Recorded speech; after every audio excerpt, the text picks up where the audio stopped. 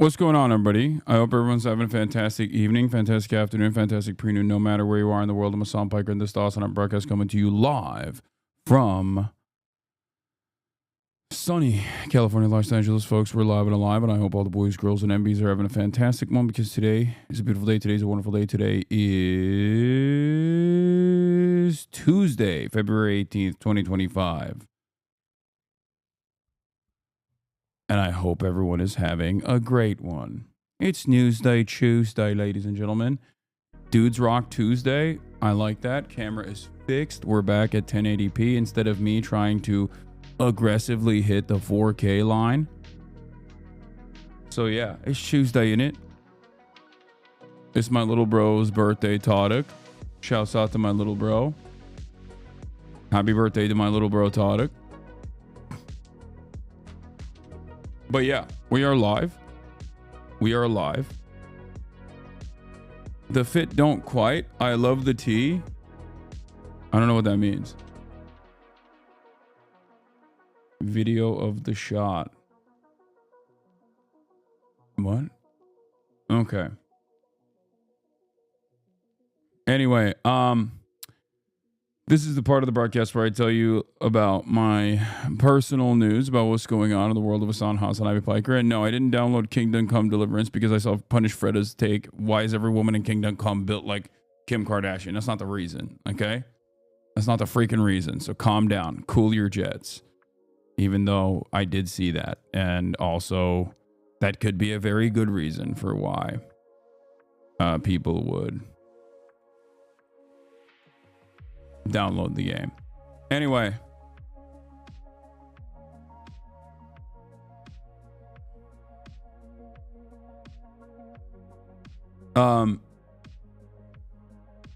personal news wise, I ended the broadcast last night after only playing like 10 to 30, let's be real, almost an hour of gaming. And the reason for why is because the HasanAbi gaming team ironically was here to fix the mistakes of the past. To fix basically yesterday's issues with the camera. We figured it out. It's because Lumix cameras, for all intents and purposes. Hold on, I'm gonna like change some stuff around here a little bit. Lumix cameras, for all intents and purposes, unfortunately are not very good at, I mean, they're very good at broadcasting 4K, or not broadcasting, they're very good at filming 4K footage,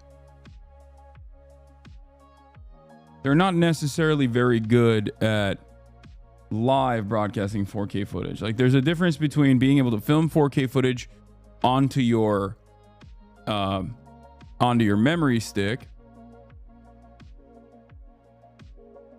Okay.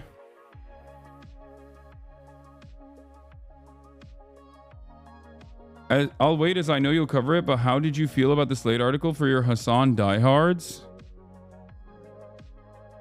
What do you mean? What does that even mean? I gave, that was a profile done with my knowledge. So yeah, I liked it. I mean, there's a couple parts of it that I didn't fully agree with, but you know, there's always going to be some editorial control that I don't, you know. But yeah, it's a great article, and we'll take a look at it later. Curious, have you seen the video of the plane flipping yet? The actual crash itself? Yes. I also talked to my professional plane correspondent. Anyway, here's the thing. Here's the problem with the Lumix cameras. And it's the same problem with the Sony cameras as well. I have long been obsessed with the idea of being able to offer you like 4K footage. Okay, it's like one of the nerdiest parts of I guess my brain. Kaya, chill out. New cams, great cameras, but you definitely want something better for streaming. What are you talking about? There is nothing better for streaming. This image that you're seeing, the clarity of this image that you're getting is quite literally the highest level of clarity that you're going to get. I wanted to go beyond that. I wanted to, because if you stream here, I'm going to give you guys some nerd shit, okay? If I had these cameras tweaked at 4K, the SDI cable and the HDMI on those cameras are not actually created specifically for clarity of vision in real-time broadcasting. It's not, these cameras are not designed for live streaming. Many cameras are not. None of the professional cameras are actually designed for live streaming. They're actually designed for filming. So when you film things, it's different, right? They're designed, their internal mechanisms, their machines are designed to basically give you the best possible footage available in the format of an SD card. Okay? That's it. They need to be tweaked a bit? No, they can't be tweaked. This is it. This is...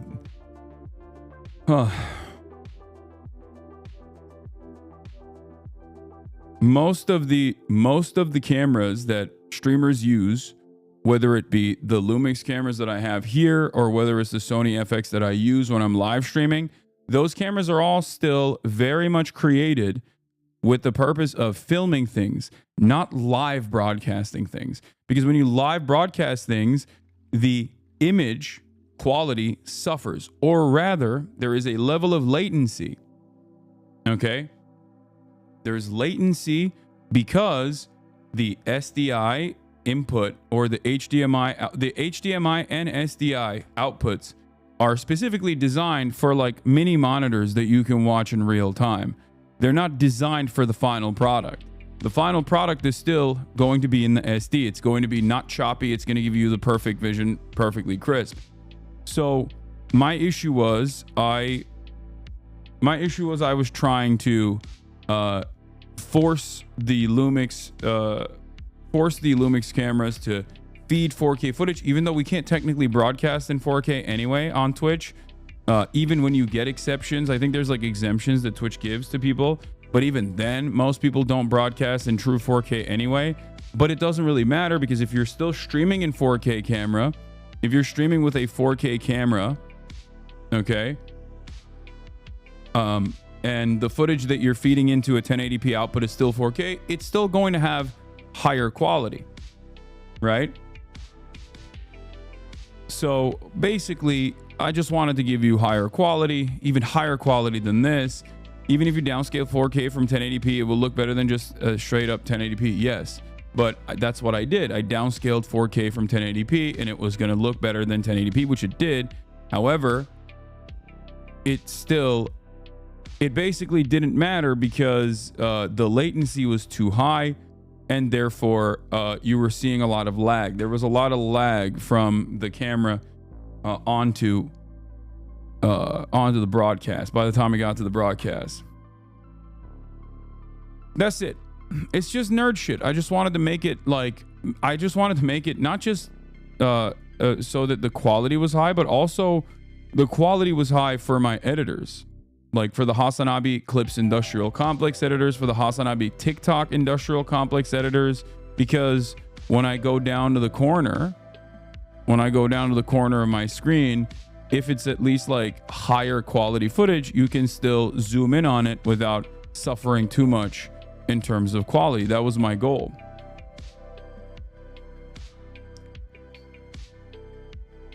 And while that was my goal, this is still good enough. Okay? This is still good enough. You feed the AV nerds in your audience so good and they still complain? Yeah. And it seems that this is an issue that everyone is aware of, because, and it's not like that big of a problem because most people are perfectly fine with either one, live streaming from 1080p, because most platforms don't even have 4K accessibility anyway. So it doesn't matter. Does that make sense? Do you understand? Hopefully that was helpful for all of you. Chad has no idea about video. 4K coming in is better for downscaling and anti-aliasing. He has less compression, artifacting, etc. Get a clue? No, I know that, and that's why I wanted to do it. But the problem was that these cameras are great for filming 4K footage to an SD card, but they're not great for live broadcasting 4K footage. Okay? And that's the reason why you were watching the screen like experience frame drops and tears. It sometimes basically felt like I was question for research. Which stream did this come from? I don't know. Hold on. Bro, the quality is great. Can you please stop explaining the stream and stop pandering? No, I will not. I will continue pandering. I guess it's considered pandering now.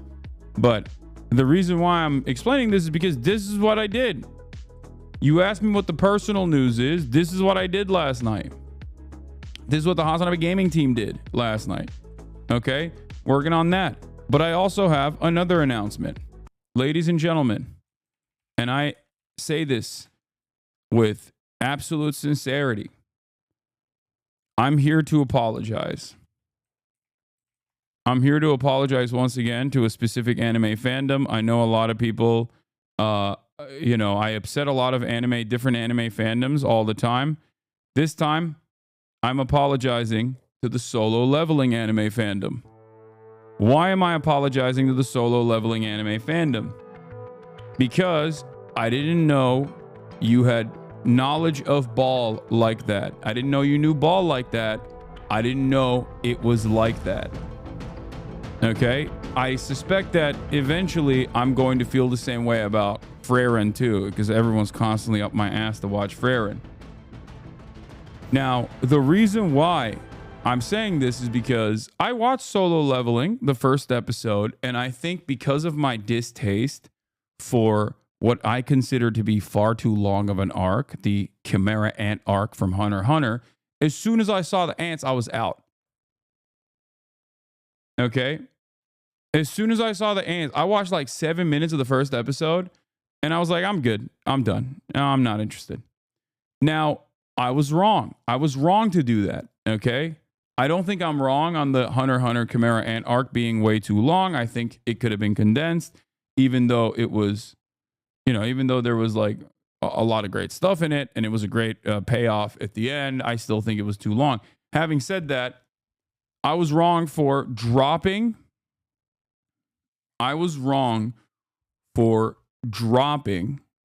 Solo Leveling because of the first 5 the first 5 minutes, because I didn't even actually learn the technology.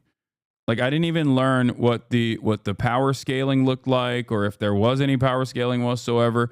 I just kind of dropped it. I didn't give it enough time. Last night, I watched the first episode to completion, and I realized, boy, was I wrong. Okay? It is great. It's great. Because so many people who I respect, whose opinions I respect, have told me that solo leveling is incredible. Okay? And so I was like, they can't all be wrong. Okay? So I went back into it, and it's fantastic. I watched it all the way. I watched it all the way till the freaking 7th episode last night, all the way until 2 a.m. Went to sleep late, woke up early. Okay.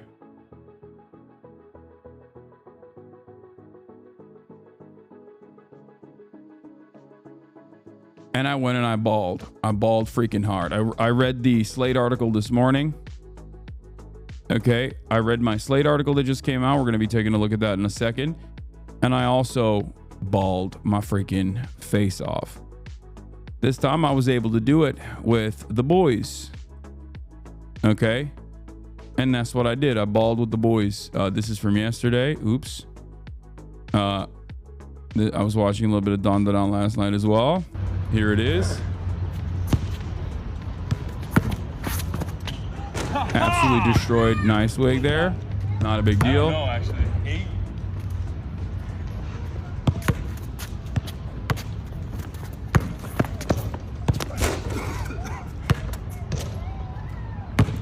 I gotta start getting better with my left again. It's crazy.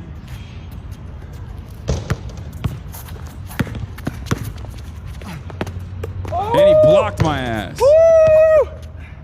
Good block. Anyway, yeah, he blocked my shit up. He blocked it. Crazy style. But anyway, I still defeated Nice Wig. Okay. Still defeated him. Still won that King of the Hill, and also played one-on-one with him afterwards. But honestly, you know, your first step is very close to a travel. Quit traveling.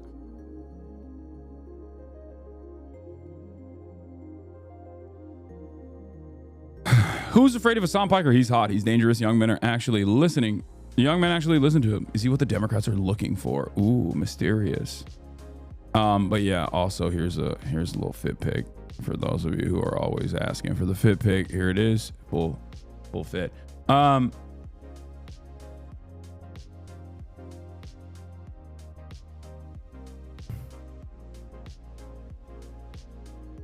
I'm gonna be honest. I always thought Nice Wig was just Ludwig, but when he's off stream and being nice, that's fucking amazing. No, that's not the case.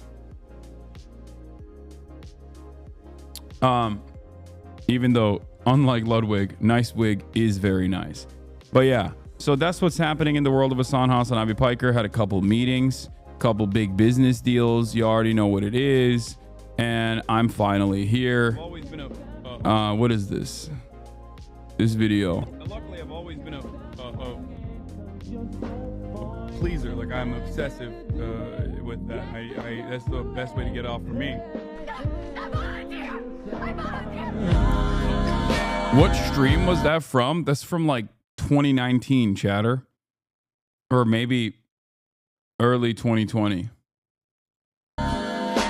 Bro, this chatter has asked me if I would ever be interested in learning CPR and first aid, either on or off stream. I'm a firefighter, paramedic, and a CPR instructor for the American Heart Association. No. The answer is no. Okay? You've asked me so many times, chatter. Please stop spamming. I've literally told you in the past that I don't want to. Okay? I don't want to do that. I want to do that. You ask me every day. Bro just wants to kiss you? Oh my God. I didn't even think about that. Is bro just trying to kiss me? You got clowned on by your TikTok editor? Yeah, I just saw that literally a second ago and liked it. As a Hassan Piker TikTok editor, I too know what it's like to join Al Qaeda for credit. I joined Al Qaeda because I was 19 years old and there wasn't any other venue to take part in politics. Also because I want skills and experience. I already built all government institutions in Idlib before the offensive. This ensures we can immediately take over and prevent anarchy. What is going on right now? Like, actually, some real weird stuff is happening in independent media, and some real weird stuff is happening with like American foreign policy. It genuinely is it like I don't know like what it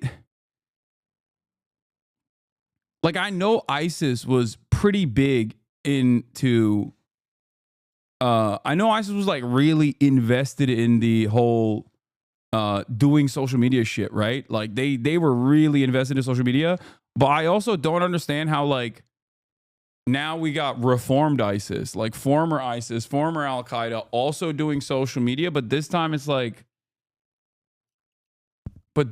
also being presented by like professional outlets as as a normal thing that's happening. Which is kind of wild because people literally will yell at me and say, Hassan, you interviewed a Houthi and you glazed them. Is a 19-year-old who's not a Houthi, okay? Like, not a part of the Ansar Allah movement at all, not a part of the Houthi, like, family structure, anything like that. But then, like, nobody freaks out about literally a guy who beheaded people, who was, like, high up in Al Qaeda, who is now functionally the leader of Syria. Like he is responsible for the government, the new government of Syria. And he's over here talking about Al Qaeda like he got an internship. You know what I mean? He's like, I really wanted to go to the big four, right? You have your Price Waterhouse Coopers, you have your McKinseys, you have your Bains. But honestly, I wasn't able to go to any of the big four firms, so I chose Al Qaeda. And I quickly rose through the ranks of Al Qaeda, and it was a wonderful experience. Lots of great guys, lots of great guys. You normally don't think that when you join Al Qaeda, you're gonna have such a great work-life balance. But these guys, they really care about time on and time off, if you know what I'm saying.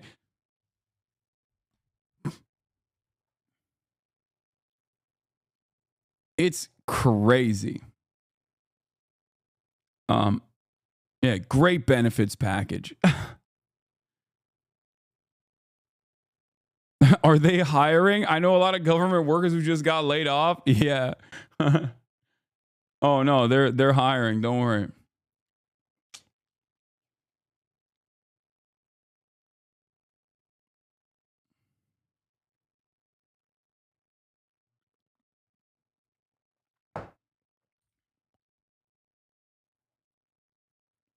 Anyway, you're just giving the clip chimp so many bananas, Lamau. I mean, I don't care. What are you talking about? It's very obvious that I'm criticizing this insanity, okay?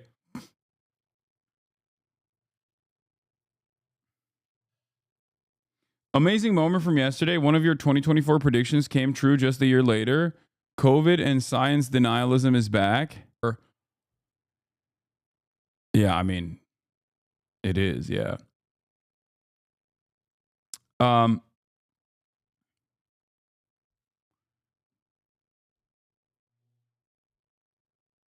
Chat crying about Clippers getting more annoying than the Clips. Yeah, it's just like very common meta to be like, oh, Clippers.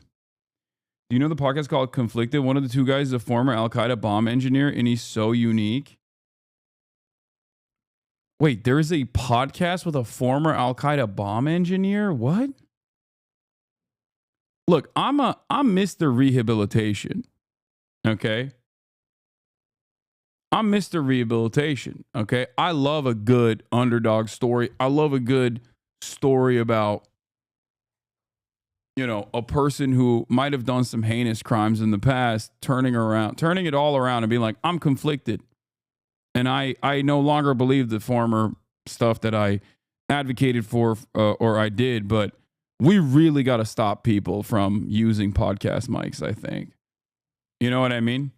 Like I think we've done too much. We've done too much podcasting. I truly, truly believe there needs to be an end to the podcasting. Your mod said bomb Tua.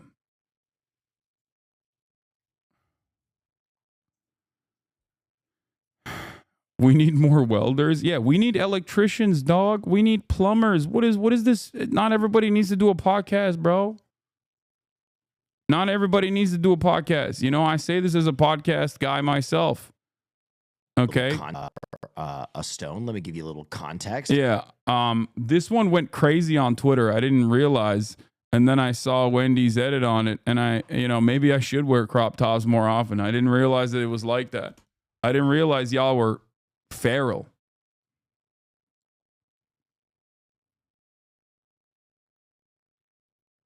You know? Don't say that until you watch the new CoffeeZilla interview. Really? Anyway, look. That's all I got on that front for personal news. Let's get into it. Let's get into the real stuff. Okay, let's get into the good stuff. Let's blast off. All right? Because we got a big day. We got a big day. We got a big day. What do you mean? We were feral? Your TikTok edits go crazy? Sure. Any reason why your stream same time as Asmongold? I've been streaming at the same time, like this time, every single day, 7 days a week for the past 6 years, literally without break, with the exception of travel. It's been 6 years.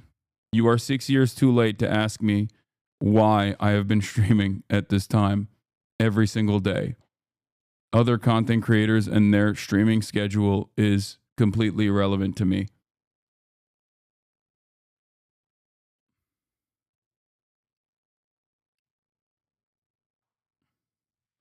But that's pretty funny.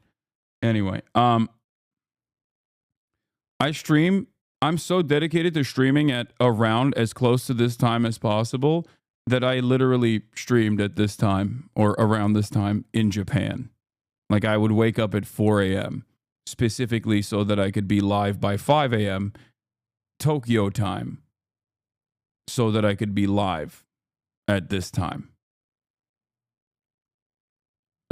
Anyway, if multiple streamers stream at the same time, maybe there's a reason for that. Maybe streaming is peak at that time a little bit, maybe.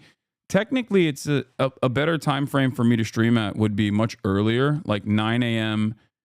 I think like 9 a.m. Eastern would probably be the best time to stream, I suspect, but I don't know.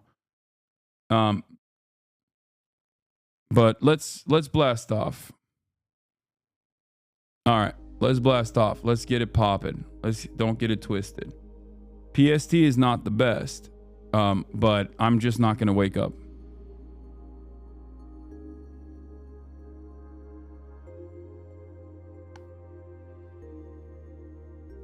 I'm just not going to wake up.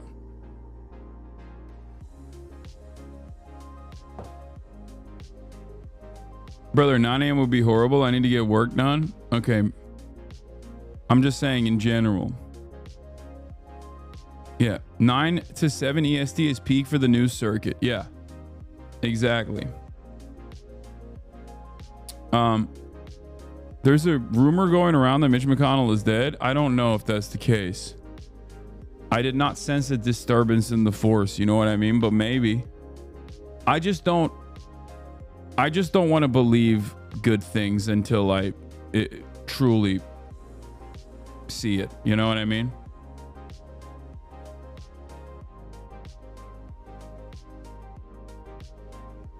All right, let's blast off. One might think Mitch McConnell's been dead for years. and they're just kind of rolling him around and keeping him functionally alive in a vat. I am one of those people. I believe that conspiracy. That's a conspiracy that I believe as well. All right.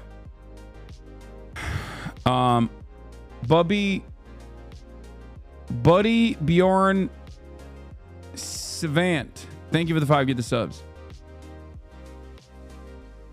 All right. Let me blast off. I keep saying I'm gonna blast off and I keep forgetting. All right. Elon is coming after Social Security. In parentheses, with lies. So we're obviously going to be talking about that. My nan died in a fit that was almost identical to what you're rocking right now. Your nan's got good taste, lad. Your nan. Marvel Rivals Seattle studio layout. Why is everybody fucking talking about this Marvel Rivals studio thing? I don't know anything about this. When have I ever been a guy who covers like the latest and greatest in like gaming news? They cooked you, not gonna lie. I think this fit is very cozy. It's husbando, cozy husbando vibes. Okay. Gaming plus labor. Yeah, everybody thinks I'm like the leftist Asmongold now or something. Like I cover gaming, but from a leftist perspective or something. They made 200 million in 1 quarter and fire people. I don't even know what happened. But I have a lot of other stuff to cover before we get to that. Like I'll get to that as well. But before that, we got Elon's coming after Social Security. I feel like that's a big deal, you know? Also, Trump team meets with Russia in Saudi Arabia. That's a big deal. You know what I mean? Don't you think? I feel like that should take precedent over everything else that's going on, I think. We'll talk about obviously like planes keep falling due to no DEI. You know, that's another one. That's a good story. I like that. We should talk about that a little bit more. Why you have to be mad? I'm not mad. I'm not mad at all. I'm in a great mood. Yeah, the Marvel stuff is literally something you'd cover on a Sunday fun day. Yeah, I think that is like, it's kind of like that. Yeah.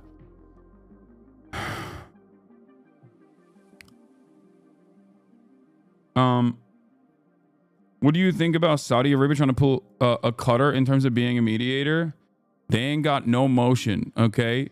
I will admit I am partial to Qatar. And it's not because, you know, the royal family is HasanAbi has or whatever, which I've heard might be the case. I don't know if it's real or if it's a meme or not, but also because of Al Jazeera, obviously. Saudi Arabia will never have the Al Jazeera motion because they just don't have, like, Al Jazeera is the premier soft power capability that Qatar has. It is a genuine benefit.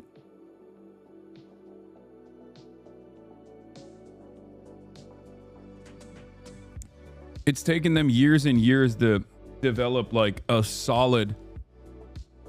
really solid reporting outlet, like that conducts investigative journalism with regular frequency. That in and of itself, I think is way more. That in and of itself, I think is like way more important than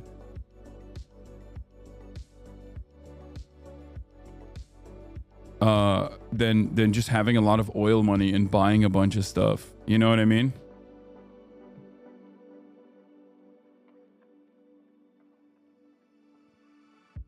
Qatar also has like a lot of labor issues in terms of, obviously, you know, slave labor and things like that. But it has like a it's almost like seen as a Switzerland style in the region. Like, Qatar practices slavery, you know that, right? Many of my Indian brothers and other people died during the construction of the Qatar football stadium and FIFA World Cup. They took away those labor repositories. No, I'm very familiar with it. I routinely talked about it, and I routinely shit on Qatar for doing that.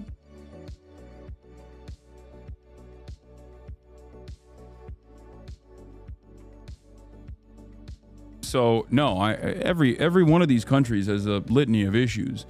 The point I was making rather is that I'm partial to them, or at least I feel more fondness to them because they do the least amount of awful nonsense in comparison to other Gulf nations.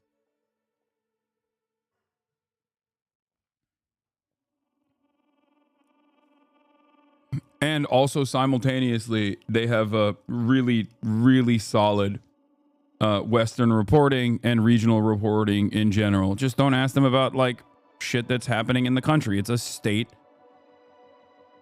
It's still very much a state broadcaster, right? It's still a state broadcaster. But it's kind of funny because like I also like Channel 4, for example, but nobody's like, well, India has this, or India, what am I saying? England does this or that. Like, it's the same principle, right? I like Channel 4. Channel 4 is better than most other state broadcasters. Okay?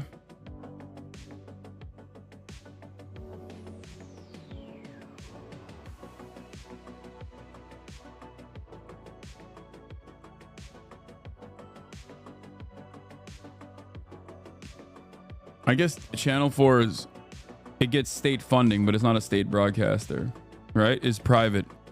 You like Russia Today too? No, I don't. That's ridiculous.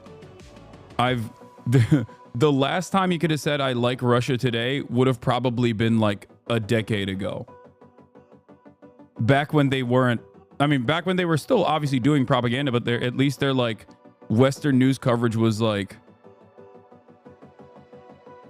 no, it's public broadcasting. Yeah, Russia Today is dog shit, dude.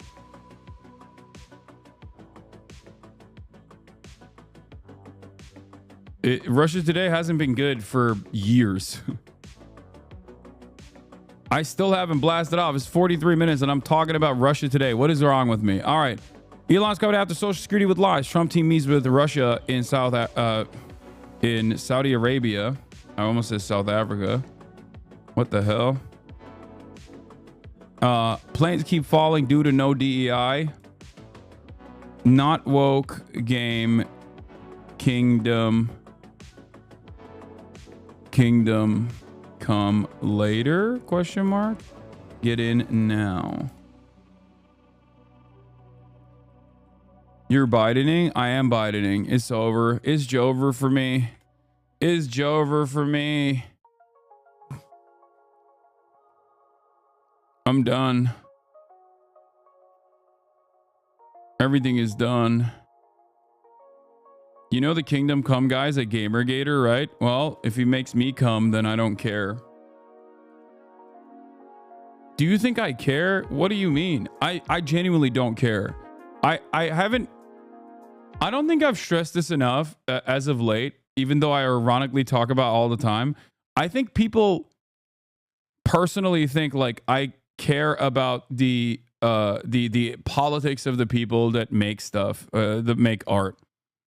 I think it can be a factor in, and it certainly is usually a factor in the way that people make art. But if you personally think that is going to stop me from playing a video game or whatever, you're wrong.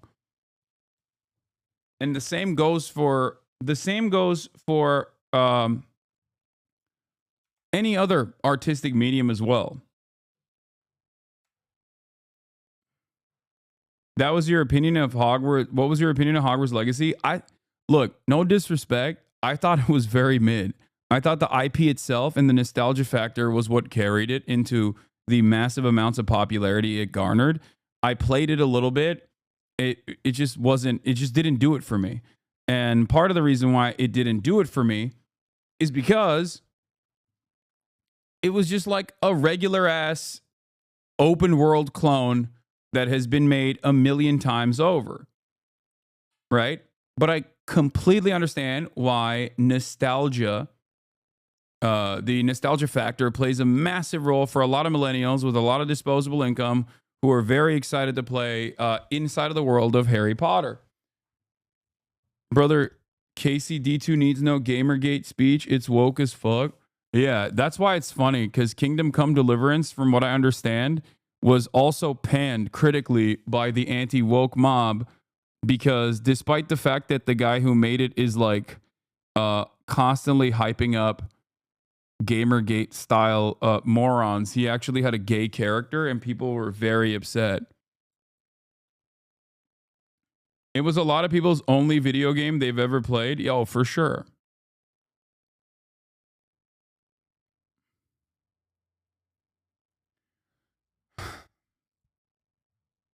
My point is, as long as something is good, I don't care. I've seen a lot of non-corpo devs all of a sudden said they are non-woke after seeing Wukong's success. They also make tutorial really long so gamers cannot refund it past 2 hours.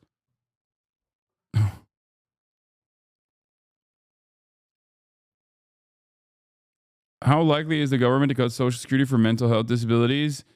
Nothing is off the table. Okay? Do not worry. MHUD sent me this.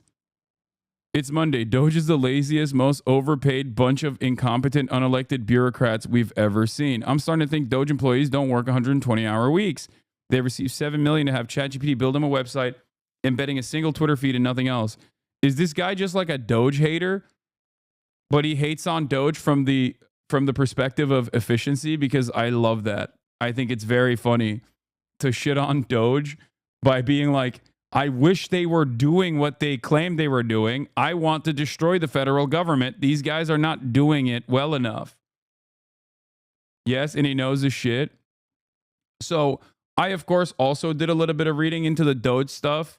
Not necessarily the broader scopes, but the broader scope of the Doge stuff or the incompetence. But, of course, whenever Elon Musk or any Republican administrator comes out and says some insane shit, you have to, unfortunately, go and do a little bit of reading to figure out what's actually going on.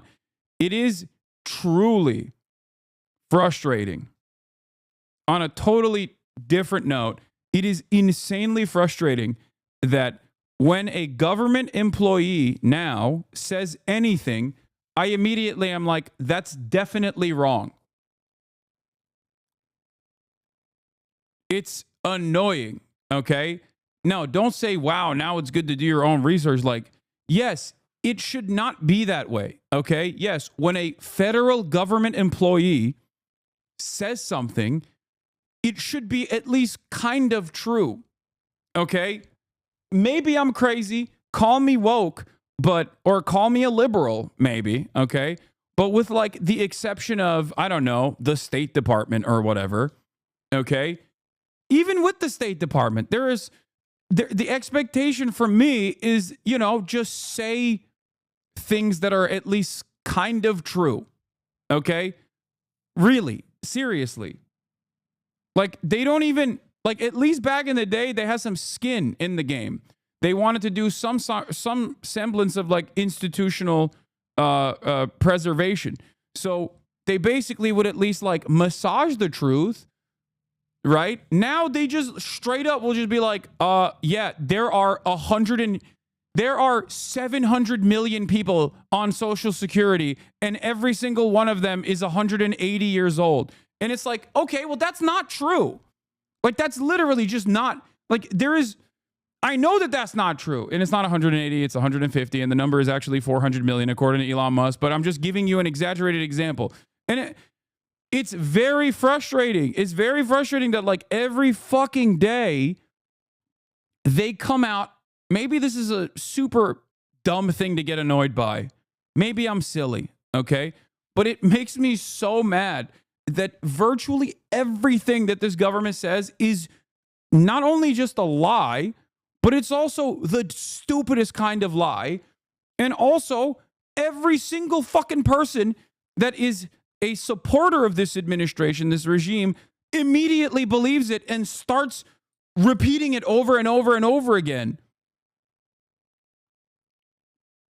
Obviously intentional. I don't think it's that intentional. I don't think Ezra Klein, they're doing a media blitz to like keep you paying attention to like silly things to make you feel tired and scared. I don't think that's correct.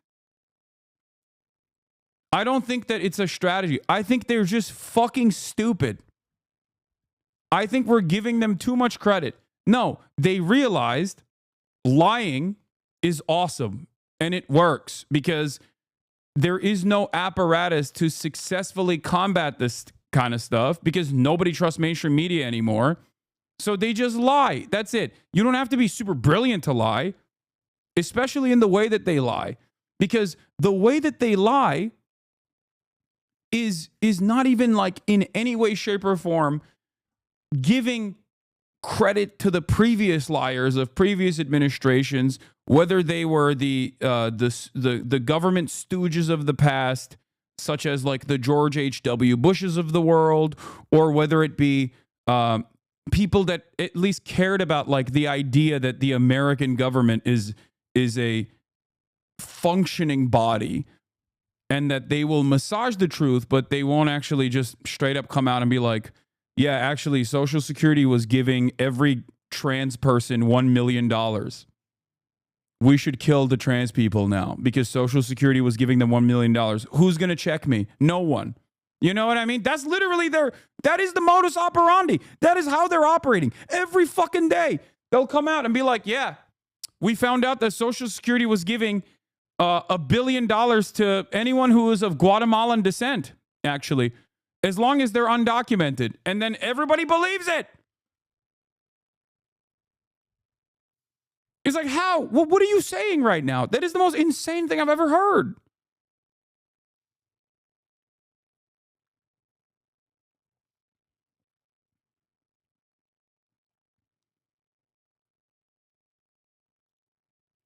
But I said, once again, I repeat this, it is not like some brilliant thing, okay? I don't think this is a brilliant strategy to like flood the market. I don't think that they have like a coherent, well-established worldview. I don't even think that they're in allegiance with one another. I would say that broadly there's like three different camps within the administrative state at this moment, okay?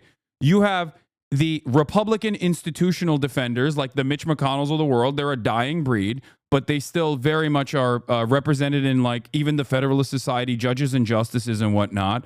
Some of them do care about like institutional preservation. You have the billionaire fucking kleptocrats that don't care about anything, but that just want to do the Curtis Yarvin gutting of all institutions and create like this weird techno monarchy. Okay. And then you have the MAGA guys who are just loyal to Trump, and that's it.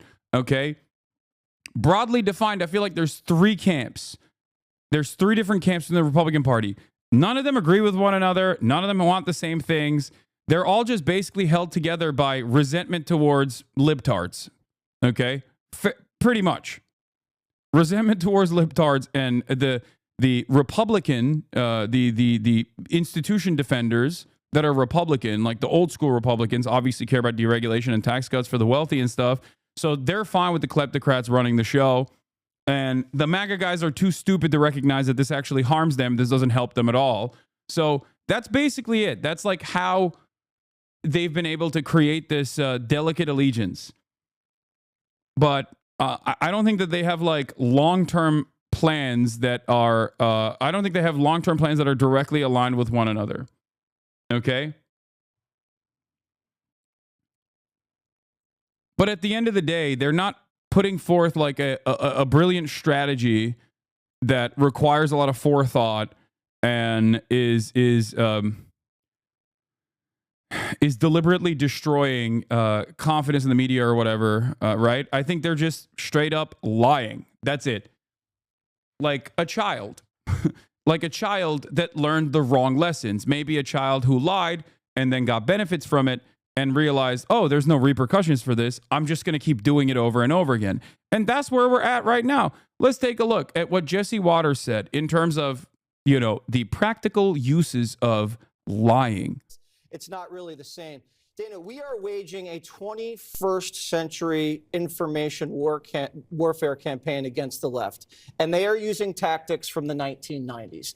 They are holding tiny press conferences, tiny little rallies. They're screaming into the ether on MSNBC. This is what you call top-down command and control. You get your talking points from a newspaper, and you put it on the broadcast network, and also, one of the funniest aspects of the way they constantly do this, and there's like similarities with how like online drama amongst content creators work as well. It's always projection. It's the most annoying projection of all time. They're like, oh, you know, the notes come down from the big guys up top, and then MSNBC repeats it. Like, does that happen to a certain degree? Absolutely. Okay.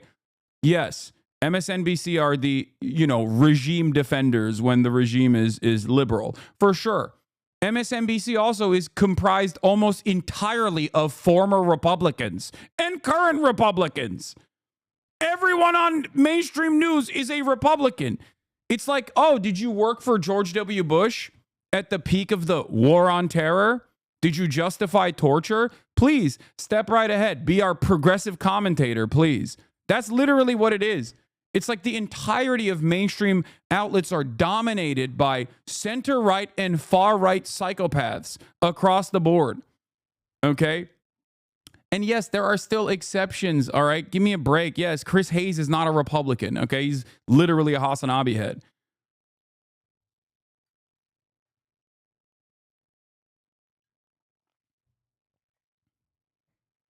I love when people just like actively choose to misunderstand the point I'm making. Not every single person on MSNBC is a Republican, okay? Although they do align quite frequently with Republican strategies and Republican policies in general. Center right, you are so American, dude. Oh. Yes. I 100% will stand by the statement I am making here. The modern Democratic Party's broader strokes are all center right. Okay?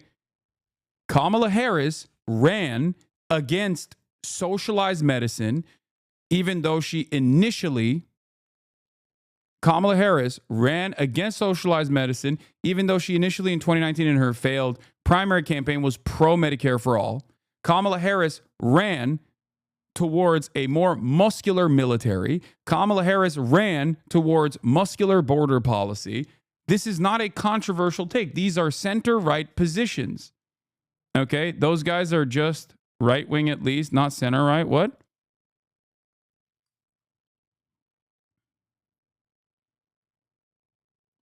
I'm confused as to what your perspective is here. Okay? And they were full tilt on the complete destruction of Palestinian statehood and Palestinian lives in general. Okay? I think maybe you're saying that the Democrats are just like right wing and then the Republicans are far right, which fine, I agree. Okay. If that's what you're saying, I agree with you.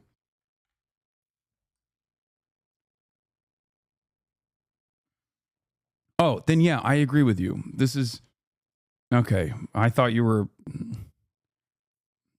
trying to say something different.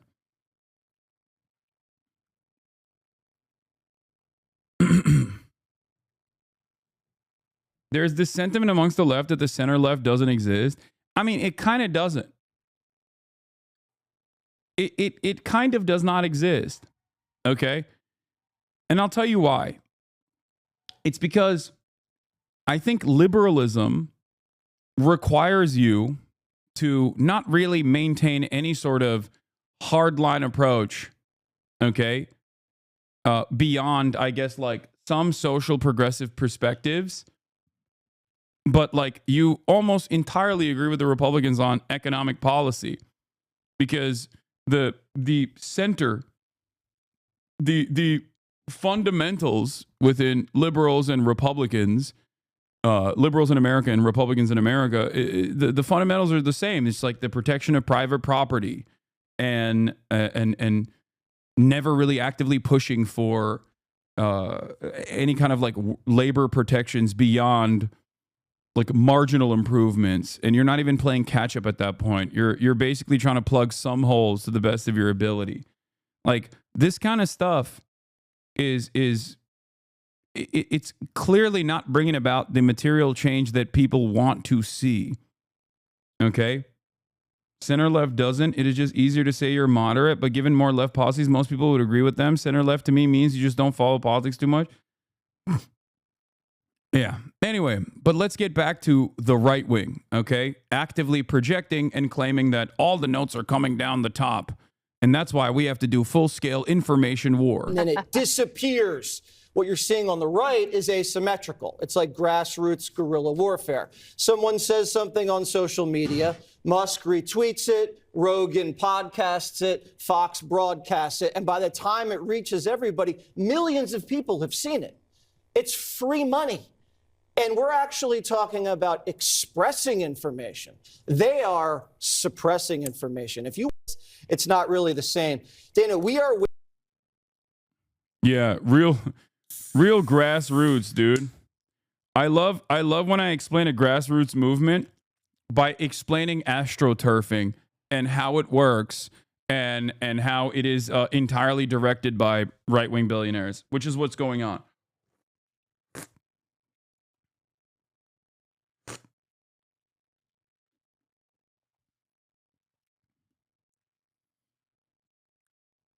Is every Fox News commentator just Tim Pool now? They always were. Anyway, Grassroots is the richest man on the planet, boosting his own posts on his own media platform for all of his sycophants. Yeah, I know. That words have no meaning. But that's what I mean. The truth doesn't matter. If misinformation, if narrative overcomes the truth, okay? If narrative is more important than the actual, the actual truth, then the truth doesn't matter. There is no such thing as the truth at that point. If everybody believes it, then it might as well be the case. And that's where we're at currently.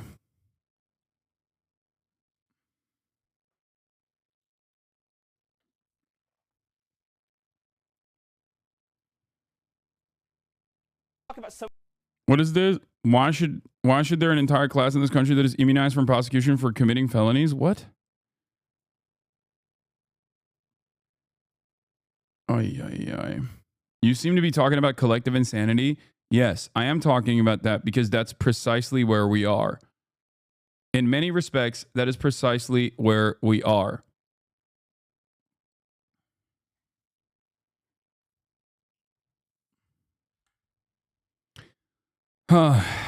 Anyway.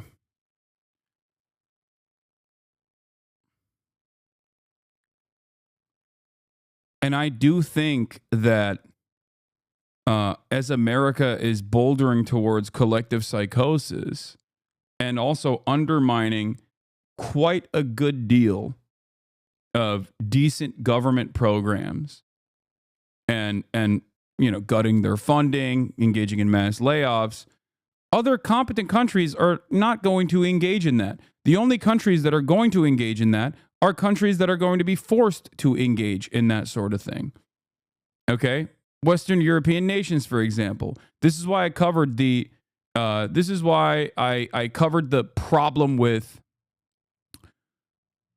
the whole like Europe has to build its own standing army now narrative.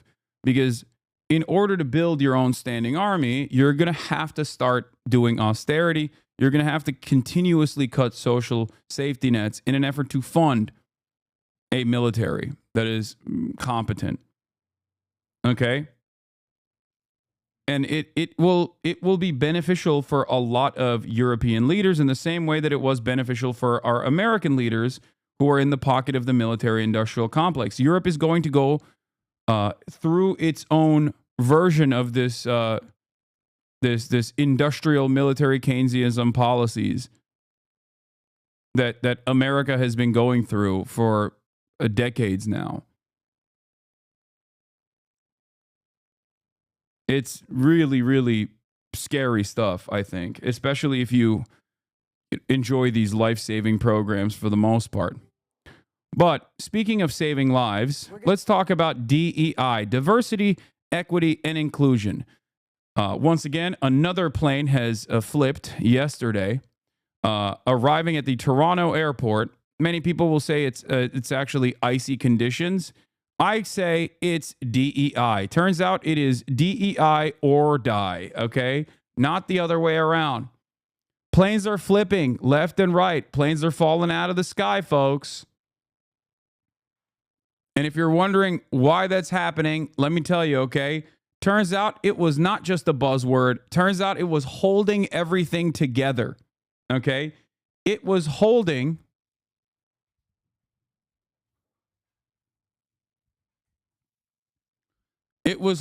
what remains of our capitalist eroded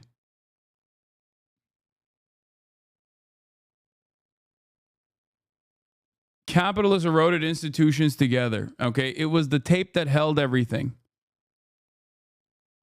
Pete Buttigieg and the gay sex he was having was literally making sure that transportation maintained, like commerce could flow. Okay.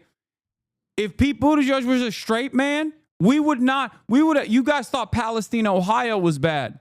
Okay. He held it together. Do you understand? And we had no idea. I was so wrong. And I apologize. Pete Buttigieg, I apologize to you, sir. It turns out you were keeping it all together. We were wrong. Me, but with pilots when I get on a plane now. How you doing, my man? What can I get you? My man. Yeah, can I get a large caramel sassafras, please? My guy, that's one of my favorites. My God, hold on, man, hold on. I'm not seeing no tote bag. Oh, I don't got one. I got a backpack. A backpack? Okay, it looks like you haven't dyed your hair in months. Are you stable? I've never dyed my hair. You've never dyed your hair? Yeah, no, we don't fuck with coffee shops that don't have at least one employee with a septum piercing, okay? And we don't fuck with airlines that don't have pilots that are at least in a polyamorous relationship. You understand me? I want, at the very least, for my pilot to say he, she, or they, or zim, zer, fuck it, whatever you want, neo pronouns, I don't give a shit, to tell me that they are aromantic. I'm not getting on no plane until the pilot tells me that they're aromantic, okay? And they got bipolar disorder or DID. Fuck it. I don't even care. Something. Okay?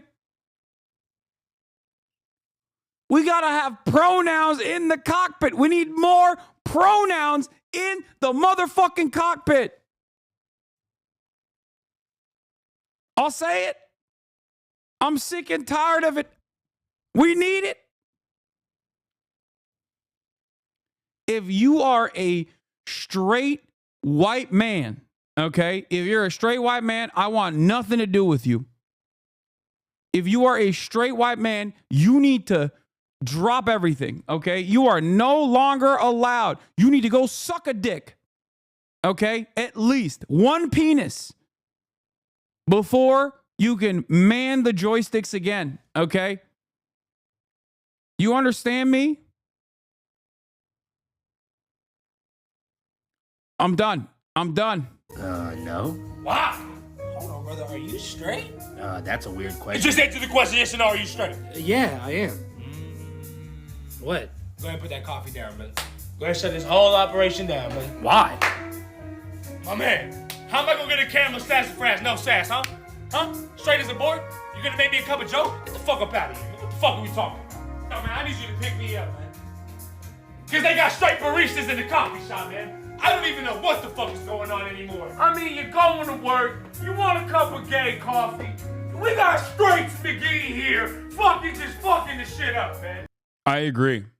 But instead of baristas, I'm talking pilots, okay? We're no longer maintaining this position just for baristas. We're talking air traffic control. We're talking pilots. We're talking you know, people who work in travel safety of any sort. Okay. We're done. We're done with this whole no DEI shit. We're done. Okay. It's like what, a month in with no DEI? Planes are falling out of the sky every goddamn day. We can't do this. We fucked up. Bring it back. Bring it back instantly. We're going to begin this morning, though, with the incredible stories of survival after the terrifying crash of a Delta flight. Guarantee you've never seen anything like this before. Take a look. The video shows the plane as it skids, catches fire, and then flips upside down. That's right, a plane upside down on the tarmac as it lands at Toronto's Pearson Airport. I think it's pretty crazy, by the way. Didn't you say Toronto? Yeah, but it's an American flight coming in from the United States.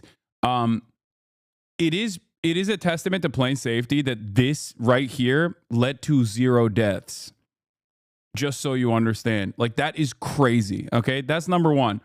Number two, Austin, well, my plane expert said that this was very likely due to pilot error. Don't know if the pilots were like, you know, gay, black, white, woke, all jokes aside, you know, the whole DEI narrative aside. This was most likely pilot error, it seems. 80 people on board when this happened on a flight. It started in Minneapolis. Many were injured, but the big news, the great news, the good news here is nobody died in this crash. Tom Hansen is at Toronto's Pearson Airport with more on this story. Tom, you've got 80 grateful people this morning. Good morning to you. Yeah, no doubt, Gail. Good morning to you as well. Well, the 2 runways involved in this crash are still closed this morning as the investigation continues. We're learning more about a couple of the people who were more seriously injured, a 40-year-old woman, a 60-year-old man, both in critical condition this morning. 16 other passengers walked away with minor injuries, but still there are so many questions about how this crash happened in the first place. I mean, the video New itself. video shows the moment a Delta regional jet crash landed at the Toronto Pearson Airport Monday afternoon. You see it catch fire as it skids across the tarmac before rolling. Pilot error, but like pilot had crosswinds, wind shear, and other factors to consider. Yeah, I mean, he came in too hot. There's crosswinds, and then, you know, over, surrounded by a plume of black smoke. TMZ obtained this angle of the crash landing. how is... I'm done, dude. I'm done. I think this is... I'm done.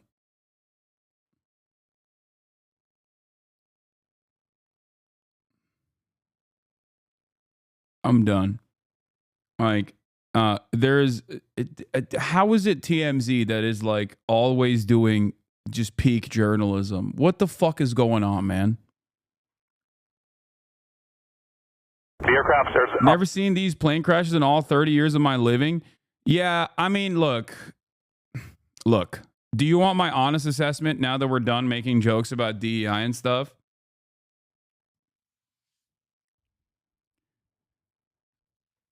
Everything in Western society, okay, virtually everything is getting marginally worse and worse due to the profit motive.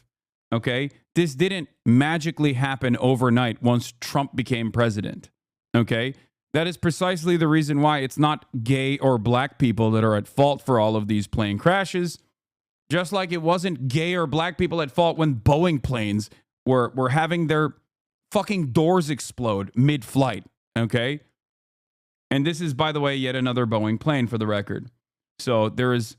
I mean, it could possibly be that there was some sort of error on the landing gear side too. But the reality of the matter is, it's just en-shitification. Okay? That's it. No, it's not. It's not a Boeing plane. Oh, it's a Bombardier. It's a Mitsubishi CRJ. Okay, regardless, every single type of plane,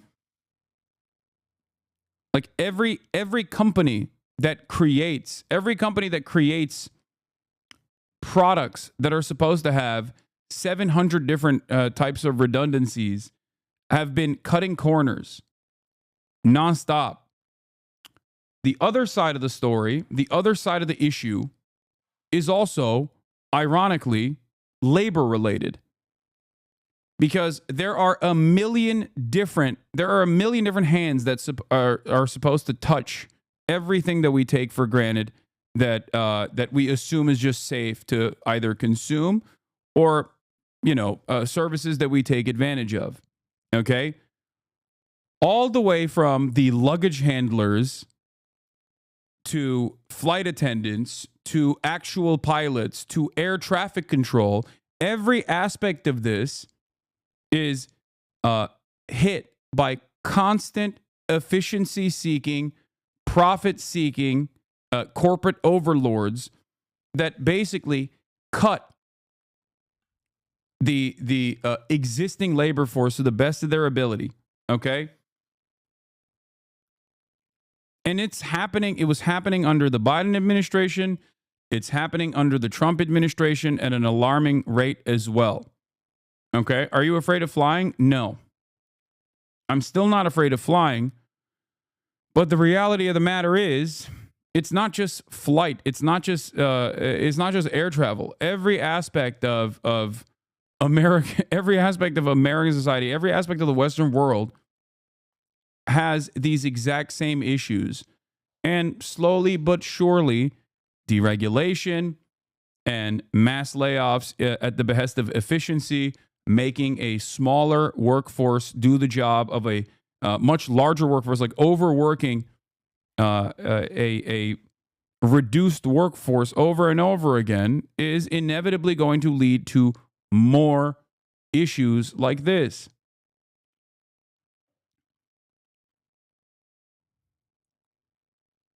It's not just going to make air travel worse, it's going to make everything worse. And it already has made everything worse. Okay?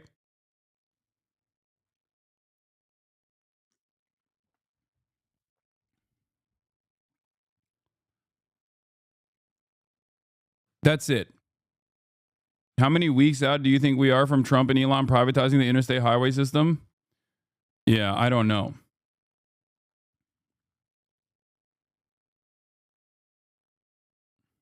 I don't know. You were right. Something is fucked up this year, mid-February, and already several aviation incidents. I think there's another part of this that obviously creates like more panic because more people focus on otherwise like commonplace incidents as well. And then they package them with like significantly larger problems. Like, this story is a big deal. Luckily, there was no fatalities. And it's packaged alongside a much larger story with a mid-air collision. And it's packaged alongside like, the Japanese the pilots in Seattle, Tacoma experiencing like a minor bump after landing while during when they're basically taxiing, right? Like that's not as significant, but in your mind you just see like so many plane incidents over and over again, and you basically start assuming that it's just planes are falling out of the sky nonstop. Okay, this one would have always made the news. Yeah, no, absolutely. I'm just talking about like two planes colliding after, like briefly colliding after, during taxi is that's commonplace. It's not like that significant, but it becomes a significant story because there's a lot of aviation incidents that are in the news. I reported on this after the East Palestine, Ohio train derailment. People hyper-focused on train derailments, not realizing that there were more than 1,000 train derailments, both large and small, every single year. Okay?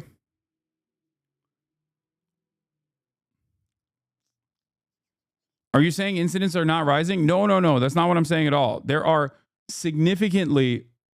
definitely a lot of incidents that are high profile for good reason. But I think that still, if you're asking me like, is it truly terrifying?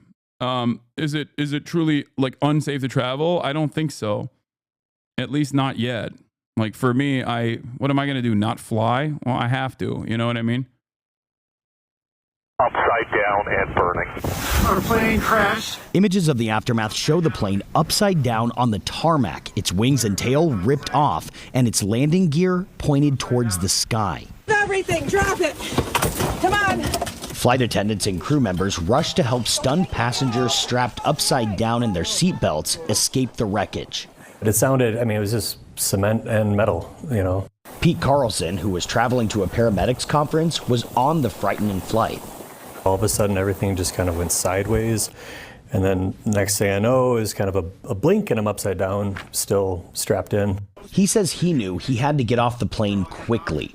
Took my seatbelt off, which I had obviously left fastened for the landing. And as I took it off, crashed down onto the ceiling, which had become the floor. Passengers looked on in shock as emergency... Is this why you fly private? I mean, ironically enough, private aviation is significantly more dangerous than commercial air travel. So I've heard a lot of people talking about how, like, oh, Elon's going to gut like the FAA or take control over the FAA or air traffic control. And, you know, even Alexandria Ocasio-Cortez was talking about like, well, we should force Elon to like travel commercial then. And it's funny to say that because it doesn't really change the dynamic at all. Private air travel also relies on like the National Weather Service, for example, or air traffic control, and probably even more than even commercial air travel would have to rely on them. So the idea that like you can avoid if you fly private, you can avoid like air incidents due to limited funding for air traffic control is false.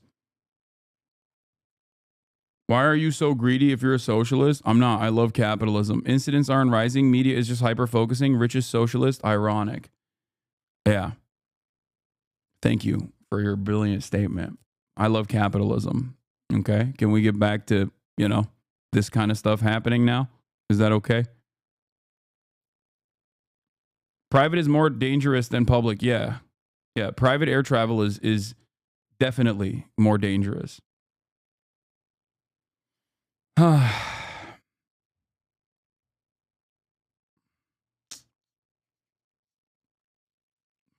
Responders immediately began spraying down the plane's charred fuselage. Despite the devastating damage, officials say all 80 people on board, including 76 passengers and 4 crew members, survived. It's really important that we do not speculate. What we can say is the runway was dry and there was no crosswind conditions. At the time of the incident, visibility was down to 6 miles, and there were wind gusts up to 37 miles per hour. Air traffic control was heard warning the pilots. My gas slight bump in the glide path, there'll be an aircraft in front of it. Billy Nolan, former acting FAA administrator, calls it a remarkable escape. A bit miraculous to wind upside down, and yet we've got 80 folks who walk off this plane and with no fatality. So I'll mark that as a win for us. Yeah, it's true. And I want to read it's you a testament to the safety, if anything. Like, even in a situation like that, that's wild. It's wild that there was 0 fatalities in that. I'm sorry. That's just insane. a statement from Delta Airlines that they were. That's not a win. That's a tie. No, that's a win for sure. That's absolutely a win. Release, they say the hearts of the entire global Delta family are with those affected by today's incident. Tony, nothing short of a miracle. Yeah, it really is, Tom. Thank you very much. Let's talk more about it with Chris Van Cleve. He's going to talk about the investigation and how this all could have happened. Chris, good morning to you. Yeah, someone actually just pointed this out. How many people die if a Greyhound bus flips? A Greyhound bus is flipping at much slower speeds, and it will still kill so many more people. Okay? 0? Are you kidding me? Do you know how many fatalities occur in traffic incidents on a daily basis? Are you out of your mind?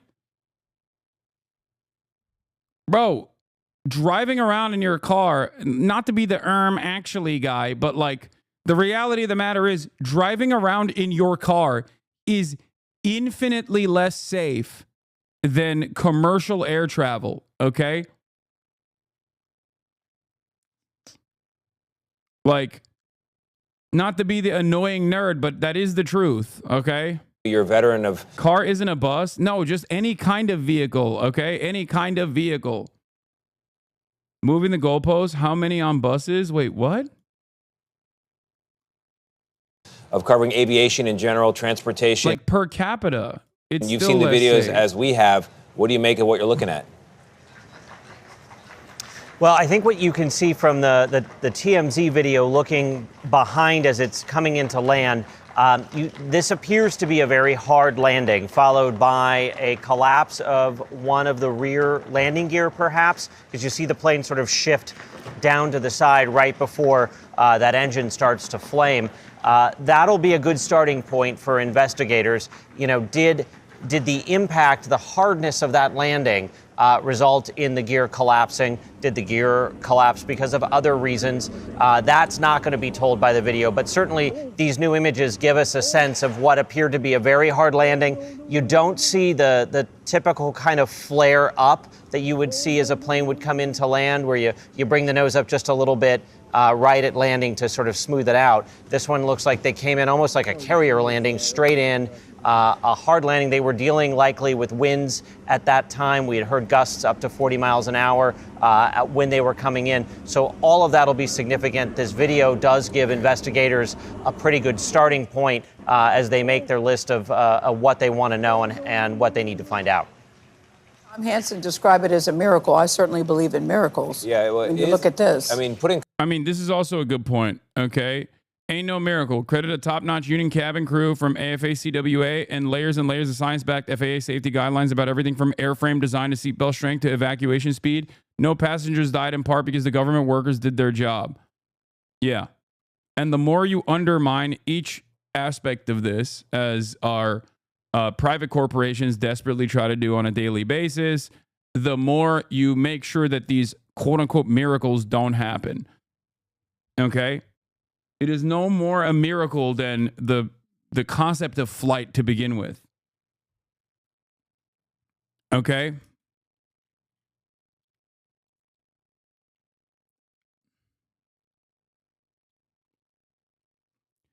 Understandably, air travel has to be unimaginably safe. Understandably, it is an affront to God that you're up in the fucking sky flying around, okay? It is ridiculous. So obviously, it has to be incredibly safe. There is a tremendous amount of redundancies built into commercial air travel in general. There are also an insane amount of safety and regulation that comes in that is supposed to be working in real time, not just in the building of the equipment, but also in terms of like regulating air travel in general.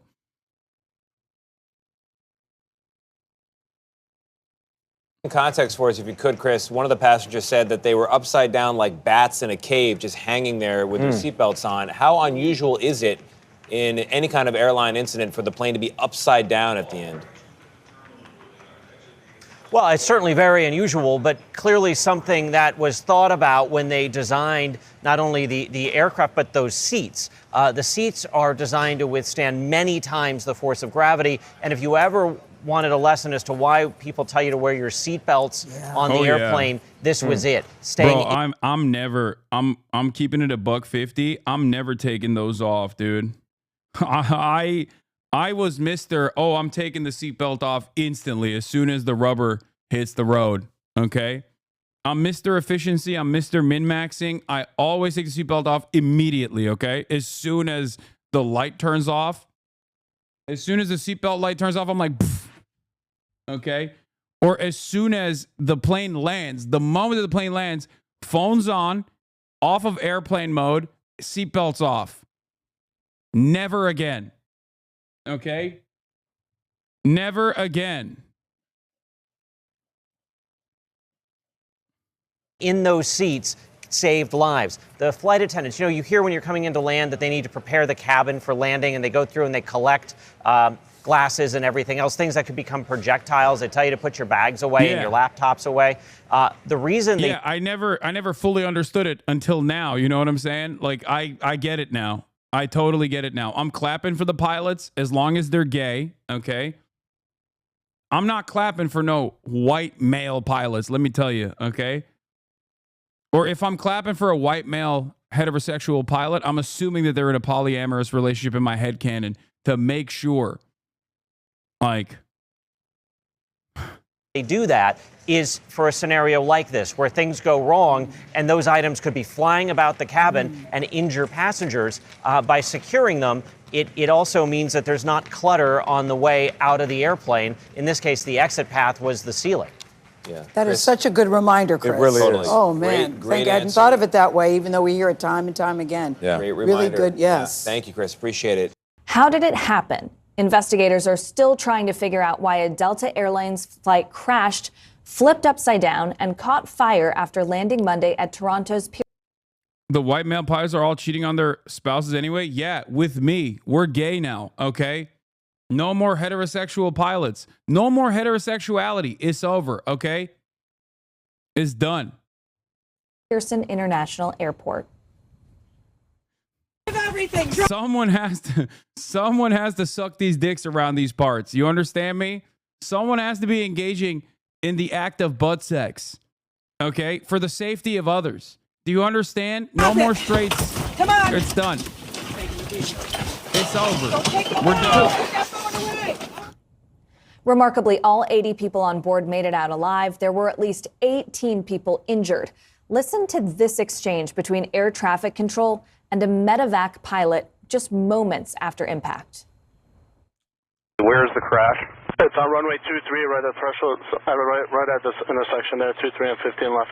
On Life Flight 1 medevac, just so you are, there's people outside walking around the aircraft there. Yeah, we've got it. The aircraft there's upside down and burning. When the plane came to rest, buckled passengers found themselves hanging upside down. At least one wing of the aircraft torn off. The plane on fire. It was mass chaos. I was upside down. The lady next to me was upside down. We kind of let ourselves go and fell to hit the ceiling, which is surreal feeling. And then everybody was just like, get out, get out, get out. We didn't really know anything was the matter, or at least I didn't, until like the second we hit the ground. There was no like real indication of anything. And then, yeah, we hit the ground and we were sideways and then we were upside down, hanging like bats. Absolutely incredible. Let's bring in CNN transportation analyst Mary Schiava. Mary, based on the footage and what we know so far, have you been able to draw any initial conclusions about what could have happened here? Well, yes, the footage and then also the air traffic control communications and the weather alerts, METARs, meteorological warnings that are specific to the airport. And so the plane was coming in. They did have warnings that the winds were 23 to 37 knots, which is pretty tough on a Canadair regional jet 900. Then they had crosswind warnings of maybe 30 to 40 knots, which depending upon the conditions at the airport, can exceed actually the recommended performance for the Canadair regional jet.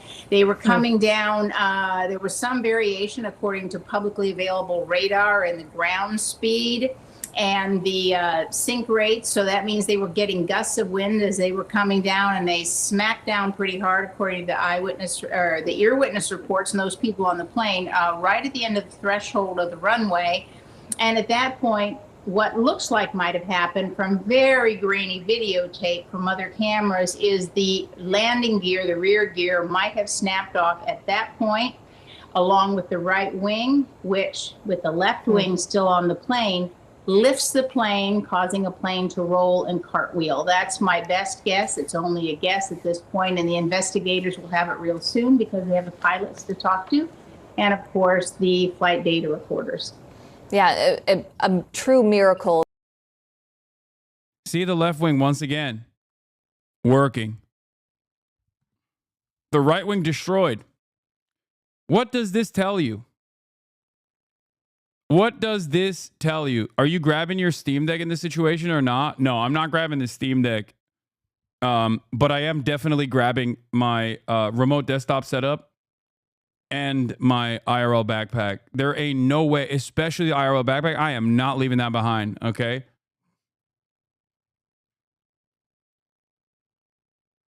That is not happening. You down for some Jube King? No. No. What are you saying? Why would I ever watch Michael Knowles debate 25 LGBTQ plus activists?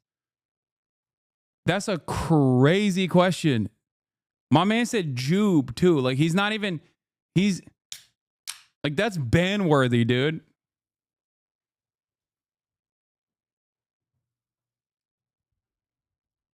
Like he likes Jubilee so much.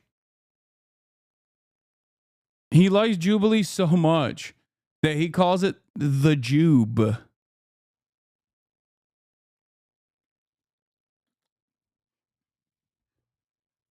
That there are so many people that they can interview about what happened because everyone survived this crash landing. CNN safety analyst David Susi drew some similar observations about what may have caused the crash, including some of those questions about the landing gear. I'd like to play that. Yeah, bro's not even on a first name basis. He gave a play nickname to Jubilee. So is that a no? It's not just a no, it's a fuck no. And get your response. There are a lot of clues that you can see right away. The things I'd be looking at right away are, was it a hard landing? We look at the fact that the landing gear aren't on the aircraft. So are they there, or did they get torn off in the accident? Or perhaps they weren't even down at the time. So there's a lot of questions, but I think a quick visual of the aircraft on site would give them a lot of clues as to where this goes. Mary, you mentioned the fact that you believe that the landing gear snapped off upon impact, but how could investigators prevent something like this from happening in the future? Is it a matter of de-icing the plane, clearing the runway, or simply not flying or landing in conditions as dangerous as the ones you were describing? Well, every plane has its own limits, and this one has more crosswind limits than, for example, a larger plane. But Toronto Pearson, that's a great airport. It operates around the year, around the clock, and they do have all the services to clear the runway. But you can see even in the videotape there was tremendous blowing winds, blowing snow, etc. And that reduces the crosswind limits of the Canadair regional jet and all jets tremendously. So, for example, you might have a 37 crosswind allowance for that aircraft, but if the runway is not clear, if it's icy, if there's reduced braking, et cetera, that could fall to as low as a 15-knot crosswind. So what you have to do is every pilot and every airline has to make their decisions based on the operational limits of that aircraft. Mary, there are going to be questions, perhaps reasonably, about just the frequency of some of these crashes that we've seen with obviously different outcomes. But in just the last 30 days, you had the midair collision above the Potomac River in Washington, D.C. with 67 victims. You had the medevac flight that crashed outside Philadelphia with 7 victims. A Bering Air. Jesus Christ. I mean, when you put it like that,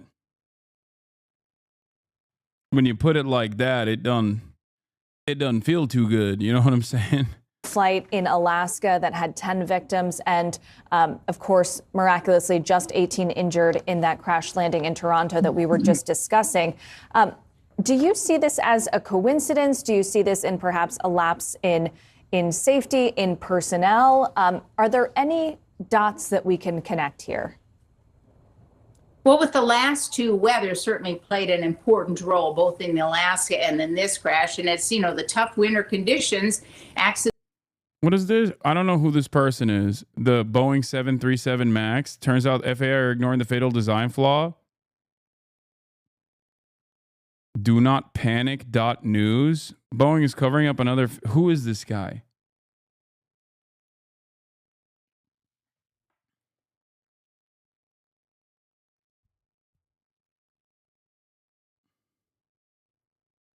Nate Bear's reputable. I don't know who this person is. It's just a Substack, so I don't know.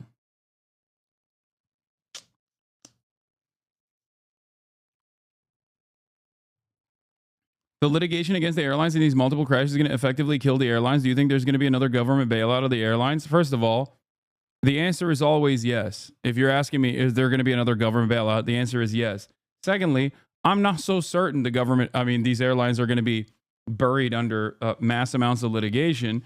Part of the reason why I'm not so certain is because things are getting worse and worse at an alarming rate in a way that favors corporations regardless. So I just don't see, like, they kind of bake this they bake this legal framework or this kind of like litigation into their profit margins. It's not completely correct, obviously, when they do suffer, when they do end up causing a bunch of serious incidents like this in a row. There will be more litigation than before, more so than what they've like actually baked into their profit margins. But I do think that they, they have very powerful lawyers. No, I haven't seen Stephen A. Smith on Last Pod on the Left, Coffee Pillar. I'm not going to watch that, most likely. Okay.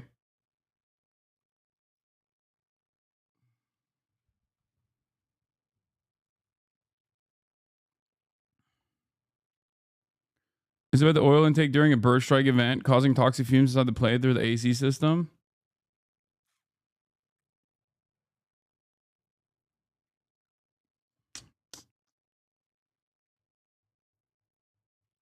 All right. Anyway, this seems too complicated for me. The Incidents can fatal increase. flaw in the Boeing 737 Maxes. And it depends on the operational limits of your aircraft and sometimes just freak winds and other issues. But for the other two, there's no commonality. And what we always looked for, when I was with the Department of Transportation, you look for patterns, you look for trends, you look for data that you can connect. Now, of course, in the Washington, D.C. flight, they had. Anyway, listen. As I've said, if we're going to be super serious about this, okay, this is an obvious byproduct of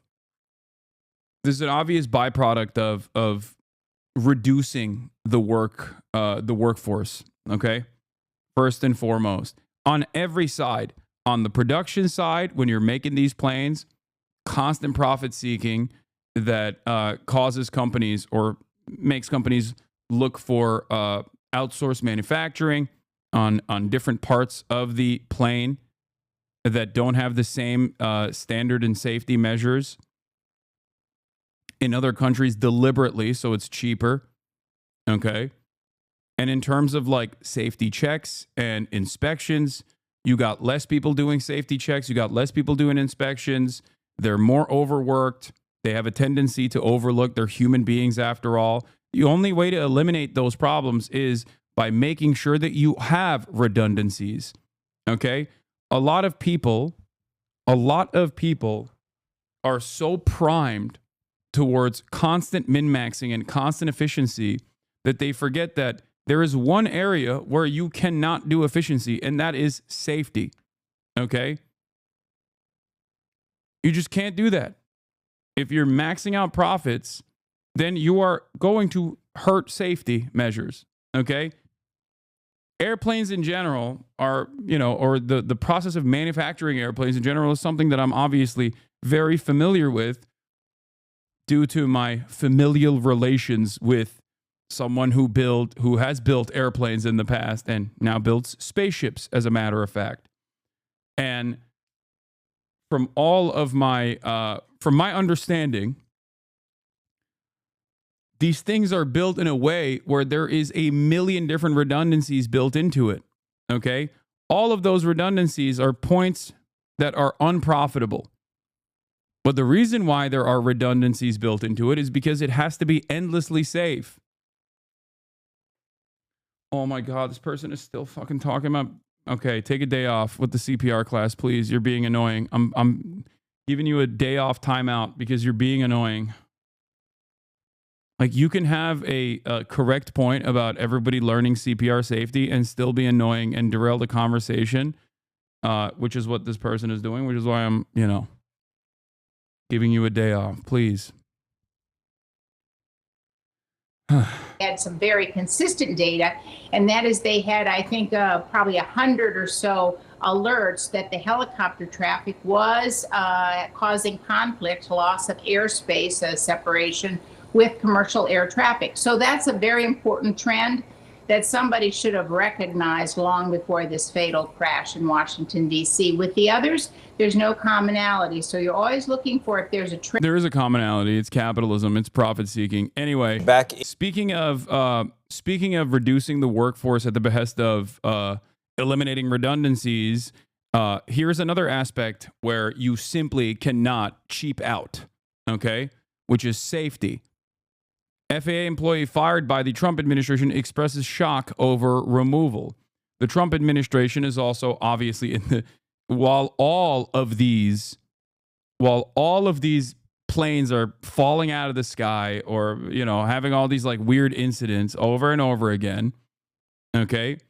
On the other hand, our brilliant government is supercharging dreams of the Reaganite era of the past, or finishing the job that Reagan started, basically.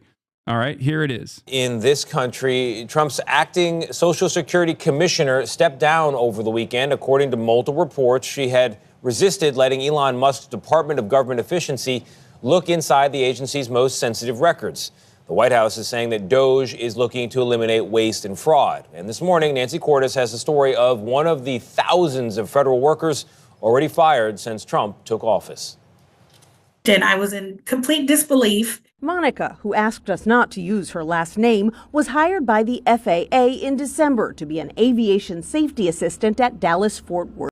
Yeah, if you know anything about the FAA aviation safety inspectors, we simply have too many of them, When I think of aviation safety, I think the guys responsible for it, there's probably too many, okay?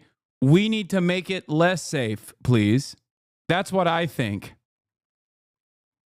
Like, there is no world in which, especially on this side of things, but you can make this argument for virtually every aspect of the federal government, where there is need for less people, okay? No, there is need for more people. Understaffing is so commonplace everywhere, okay?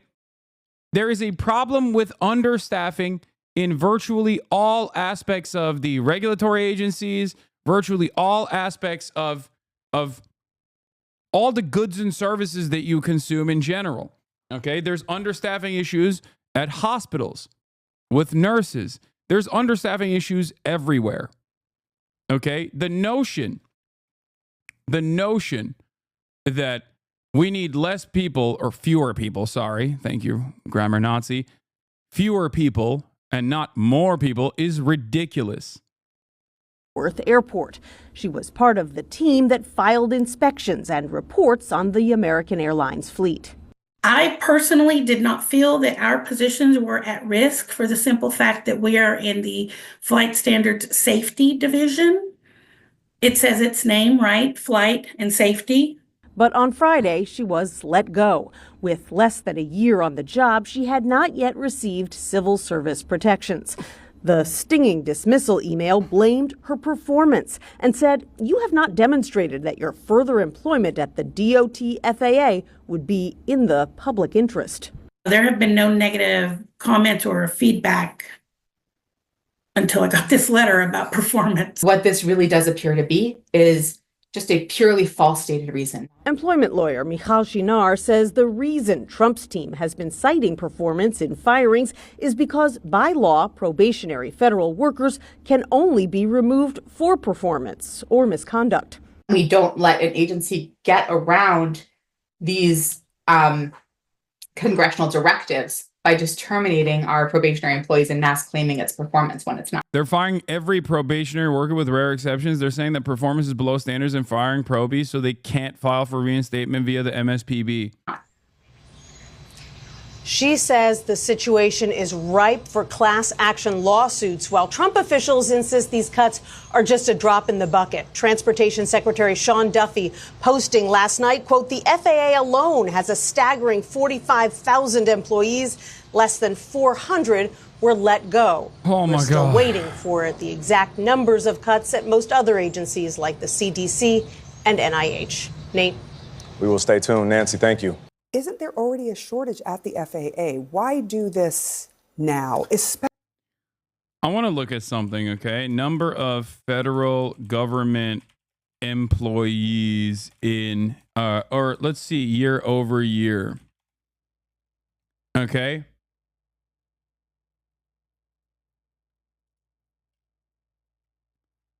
The size of the federal workforce has grown from 1.8 million in 2019 to 2 million in 2023. Okay? But there was a time and place where I feel like, maybe I'm wrong, but the federal workforce number was certainly larger.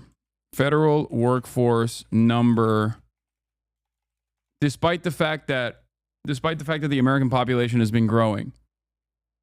Okay?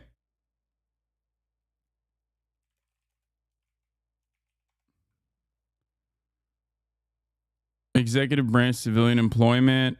How many federal employees were there? Yeah, in the 1950s, the federal government employed 1.4 million people. Wait, what? This is an AI overview. What the fuck? Oh, God, why is there so much? In the 1960s, that's incorrect. God damn it, AI overview. What the fuck is this number, bro? Look at this, AI overview. Thank you, Google. In the 1950s, the federal government employed 1.4... Like, what is this number, dude? It's not even 1.4 million. It's 1,433,756.485 people. I fucking hate AI so much. Okay, yes, thank you. The number of federal employees peaked in the 1990s at 3.4 million. Okay. God damn it, AI is so stupid.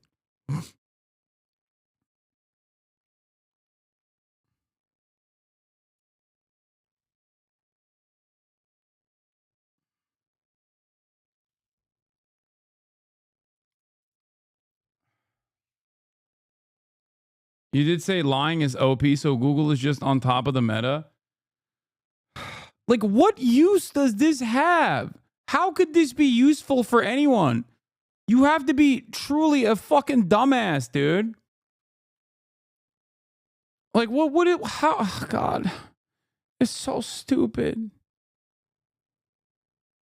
It's so unimaginably stupid.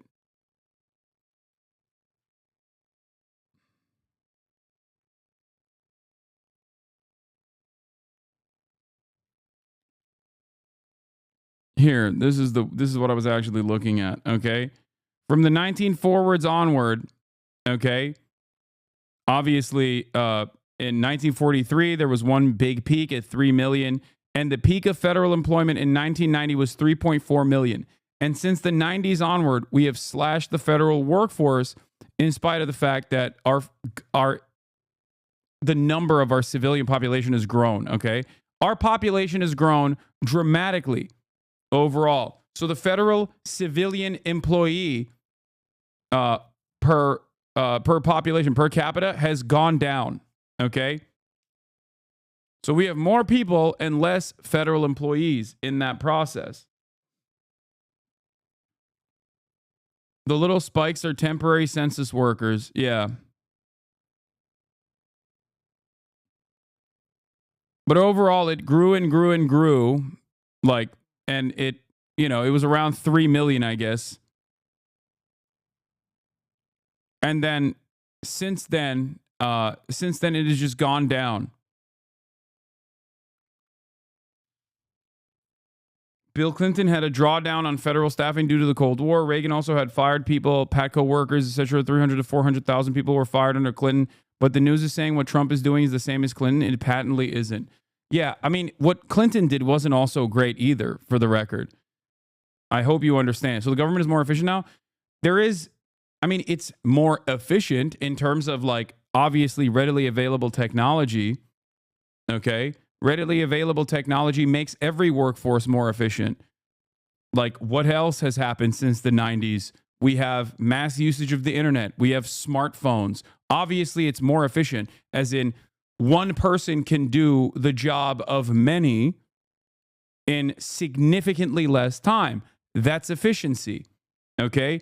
We have computers. Technological advancements unironically make things more efficient. But in that process, you're not supposed to fire the existing workforce. You're supposed to reduce their burden. You're supposed to reduce their workload. But of course, we don't operate like that because we're constantly fucking min-maxing. But especially when you pair this up with the explosive growth of the American population in that same time frame, you start realizing that perhaps we don't have enough employees for all of these jobs. And when you don't have enough employees for these jobs, you have shittier service overall. That's it. Firing them reduces their workload. What are you talking about? That's really funny. I'm talking about the existing labor force. Okay, Chatter, come on. Chatter has never worked, I don't think. I'm a fucking Twitch streamer, and even I understand. W Ragebait. Okay, good one. Huh. Yeah. And what a lot of people fail to understand is that, for example, when you go to the DMV and the service is ass, okay, even like the person that's working at the DMV, for example, is just angry all the time, seemingly, and you have to wait for hours. That is not because the government sucks. That's because they don't have enough employees, okay? That's it. It's always because of understaffing. I'll give you one example, okay? Luggage handlers. Luggage handlers is a great example. Airlines know full well when they're overloading their existing labor force, okay? But because of efficiency and because of cost-cutting measures, because labor is the most malleable aspect of all commodity production, okay? They just simply don't hire enough luggage handlers, okay? So when you go to the airport and you're like, why the fuck is my luggage not coming out? What the hell's going on? Why do I have to wait an hour and a half? I missed my transferring flight. I missed my connecting flight, okay? What is happening here?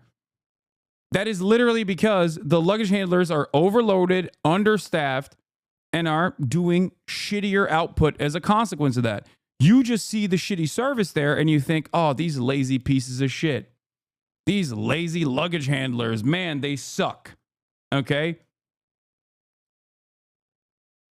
But the reality of the matter is the reason why at the point of service, the reason why you're experiencing this this awful service is directly due to the company making these decisions at the behest of profit. Okay? Especially because most airlines, like in domestic air travel in the United States of America, it's basically an oligopoly. And in some markets, it's basically a monopoly. So what are you going to do? Not fly to your destination when it's the only method of travel? What are you going to do? No, you have to sit there frustrated and wait. Okay? That's how it works.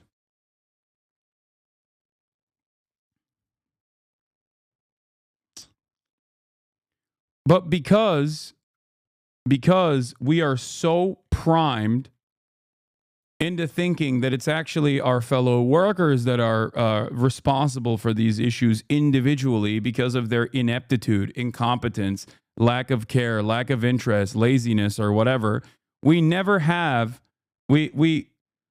truly understand who is at fault. And it's a very frustrating process.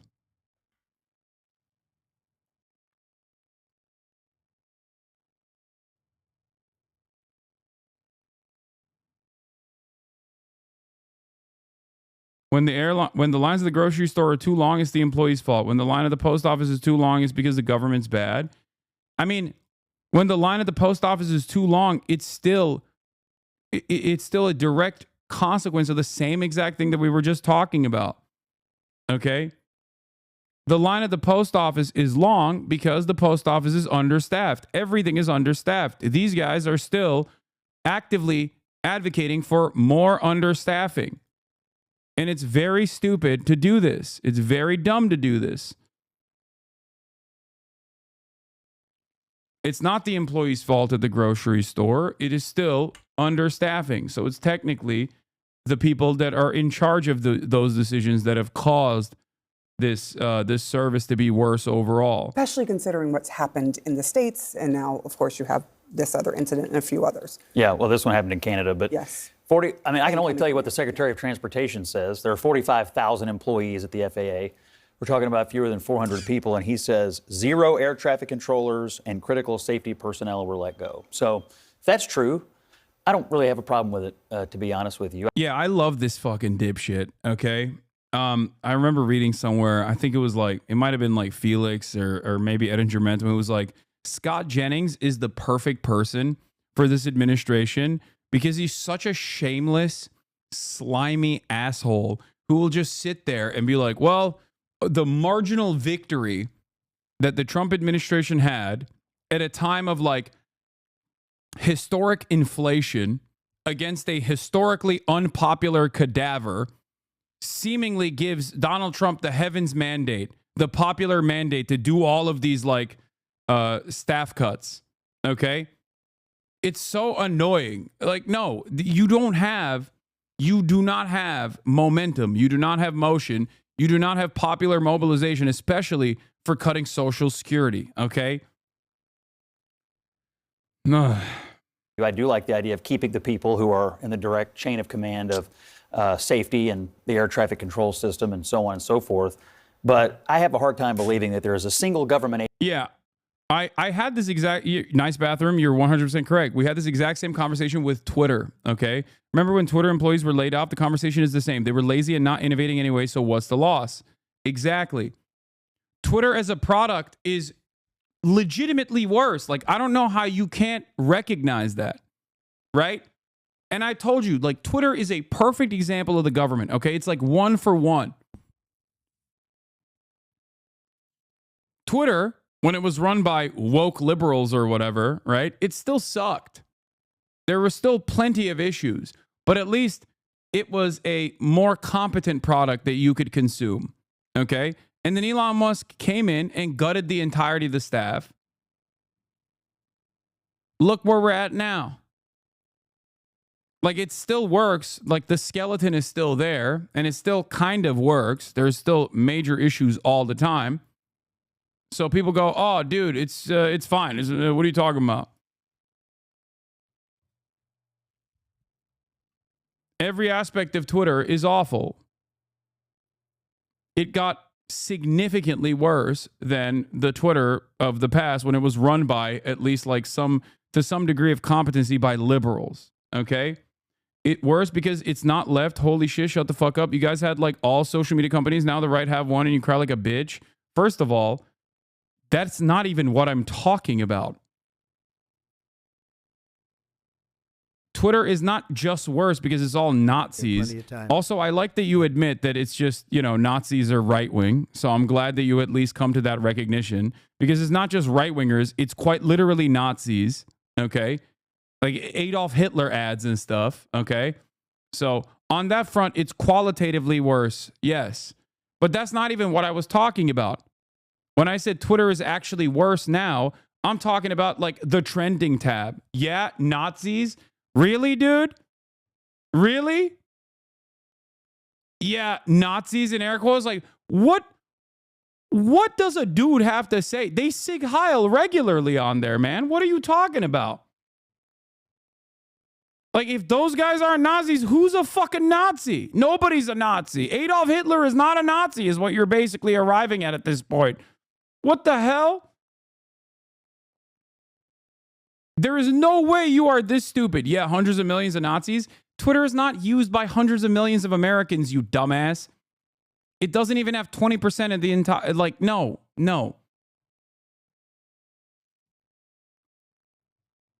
Hundreds of millions of Nazis. Yeah, no. You're in your fantasy, it's hundreds of millions of American patriots that are now rushing to use Twitter. That's not the case.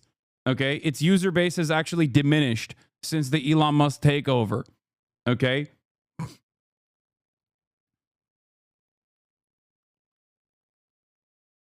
God damn, you are so dumb.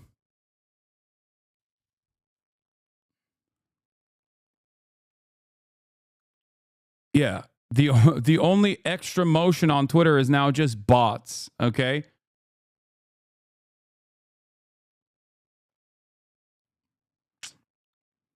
I wonder what this relatively small account that Elon Musk follows is. Oh, I see. It just posts porn and Nazism only. Yeah. Great stuff. He's like, oh, excuse me. Is this really a Nazi account? Yes. The answer is yes. Okay. Yes. They're posting swastikas. Yes. Wow. Look at this small account that Elon Musk follows.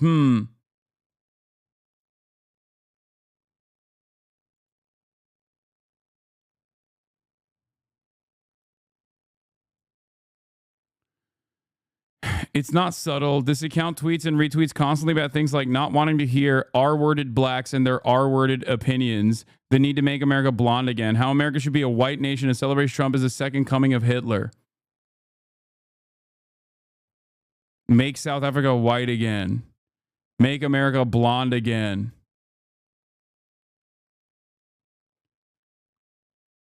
Really cool stuff.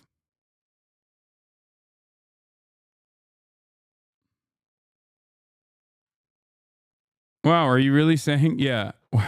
What's next, Hasan?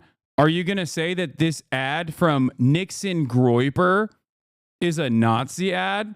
Imagine being born a Gentile in this generation on this continent located on an ocean away from Europe and viscerally hating this one foreign dictator from 80 years ago for no reason other than my teacher showed me Schindler's List, or the museum tour guide told us he turned Jews into soap, and still believing at the age of 30 or 40, Lamau. It's time to start reevaluating your perspective of history. That's just a pro-Hitler ad. Here's a pro-Hitler guy responding to Kyle Kulinski posting the pro-Hitler ad and going, Elon's site now has ads for Adolf Hitler, going, people are just asking questions, and rightfully so.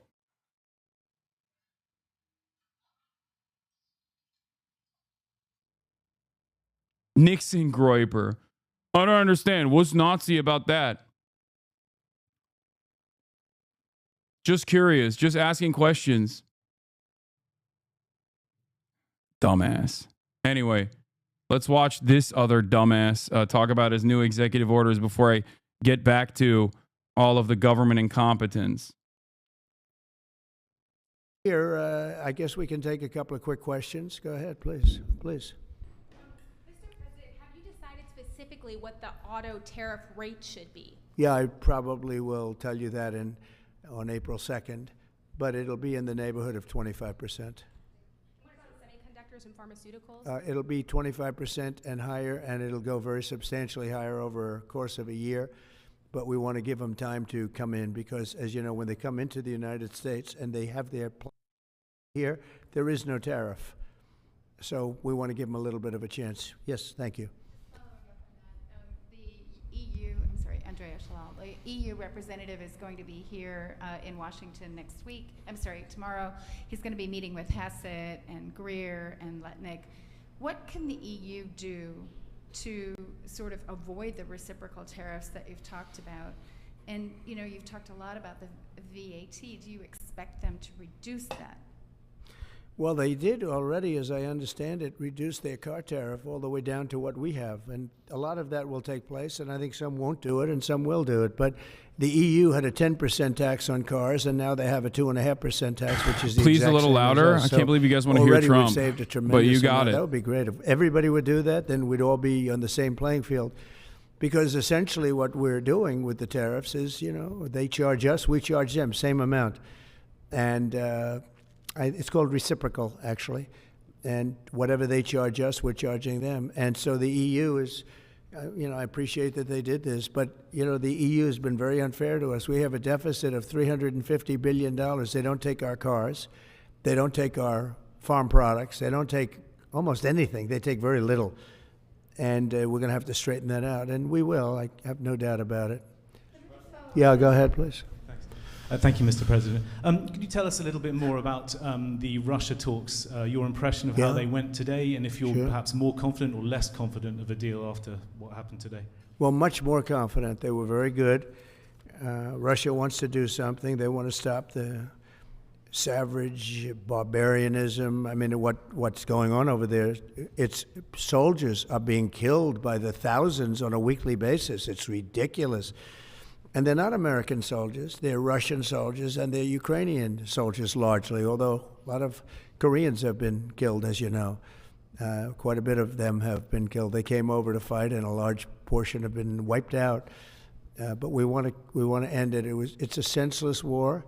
It should have never happened, would have never happened if I was president, and it's a shame to see it. And I see pictures that you don't see, but I see pictures of fields that look just horrible. It looks like Gettysburg. If you see the old pictures of Gettysburg, it's soldiers lying all over the field, body parts all over the field. They're all dead.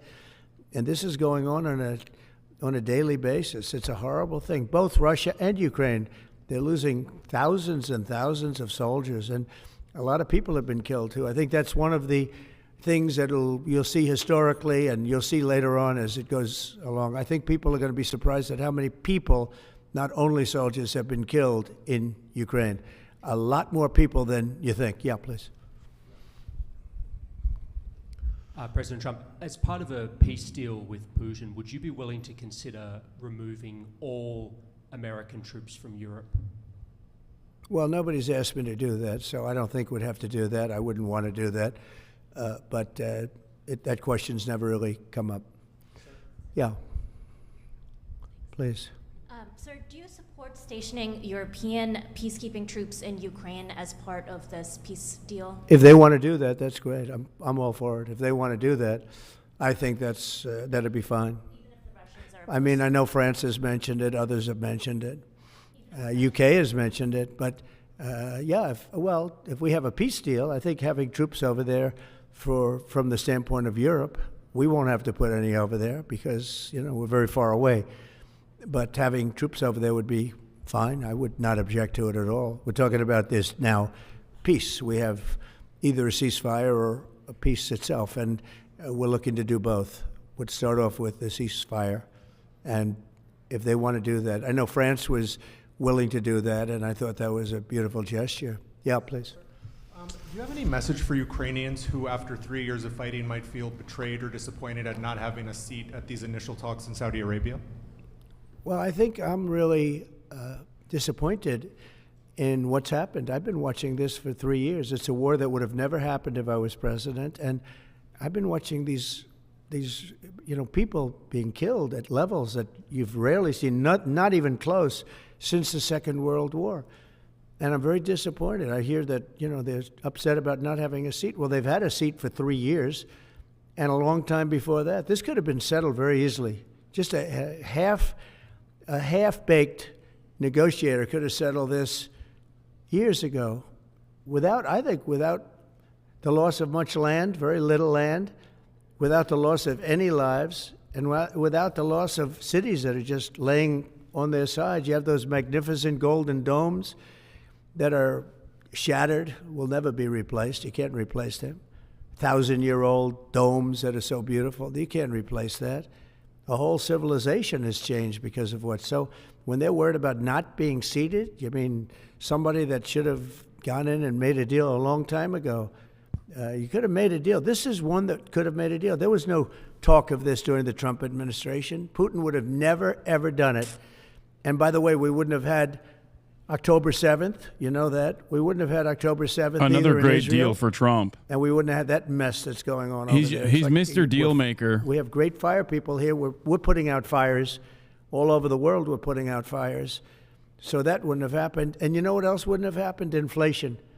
Because it was caused really by the cost of energy going through the roof because of their bad energy policies and also their spending, their terrible spending, wasteful spending on the Green New Scam. It's a scam. It's a whole big scam. Yeah, that's where the wasteful spending was. Once I again, want to ask you a little closer to home. What would it take for you to reconsider the restrictions on the Associated Press?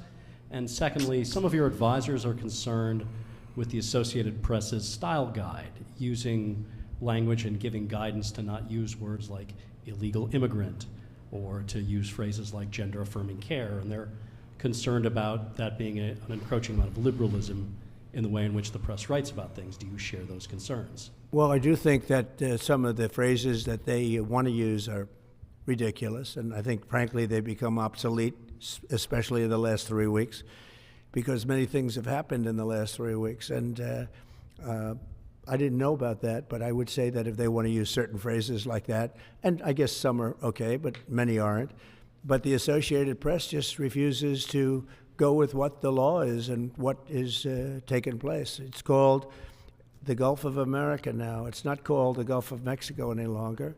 I have the right to do it, just like we have the right to do Mount McKinley, and nobody's even challenging that.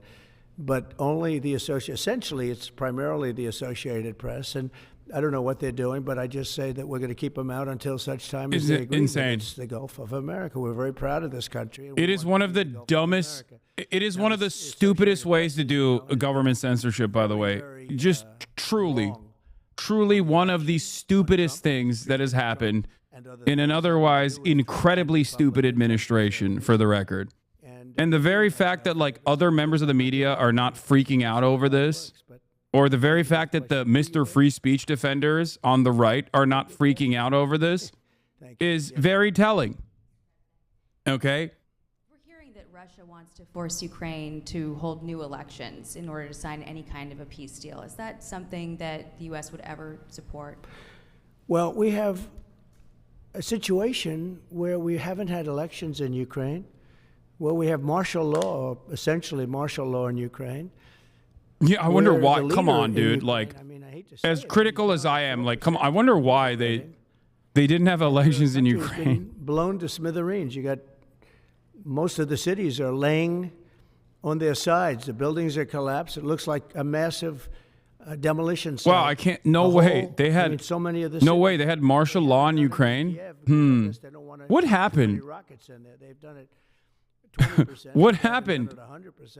I wonder what happened in Ukraine that caused them to have martial law.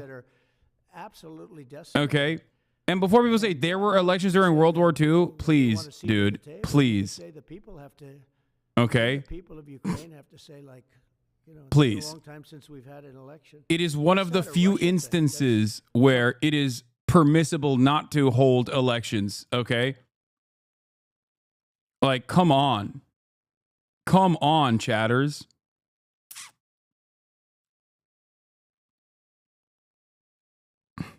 I mean, it's literally, these cities look like Gaza.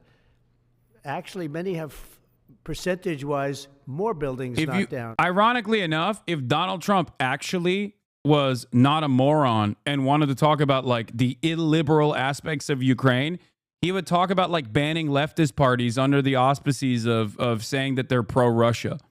Okay? That on its own, again, is a thing that the American government has also done in times of war, ironically enough. But that is, in my opinion, a greater indication of lack of liberalism, regardless of the war, the unjustifiable invasion of Ukraine or not. But he doesn't fucking care about that because that would require him to assume a stance that is openly partisan for leftist ideology, I guess. Okay? He's given $100 billion, and we've given, let's say, 300 plus, and it's more important for them than it is for us. We have an ocean in between, and they don't. But where is all the money that's been given? Where is it going? And nobody, I've never seen an accounting of it. We give hundreds of billions of dollars. I don't see any accounting. So he's talking about Ukraine like he talks about Hamas. Yeah. You know why I want? Because he is brutally honest about American foreign policy. American foreign policy literally discards most of our allies. Okay. Where they're from on the whole planet, and I think I have the power to end this war. And I think it's going very well. But today I heard, oh, well, we weren't invited. Well, you've been there for 3 years. You should have ended it 3 years. You should have never started it. You could have made a deal. I could have made a deal for Ukraine that would have given them almost all of the land, everything, almost all of the land, and no people would have been killed, and no city would have been demolished, and not one dome would have been knocked down. But they chose not to do it that way. And President Biden, in all Did he fairness, just say Ukraine started the war? He was so bad for this. He was so bad, so pathetic. Did I misunderstand So what he was sad. saying? Hold on, I got to But run it with- back. That are being killed, and they're running of it. We give hundreds of billions of dollars. I don't see any accounting. So I want to see peace. Look, you know why I want? Because I don't want all these people killed anymore. I'm looking at people that are being killed, and they're Russian and Ukrainian people, but they're people. Doesn't matter where they're from on the whole planet. And I think I have the power to end this war. And I think it's going very well. But today I heard, oh, well, we weren't invited. Well, you've been there for 3 years. You should have ended it 3 years. You should have never started it. You could have made a deal.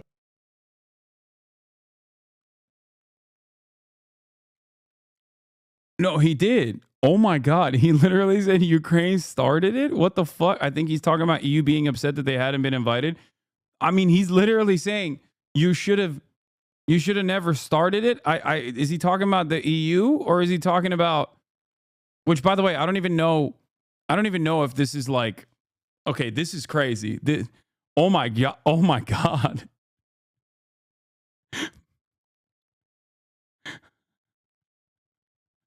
Bro, this is crazy. What the fuck? Yo. Donald Trump is saying shit that all of my haters think I say all the time. Okay? Like that is the president of the United States of America saying shit that most people online, most liberals online assume is my position on Ukraine. This is an insane thing to state, especially as the president of the United States of America.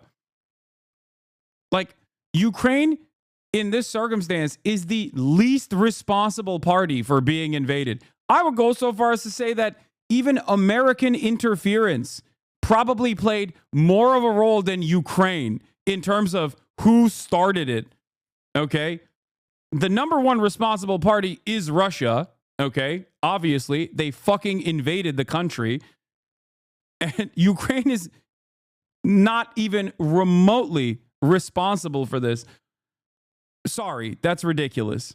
I could have made a deal for... And neither is Europe. Europe just literally listens to the United States of America. What the fuck is this take?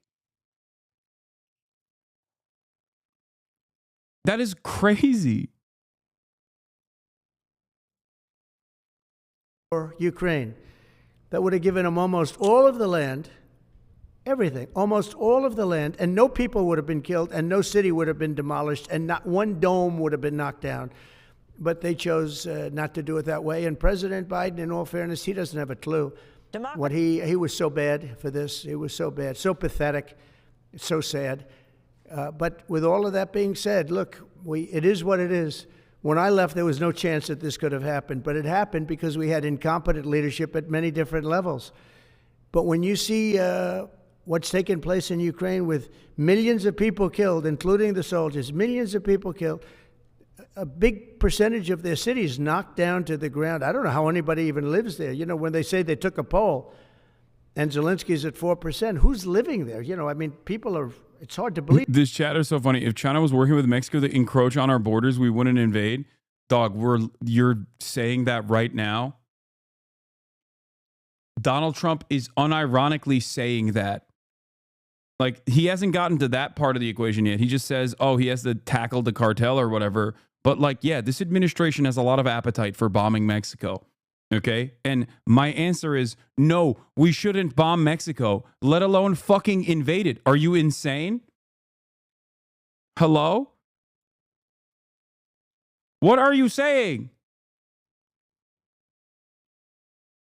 That is a psychotic. Why would you come up with a psychotic position that basically is the Trump administration's position and then bring it in here and be like, huh, you think insert psychotic position to the Trump administration? You think you wouldn't be in favor of that? Yeah, no, I wouldn't. I wouldn't be in favor of that, actually.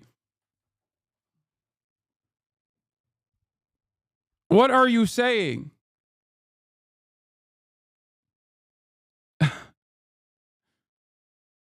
Insane. That would be a capitulation of some sort. How would you guard against potentially Russia installing a puppet government? And then finally, how would that new election have an impact on getting Zelensky to sign the rare earth minerals deal? Look, you have leadership, and I like him personally. He's fine. But I not don't as care much as he about likes personally. Putin, though. I care Jesus about Christ. getting the job done. You have leadership now that's allowed a war to go on that should have never even happened, even without the United States. Look, we had a president who was grossly incompetent. He had no idea what he was doing. He said some very stupid things, like going in for portions and all of the things. He made a lot of bad statements, but he's grossly incompetent, and I think everyone knew that. This is something that should have never happened, would have never happened. And I used to discuss it with Putin. President Putin and I would talk about Ukraine, and it was the apple of his eye, I will tell you that. But there was never a chance of him going in. And I told him, you better not go in, don't go in, don't go in. And he understood that. He understood it fully. But I'm only interested, I want to see if I can save maybe millions of lives. This could even end up in a World War III. I mean, to be honest with you, you've been hearing now Europe is saying, well, I think we're going to go in and we're going to go. All of a sudden, you're going to end up in World War III over something that should have never happened. And, you know, it's a very sad situation. Yeah, please. In a court filing, the White House said that Elon Musk is not a DOJ employee and has no authority to make decisions. Can you clarify for us today well, Elon what his Musk, exact role is there? Yeah. Elon is, to me, a patriot. So, you know, you could call him an employee, you could call him a consultant, you could call him whatever you want. But he's a patriot. I mean, look at the kind of things. I just said, just write it down, just in case that question got asked, right? And which I'm surprised it took so long, actually. But you know what? Ukraine's a bigger deal because people are dying by the thousands a week, thousands. But look at this, from 90 to 99, Social Security, 6,054,000 people. Well, that's okay, maybe that's possible. You know, 90 to 99, maybe it's possible. It's a lot of people, though, at that. But people that live to 100 to 109, 4,734,000. Wow, that's a lot. That means over 100 years old. They're 4 million people. I don't know too many. I know people that are doing great in their 90s, but not too many people over 100. But over 120, from 120 years old, people that are 120 years old up to 129. 3,472,000 people. Wow. You know, that can't possibly be because the record is like, I think it's one person, a woman, lived to 127, but they have 3,472. Okay, but now we're going really in. People from 130 I haven't even gotten old, to this part of the broadcast yet, which I'm going to talk about in a little bit. This is also incorrect. Once again, lying is so overpowered. Please nerf. Lying OP, please nerf. The server is busted, okay? Lying is far too OP. Please nerf. Mods! 140 years old and beyond. Now we're really going because we're looking to break the record by 25 years. People from 150 years old to 159 years old. 1,345,000. These are in the, by the way, these are in the computer files. This is what they do well. The worst part about this is just like the government is run by incompetent morons, okay? And they're just actively lying. And people don't have any critical thinking skills and quite literally just go, that makes sense. Yeah, I hate the government. And my favorite guy is just saying this.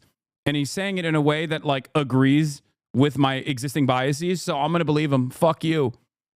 They're super. I asked Elon, who are these Doge people? He said they're super brilliant computer people and they love the country. It's simple. Wait a minute.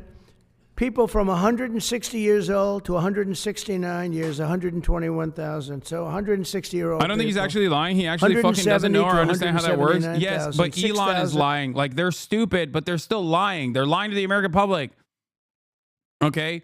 The idea that there are 400 million people currently getting Social Security benefits is wrong. It's just not correct. You are not interpreting the data correctly because you're a fucking idiot.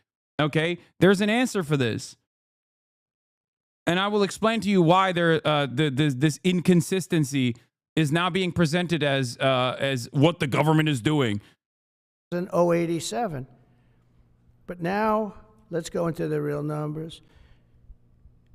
From 200 to 209 years old. So now you're smarter than Elon Musk? 879 people. What? From 210 years old. I haven't met any of them.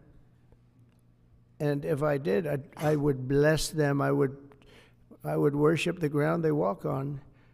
I'm smart enough to understand. I'm smart enough to understand that when a bunch of 19-year-old coders actually come to me and say that there are more people on Social Security payrolls than there are people in the United States of America, I'm smart enough to go, this seems like a false interpretation of the data. Okay? That's just a little bit of critical thinking. Okay? So clearly, I guess in this instance, and just this instance alone, the answer is yes. Okay? That's it. That's it. When someone talks about a person, for example, getting Social Security payments that literally from a time when Social Security as a concept didn't exist, okay? The idea that someone has been getting paid Social Security payments for a longer period of time than the existence of Social Security means that I am looking at the data falsely, okay? I am interpreting the data incorrectly.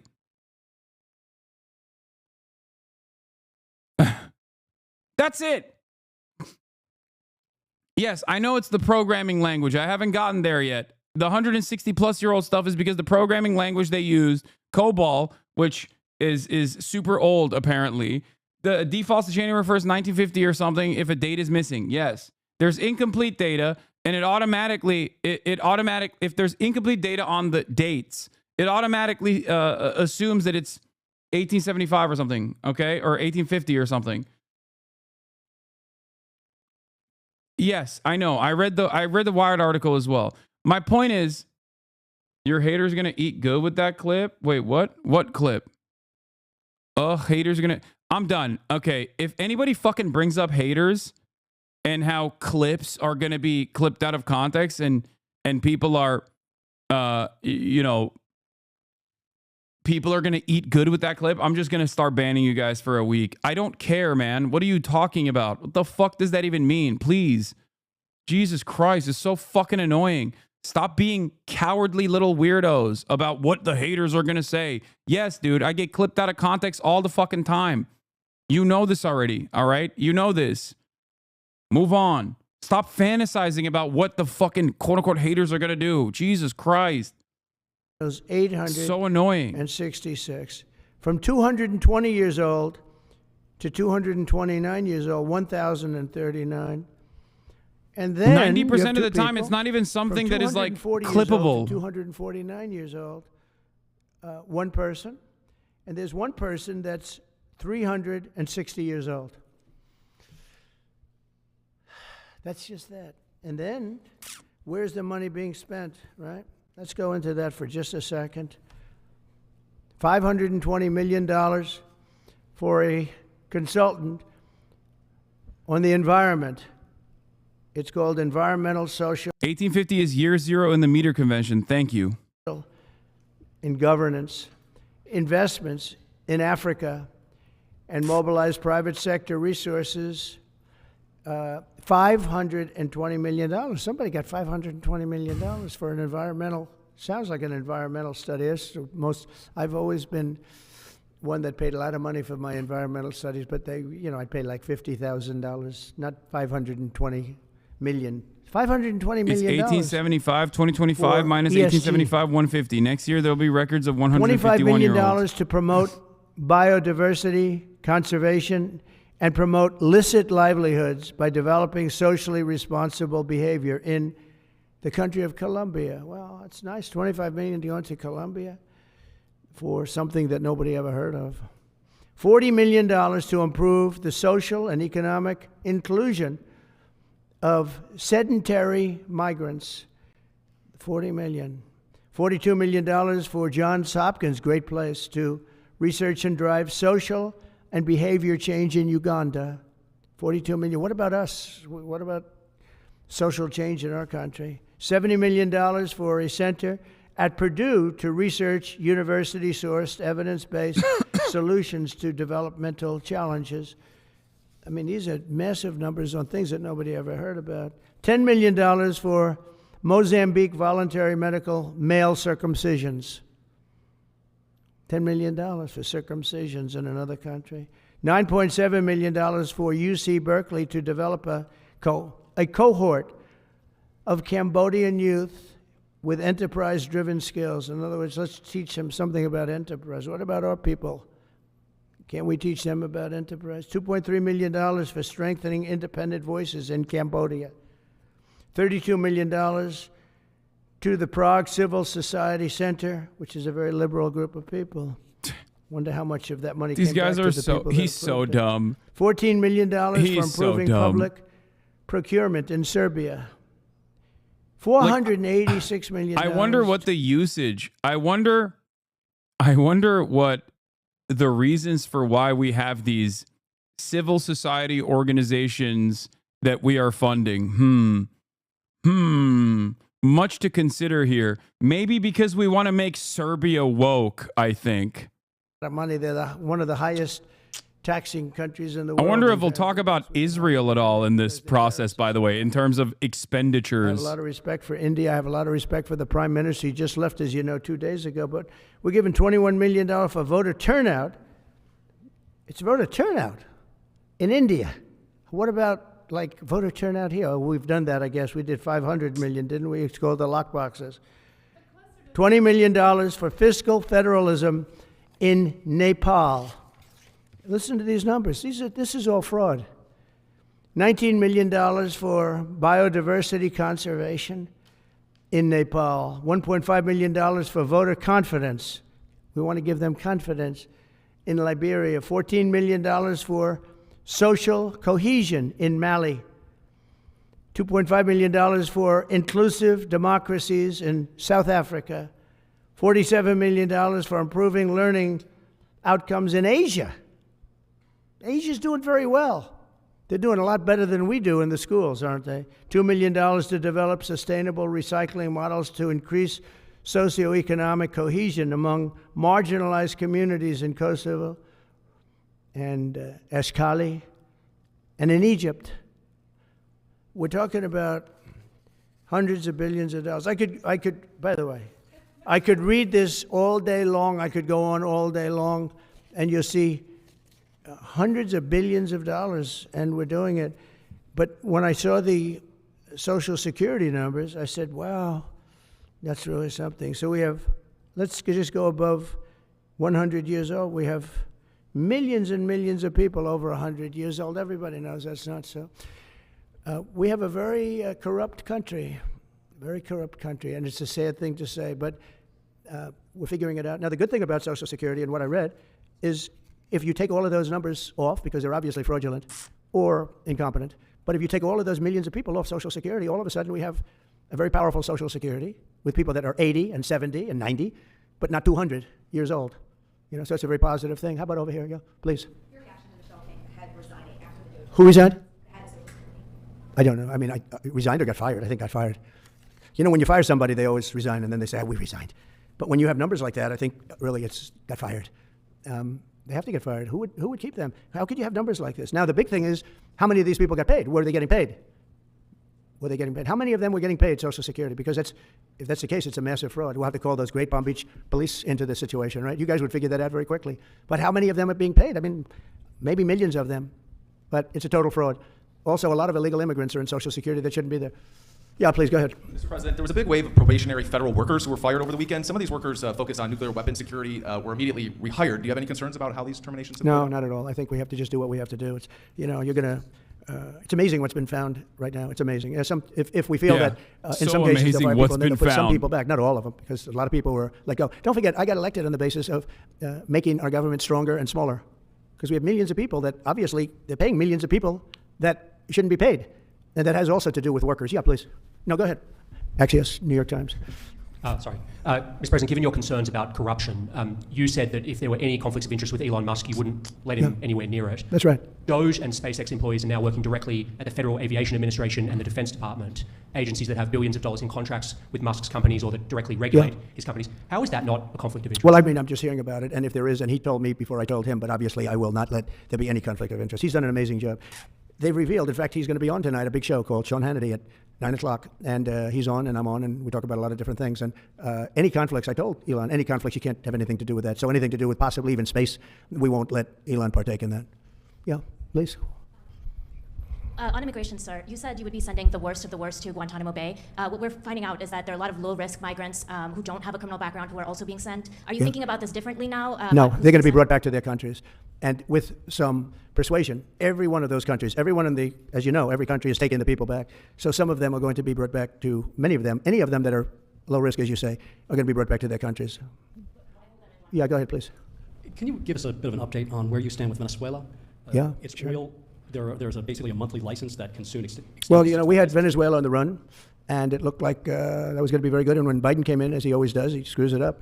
And they started buying millions and millions and millions of dollars of oil, billions of dollars actually, of oil, and it gave them a new lease, a new really lease on life.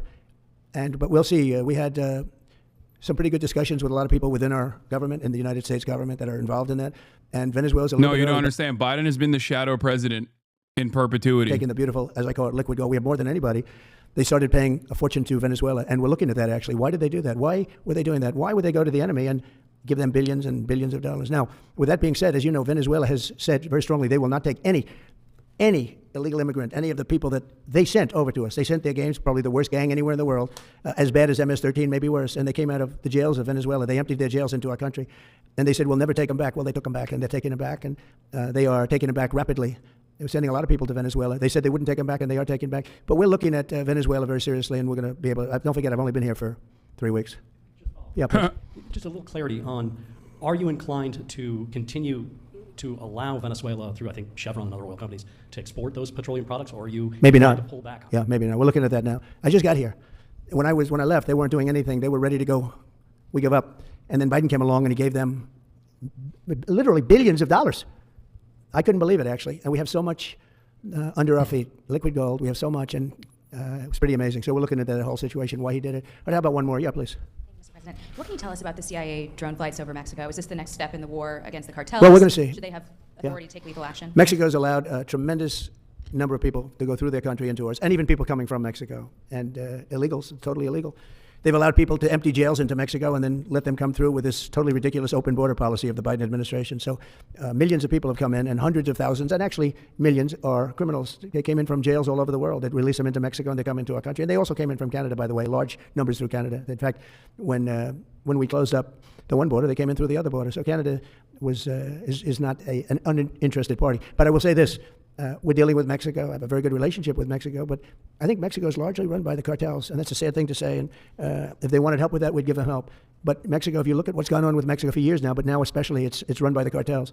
And they've allowed millions of people to come into our country from jails and prisons of other countries from all over the world, not just South America, Africa, Asia, all over. A lot from the Congo in Africa, a lot. They opened their jails. They came in through Mexico.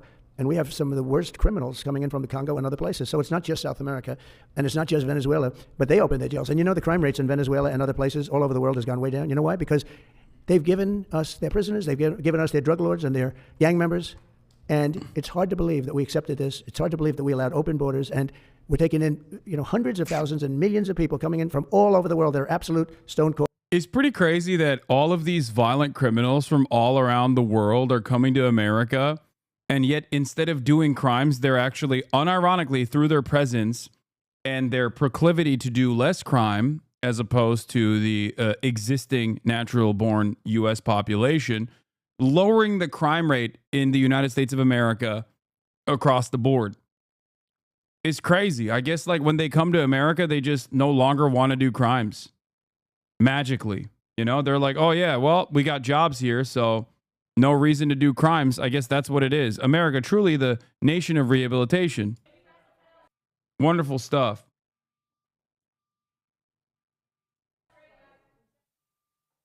Anyway, yeah, they de-aggro when they come into the American server.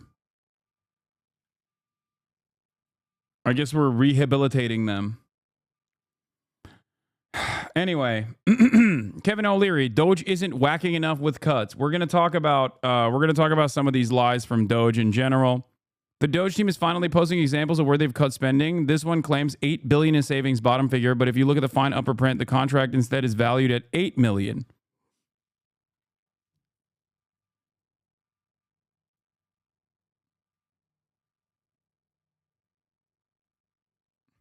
What did they even cut? They cut U.S. Immigration and Customs Enforcement, Investigations and Operations Support Dallas, U.S. Immigration and Customs Enforcement, Equal Employment Opportunity Funding Office.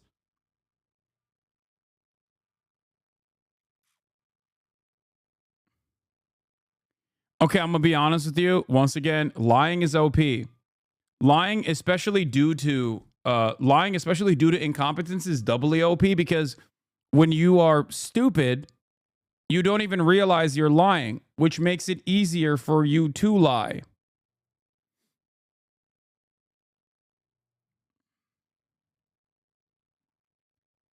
Okay? Because if you're like aware that you're lying, that's going to be kind of difficult. That requires you to at least demonstrate some semblance of skill. When you know what the truth is, okay, it makes it more difficult to lie. If you're stupid and you're lying, you can believe the lie, okay? You can believe the false information. Anyway, here's a momentum chaser that we were going to look at. After several delays, Doge has finally posted its purported savings. Why did it take so long to create a simple web page with a 1,000-row table? Who knows? Let's dig in. Headline number, $55 billion saved. They list the savings per next contract. This should be easy to verify then. First thing I did is add up the saved column for all canceled contracts and real estate. The numbers are $16.5 billion and $0.14 billion, respectively. Odd. Since almost all the purported savings come from contracts, we'll focus on that. Single biggest ticket item is a DHS contract listed at saving $8 billion. Wow, that's a huge contract. Actually, no, it's $8 million. They must have tried to automate scraping the FPDS form and failed. That means we're down to $8.5 billion in savings. So they claim $16 billion in savings, okay? And it turns out it's not. It's just, I guess, across the board, $8 billion. Boom, half of it is gone. The next three biggest ticket items are all USAID contracts listed at $655 million each, so $2 billion total. Wow, pretty big. Wait, these are IDVs, not contracts. $655 million is the entire set aside, being triple counted. In the first 5 years, only $73 million was awarded. Only 2 years remain. That's the other side of the story. They were like, oh, the CFPB. The CFPB's entire budget allocation is $1 billion. But how much of that $1 billion budget has the CFPB, the Consumer Financial Protection Bureau, utilized so far? $200 million, which means they haven't used $700 million of their budget yet, more than $700 million. When you cut the CFPB, the saving is not $1 billion in that regard. It's also really stupid because the CFPB obviously has returned more than $20 billion back to the consumers with a mere $200 million of expenditure. Okay? Claim $55 billion, show $16 billion, actually $8 billion if you lose your eyes on the biggest thing. No, it's going to get worse than that. So we're down to $6.5 billion in savings, and an alarming trend emerges. Doge does not seem to understand how the government contracts they are canceling work. The savings they are claiming are not annual savings, but rather hypothetical savings if we spend every unobligated penny. And more importantly, they are just getting it wrong. With alarming consistency, these numbers are erroneous. This select group of geniuses has not double-checked even the largest items accounting for the bulk of their claimed savings. This is a sad, pathetic farce. Here's the next biggest item. An IT services contract for the Social Security Administration worth $1 billion. That's a lot of savings. Well, again, this contract spans 6 years. 80% has already been spent. Well, more like $240 million in savings spread over the next 3 years. $80 million a year. That's assuming it's not deliberate. No, I think you guys are attributing malice to how unimaginably incompetent these people are.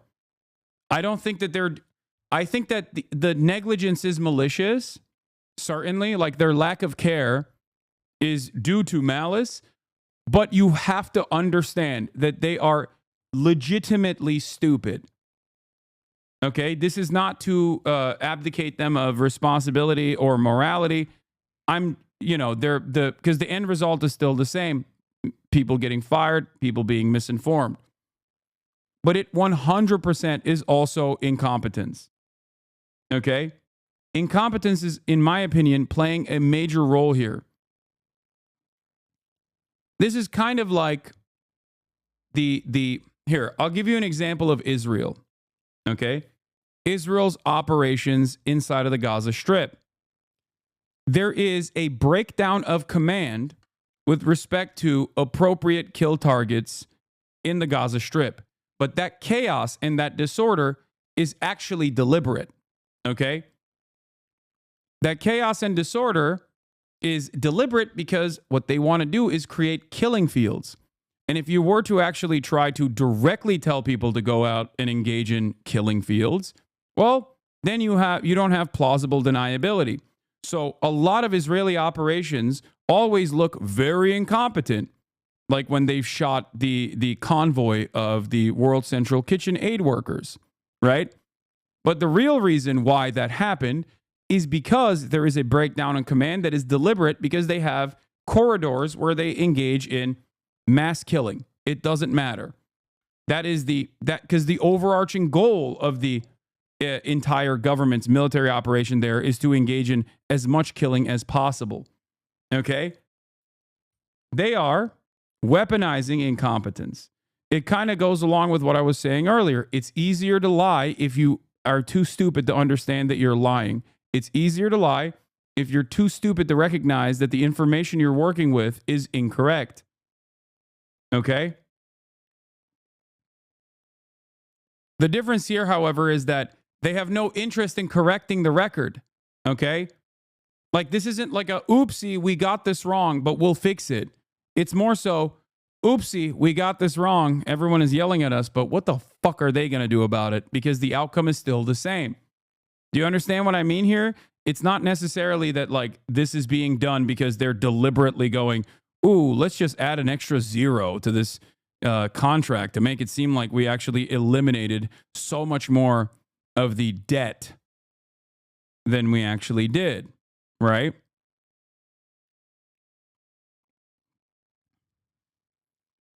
They're not doing this in that vein, I guess. And so many less people will hear about the mistake portion of it. Yeah, partially because of how information echo chambers work nowadays online, especially with like the blossoming revolution of independent media. There are a million different outlets where you can get opinions that you want to hear masquerading as the truth. Okay? It creates additional permission cycles for false information to present itself as the reality. It creates an environment where people turn around and go, well, these guys are independent content creators. This guy's not even a political commentator at all. And he's also saying how great it is that the government is actually reducing so much of this like ridiculous expenditure that they were spending on, I don't know, gay autism research or whatever, or gay autism vaccination initiatives or whatever. And then every single day, we just move further and further away from the truth. In 2023, this contract funded 1,000 FTEs working $100 an hour. Did we need 1,000 SWEs working on SSA infrastructure? Probably not. These could be valid savings. Disclaimer, no idea what they actually did. But worth noting that these cuts will impact many private sector jobs as well. SWEs, not SVEs. And if anyone is curious, there are currently 17 lines that say CFPDS rather than the savings amount. I guess because their automated scraping failed. I did it manually and it took roughly 10 minutes, but that's too much of an ask for super geniuses working 120 hours a week.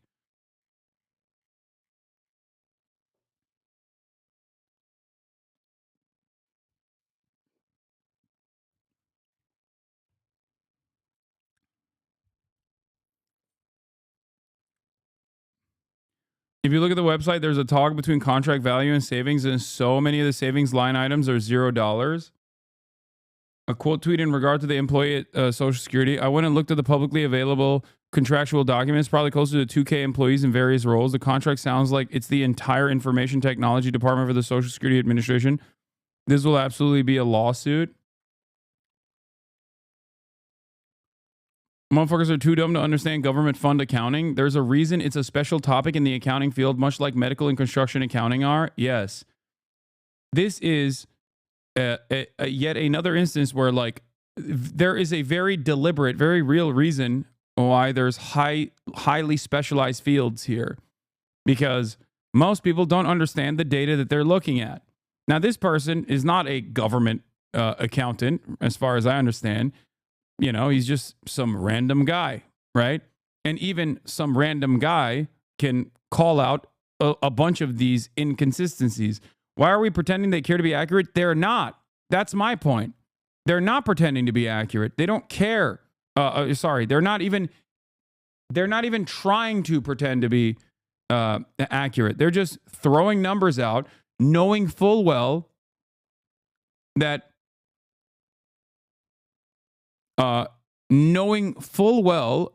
there is no way to counter this kind of misinformation. Okay? That's simply it. There are very few outlets that are like actively trying to correct the record. And even then, it is very difficult. It is very difficult for them to do that because this is an unlimited faucet. Okay? It's an unlimited faucet of misinformation, like Twitter, for example.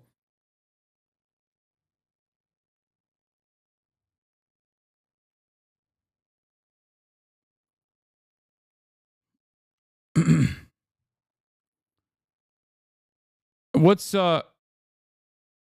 weird about the situation is that, yes, of course, is there a lot of bloat in the federal government? Obviously. I mean, look at the fucking DOD. Jesus Christ. Having said that, however,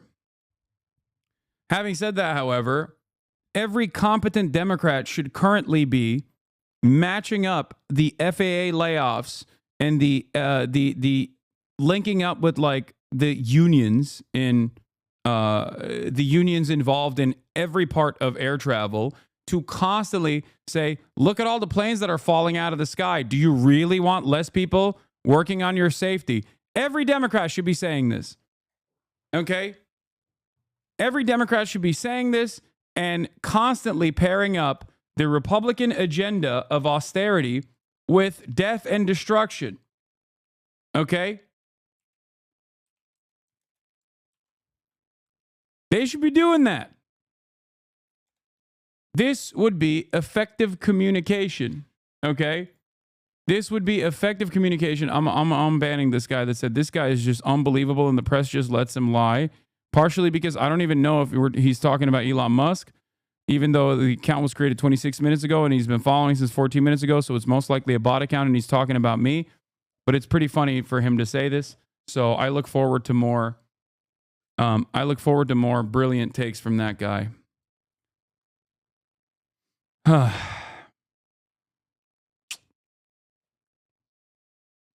I'm a sniper.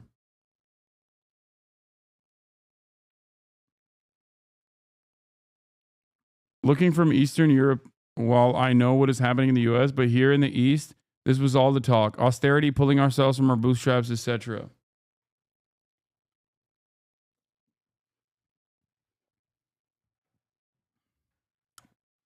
And some of that bloat is necessary because you can't hyper-optimize the government. Shit happens. Healthcare is the biggest one that comes to mind. You let them off the hook when you chalk it to incompetence. It is deliberate. No, it is weaponized incompetence, okay? I'm just simply stating what I think is the truth.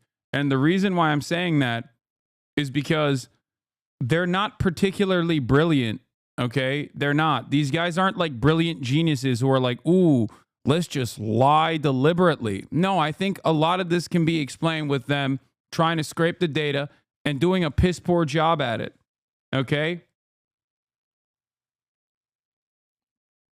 What is this?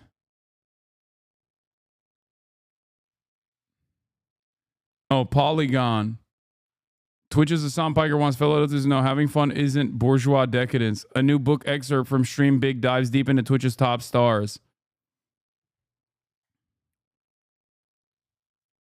Is everyone overpaying for certain social services? Yes. Is the social service thus effectively useless? No. Austerity that we force upon the third world countries ruin them on so many economic parameters, and that is by design to keep them in servitude through debt.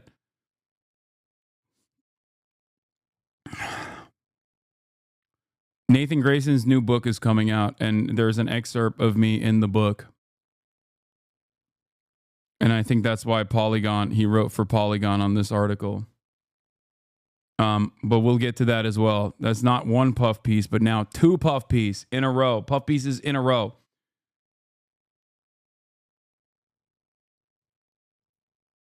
Courts are not going to save us. For some reason, it went to the judge who saved Trump too.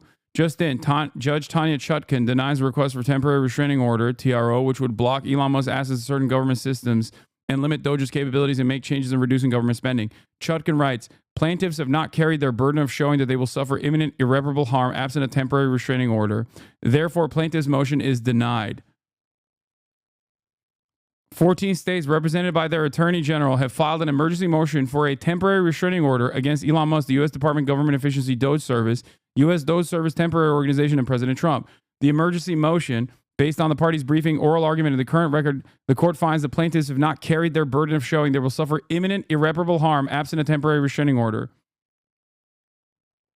Judge Chutkan goes on to say that the possibility that defendants may take action that irreparably harm plaintiffs is not enough. What is imminent irreparable harm if not losing your job? It goes even beyond that. It's imminent irreparable harm that people will lose their jobs for no reason. Okay, so there is plenty of imminent irreparable harm. But of course, it doesn't matter at the end of the day. Because guess what? Judge decided, nobody cares. On the record before it, the court cannot conclude that plaintiffs satisfy the high standard for irreparable injury. By the way, there was no standing for the court case that made its way all the way to the Supreme Court when the conversation was around Joe Biden abolishing student loan debt. There was no standing for that, okay? And yet, seemingly enough, it made its way to the Supreme Court, and the Supreme Court actually favored the people that brought the court the decision to begin with, or allowed the Supreme Court to make this decision to begin with. Yeah, no standing, but it didn't matter. They still stopped the Biden administration from doing something that is within his powers, okay? Which was to permanently throw to the future all matter of student loan debt, engaging in universal student loan debt relief.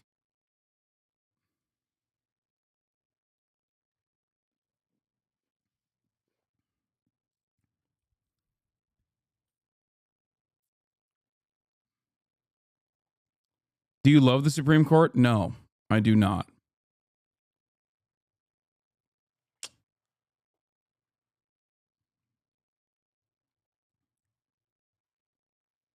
One was a private student loan debt collector that wanted the loan forgiveness. Yeah, there was no standing because they actually sidestepped the actual harmed parties. The Supreme Court does this all the time. They don't care in terms of like not having standing doesn't stop them from taking on certain court cases. They will overlook that fact, or they'll act like there is standing. It's ultimately a political decision, is my point. It's never a decision truly born out of a real legal disagreement.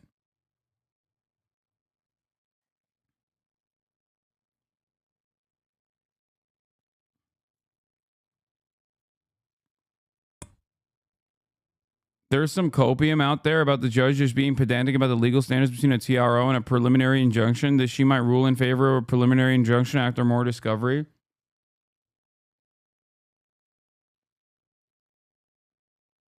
Yeah.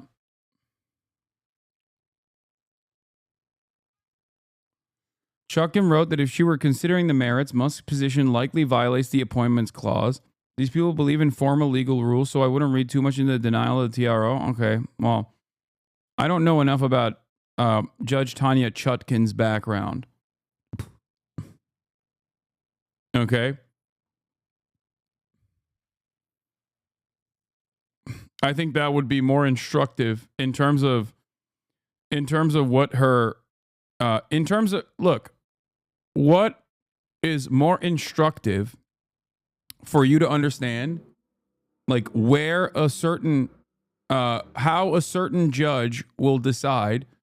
If you want to truly understand, like what's more instructive, look to who appointed them or what their allegiances are. So if they're an Obama appointee, then it's not copium. Then there might be a separate, I guess there might be a separate case.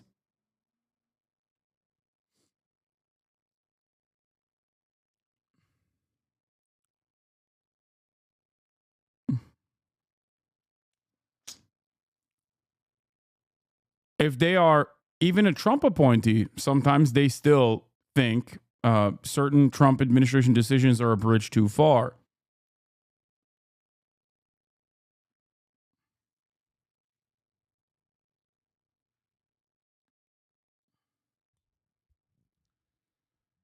What is a TRO? A temporary restraining order. To me, this reads like a district court judge that doesn't want to be successfully appealed on a record that wouldn't be shaky to grant a TRO.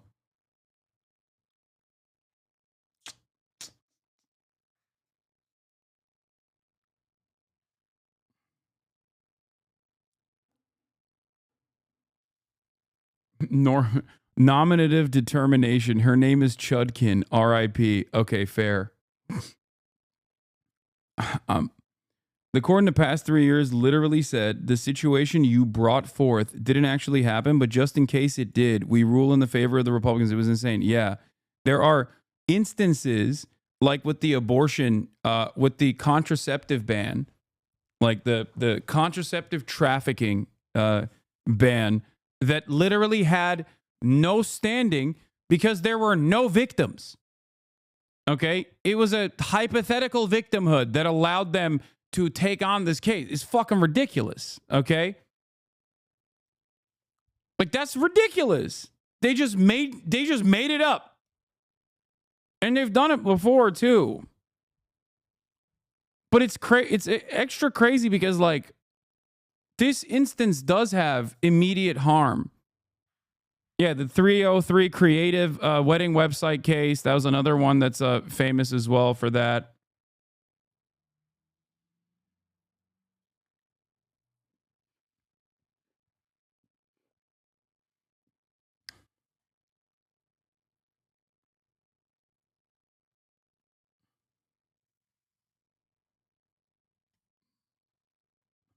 Anyway.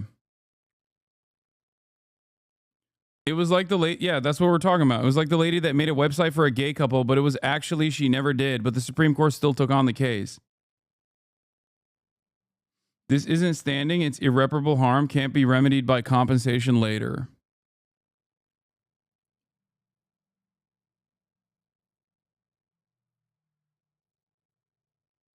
No, doesn't this mean that there's no maybe I'm misunderstanding it. I'm not the best at. Is there a difference between this two? Like saying that plaintiffs do not carry the burden of showing that they will suffer imminent irreparable harm absent a temporary restraining order. Is there a difference between that versus like what it means when they say that there is no standing? Call Lolo. I can't call him right now. Please stop. I am no big city lawyer. I thought that's what standing implied.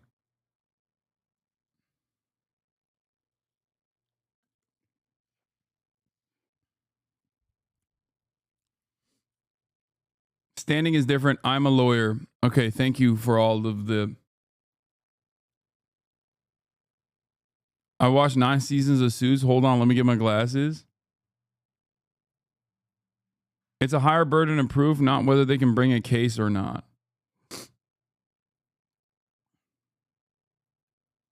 Standing is being able to bring the suit in the first place. Yes, but in terms of standing, like when they make an argument as to why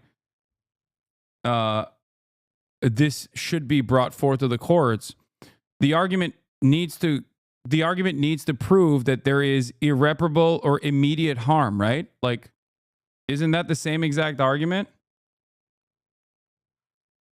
The harm for standing doesn't have to be imminent and it's a lower standard is what you're saying.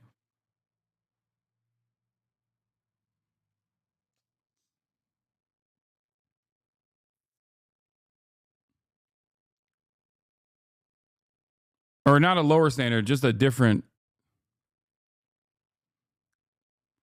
standing. You need injury, in fact, causation, and remedy. I haven't read this complaint, but maybe it's an element to bring the suit.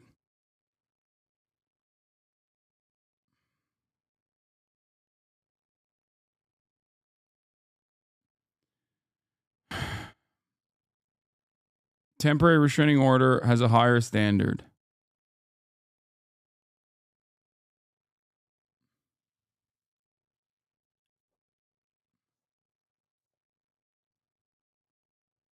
The immediate / irreparable harm is the standard for a temporary restraining order. Am a lawyer. No, it's different. A TRO would stop the offending action. Judges saying that anything done without the TRO would be able to be fixed afterwards. They aren't in danger of permanent harm. But wouldn't there be enough if people are about to get fired unjustly? Wouldn't that be permanent harm?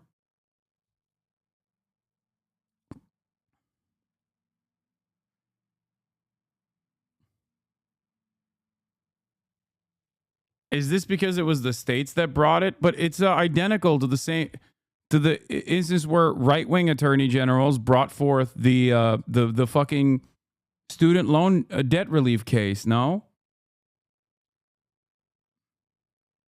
you can always back pay technically, no perma harm. They can get reimbursed for lost wages.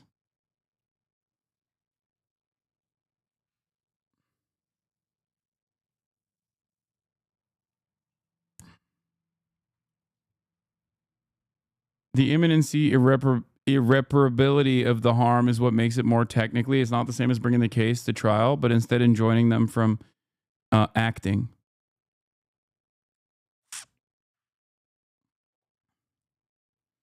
Then you'd be able to do a TRO for any merger or layoff. I mean, shouldn't you be able to do a temporary restraining order if there was like a completely ridiculous layoff happening? Like, wouldn't a union be able to do a temporary restraining order? I guess not.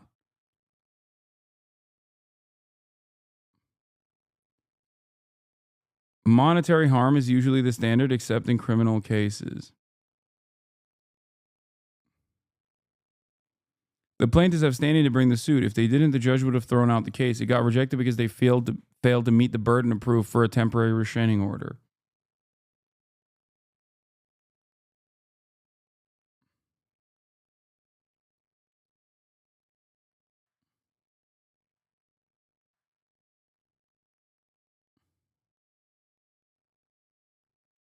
These are all pretrial motions that are asking for court action before the case has been heard, so the burden of proving irreparable harm is very high. Oh, got it. Okay. Okay. All right. We're moving on from this. We're getting back to areas that are within the realm of my knowledge. Okay. We're going to talk about Russia and Ukraine as well. But before we get to Russia and Ukraine, there's a couple other things I wanted to talk about with this Doge shit. So we're going, unfortunately for all of you, back to Scott Jennings. An agency that doesn't have a bloat of administrative personnel that we could probably do without. And I think that's why a lot of voters are happy that Donald Trump and Elon Musk are finally going through the federal government and trying to take out some of this bureaucracy that we probably just don't need. So I'm reading to you what Sean Duffy says. He's the Secretary of the Transportation. I have no reason to doubt his numbers. Karen, when you hear this, yeah, he knows best. Scientists, woke and gay. They don't know best when they're talking about their specific field of research. Sean Duffy, television personality, well, he's the transportation secretary, so he knows best. Okay? Yeah. Pete Hegseth, well, guess what? He's leading the DOD. I don't see you leading the DOD. He's not a DEI candidate. He's a DUI candidate. Okay? That's right. He knows best. Look, Americans are concerned about bloat in the federal government. They have been for a very long time.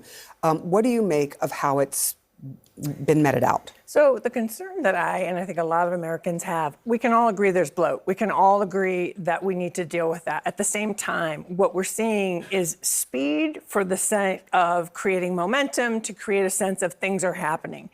At the same time, look what happened Friday.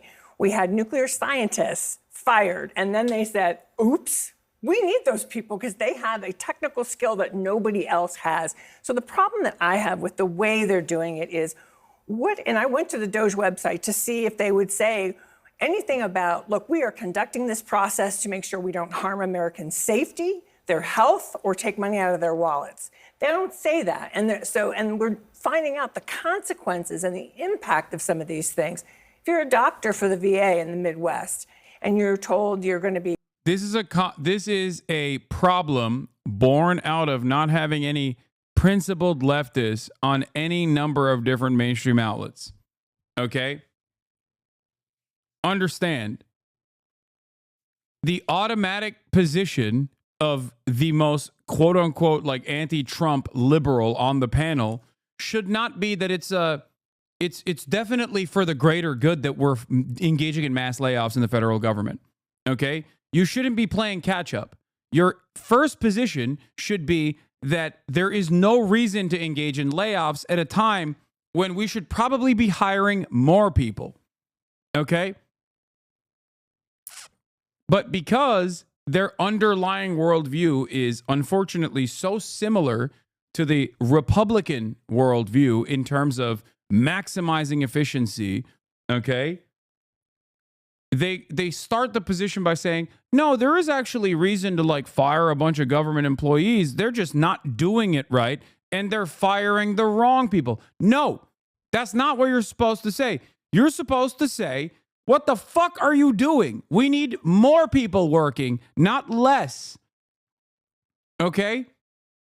That should be your starting position. And then you work your way up to that argument, which is that, and here is why it's really stupid when you engage in these sorts of idiotic layoffs, because obviously you're eliminating a bunch of positions that were, or eliminating the positions of a bunch of government employees that were working on really important things. Okay? That's why it was so frustrating for me when I saw Ro Khanna start off by being like, well, Bill Clinton did a fantastic job eliminating 400,000 federal government employees, but he did it by working with Congress. It's like, that's not, like, why are you presenting that as a good thing? Don't you realize that the underlying ideology there, the underlying premise that you're operating off of is that it is a good thing to fire government employees? How is this in any way, shape, or form an adequate counterbalance to the Republican neoliberalism? This is why I say, and many others say correctly, that the Democrats are also neoliberal. Be fired, or you're waiting for this, court to play out. What are you supposed to do with your client who is the veteran who's got PTSD? Are you trying to find them someone else to go see because you're not sure if you're going to be there in 2 weeks, or are you assuming you'll be spared because someone will figure out that it's probably not smart to get rid of doctors who are at the VA who may be working on a critical function? So that's the concern. I think this could have been done with a lot more thoughtfulness about how do we protect people's safety. Even if you said, look, we're going to take 2 weeks at each agency and try to do some kind of rubric to make an assessment, not putting it into an AI system, by the way, which is some of what we've read that they've done.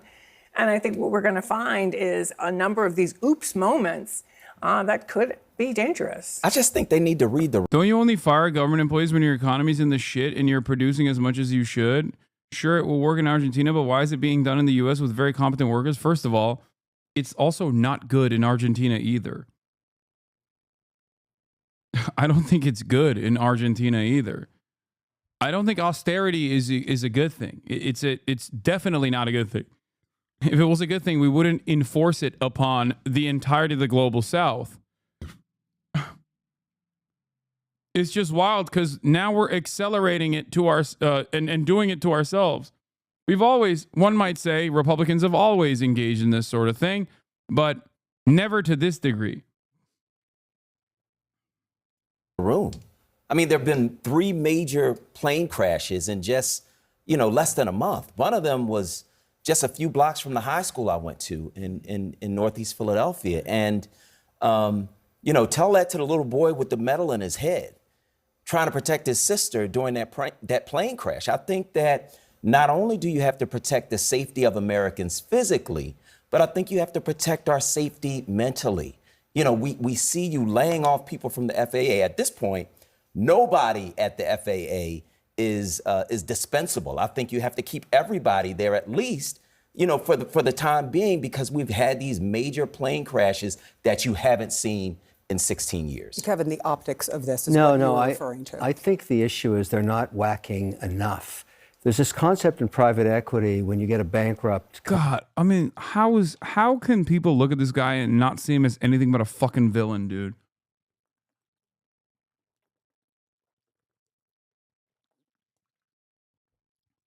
First of all, you're Canadian. Excuse me, ICE, this bald fuck right here, okay?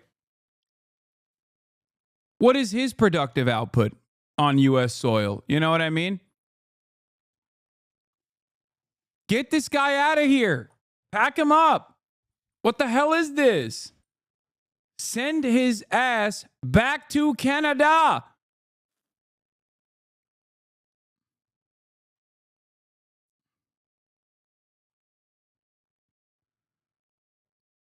Ugh. Yeah, I'm going to Lake and Riley act his ass. I'm going to be like, I saw him stealing a bag of Skittles. Deport him, please. Yeah. I saw him getting in a boat again. Arrest him, officers. You know what he has done in boats in the past. And this time his wife wasn't even in the boat. So he got no one else to blame this time, okay?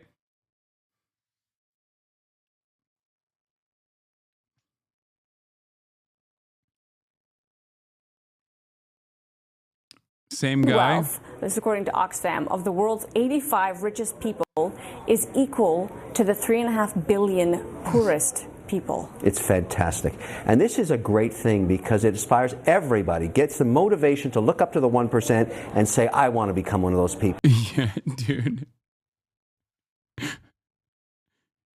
I'm a child born in Rwanda, okay, with a genetic disorder. I can't wait to look up to the 1% and feel the aspirational goals. I'm feeling my bootstraps right now. I can't see with my eyes. I'm feeling with my hands the bootstraps that I will be tugging on. Fantastic.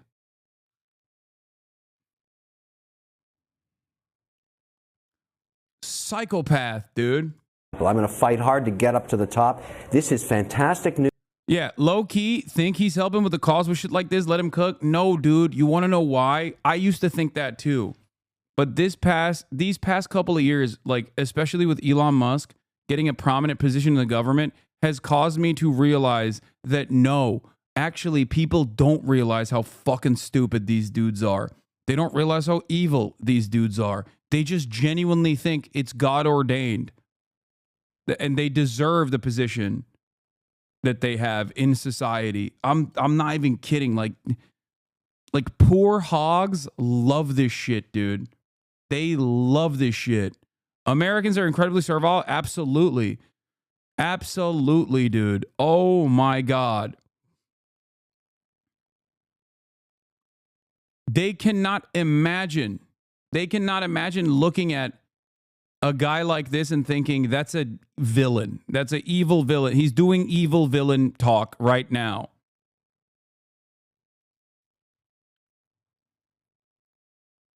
News, and of course I applaud it. What can be wrong with this? Really? Yes, really. So somebody living on I celebrate capitalism. $1 a day in Africa is getting up in the morning and saying, "I'm going to be Bill Gates." That's the motivation Only everybody thing needs. between me and I'm that not guy against is charity. She's right. She should cook his ass. Damn, look at the CBC, bro. Yeah. Someone living on $1 a day in Africa is gonna look up to Bill Gates and be like, "Thank God, one day, me too." Only thing you hear that? Hey guys, if you live in the global South and your government has been destabilized actively or propped up by the Western forces, okay, and you're working in horrifying conditions every day, you just didn't aspire hard enough. You don't have that Sigma grind set, dude.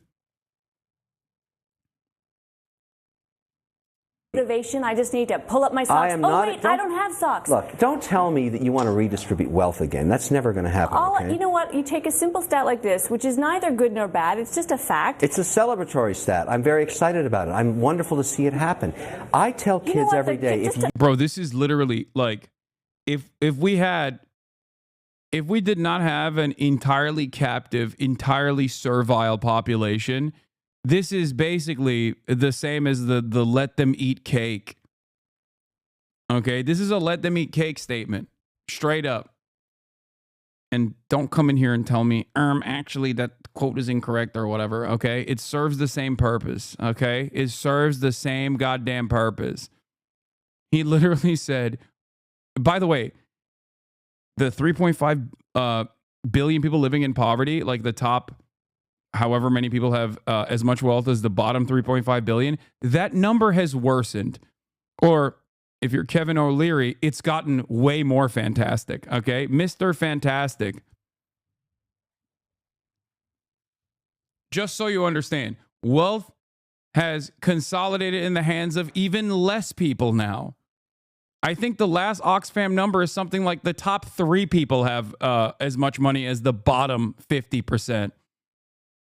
It's no longer even 85 people. It's now like 3.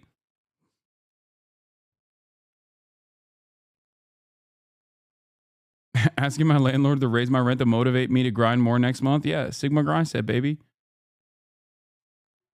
I'm just going to. What's wrong with comes this? up at a cocktail party. No, Amanda, what's wrong with this statement? One possible response If you to it. work hard, you might be stinking rich We're talking one day. about people in extreme abject poverty. Correct. 3 richest dudes in the U.S. have more money than the bottom 50%. Oh, my God. That's how you get $3.5 billion. No, we're not. You were just talking in about this really category. rich people. No. Oh, my God. I hate this person so much. I have so much disdain in my heart for him and just all of these guys.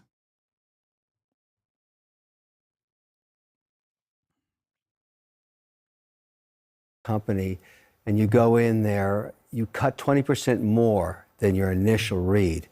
And then you find, like a pool of mercury, the organization gels back together again. You hear stuff like this. You don't, be honest. You hear this fucking douchebag, okay, say stuff like that, and you don't even for a moment think imagine if there was a competent government that just sent him to the countryside for a little bit to toil the land. Really? You don't think that? You're lying if you don't think that, okay?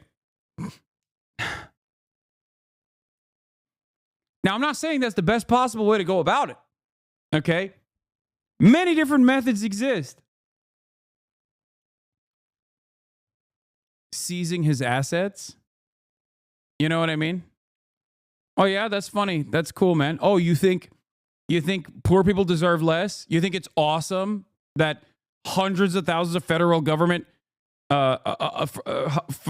employees are about to be, hi, are you still pro-terrorism? Hi, checking in here. Are you still pro-terrorism? That's so funny. Don't ban this guy. Anyway, it's extra funny because I was in the process of talking about like sending this guy to the countryside, and this dude is like, hi, are you still pro-terrorism? Anyway.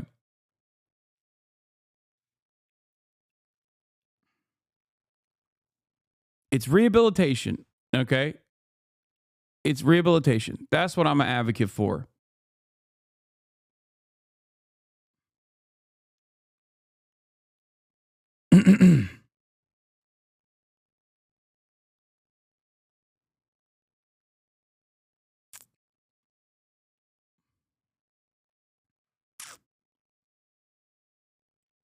expropriate is the most beautiful word in the English language. Maoist Trump. JD Pondon. Tariffs are no longer the most beautiful word in the English language. Believe me, it's expropriation. There can be no end to exploitation of the American working class without expropriation.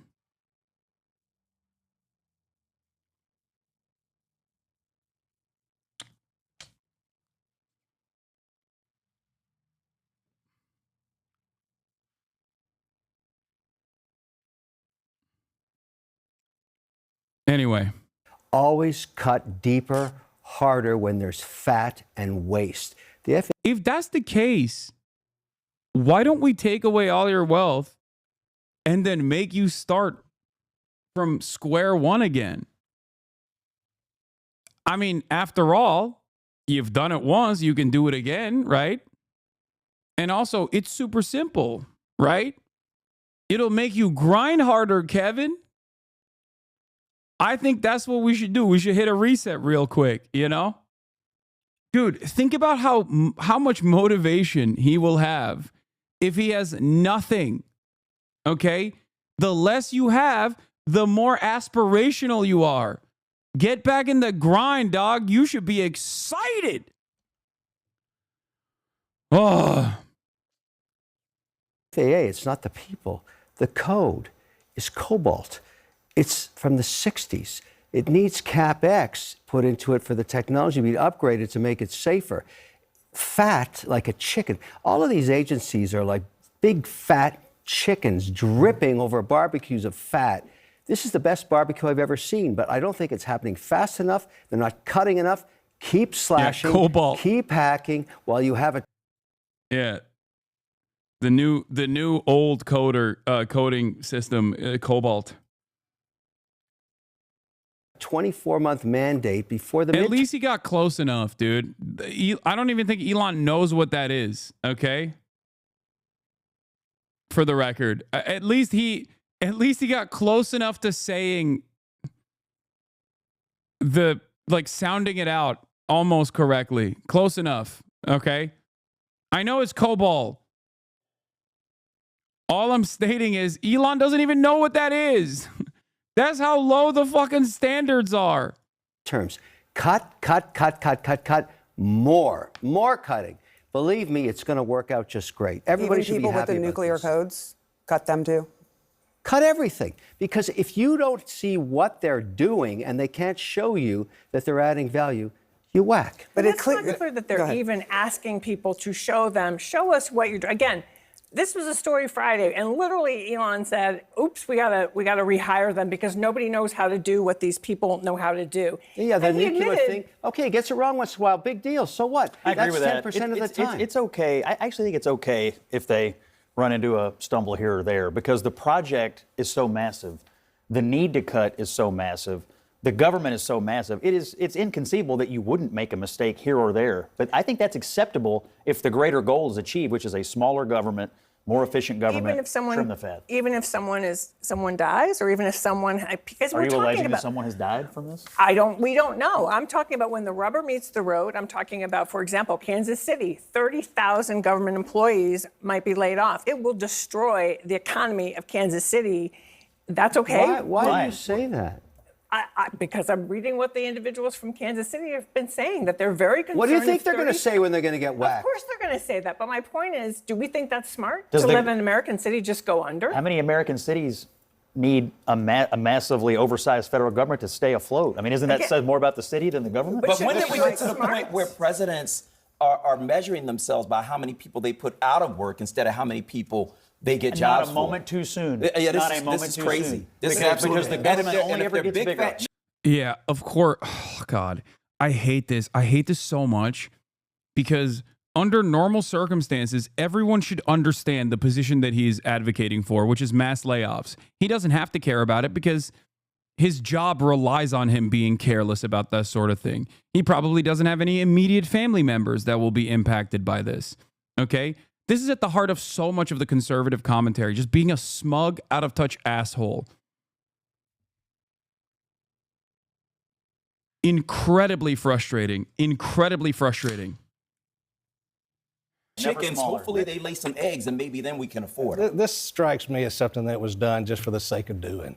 And I think it I was, already talked about this before with Alabama, the state of Alabama. In the state of Alabama, the University of Alabama is the second largest hiring body in the entire state. Okay, public sector jobs that'll be lost in that process. Okay, they rely on those grants. Cut those grants, you have to cut those jobs.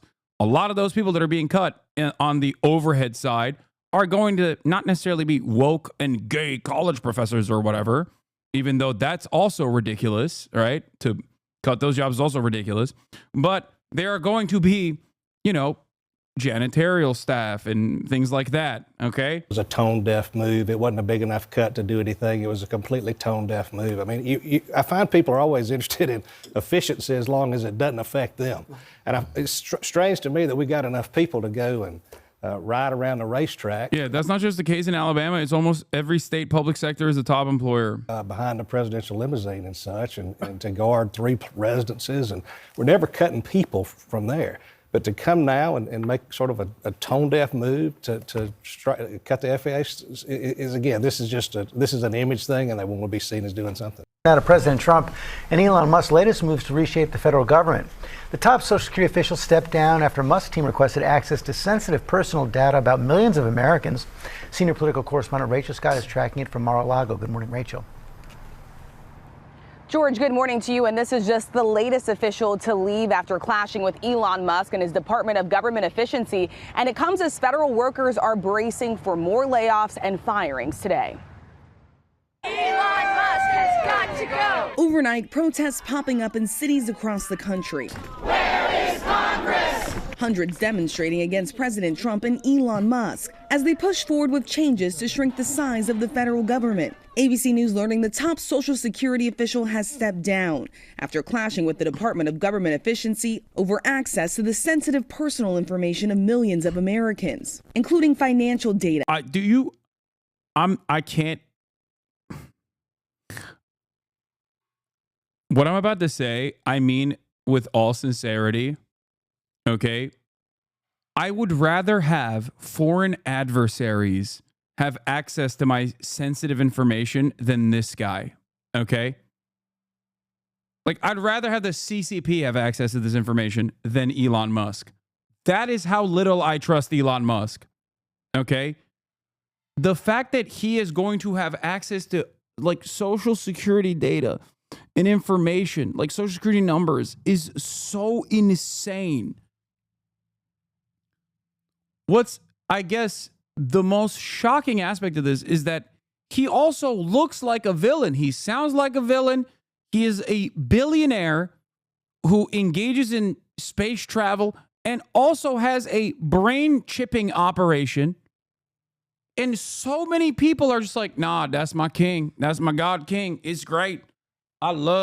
I want him to have access to all matter of information. I would love to use his credit card payment system that he will inevitably create off of all of this data that he probably will keep certainly secure.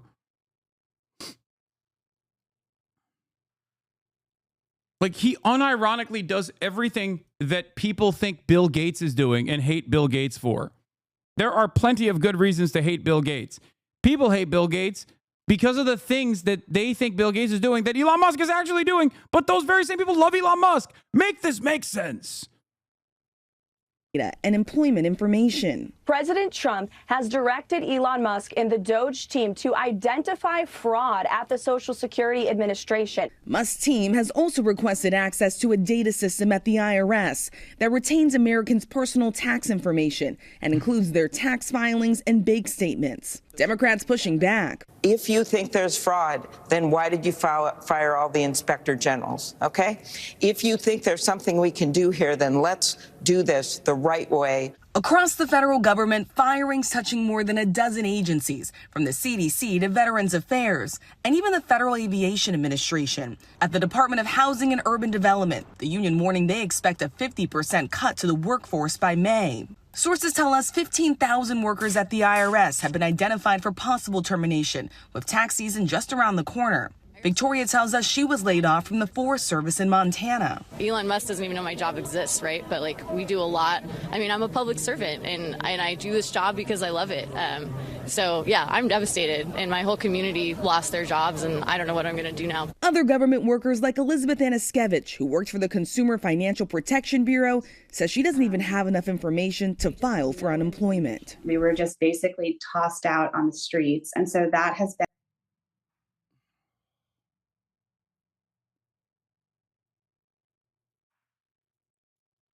I'm calling it. Joe Rogan is going to say that he'd love for Elon to have access to his bank account because he knows money.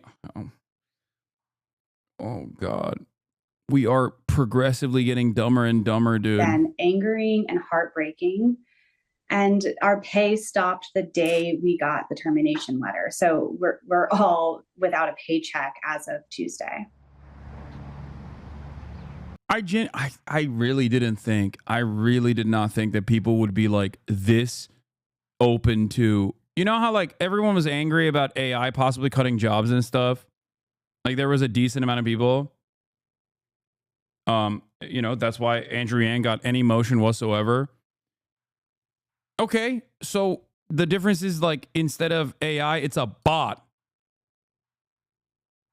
cutting the jobs. A South African bot cutting the jobs. But as long as he says the right things, you're like, hell yeah, brother, that's good. So when does the economy crash after firing all these workers? Because that's kind of inevitable to firing hundreds of thousands from the well-paying public sector work.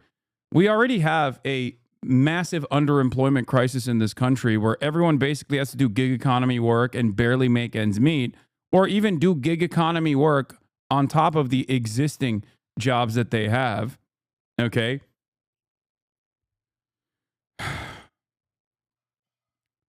And in spite of all of that, the last remaining like middle class jobs that are readily available with like decent benefits that still don't pay a lot, mind you, are going away. America is just going to be a collection of, you know, maximum 100,000 millionaires and billionaires. And then everyone else in the country is going to be straight up the underclass, the permanent underclass.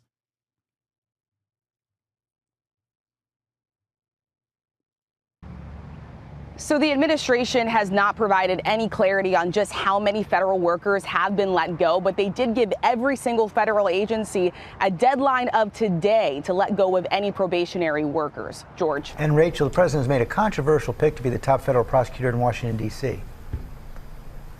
Yeah, this is an important role, and the president has nominated Ed Martin. Martin has pushed false claims about the 2020 election. He defended January 6 rioters in court, and then he ultimately, in his interim role, helped dismiss those cases and fire the prosecutors who brought those charges. He will have to be confirmed by the U.S. Senate to keep that role permanently, George. Hey, Rachel, thanks very much. It wasn't long ago. Top Democrats, people that you know. Yeah, this was Caroline Leavitt. Here, this is the summary of it. Trying to do damage control because as soon as Elon Musk started talking about Social Security, which we covered extensively earlier, right? Saying that he's going to engage in some cuts. Obviously, Fox News, which is an audience comprised of, 800-year-old people who obviously don't want their Social Security to be cut, freaked out. So immediately Trump had to send Caroline Leavitt on there to be like, no, we're not touching Social Security, I promise. So let's take a look at what this brown noser has to say. We're advocating for Donald Trump's very plan. Take a listen. This report tells us how to cut waste, cut red tape, streamline the bureaucracy, change procurement rules.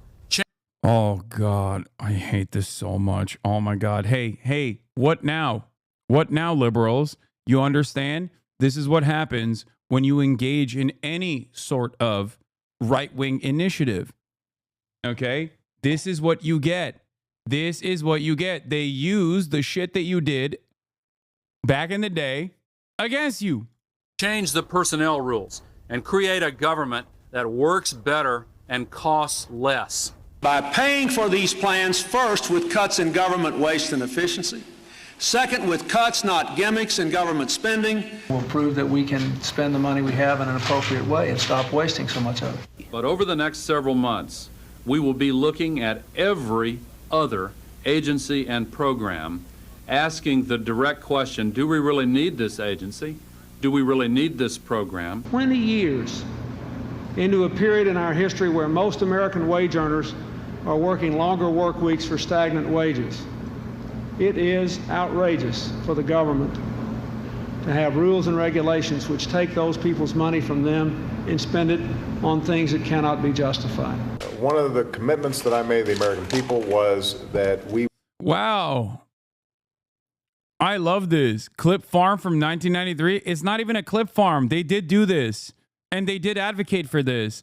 It almost feels like neoliberalism and austerity is bipartisan. Oh my God. It almost feels like exactly what I say all the time in terms of what I hate about liberals is true.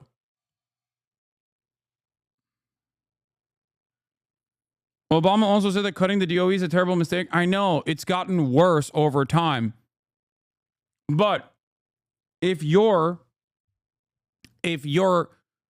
fundamental principles are aligned with the opposing party, then you still take initiatives in that same vein, in the same direction. What does austerity mean, streamer man? Austerity is belt tightening, okay? Fiscal responsibility, cutting social safety nets, cutting expenditures, cutting government spending.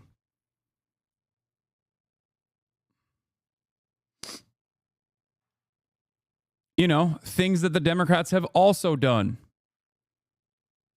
A theory stream. Wait, austerity has nothing to do with theory. It's a pretty basic it's a word in the English language and a pretty basic concept. Isn't it not that black and white, though? What Dem cut is different than what Republicans cut? No. No, across the board, I do not maintain a position that federal worker cuts are good, okay? I don't think it's a good thing.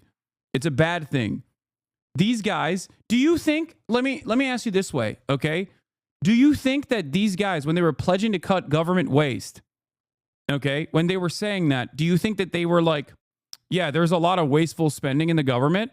Or do you think they actually were saying the exact same thing that Trump is saying right now, but because they're liberals, you just have this assumption that no, they are actually doing this for the greater good? It's the same exact shit. It's just a different party. Same suit, different tie, but you automatically assume, oh, this might be actually for good purpose. It's not. It's just the same shit.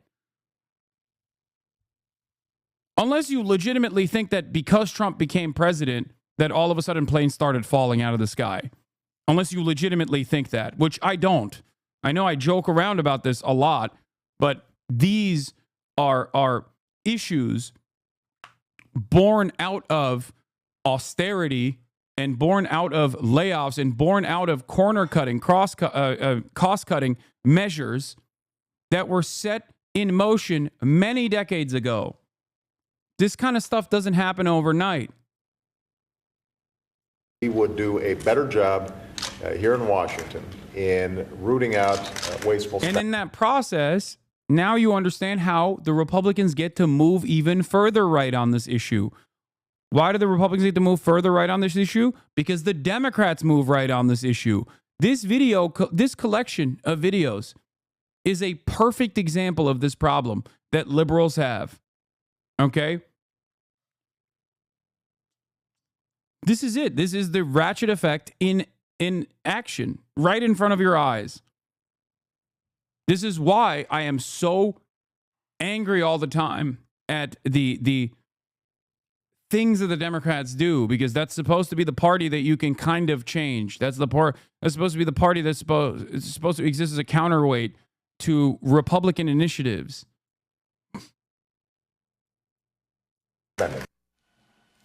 Ah, amazing. They sound like Donald Trump, except they never got the job done.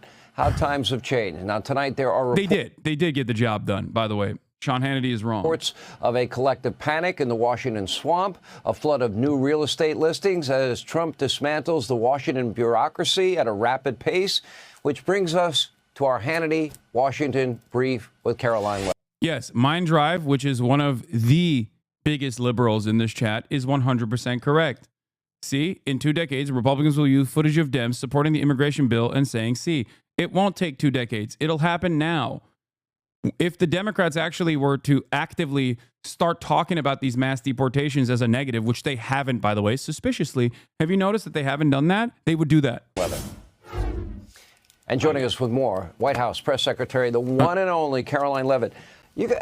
I got these clips today, and I looked at them, and I said, oh, wow, they wanted to be Donald Trump, but they weren't able to pull it off. What's your reaction? That's exactly right, Sean. If you just watched that video, but shut your eyes and listened to the words from those Democrat politicians, you would think you are listening to President Trump, Elon Musk, and our entire administration, who are saying the exact same things that Democrat politicians promised the American people they would do for decades. President Trump is just the first president in our lifetimes to actually do it. And now you see the Democrat Party and the mainstream media spiraling out of control about a very simple promise, rooting out waste, fraud, and abuse from our federal bureaucracy. This is a promise President Trump campaigned on. He is now delivering on it. And I've been fighting fake news reporters all day long here in the Washington, D.C. swamp, who are trying to fearmonger the American people into believing that this administration is going after their hard-earned tax dollars and their hard-earned Social Security checks. So I want to set the record straight on your show tonight, Sean, and I'm very grateful for the opportunity to do so.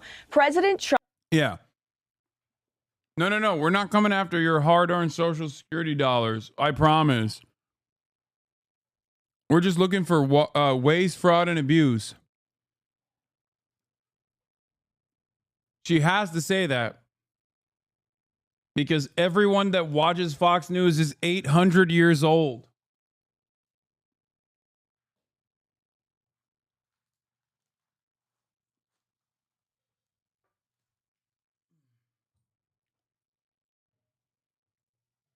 Trump has directed Elon Musk and the Doge team to identify fraud at the Social Security Administration. They haven't dug into the books yet, but they suspect that there are tens of millions of deceased people who are receiving fraudulent Social Security payments. And so their goal in going into the Social Security Administration is to identify 3 things. Number 1, to identify duplicate payments and to end them. Number 2, to identify payments that are going to deceased people who are no longer living and should no longer be receiving that money. And number 3, to protect the integrity of this system for hardworking Americans who have been paying into it their entire lives. So rest assured to all of the people watching your show tonight, if you paid into the system honestly, you will continue to receive your Social Security checks. Do not buy into the lies from the legacy fake news media who are trying to fear you and scare you into believing otherwise.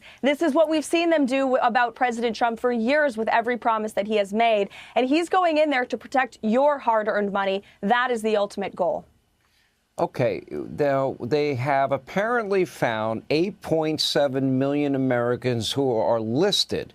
Now, that doesn't mean that we don't know if they're being paid, but they're listed and they're on the Social Security roll. Their names are there that are over 130 years old. 8.7 million Americans listed, and as Elon said, far more eligible Social Security numbers than there are actual citizens in the U.S.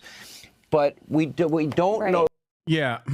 I wonder what this inconsistency represents. Does this mean that we are interpreting the data falsely? Interpreting the data that we're looking at incorrectly because we're a bunch of incompetent morons with no actual experience in this field? Or maybe it's actually that there is mass waste, fraud, and abuse occurring. Now, let me explain something to you. And this is something that will most likely happen. There will be real instances of waste, fraud, and abuse. Okay? Just like there's instances of waste in USAID or whatever the fuck, right? Obviously, of course there is. Just so you understand. It's just not what they're talking about, and that's not what they're going after.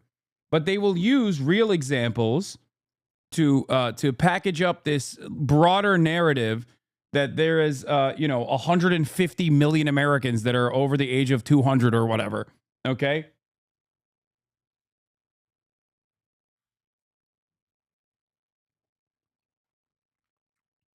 Yet, if checks are being sent to either individuals that are dead or maybe family members that are receiving them, we just know their names are still on the list, right? Mm-hmm. Yes, that's exactly right. There are a lot of unanswered questions, but that's exactly why these Social Security employees, I may add, are digging into the books and going line by line because past administrations have refused to do this very time-consuming but necessary work. And I want to emphasize that these are Social Security political appointees. With every change of a new administration, you have new political appointees, just like me and my colleagues at the White House, who onboard to serve the elected president. That's called a democracy. And for far too long, we've had a bureaucracy that has been running these agencies. And look at what has resulted in tens of billions of dollars in waste, fraud, and abuse every single year that we know of. And so these DOGE employees, these Social Security employees are onboarding as Social Security Administration employees, political appointees, and they have every right to administer President Trump's agenda. Khaled. And that's their main focus with this effort. Not just at Social Security, but of course at every agency, as you know. I don't want to give away the interview tomorrow with President Trump and Elon, but I can give a few headlines. There's no conflict between them. There's no power struggle. There's no ambiguity as to who the president is. And what I observe both in front of the camera and behind the camera are people that had a great relationship. I don't want to give too much away. People will decide for themselves. You were there for a lot of it. You agree? I definitely agree. And I witnessed this relationship firsthand every single day in the Oval Office and at the White House. And President Trump has tasked Elon Musk with administering his America First agenda. Oh, my God. This is going to be a spectacular failure. Oh, Sean Hannity is basically Sean Hannity having to say this ahead of time. Oh, my Lord.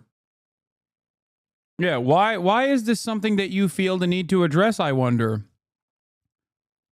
The very fact that you feel the need to address this speculation means that there is probably either on the Trump side or someone else saw all of this narrative, all of this rhetoric, and got upset enough to want to address it.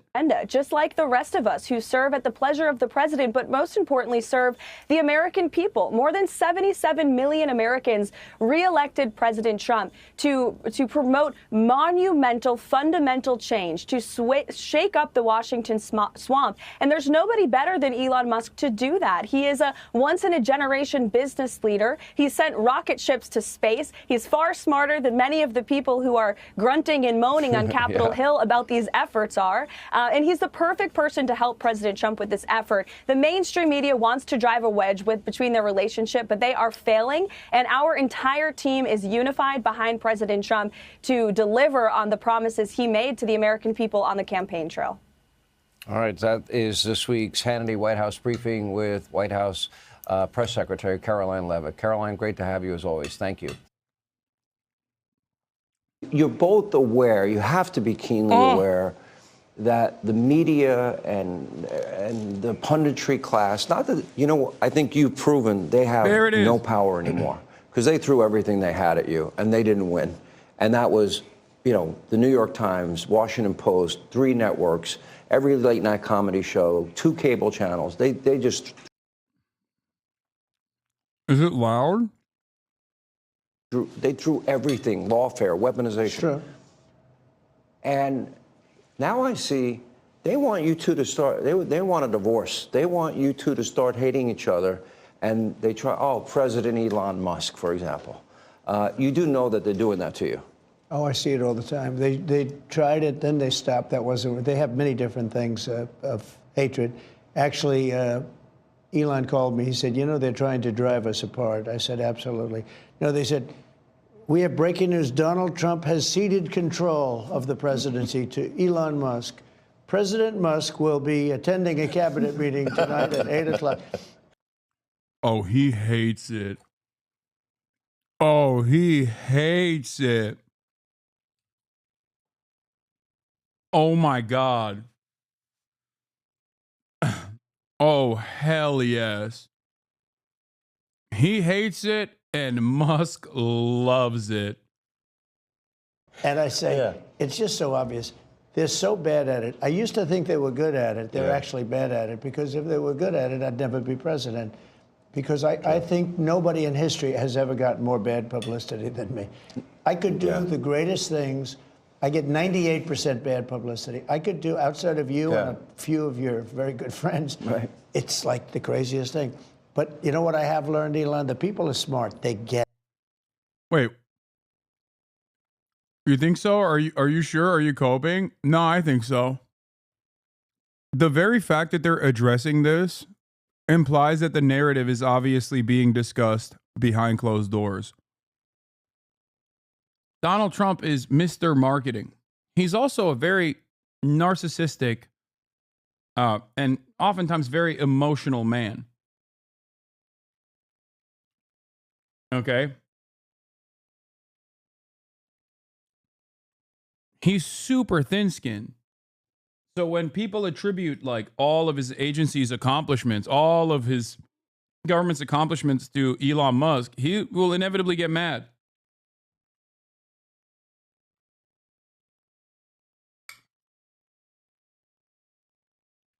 This is the one area where we need liberals.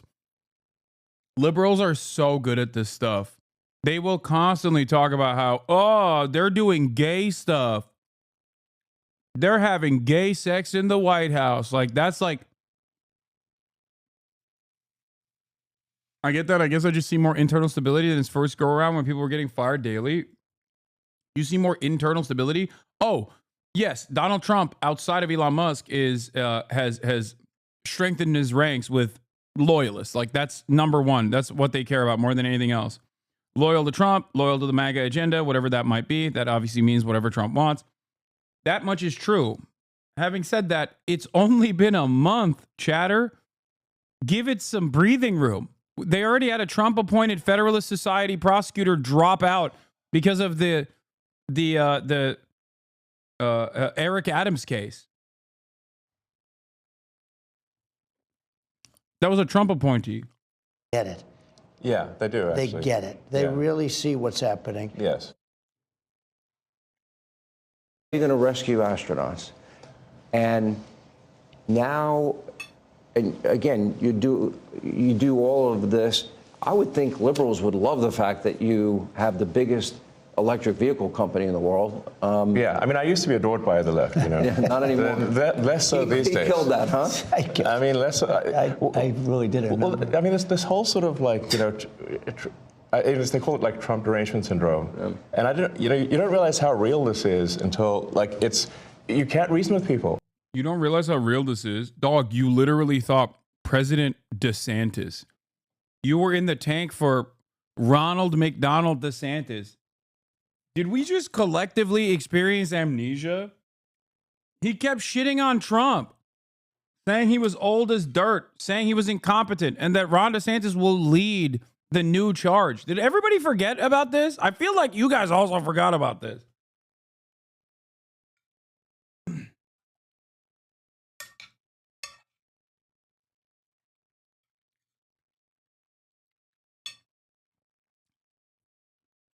It wasn't that long ago, man. Look at Trump's face. So, like, I was at a friend's birthday party in LA, just a birthday dinner, and it was like a nice, quiet dinner, and everyone was behaving normally. And then I happened to mention, this is before the election, like a month or two before, I happened to mention the president's name. And it was like they got shot with a dart in the jugular that contained like methamphetamine and rabies, okay? And they're like, wow! And I'm like, what is wrong? Like, guys, like, Oh, he hates when he does the autistic dinosaur move, dude. Look. Look at Trump's face. I mean, and rabies, okay? And they're like, wow! And I'm like, what is... Look at Trump's face.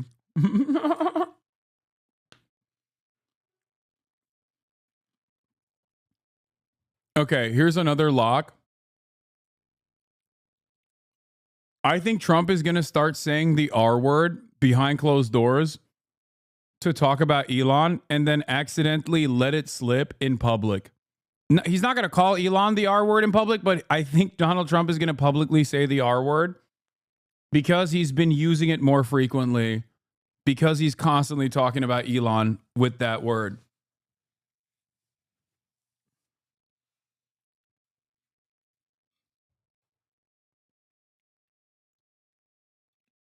Trump hates nerds. He's old school. He still sees nerds as evil guys, like in the 80s and 90s. Yeah, Donald Trump hated, much like me, the Big Bang Theory.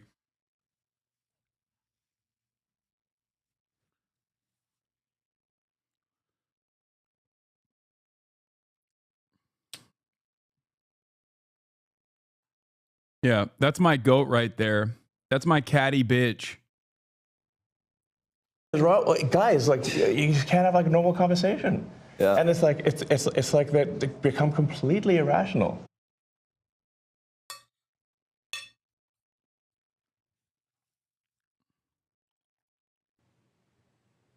It's too soon to tell how serious President Trump is in defiance of the Constitution. In his first 28 days, he signed an order to nullify birthright citizenship for some, a right guaranteed by the 14th Amendment, and he has closed agencies and frozen spending that Congress mandated by law. Lower courts are holding up many of the president's priorities, but nothing has risen to the Supreme Court, where these battles over presidential power could rewrite history. Presidents often push limits, FDR's New Deal, for example, and voters in this last election. Yeah, Trump is just like FDR. I mean, technically it's not true. I mean, technically it's for power correct. May be unprecedented. One example is a 63-year-old But in the opposite direction. agency created by Congress, codified in law, and eviscerated by Trump in a matter of days. No, Trump is like FDR. He is. He's just reverse FDR.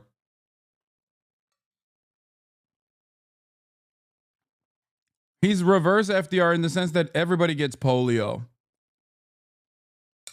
He's reverse FDR in the sense that he's going to undermine all of the initiatives taken under the leadership of FDR.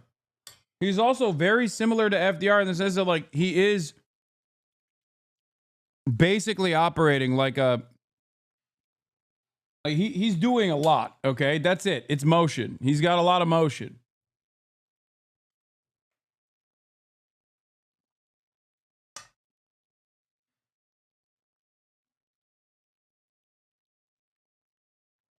Are you going to react to the A$AP Rocky verdict? Trump will free him.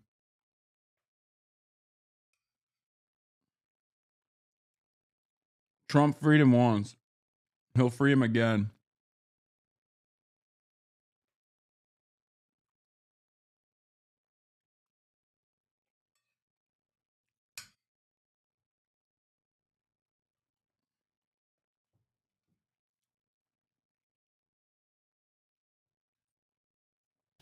The story will continue in a moment.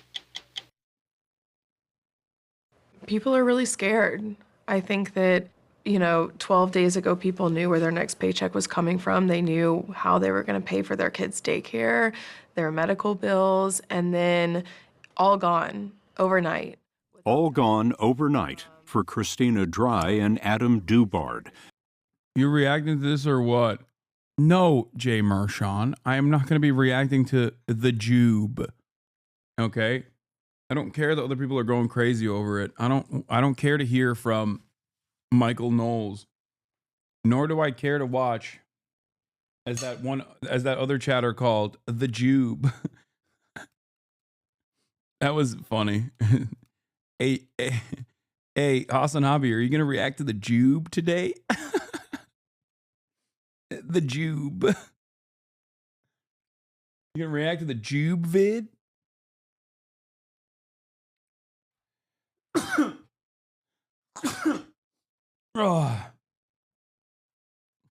Fired this month in the chaotic shutdown of foreign aid distributed by the U.S. Agency for International Development, USAID. More than 8,000 USAID I'll watch the Sam employees Cedar were episode. sent It's the home only one I'll by watch. the administration. They're not looking for competency. They're not looking for if you're good at your job. They're looking for pure loyalty tests. And if you don't give it, you will be punished. And they had to leave the building. And these are folks who had decades and decades of public service serving USAID across administrations, from, George Bush to Obama to the first Trump administration. And they were never able to walk back in the building again. There was no process? No one explained to them why they were being relieved? To my knowledge, they received an email, and then if they didn't leave the building, they were escorted out of the building. USAID was dismantled on Trump's order, even though it was mandated by Congress and its funding was required by law. The president says he has the authority to shut down an independent agency like USAID. He most definitely does not. Andrew Natsios is a former member of the Republican National Committee. He's a professor of government at Texas A&M University, and in the Bush White House, he was administrator of USAID. He cannot rescind federal law by executive order, and AID is a statutory agency. The Foreign Assistance Act, I believe, is 300 or 400 pages long. You can't rescind that without an act of the Congress, and the Congress has not acted. Acting on his own, the president started by destroying USAID's image. In online posts, the administration smeared USAID as... It's so funny. It's like, here's a former Bush administration official saying Trump can't do that. And then fast cut that Trump just did that thing that he said you couldn't do. Incredible. As, quote, a criminal organization, and called employees worms. USAID, it's a disaster. What the people, radical left lunatics. About USAID, President Trump has said, quote, billions of dollars have been stolen. The whole thing is a fraud. It's utter nonsense. The most accountable aid agency in the world is USAID. I've written actually widely on this subject. 40% of the staff are accountants and lawyers and people trying to make sure no money is stolen. We've created systems to monitor that. What they did was they went back 20 years. That seems inefficient. Fire them all. Accountants and lawyers, 40% of the staff, fire them. You wouldn't need them if you were not doing woke nonsense.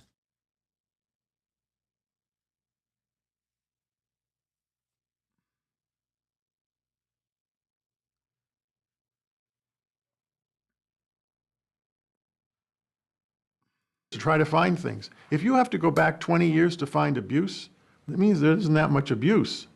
USAID spending in 2023 was $38 billion. That's less than 1% of the federal budget. Natsios told us there is waste and occasion. Stop, man. It's just stop. Just don't say his last. Just refer to him by his first name. It's hard. It's hard for me to pay attention when you keep calling him by his last name, which sounds like what I would call Axios.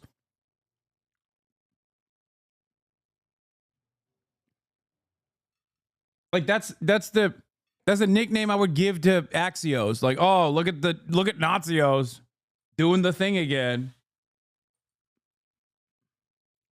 Fraud like any big agency, think of the Pentagon, but the money, he says, is watched by officials including those in the OMB, the Office of Management and Budget. The question is, why did the Congress approve all these contracts and grants and programs all these years? Why did OMB approve them? Why did the State Department, F office? What do you mean? Because they're all woke, dog. What? Answered. Asked and answered, bro.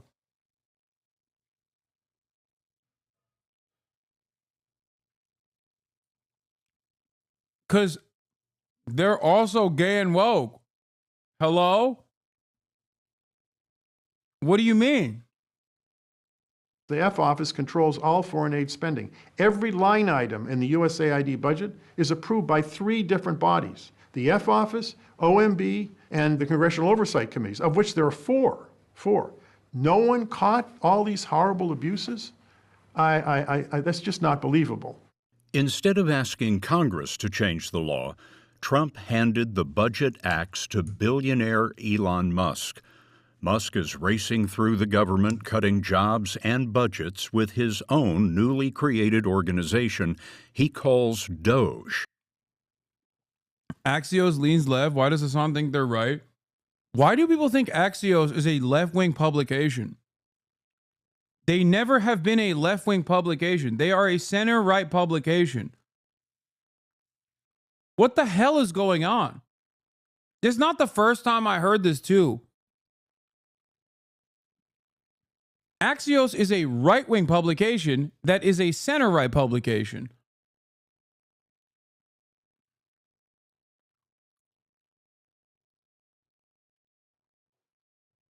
Is it because of that COVID interview with Donald Trump? Is that why? Where are these people coming from that think Axios is a left-wing or like a left publication?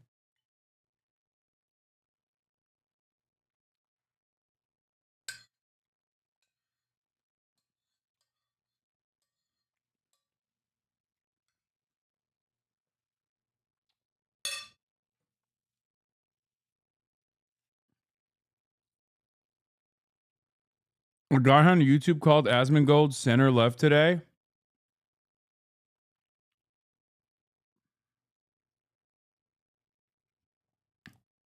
If Asmongold is center left, then I make Stalin look like an anarchist. Like, what are we talking about?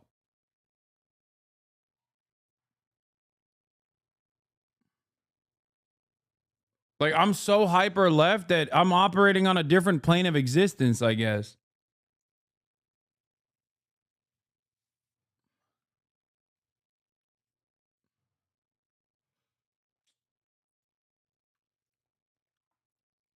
Are these people out of touch, or is the window shifting? Leftistly cozying up to the State Department establishment?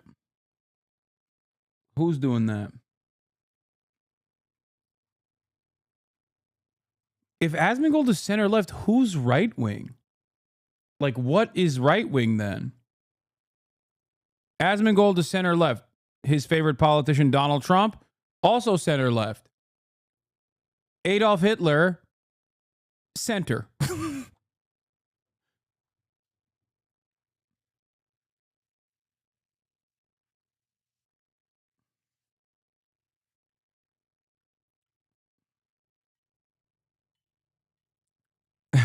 Adolf Hitler was a centrist because, you know, he was a vegetarian, I guess.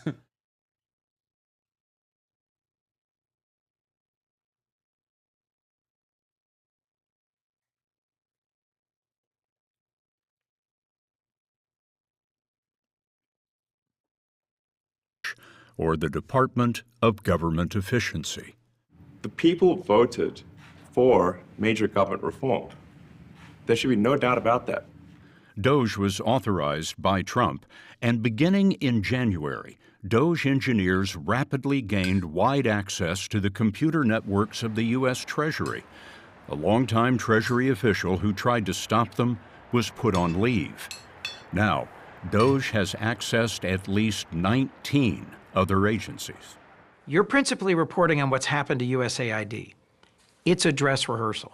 Chris Coons is a Democratic senator from Delaware, a member of the Committees on Appropriations and Foreign Relations. Next up is the Department of Education. They're going to take it down next. They're already talking about getting into and going after the Department of Labor, the Veterans Administration, the Department. He told his in charge chat yesterday he would have voted for Bernie and would do it again if he ran. He told him he is for UBI, and they turned on him so fast, Lamau. Yeah. I don't even... I'm not even going to go ahead and say that, like, I disbelieve him when he says that, but it doesn't matter when you're doing, you know, 6 hours of pro-Trump glazing talking about how he's making America great. It doesn't fucking matter if you say you'd vote for Bernie Sanders. You know?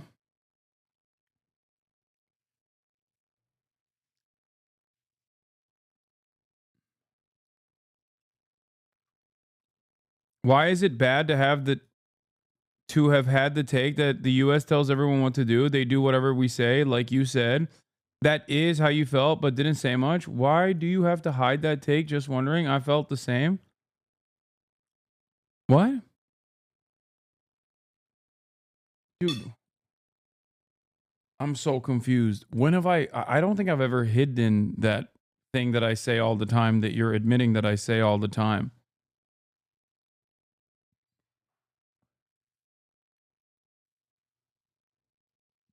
Why does he completely hate your takes if you actually had Bernie Sanders on the stream and we're agreeing with each other practically the whole time?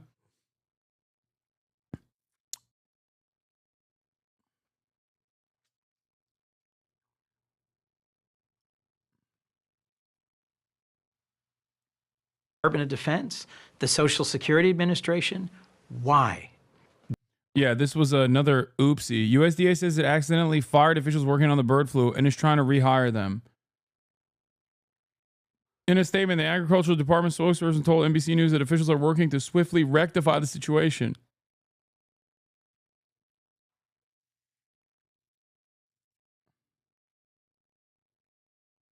Oops.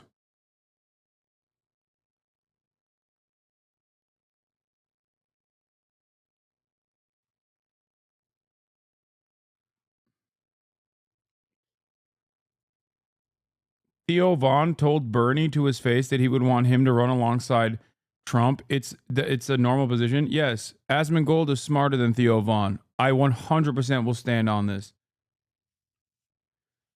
You guys forget, Asmongold worked at the fucking IRS, dude. What are you talking about?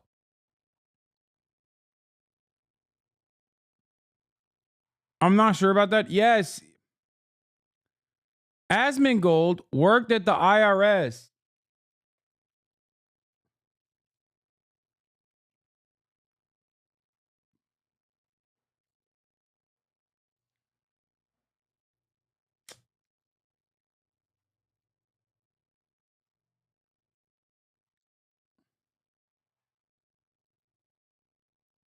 Do you believe you have a sense of what Doge is doing? No, I think Doge is an unelected, unofficial, small group of young tech bros who are charging into different federal agencies, getting into their core computer systems, doing things with them that at least I don't know the full details of, copying and downloading reams of data.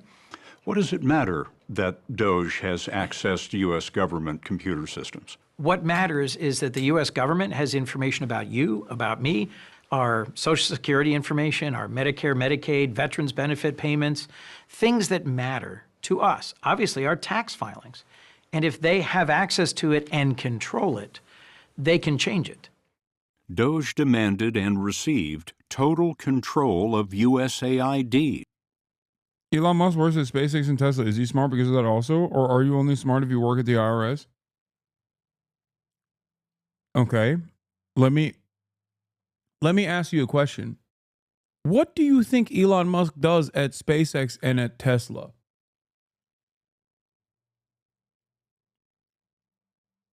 A better comparison would be if you said your friend with a master's in like aerospace and mechanical engineering works at SpaceX as an engineer working on, their latest rocket technology.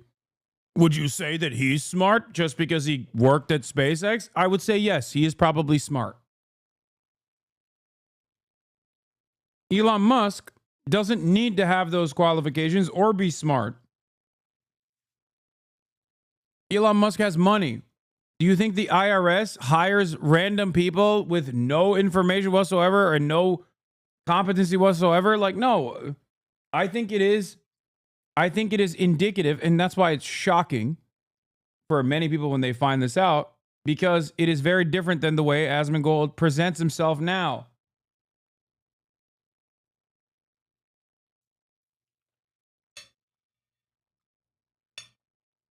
There's a reason why that fact is so shocking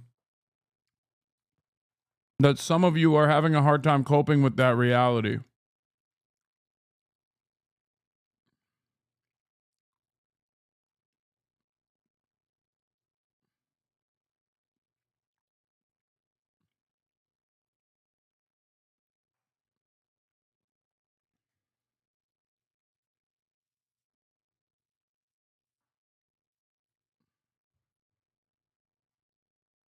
Anyway, yeah, he looked a lot more normal. Also, I like that I simply said that Asmongold, I think, is probably smarter than Theo Vaughn, which is like an insanely low bar to clear.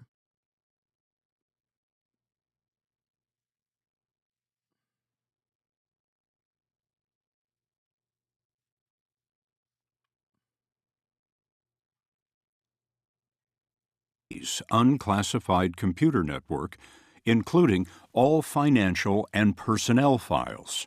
One USAID employee told us that a DOGE engineer used the computer to give himself access to classified spaces in the building. That USAID employee told us they didn't know if the DOGE engineer entered those spaces, but the employee said that is the problem with all of this. We don't know what's been compromised. What are they going to do with the information? Are they, we don't know who these people are. We don't know what controls have been placed on the information. Randy Chester has worked for USAID 21 years under 4 presidents, 2 Democrats, 2 Republicans. He represents the agency workforce for the American Foreign Service Association. DOGE arrived at USAID January 27th, and that same day, USAID's top 58 managers were given 45 minutes to get out. The 58 senior managers, how would you describe them? They're the best professionals I've had the privilege to work with or work under. Their integrity is without question. I think to a person, they believe in the mission of USAID and they believe in the ideals of public service. USAID's signage was hastily covered in what employees saw as a gleeful put-down. But this past week, there was a partial reprieve. A judge temporarily restored funds to USAID's partners working overseas. Already, at least 67 lawsuits have been filed against the new administration. In the Oval Office with Musk, Trump said, quote, "I always abide by the courts." But he also said this. We want to weed out the corruption, and it seems hard to believe that a judge could say, we don't want you to do that. Well, so maybe we have to look at the judges, because that's very... Wow, I can't believe Donald Trump is not consistent with a thing that he said in the past. Wow. How shocking. Wow. Let me tell you how surprised I am that Donald Trump lied.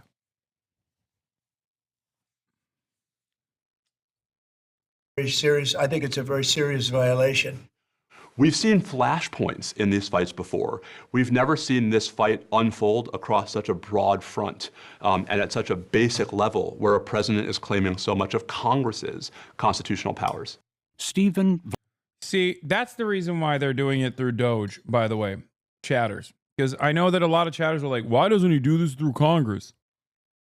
Because no congressperson would ever let this happen. And yes, that includes Republicans as well. Okay. And number 2, it is a part of their agenda. Okay. It is a part of their agenda to not ask for permission.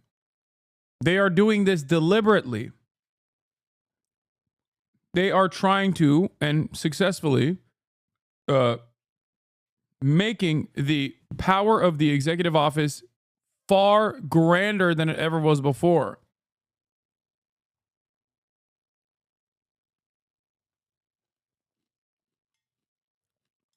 And as is the case,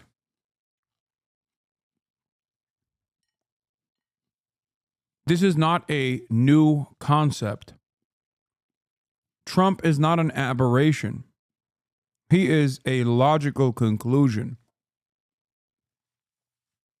That's precisely the reason why. That is precisely the reason why the unitary executive theory was set in motion and even applied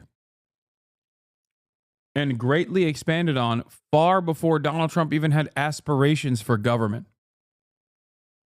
Okay? That's it.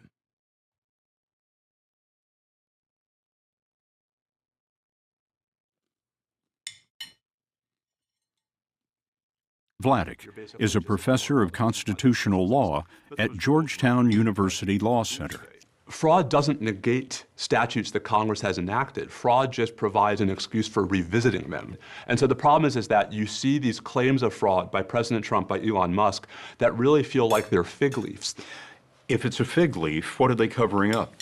I think what we're really seeing is a consolidation of power. And so fraud provides a plausible sounding reason for running over what had been historical constraints, whether they were statutes or norms, limiting the president's ability to centralize power. The end game here seems to be controlling every single apparatus of the federal government directly out of the White House. And that's just never been how we've understood. Yeah. Another thing that they're going to do is another thing that they're going to have to tackle eventually, and they're kind of doing this with USAID, is undermine congressionally approved spending in all areas, not just like areas that pertain to foreign policy or immigration or whatever, but like actively intercept and refuse when there is pre-existing government legislation that dictates that money be spent a certain way.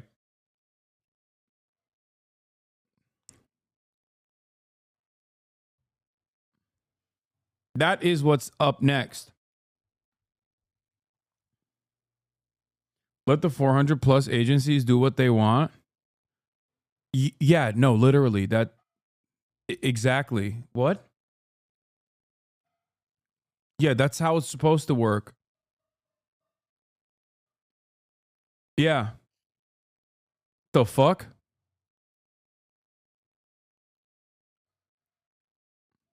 Yeah, there is a division of labor and a division of responsibility in the regulatory bodies. And that's not a bad thing. It's a good thing. And that's why they hire scientists. What?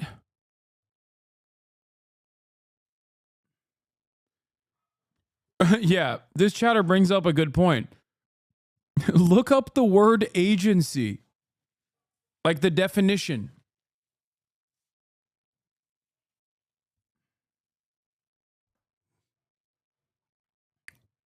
Also, I don't know if you know this, but like, while the agency appointments to a certain degree are dictated by the government, dictated by the executive, after an election, you win and you change the structure a little bit. The agencies didn't materialize out of nowhere. They were created by Congress. Like, that is the legislative body that created the agencies and tasked them to take on certain roles. And the reason for why, as I was saying earlier, educate yourself. Don't always ask Hasan. Yeah.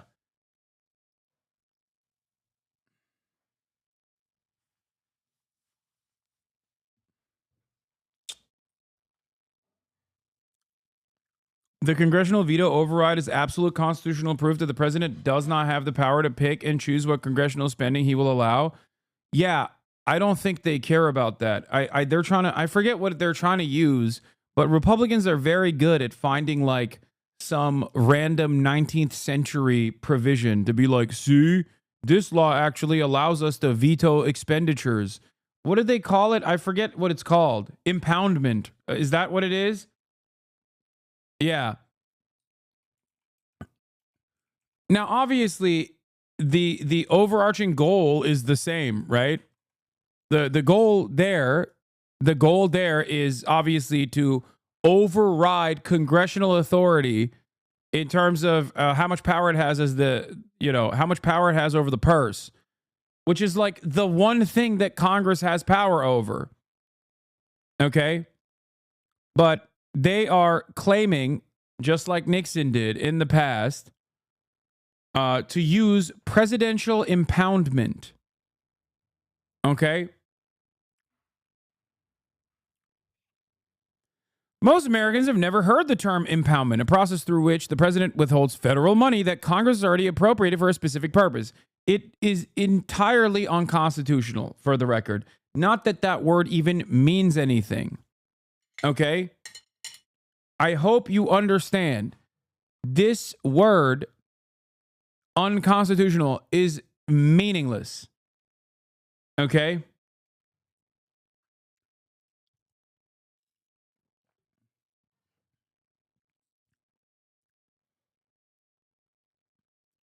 But for anyone following the events out of Washington recently, the term has been in news frequently. In fact, the issue is potentially one that might produce a major constitutional crisis in the coming months. Will it? I don't know. President Donald Trump has been hell-bent on using the executive authority to cut as much of the federal agency spending as possible. He's already gone after a number of targets ranging from the U.S. Agency for International Aid Development on the National Institute to the National Institutes of Health. He asserted the president's long-recognized impoundment power and vowed to use it to squeeze the bloated federal bureaucracy for massive savings. Yeah.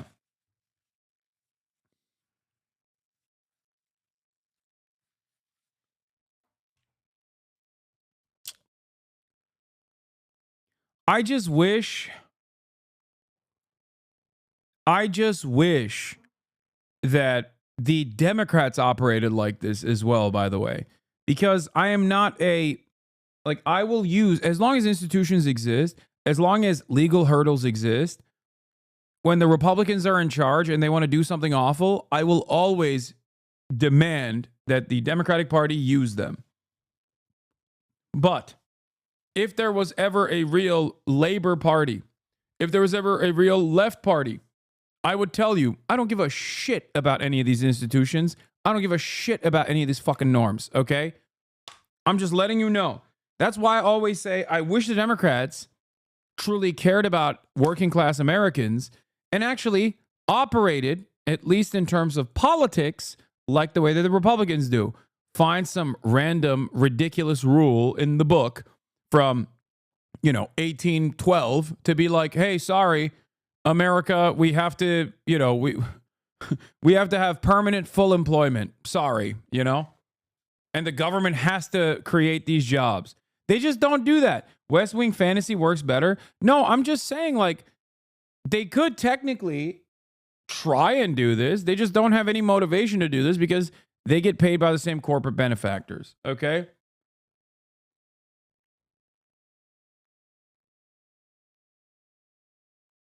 Midas Touch just dethroned Joe Rogan as the #1 podcast? What? Oh my God. My libs. My big, beautiful libs.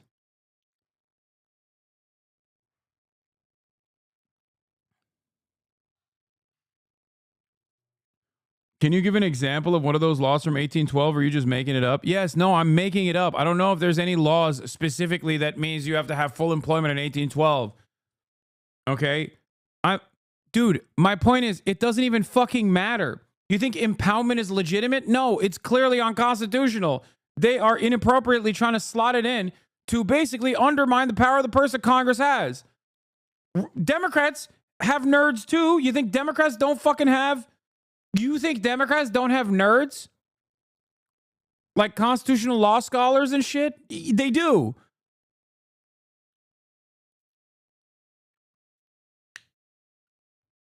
I'm saying there is something in the rule books that you can absolutely task your nerds to go and find to suit your agenda. Okay? But the problem is their agenda is not all that different than the Republicans. You know who does this really well? David Dayen does this shit really well. He is my #1 nerd at the American Prospect. I rely greatly on David Dayen's work, and I love the American Prospect for this particular reason, among many others. But this is a huge part of it, right? He constantly is pouring over old precedent, legal precedent, agency powers, things that the American government has done in the past to basically say, like, this is what the Democrats could be doing. They don't do any of it, though. And he does this shit for free, basically. He does it for his own readers.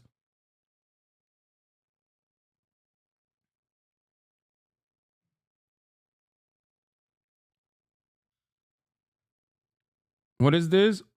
Why are you people defending them? You see Asmongold's shock reaction at Trump lying about Zelensky's 4% approval rating.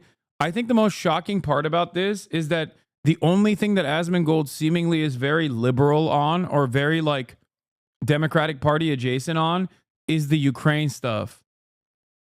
Why is that the one thing that he's like, why is it the one thing that he is like super libbed up on?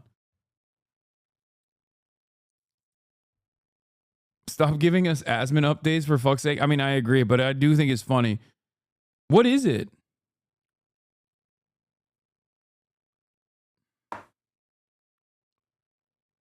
Oh my God, is it because of Reddit?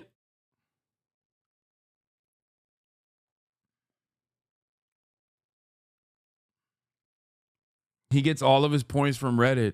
So maybe because Reddit is pro-Ukraine, is that what it is?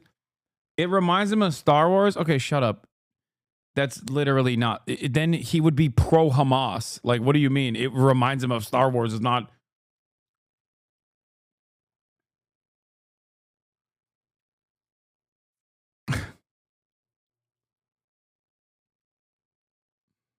Who was the writer you just mentioned? His name is David Dayen, and the publication is The American Prospect. Asman has twice the large an audience, so someone should pay attention to what he's saying, unfortunately. Well, I don't need to necessarily pay attention to exactly what Asmongold is saying, because we are watching the same shit. And he is predictably on the opposing side of most of these issues.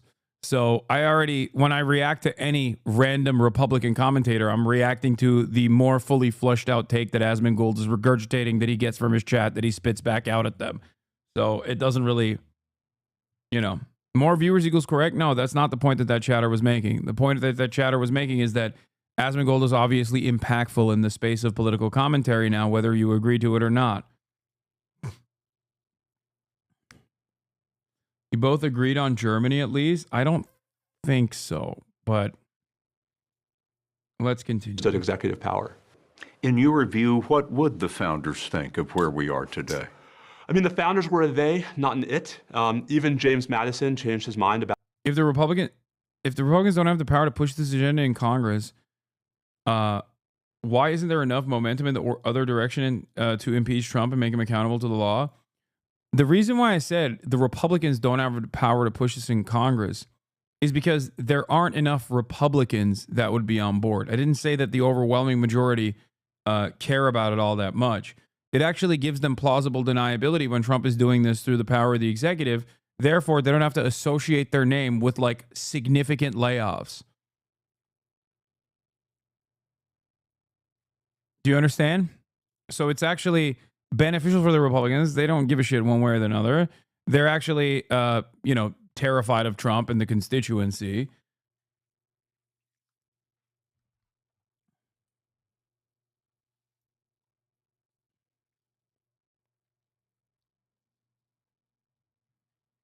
So they're playing cover for him? Yes. Of course, the Republican Party is playing cover for Donald Trump. They're not even playing cover. They're just in agreement. They just don't give a shit for the most part.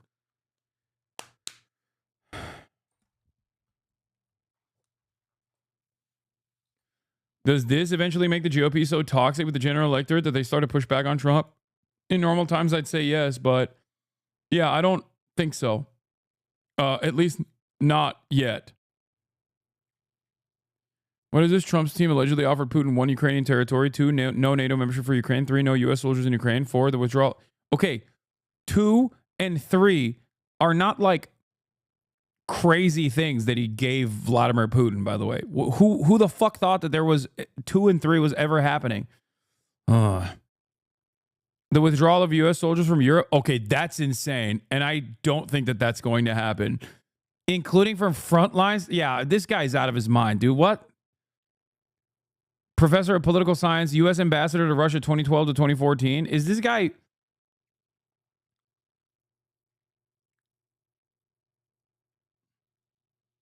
There ain't no way. This guy's literally posting.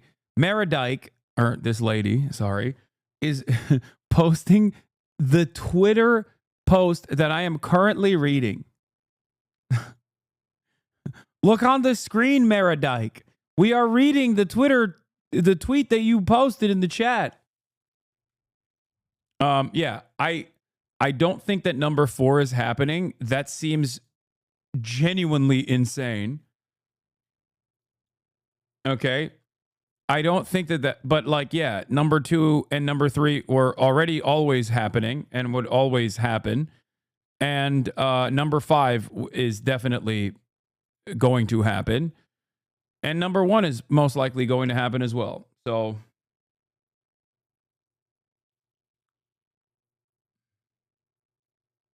he just said he wouldn't do that.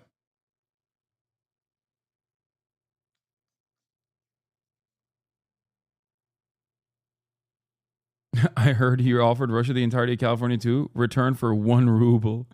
Yeah. Let's get into the no NATO thing. Is like every other policy with the carrot of Schrodinger's membership is no longer there and replaced with just the stick of deal with it and we will make you a colony now. Yes. Careful with predicting irrational actors. True.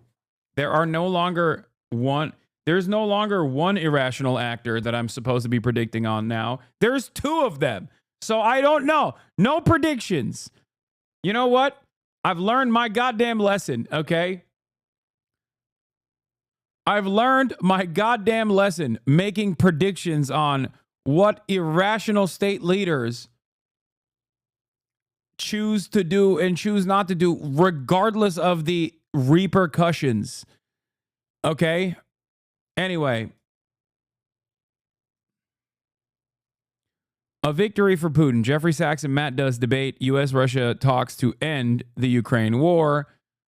This is Democracy Now! With my goat, Amy Goodman. Democracy depends on a free press. Please support our independent journalism at democracynow.org/give. This is Democracy Now!, democracynow.org, the War and Peace Report. I'm Amy Goodman. I also want to, I don't know, I have no way of contacting him, but I would love to have Jeffrey Sachs or Mersheimer on as well on my broadcast. If you, in the chat, any one of you 33,000 people in here, if any one of you have any way of reaching out to Jeffrey Sachs or Mersheimer, I would love to have them on the broadcast. Goodman in New York, joined by Democracy Now!'s Juan Gonzalez in Chicago. Also Hi, my Juan. goat. Hi, Amy, and welcome to all of our listeners and viewers across the country and around the world.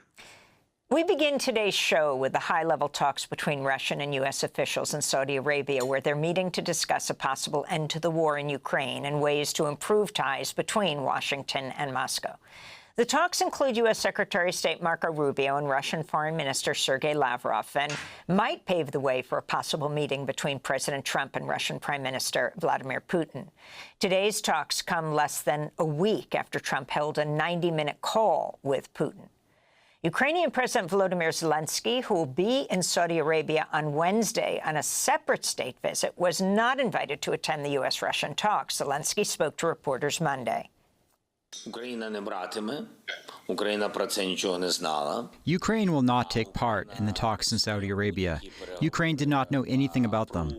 Ukraine regards any negotiations on Ukraine without Ukraine as ones that have no result, and we cannot recognize any agreements about us made without us, and will not recognize such agreements.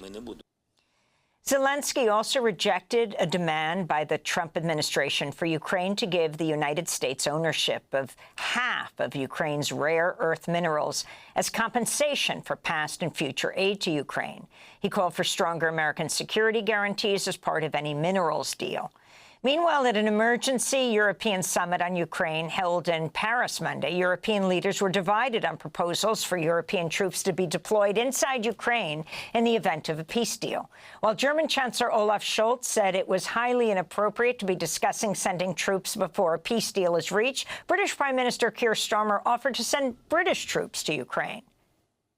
At stake is not just the future of Ukraine, It is an existential question for Europe as a whole, and therefore vital for Britain's national interest. Europe must play its role, and I'm prepared to consider committing British forces on the ground alongside others if there is a lasting peace agreement.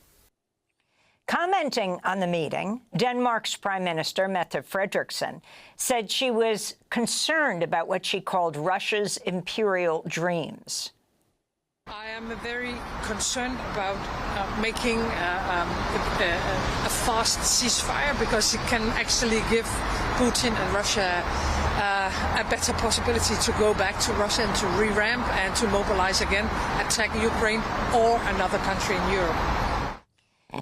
For more on all of this, we're joined by two guests. From Washington, D.C., Matt Duss is with us, Executive Vice President at the Center for International Policy, former foreign policy advisor for Senator Bernie Sanders. His latest piece for The Guardian. Remember when I told you guys that I was cautiously optimistic about the ceasefire that Donald Trump pushed for? And I told you that there is still a capacity for Israel to violate the terms and conditions of said ceasefire. But more importantly, Israel will also most likely use this as an opportunity to revamp and then go in and most likely permanently annex the West Bank. Okay? And they have already violated the ceasefire, but it still is, holding on. Now on that front, my predictions are pretty accurate. Having said that, I still maintain the position that the ceasefire was good, because it's always good to do a ceasefire. Okay? The reason why I'm prefacing this with my Israel-Palestine statements is because I have the exact same position on Ukraine and Russia. Okay?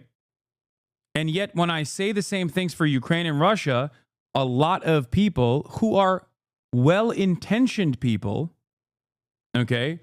A lot of people who are well-intentioned people who are pro-Palestinian and pro-Ukrainian misunderstand this as, oh, you love Adolf Hitler, okay?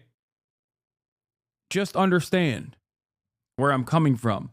That's why I wanted to stress that this is not contradictory. My statement here is not contradictory. Democrats have become the party of war. Americans are tired of it.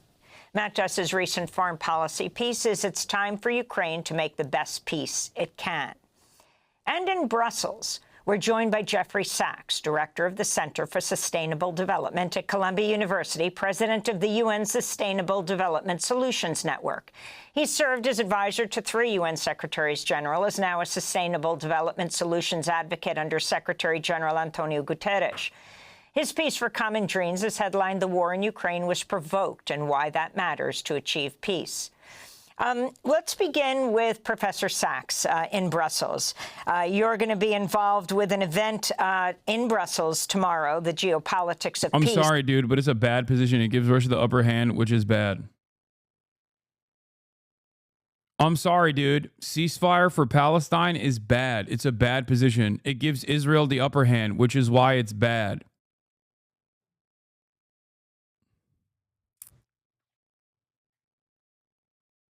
Like, what upper hand, what more upper hand does Russia need to have in this situation?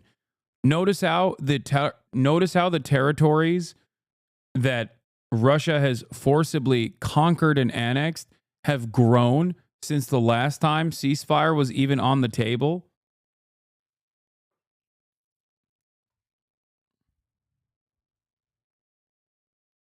Should we wait for more territory? You know? You said Crimea was a part of Russia? Yes, Crimea is different than Eastern Ukraine. And I've explained it a million times over, but for some weird reason, nobody gives a fuck about all of the reasons as to why it was an entirely different set of circumstances for Russia in terms of overtaking Crimea as opposed to overtaking Eastern Ukraine. Because you're a fucking dumbass, Hasan. Yes, I'm a dumbass. I know. We can just have a disagreement on this issue, and you can say I'm a fucking dumbass all day, every day. Your attitude towards Russian expansion is suspicious. I'm not going to lie. If my attitude towards Russian expansion was suspicious, then I would be in favor of Russia expanding into eastern Ukraine. I would be in favor of all of the actions that have taken place in the past 3 fucking years. I am not. Notice how what I was in favor of when Ukraine had significantly more leverage was still the same process. And if they had actually conducted that 15-point plan, okay, if they had conducted that 15-point plan way back when they had the opportunity to, plenty of additional territory would not have been seized. You've said Russia is the aggressor, but your attitude towards Ukrainian sovereignty is just odd.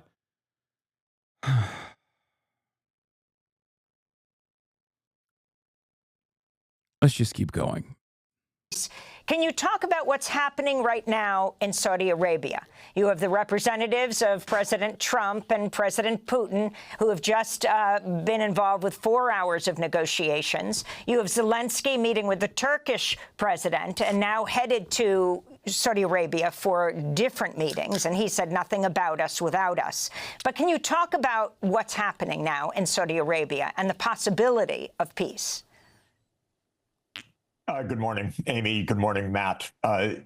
What's happening in Saudi Arabia is potentially very good news. It could mean the end of a war in which perhaps a million Ukrainians have died or been wounded gravely up until now. This is a war that never should have happened. It came about because of several provocative U.S. actions over 30 years, notably the expansion of NATO eastward against commitments made back in 1990. Ukraine could have pushed for peace at any point. Zelensky made a terrible mistake at the beginning when he made it clear that he would never negotiate with Putin. If you think that this was entirely in the hands of Zelensky and that Zelensky wasn't actually just actively assuming and regurgitating the American State Department position, I also have a separate bridge to sell you. Zelensky is not like an independent actor I know that everyone is going to get very mad at me for saying this, okay? But he is, for obvious reasons, born out of the Russian invasion, a desperate man desperately trying to save what remains of his country, okay? And in that desperate moment, he will do anything that the United States tells him to say and do, okay? It wasn't up to Zelensky to not negotiate with Putin or to say he's never going to negotiate with Putin. It does not matter what he says in this process. If America, I mean, you'll see it's unfolding in front of our eyes right now, which is why it's so funny when people are like, no, you don't understand. Zelensky was operating autonomously and it's his fault. When guess what, dude? You think Zelensky wants to sell $500 billion of natural resources to the United States government? No, he doesn't want to. Does Zelensky want Ukraine to be an American colony? I don't think he's in favor of that. It doesn't matter. It doesn't matter what he's in favor of. Ukraine is desperate, but Ukraine doesn't hold the cards here. America does.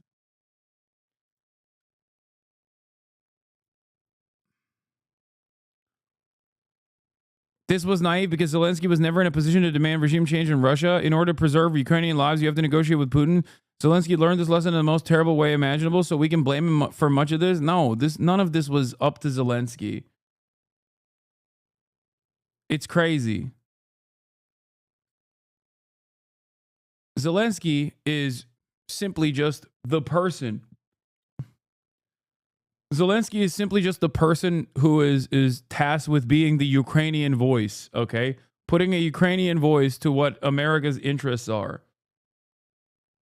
People who chirp about your Ukraine takes aren't actually criticizing the takes, they're just upset with the vibes. I know, and the vibes have been primed by people making false assertions about my position on Ukraine for 3 fucking years.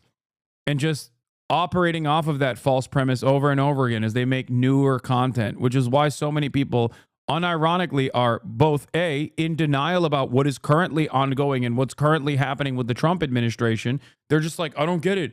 Ukraine was always winning the war. The West was always helping Ukraine win the war. Why won't the West just help Ukraine win the war even more than they have? It seems like Trump is really spoiling the deal. Like, yeah, if you believe that Ukraine was always dominating Russians and that Russians still somehow magically overtook more and more Ukrainian territory and forcibly annexed it, then yeah, you're going to be shocked at what is going on.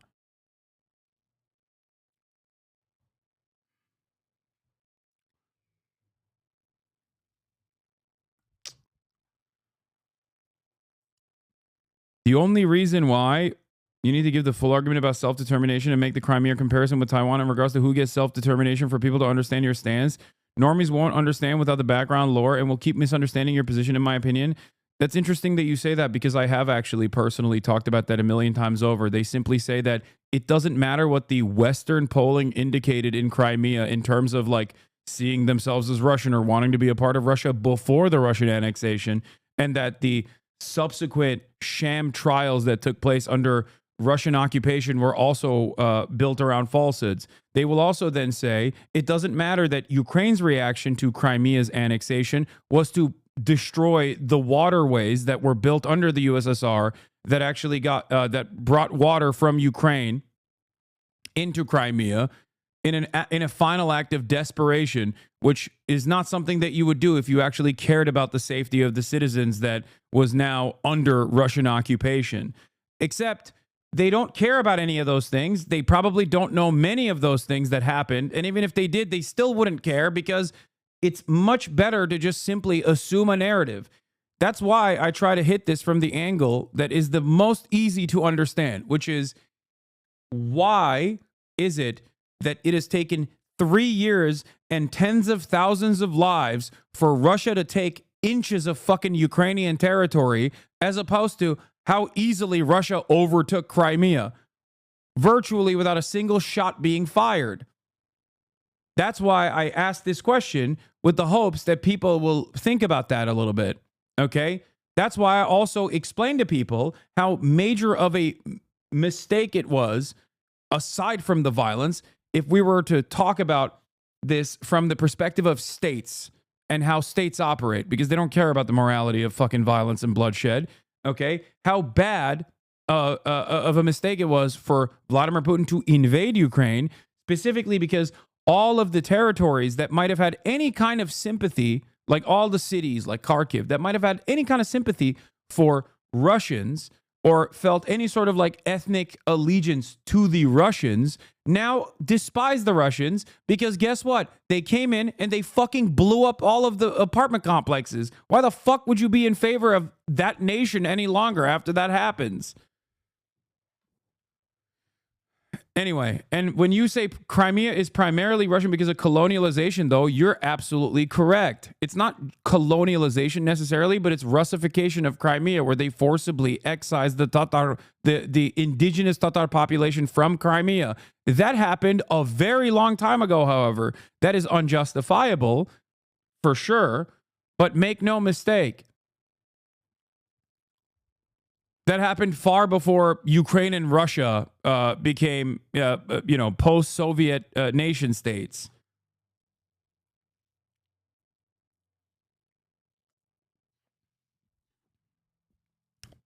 That's why I also always say, give Crimea back to the Turks.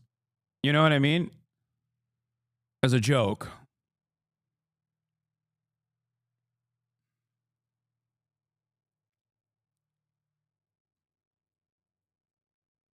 This is what HasanAbi deals with every damn day. What a legend. Yeah. Tatars were also Genghisid colonizers, not indigenous. Okay, fair. But, like, come on. It's like saying Turks are also not indigenous to Anatolia. You're right, but holy fuck, how far back are we going? You know what I mean?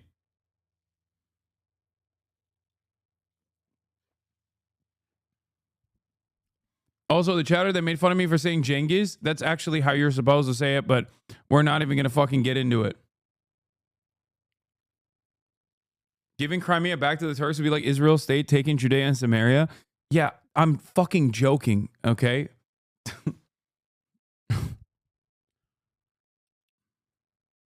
When I say that, I am joking, but the joke is in the direction of like who Crimea belongs to. Let's continue. The U.S. participation in a violent coup in Ukraine in February 2014, the U.S.-Ukraine agreement to discard a UN Security Council-backed Minsk II. You have to understand that Crimea's situation is mostly because of its importance for military purposes. Your lore you're talking sounds weirdly Russian. No, the lore I'm talking about is just simply the truth. But you're right. It is for military purposes. You're absolutely fucking correct. Which is precisely the reason why even under Ukrainian rule, Crimea still had a very important military base, a very important naval base for Russia, Sevastopol.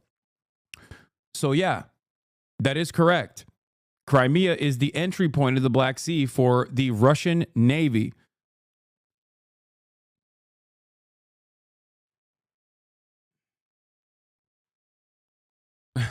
Also, this isn't lore. It's just history. What the fuck? You're making it seem like I'm just telling a story, like lore. Agreement and the failure of the Biden administration to negotiate with President Putin in December 2021 and January 2022. I was personally involved in watching closely all of those events over the past 30 years. This war never should have happened. It could have been averted at many times. It could have ended in negotiation in March 2022, saving the lives of hundreds of thousands of Ukrainians. I urged it. The Ukrainians walked away from the table because I urged it too. And everybody said I was a fucking pro-Russian stooge. The British and the Americans told them to. This is so tragic, and everyone will understand this as the historians make all of this very clear. I flew to Ankara in the... Ukraine walked away. I mean, look, the details on this is murky. And didn't Biden literally met with Putin and told him not to invade, and Putin ignored? I don't remember. He might have, but that kind of beefs up Trump's narrative on the matter, doesn't it? Pretty sure they would live better under Turkey than with Russia. Fucking fuck no. Okay, this isn't to say that the Russian Russian rulership over Crimea is good. I'm just simply saying that the Turkish government is not great. Okay, holy fuck. Al birini vur ötekini amına koyayım. Yok sikmeyelim Ukraynalıları.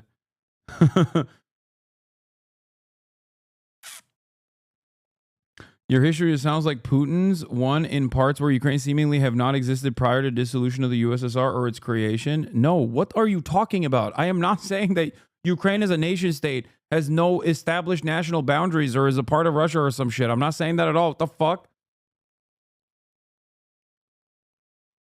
The spring of 2022 to understanding. Give Ukraine the Crimea, problem solved. Give Crimea, or give Ukraine and Crimea to China. Sorry. Give Ukraine and Crimea to China. Problem solved. Okay. They will have fantastic infrastructure in a matter of months. A lot of confusion. Please clarify your stance on what? Who are Tatards? What is Tatards, chat? A lot of confusion. Please clarify your stance. Bro, just Google it, please. I mean, come on. Like, you're like, hey, can you please give me more information so I can, like, cynically dunk on your position further is crazy. Okay? Come on. Just Google it. Google it on your own. Exactly how these negotiations had broken down. And the United States and Britain were behind it because, as Keith Starmer said in the clip that you played, this is about Europe's security. They're using Ukraine. This is the bottom line. So what's happening, in short, in Saudi Arabia is the most positive news for Ukrainians that there has been in years. President Trump understands, and unfortunately, previous presidents did not, that the U.S. provocations need to stop so this war stops. So I don't even believe that. Dude, that's crazy. That's giving Trump way too much credit. I think he is, I don't know. I love how libs think Russia will invade even further west for some reason. Dude, I'm not making any predictions, okay? I'm not going to say there's no way Vladimir Putin invades further west, okay? I'm not saying nothing. You understand me? You take that take and you shove it in your pocket, okay? That's not going to come from my mouth. I will never say that. I've learned my lesson, okay? Sachs is too multipolar pilled. Yeah. I don't think Donald Trump is making brilliant brilliant decisions in terms of foreign policy.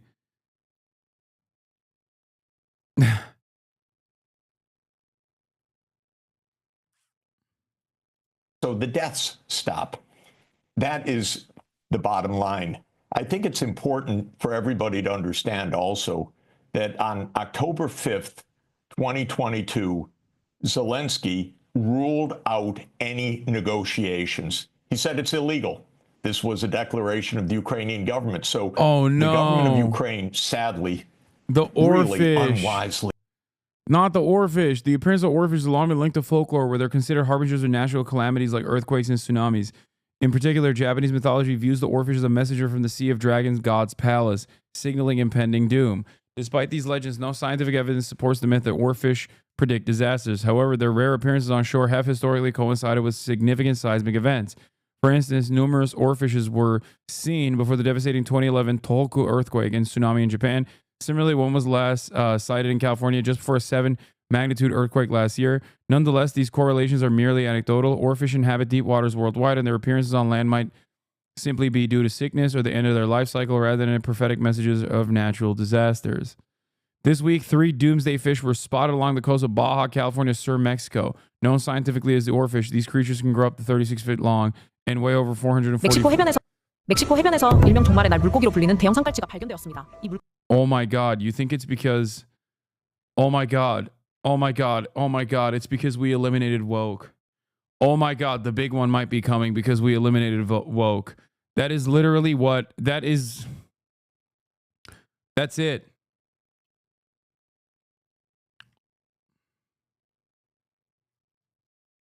God is punishing us because we're eradicating trans active duty service members. It's finally happening.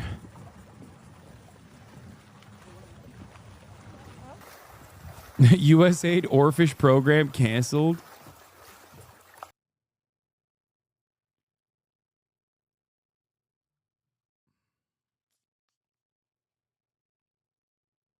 This earthquake or tsunami is about to destroy so many airplanes.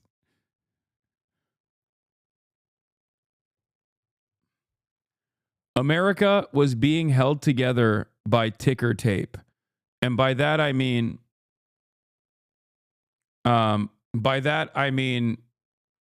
woke. That's the thing. That was the glue that held everything together. Do you feel like you have to soften your foreign policy views due to backlash? It feels like a lot of white Americans and Europeans in chat still have the supremacist mindset they can dictate whatever. When the elections come, Zelensky's going to be chilling in pen with other CIA assets. I mean, I do think that Zelensky's life, no matter what, is probably under serious threat. But yes, of course, I have to soften my foreign policy positions. I soften a lot of my positions. It's normal. It's a normal thing to do.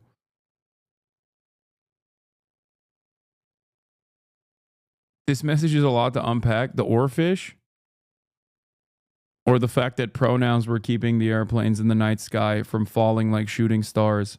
I could really use a wish right now. Wish right now. Wish right now.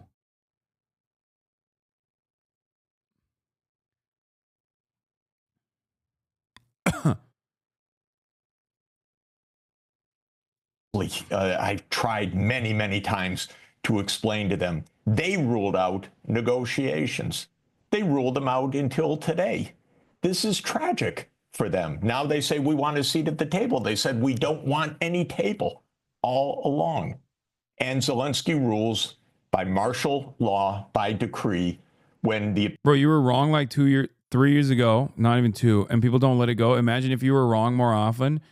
Yeah, if I was wrong more often, maybe they would just focus on what I'm wrong on instead of making random shit up about me. So maybe I should just say wrong takes every now and then. Just kidding. All of the other shit that they make up about me, they make up because they can always go back and point to Hasan predicted that Russia would never invade Ukraine. Opinion surveys show that a majority of Ukrainians want peace right now, even at the cost of territorial concessions.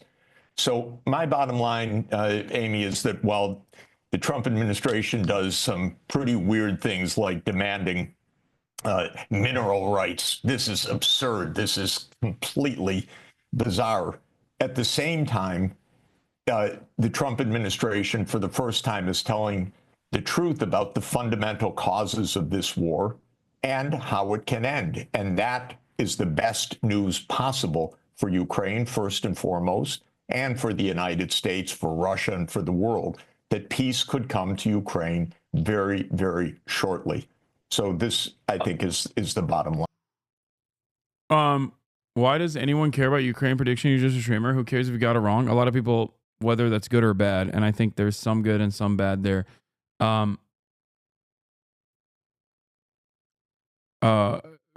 Rely on me for understanding the world. So they felt betrayed. I'd like to bring in Matt Dussin to the conversation. Matt, your reaction to the events and the Trump administration's complete reversal of the previous administration's policy, and this whole issue of whether there could have been peace earlier on, but that the Biden administration and the British scuttled the developing peace plan back 2 years ago. Well, I mean, first off, and again, great to be with you and great to be here with Professor Sachs. I mean, I think, you know, the story that Professor Sachs just told, there are elements of truth to it, but there are also, it's a great deal in there that's misleading and frankly completely one-sided, absolving Vladimir Putin of any responsibility. Vladimir Putin is the one who chose to invade Ukraine, let's remember. If you're wondering why Bernie Sanders' foreign policy takes are not, you know, not exactly aligned with mine, for example, this is Bernie Sanders' foreign policy advisor.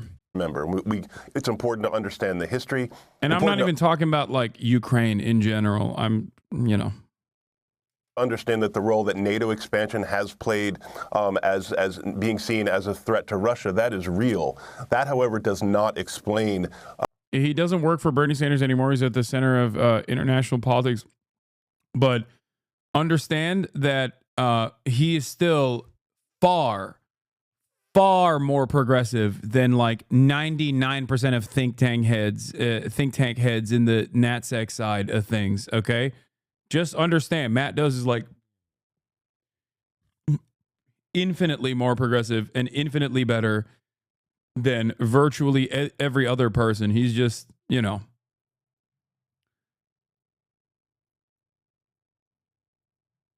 He's just, I don't know. He's a little bit more, you know, I mean, Matt Does is pretty good, just more liberal, but anti-interventionist. Yeah, he's just a little libbed up. Vladimir Putin's decision to illegally invade, annex, and occupy parts of Ukraine. Vladimir Putin himself has told us multiple times what his vision for Ukraine is, and that's to retake Ukraine and make it once again part of the larger Russian imperium. So again, important to understand the historical context, but I would really warn against seeing, you know, Vladimir Putin as some kind of innocent victim of American machinations here, which is the story that Professor Sachs seems to be trying to tell. And lastly, it really denies the Ukrainians any agency, any responsibility for their own independence, for their own democracy. be. The Ukrainians are not simply being treated as instruments of American power here. The Ukrainians have made decisions on their own. Some of them have been wise, some of them very admirable, some of them less so. I think we can discuss that as well. But they have played a major role here, and I think that is what's concerning about these talks going on in Saudi Arabia, is that they're not included, and they have said, President Zelensky has said, that they will not be bound by any decisions made without their participation, which I think we can all agree is quite a legitimate position. Now, having said that, this is not the first time you've had a U.S. administration engaging.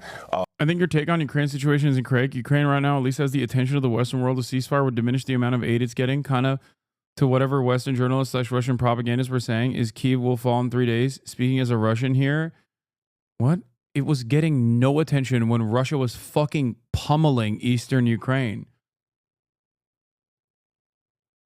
It literally became it became an unpopular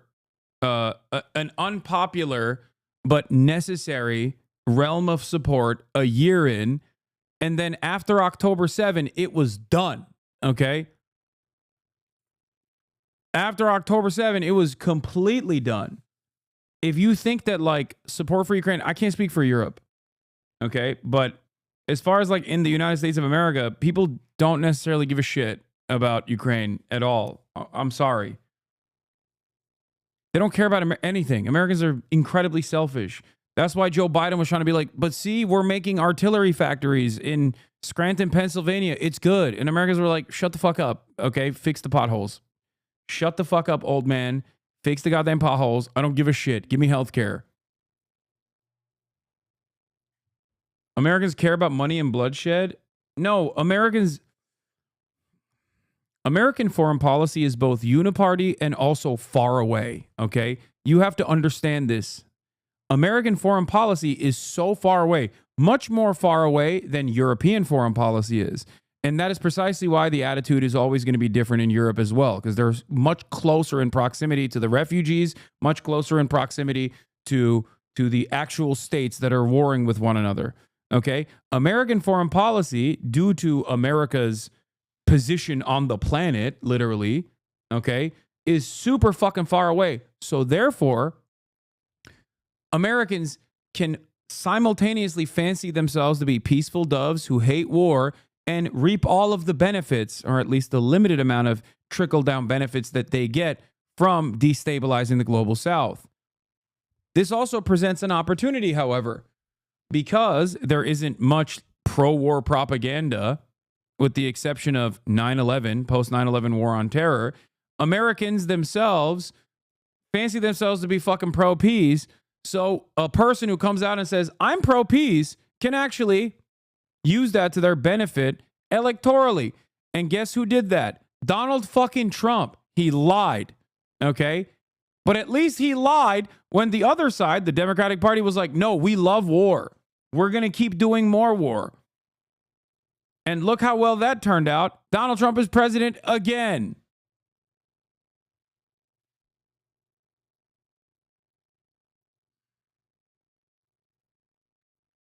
Israel is far too. Where is pro-peace in Palestine? Yes. While Israel is, by proximity, Israel's even further away from Ukraine. Israel's actually much closer to America because it's an American state, okay? Functionally, it is a literal American state. That pisses off a lot of Americans too. Once again, that pisses off Americans. They're like, what the fuck are we doing? Why do you think there is a significant popular mobilization, a significant popular attitude surrounding pushing for a ceasefire in fucking Gaza? Anyway. With the government of Vladimir Putin, of course, President Biden met with Putin in June 2021. Holy Toledo. American support for Ukraine has plummeted since Russia's invasion of Ukraine in 2022. The percentage who say U.S. is doing too much is up sixfold from 7% to 41%. Among the GOP, it's north of 60%. U.S. confidence in Zelensky dropped from 72% to under 50%. That the U.S. support for Ukraine is I've talked about this so many times. Holy Toledo, look at this trend line here. U.S. support for Ukraine is too much. Back when the war began, back in February of 2022, it was just 7%. Up like a rocket ship. My goodness. Up now in February of 2025 to 41%. And the clear majority of Republicans, and of course Republicans are in charge of the U.S. government now, 62% of Republicans say that the U.S. support for Ukraine is too much. What a difference from just 3 years ago. I can remember, John, all those backyards in the United States with those Ukrainian flags. Far fewer of them today, as Americans' opinions on Ukraine have changed dramatically. What about opinions of the Ukrainian president? Imagine anyone trusting U.S. assurances after they promised Ukraine a NATO membership and it ended up with them potentially losing territory nowhere near NATO. Like, what's the sauce to get the U.S. to support you like they support Israel? Okay. Have significant more. Never mind. Forgot about AIPAC. I mean, AIPAC is one aspect of this. America does not trust Israel all that much, but it trusts it a whole lot more than it does Egypt, Jordan, Saudi Arabia, okay, and every other country in the region. Also, the United States never really gave actual assurances to Ukraine in terms of joining NATO. That was always bullshit. And I kept saying that that was bullshit, and everybody fucking yelled at me and said I was pro-Russia. Will those people go back and maybe think, okay, maybe we were wrong and Hassan was right? No, they won't. They'll continue saying I'm pro-Russia over and over again. Right. You know, obviously, if you would expect changes amongst the public on feelings towards Ukraine, feelings towards Zelensky have changed also dramatically. Look at this. Confident Zelensky will do the right thing when it comes to world affairs. Back in 2022, it was the clear majority, 72% through the floor. Through the floor by 2024, just 48% of Americans say that they're confident that Zelensky will do the right thing when it comes to world affairs. I think this also doesn't, like, this right here is not proof of anything other than manufacturer consent and its power. Okay? Like, not only was Zelensky in charge of the wronged party, it made Americans obviously feel like for once they were on the morally righteous side, even if it was for the wrong reasons, they could shut you the fuck up. Because they could be like, no, we're on the right side for once. But also, that's the reason why the media fucking pumped the Zelensky stuff everywhere.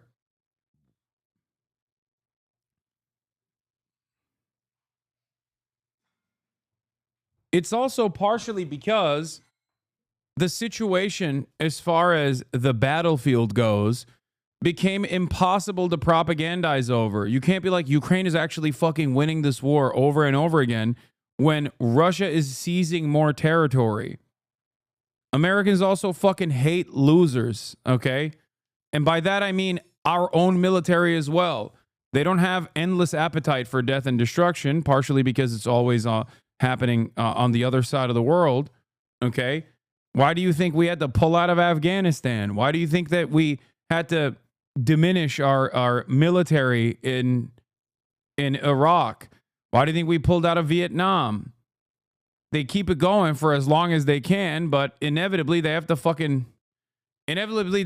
out because they're like, everyone's like, come on, why are we still doing this?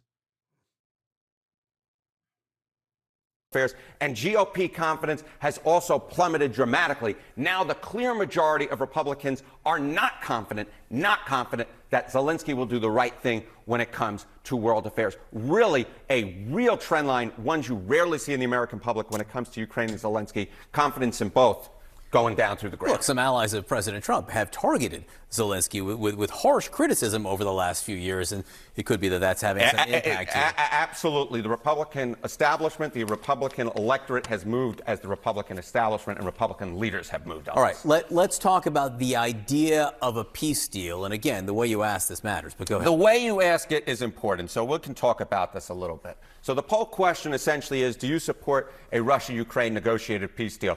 The vast majority of Americans, this is what they want. 78% say that they support this idea versus just 16% opposed. Of course, as we were... I don't get it. What matters? Why does it matter what the American public thinks? They don't give a shit about this stuff when it comes to Palestinians. Who gives a fuck, right? That is the truth of it, by the way. It doesn't matter what the American public thinks, but you can always point to this to be like, this is why Donald Trump is doing it. Talking about, does this question actually get at what's going on right now? I think you would say that it probably does not necessarily get what's going on right now. No, the question asked, do you support a Russia-Ukraine negotiated peace deal? Ukraine's not there at the negotiations in Saudi Arabia this week, so the people were not asked this. And I do think, in general, if you ask anyone in any poll, do you support peace, peace tends to rate pretty highly. Peace tends to win. You rarely get 78% of the country agreeing on anything. Yeah, that's crazy. Yeah, there was another thing that 78% of the country agreed on. They do agree on the idea of a negotiated peace deal between Russia and Ukraine. Whether the majority would agree on a Russia peace deal with Ukraine where Ukraine has nothing to do with it, that might be a different question. Hard to know. Harriet, thank you. Thank you, Mike. Peace talks isn't a betrayal, though. Biden would have kept the war going. That's a bigger betrayal. What? What betrayal, man? Betray Ukraine for giving them more weapons, for keeping them losing? This poll serves no purpose other than to legitimize our betrayal of Ukraine. Yeah, I mean, it is. It is a betrayal. What the fuck? Look, there was never going to be like a NATO membership, but the fact that they even had the audacity to dangle that as a carrot in front of the Ukrainian population was gross. And also, obviously, every single person that said that's not going to happen was treated like a fucking Adolf Hitler supporter. Oh, you love Pootie Poo. You love Pootie Poo. Is this shocking to me that Trump is doing all this? Fuck no. You want to know why it's not shocking? Because this was inevitable. That's why I always say, if you come in here, it's not going to, events that unfold eventually, especially as it pertains to American foreign policy, will not be shocking to you, with the notable exception of Vladimir Putin will never invade Ukraine, because that is a historic failure for himself and incredibly violent for everyone else. They had a summit trying to address some issues of. Also, another part of this process that I will at least admit I was wrong on is the fact that the Vivek Ramaswamy sentiment and the Tucker Carlson sentiment about we must use Russia against China is unironically the position. Is unironically the fucking position that these guys are like trying to say is the next step forward for foreign policy. Tension in the U.S.-Russia relationship. And I think this also goes to the point that President Biden did not seek a conflict with Russia. There were efforts made to avert the invasion. There was You support Vivek? No, I don't fucking support a war against China, chat. What are you talking about? Intensive diplomacy between the U.S. and Russia, also between the U.S.'s allies, Germany, France, UK, and Russia, leading up to the February 2022 invasion. And I think it's worth taking that into account. Now, should more have been done? Perhaps. We can't know, but I think Vladimir Putin has told us repeatedly about his very expansive goals and what he really hopes to achieve in Ukraine. And it's not just about NATO. I mean, this should not be news to anyone here. Again, getting back to the talks in Saudi Arabia, if there is a workable peace agreement to be had, that's good. But I do think even the fact that these talks are happening between the United States and Russia, that is a victory for Putin. We have to understand that. Putin's vision for Russia's role and for the the eventual dispensation for Ukraine. I hate this. I don't like this narrative. Like, oh, we're rewarding Putin. We're rewarding Putin. No, man. Like, there's no, like, this is the same shit that like Israel says. We're rewarding Hamas if we do a ceasefire. Or I guess like I guess if from the pro-Palestinian perspective, it would be like, oh, we're rewarding Israel if we do a ceasefire. Like, no, just stop. Just stop the conflict, please. Holy shit. What do you mean rewarding a person? Okay? You can't use morality to change the field of battle. It literally doesn't work. I want it to work, but it doesn't work that way.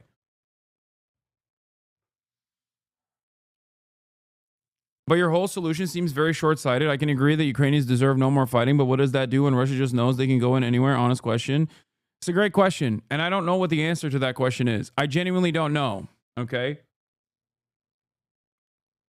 Russia invading Ukraine has already justified the existence of NATO for many other regional partners, including the 2 nations that now joined NATO, okay?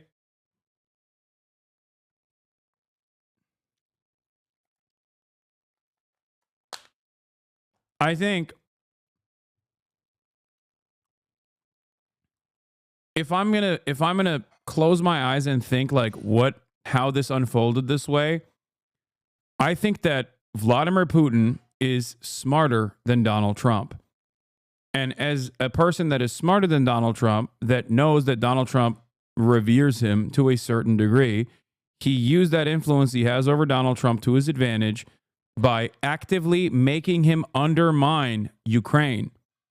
Donald Trump was already ready to undermine Ukraine because there is a lot of appetite within the American Republican population in terms of cutting aside any sort of allegiance or loyalty that Americans have to Ukraine. And that's the reason why Zelensky is not a part of these talks, because at the end of the day, you're the United States of fucking America. What do you mean Ukraine doesn't get a seat at the table? If you wanted to, you could have brought Zelensky there and put his nutsack on the fucking table. Do you think Vladimir Putin would say no Zelensky if America truly wished for Zelensky to be at the table? That's what I think. I think that Vladimir Putin wanted to optically fuck over Zelensky to potentially further destabilize Ukrainian politics, to make Ukrainians, by force, understand the reality that they have no say in this process. And Donald Trump being someone who is definitely, I think, persuadable, especially by the likes of someone like Vladimir Putin, played ball, thinking that he was going to get a great deal out of this. That's what I think. Okay? That's what I think. Because whether Zelensky is at this table or Zelensky is not at this table does not change the dynamic of this back and forth, okay? It's still very much in the hands of the United States of America to decide how this is going to happen. Russia and the United States are the primary parties here, okay? Because no matter how much liberals yell at me for saying this, it is still very much a proxy war, okay? And it's not just me saying that. Whenever the likes of Senator Blumenthal or Liz Warren or Lindsey Graham or numerous other foreign policy liberals and Republicans both repeat the reality that this was a fantastic bargain for us because for 5% of our military budget, we were able to undermine a foreign adversary's military by 50%. I'd say that's a great deal, especially when you consider that not a single American soldier had to die in the process. They mean it. They mean that shit. Okay? The American military-industrial complex was able to offload a lot of weapons in the process. American businesses were able to take advantage of the fire sale that took place inside of Ukraine. And they will continue to gut Ukraine for all that remains in this process. They took the maximum advantage. America won out like a fucking bandit from Vladimir Putin's mistake. They won, beefed up loyalties for NATO, justified the existence of NATO, brought 2 other nations into NATO. Number 2, were able to cut off Europeans from utilizing Russian gas, undermining their economy, just completely destabilizing them without any care whatsoever, and then forcing their hand to purchase American gas. Okay? And of course, last but not least, most significantly, they were able to sell offshore a bunch of fucking weapons. That's it. America is the party that makes out like a bandit here, okay? Far more than Russia did.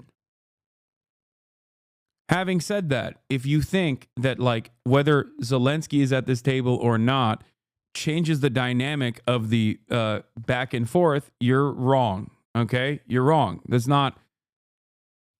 was still always going to be whatever America says goes. But I do think the reason why they cut Zelensky out of this equation was to give a symbolic W to Vladimir Putin.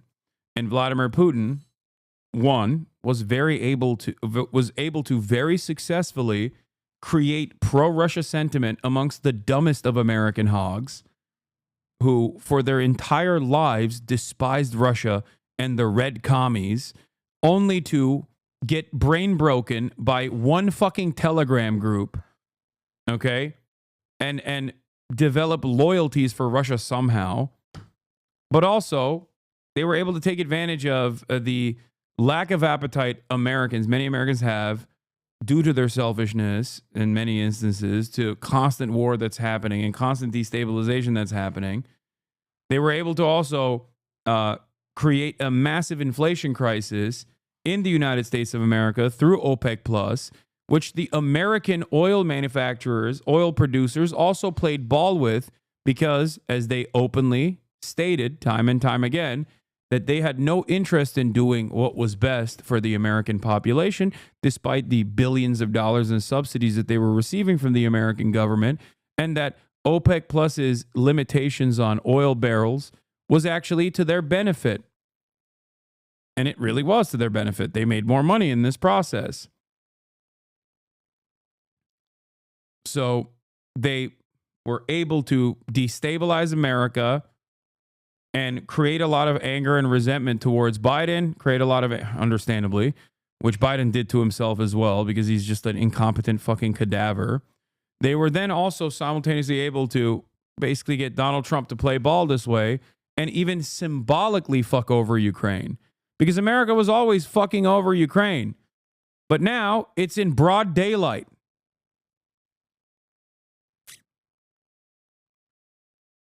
Bro, the Russian diplomat team is stacked and the American one is a real estate developer. That's fucking Steve Witkoff. Put some respect on his goddamn name. He is the great peacekeeper, okay? Are you kidding me? That's Steve fucking Witkoff, Donald Trump's golfing partner, okay? Do you understand who you're talking about? That's my goat right there. Yeah, the Witkoff factor, as they're calling it. Yeah, Vladimir Putin's probably never been so scared and also turned on at the same time until he sat across the table from American real estate developer and Donald Trump golfing buddy Steve Witkoff. Look at Lavrov. He's shaking in his boots.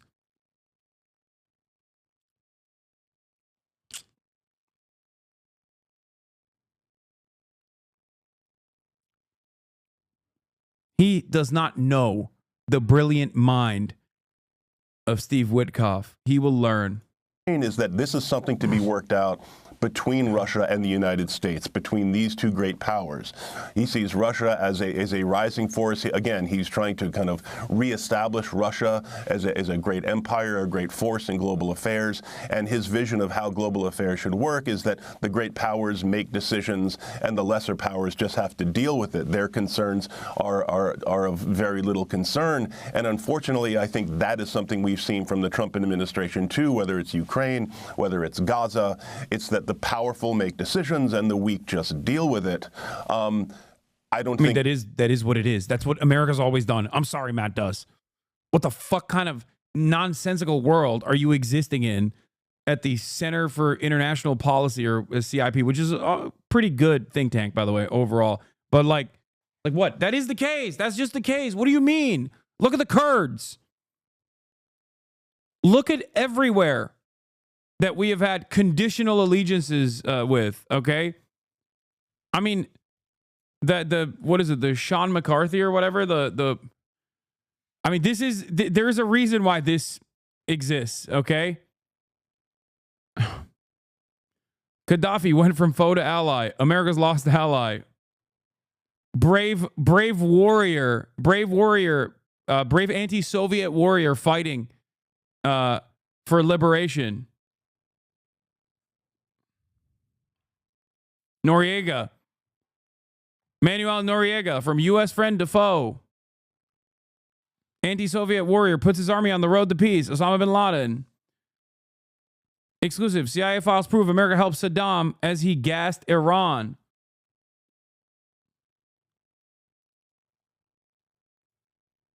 When haven't we done this? How many fucking times have we done this? And people still go, oh, I don't understand. I thought America was the most moral nation. What the fuck's happening? What? I thought we had moral ambitions in Ukraine. This is so shocking to me. What are you, a fucking baby? Are you a child? Do you have a baby brain? When has America been a good friend?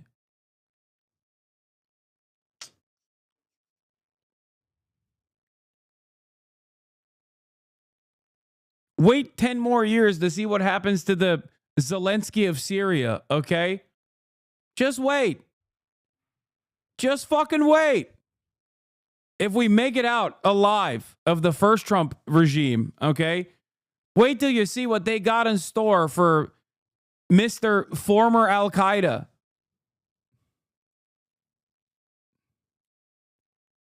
So strange how this always happens, dude. How does this always happen?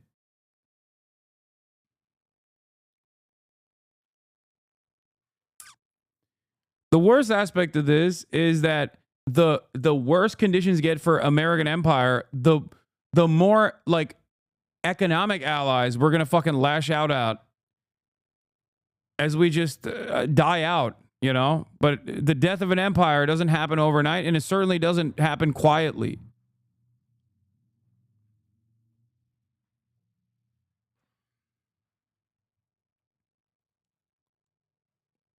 I really did think the one guy we could put on this list was maybe Benjamin Netanyahu, but he is held strong, baby. Holy shit.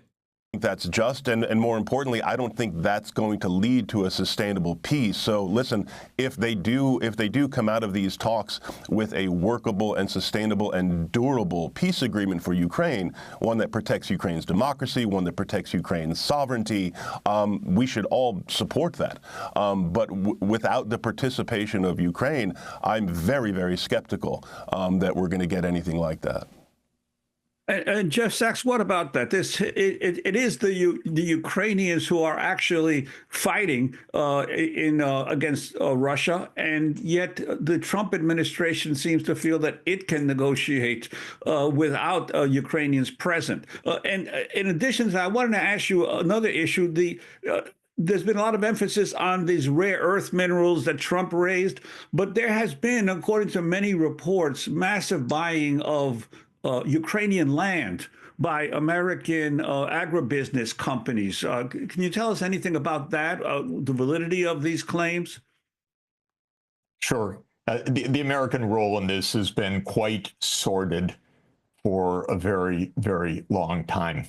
The goal, starting back in 1994, was to expand NATO and surround Russia in the Black Sea region. President Clinton signed off on that in 1994. Zbig Brzezinski wrote about it in the Grand Chessboard in 1997, explaining it, and explaining in a chapter that is completely wrong when you look back at it, said Russia will not be able to resist any of this. In 2002, the U.S. destabilized the relationship by unilaterally abandoning the anti-ballistic missile treaty. In 2008, the United States invited Ukraine and Georgia to join NATO. Basically, that's my goat, George W. Bush, baby. GWB. Still the number one bad guy. Like, actually, his administration is still the worst. Still worse than Donald Trump, which is crazy because Donald Trump is doing a lot of stuff that might put him above W finally. Because he didn't come anywhere near close to W's death and destruction and destabilization the first time around. But it's kind of crazy because a lot of people forget all the stuff that GW did at the end of his tenure. Okay? Obviously, you had the housing market crash and stuff too, which kind of made people forget this, but like George W. Bush is literally George W. Bush's administration destabilized the Palestinian position even further by forcing them to have an election when their own guys, like the Fatah people, were like, we're not ready for an election. The Palestinian population hate us. We will lose this election. And they did. They lost to Hamas as the American-backed Fatah correctly called out. Then George W. Bush was like, oh shit, you guys lost? Okay, well, all right, I guess it's time to do a coup. Which then caused Hamas to solidify their position. Okay? That's the Palestine stuff. Okay? That's the Palestine part of the equation. On the other side, George W. Bush, on his way out, literally said, we should let Georgia and Ukraine into NATO. Okay? That's what he said. Just leaving office, he's like, you know what would be great as my final act after so much death and destruction, so much destabilization, okay? We should let Ukraine and Georgia into NATO. And then, of course, predictably, Russia, hearing that, was like, fuck no, you won't. And then they immediately took a part of Georgia. Immediately. Like right after. And they were like, no, that's not fucking happening. Here we are. Over strong objections by the Europeans, but the Europeans went along in the NATO Bucharest summit in 2008 over Russia's brightest red lines. This was all known, understood provocations. All of the diplomats knew it. European leaders knew it. I spoke with them at the time. Everybody understood this. In February 2014, the United States participated actively in a violent coup to overthrow Viktor Yanukovych, the president of Ukraine, who favored neutrality.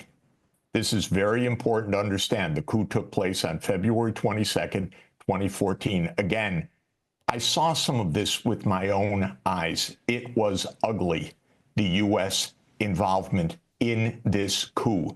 U.S. forces paid for this coup to an important extent. They stirred up this coup. This is all well understood. Now, in 2015... I mean, I don't know if he was in favor of neutrality. I think he was... Ukraine has been stuck between the Western sphere of influence and Russian sphere of influence with no real pathway towards actual absolute sovereignty in perpetuity. Okay? While there are certainly state elements that took part of the revolutions that were happening all around the world, and certainly in Ukraine as well, there was also plenty of anger and resentment towards Yanukovych as well. This is something that I mention all the fucking time. America does not have like magical mystical powers of just like automatically creating resentment amongst the population. No matter how much US aid funding and no matter how many NGOs and civil society organizations that they run, own, and operate inside of countries that they want to influence, there has to be real anger and real resentment. Okay? It's not magic, it's just the CIA. No, I think this is the left position that I think deserves more nuance, that leftists also automatically give so much credit to CIA over. Color revolutions are not as simple in the way that a lot of leftists claim they happen. Okay? Like, I guess I'm a centrist in this regard. Okay? I'm a centrist when it comes to color revolutions. In the sense that there are real resentments, real anger, real frustration from the population, and then the CIA or other State Department elements or You know, sometimes it's a homegrown reactionary movement that overtakes these movements and uses them in the interests of American empire. USA adds fuel to the fire. It does not create the fire. Exactly.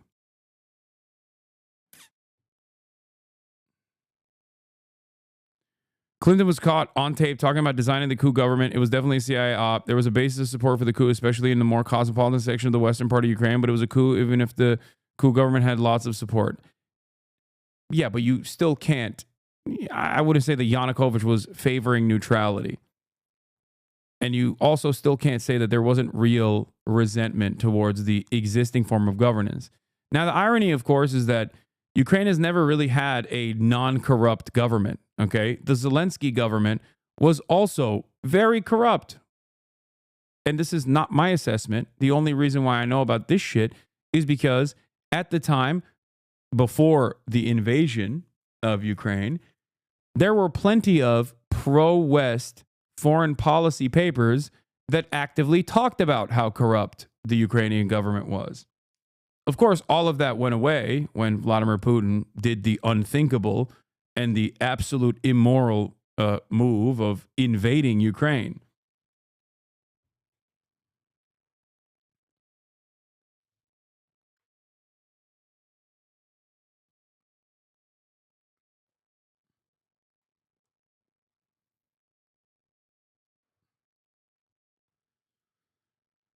He was favoring the better deal. The Russian loans have better terms than the IMF loans being pushed by the U.S. and the EU. The IMF and U.S. wanted privatizations of state-owned enterprise and cost the heating assistance. Well, they got it. They got it. The West ultimately won, partially because articles written by Russian-bought propagandists, articles written by Russian-bought propagandists like Foreign Policy Magazine or I don't know, even fucking Voice of America, which is literally operated by the CIA, was talking about how fucking corrupt. The Center for Investigative Reporting, or what is it, the International Consortium of Journalists and ProPublica are not Russian-bought propagandists. They're just actively the Panama Papers were not fucking Russian-bought propagandists when they investigated a million different investigated all of this corruption and offshoring that both Zelensky and his administration and many other governments were engaging in. Okay? The idea that like nobody wrote about Ukrainian corruption before and the only people that wrote about it were Russian-bought propagandists is ridiculous. Okay? Voice of America, nothing compared to the evil of RT. No, they operate in the same exact way. What are you talking about? They are literally the same. Yeah.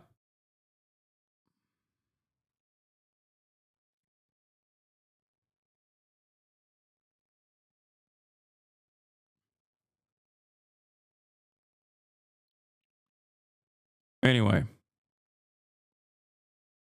Even if it was in the U.S. interest for the coup, you can't say there wasn't overwhelming grassroots sentiment. No, that is what I'm saying. That's precisely my point. I'm saying that there was definitely real support on the ground for change. I think that saying that there wasn't is ridiculous.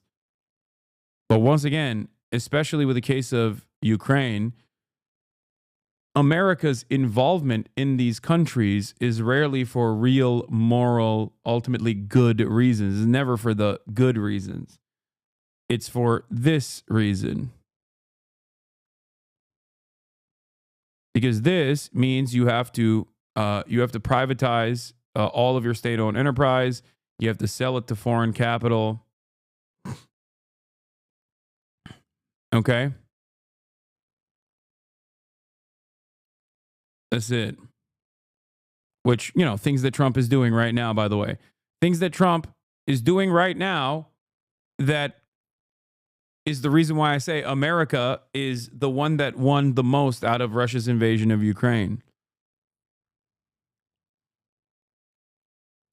The war could have ended with the Minsk II agreements, but the United States and Ukraine, despite the UN Security Council backing, said, no, you don't have to do that. That was not a territorial claim on the Donbass by Russia. It was a claim for autonomy that the UN Security Council unanimously supported, and the U.S. and the governments in Ukraine at the U.S. behest to an important extent. Yeah, not for good reasons, but why is Trump suddenly bending the knee to Russia instead of continuing the war? Wait, what? No. America's interest in Ukraine isn't just to like undermine Russian the Russian influence in the country.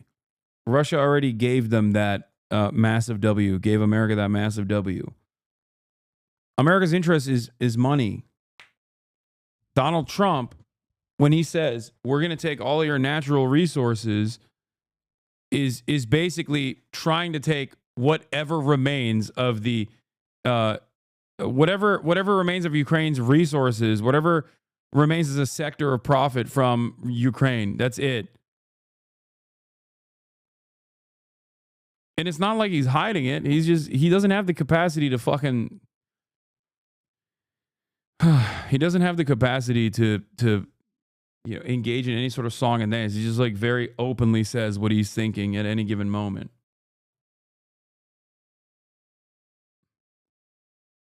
If Ukraine still had more manpower to throw at the problem without truly collapsing, because they now have to draw from much younger population of men, then Trump would have continued the war. It's that simple.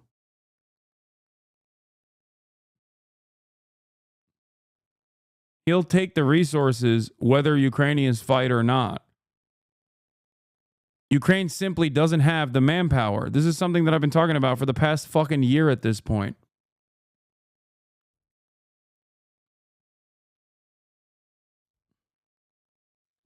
Doesn't that benefit Russia long-term wise? You destroy Ukraine past the Americans to pick it apart even more, then the population will fall back into Russian arms?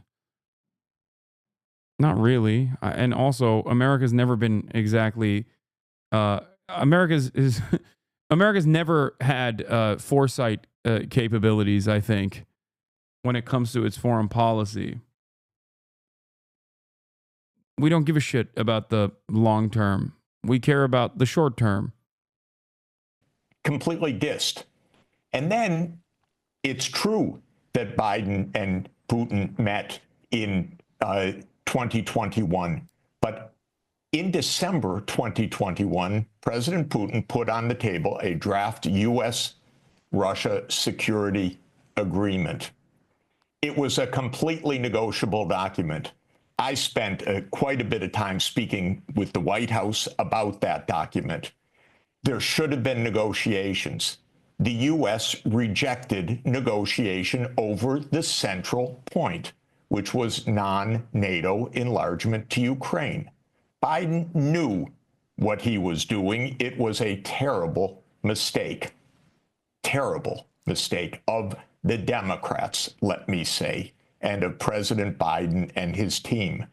Then in March 2022, just days after the start of Russia's invasion, but by the way, the war had been going on for years, but this escalation in starting February 22nd, 2022, just days after that, they went to the negotiating table. And they came very close to an agreement until the U.S. and Britain stopped it. Bojo, Boris Johnson, one of the most irresponsible politicians in our modern time, explained it explicitly later. He said this is a war about preserving Western hegemony. Yes, this was a proxy war against Russia. This was the plan all along. And the U.S. and U.K. told Zelensky, basically, leave. Now, again, as I said earlier, I went to Ankara to discuss this in detail with the diplomats. I know the details of what happened. Ukraine left the negotiations. The Boris Johnson argument is still being spewed. I've never heard a decent counter to why Boris Johnson was not simply reasserting America's position to Ukraine. Like, and how that played a role. Like, what's the counter to that? That like Russia was never interested in the ceasefire at that point at all? Is that what it is? I don't know why people always get mad at that. Like, people got mad at me for saying that when it was happening at the time. Because the conditions the Russians set out were fucking insane. Were they? Because they had less territory back then. Now they're taking more territory. But also simultaneously, like, there was assurances from the Zelensky side that I thought was a pretty good deal. I'm going to tell you something right now. If Donald Trump were to be able to take the negotiations back to that 15-point plan, okay, even liberals would be like, wow, I can't believe how much territory he gave back to Ukraine, how much territory he captured for Ukraine. That's what they would say, because that was objectively a better time to do a deal. Okay? This is the take you lose me on.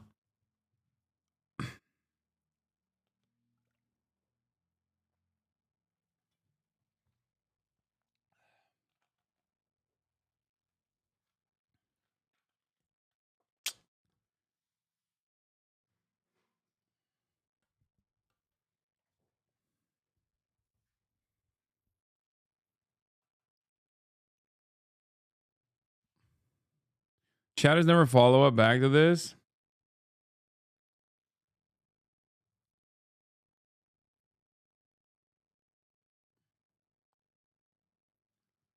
The only absurd term Russia had was giving complete disarmament. Yeah, that's never going to happen. I will also say they were asking for land they did not control, which is a non-starter for Ukraine. Yeah, they didn't even fucking finish the talks. Like, the talks never actually came to fruition. Yes, there are non-starters on the Russian position for sure. It doesn't matter. It's meaningless.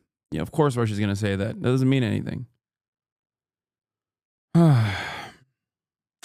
Could have ended this in March 2022 with few deaths, and instead there have been nearly 1 million deaths since then. This has been, unfortunately, a game of the United States for 30 years that Zbig Brzezinski spelled out in 1997. The U.S. thought that... Bad take. So let Russia have land that don't belong to them. When did I say that, man? What are you talking about? He even said that he would hold a referendum 15 years later about Crimea, which is a way to basically push the conversation back to a position where, without like conceding that he's fully giving up on Crimea. Okay? Is that what you guys are talking about in terms of like land acquisition that doesn't belong to them or some shit?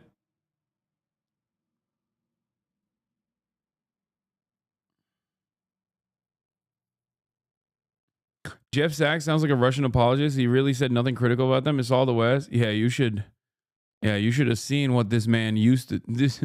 You should have heard Jeffrey Sachs in the 90s, okay?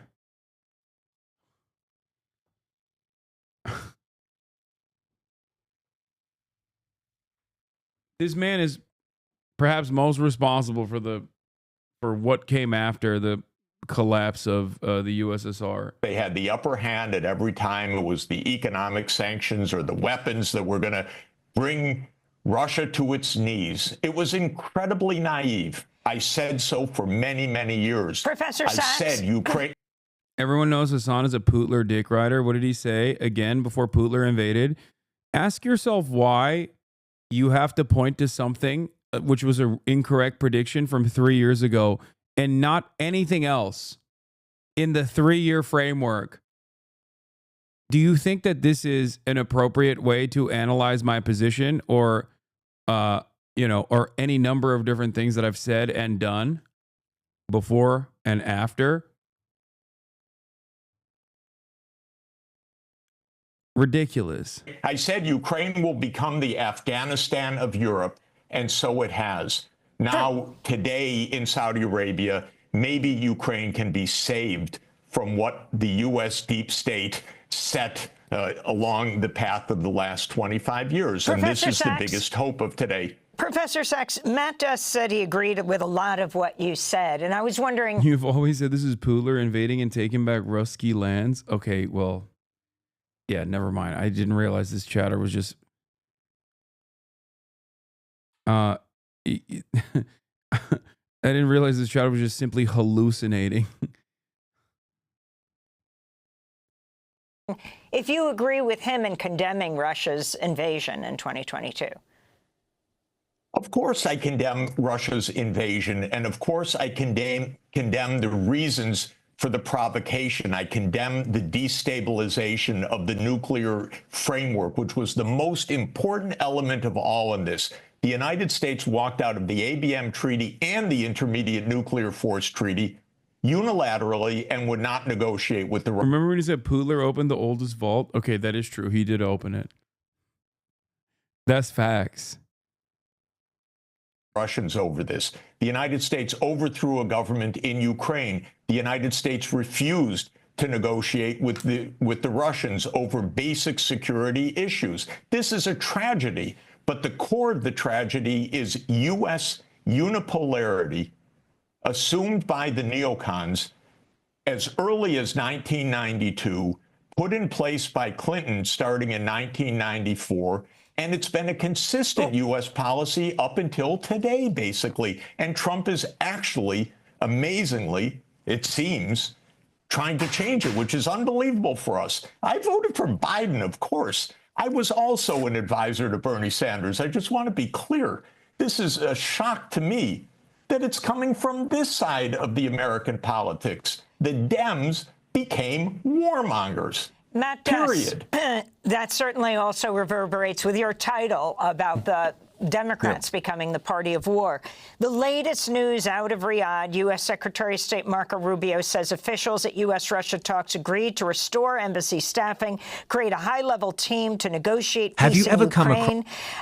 Peace. Okay, Matt Duss, do you have any answer to this? Biblical icons depicting Jesus, the Virgin Mary, Abraham, or King David with dark skin. If not, it's time to look beyond Europe, as Russia has recently unveiled biblical icons featuring darker-skinned figures. You might be wondering if Russia has its own unique interpretation of these biblical characters, but the Russia opens its centuries-old vaults to reveal Jesus was black and other biblical Israelites. truth is quite different. These icons represent a factual and untouched reflection of history, as real as the unexplored horizon of time. They are not merely artistic anomalies. They hold deep meanings that shed light on hidden truths, sparking profound questions about history, faith representation, and the unexpected aspects of religious art. Let's delve into the most recognizable figure in the world today, Jesus. Why do you think Africans on Twitter love Russia so much? Shit like this is aimed at them. Moldova Mama Liga. I think the loyalty, or rather the support that people in Africa have for Russia has very little to do with this kind of misinformation. I'm sure it's part of it, but has a lot to fucking do with the fact that, you know, they might have had some resentment towards Western powers. Okay? Unless you think China also is doing this kind of thing and they're saying Xi Jinping opened up the world's oldest vault and found out that Jesus was black. I think a lot of people living in the global south just fucking despise Western superpowers. I don't know, for some reason. And they probably look at Russia as like the only country that's fighting back. Now, are they correct? No, I don't think they're correct for this assessment. Okay. I'm just explaining to you what their assessment is. Okay. Do you see what I'm saying? As stated in Mark 4:22, for there is nothing hidden which shall not be manifested, neither anything kept secret that would not be brought to light. For centuries, the prevalent image of Jesus Christ, particularly in Western cultures, has portrayed him as a fair-skinned, bearded man with long wavy light brown or blonde hair, often depicted with blue eyes. However, the Bible provides limited descriptions of Jesus' physical appearance. Most of our knowledge about Jesus comes from the first 4 books of the New Testament: Matthew, Mark, Luke, and John. According to the Gospels, Jesus was a Jewish man, born in Bethlehem, and raised... This is 20 minutes long. Oh my God. Oh wait, let's watch this part. Hold on. Moscow Cathedral. This arises a debate. Society and has sparked widespread conversations and a sense of wonderment surrounding this subject. Russian President Vladimir Putin has decided to move one of Russia's holiest icons from a museum to a Moscow cathedral. This arises a debate around Putin's growing reliance on the church. Emphasizing on the importance of the holy icon, Putin ordered Andrei Rublev's Trinity be transferred to the Russian Orthodox Church from Moscow's Tretyakov Gallery for a year. The relocation of Russia's most well-known icon highlights how closely the war has intertwined politics and religion. The icon depicts the Oak of Mamre, where the three angels visited Abraham in the book of Genesis. Have you observed a remarkable aspect about the icons showcased here? They are all predominantly black in color. These icons, originating from the 14th century, have been gathered from private collections throughout Russia. They represent... I love this shit, dude. This is a 20-minute AI video. This is a 20-minute AI video talking about something that just simply did not happen. Like Vladimir Putin opens the oldest vault to reveal that Jesus Christ was actually black.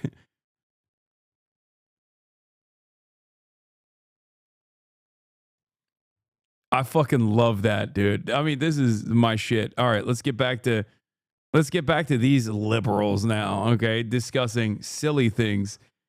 They are afraid of discussing the truth that Vladimir Putin opened the world's oldest vault and revealed the truth that Jesus was a black Israelite. And promote economic cooperation.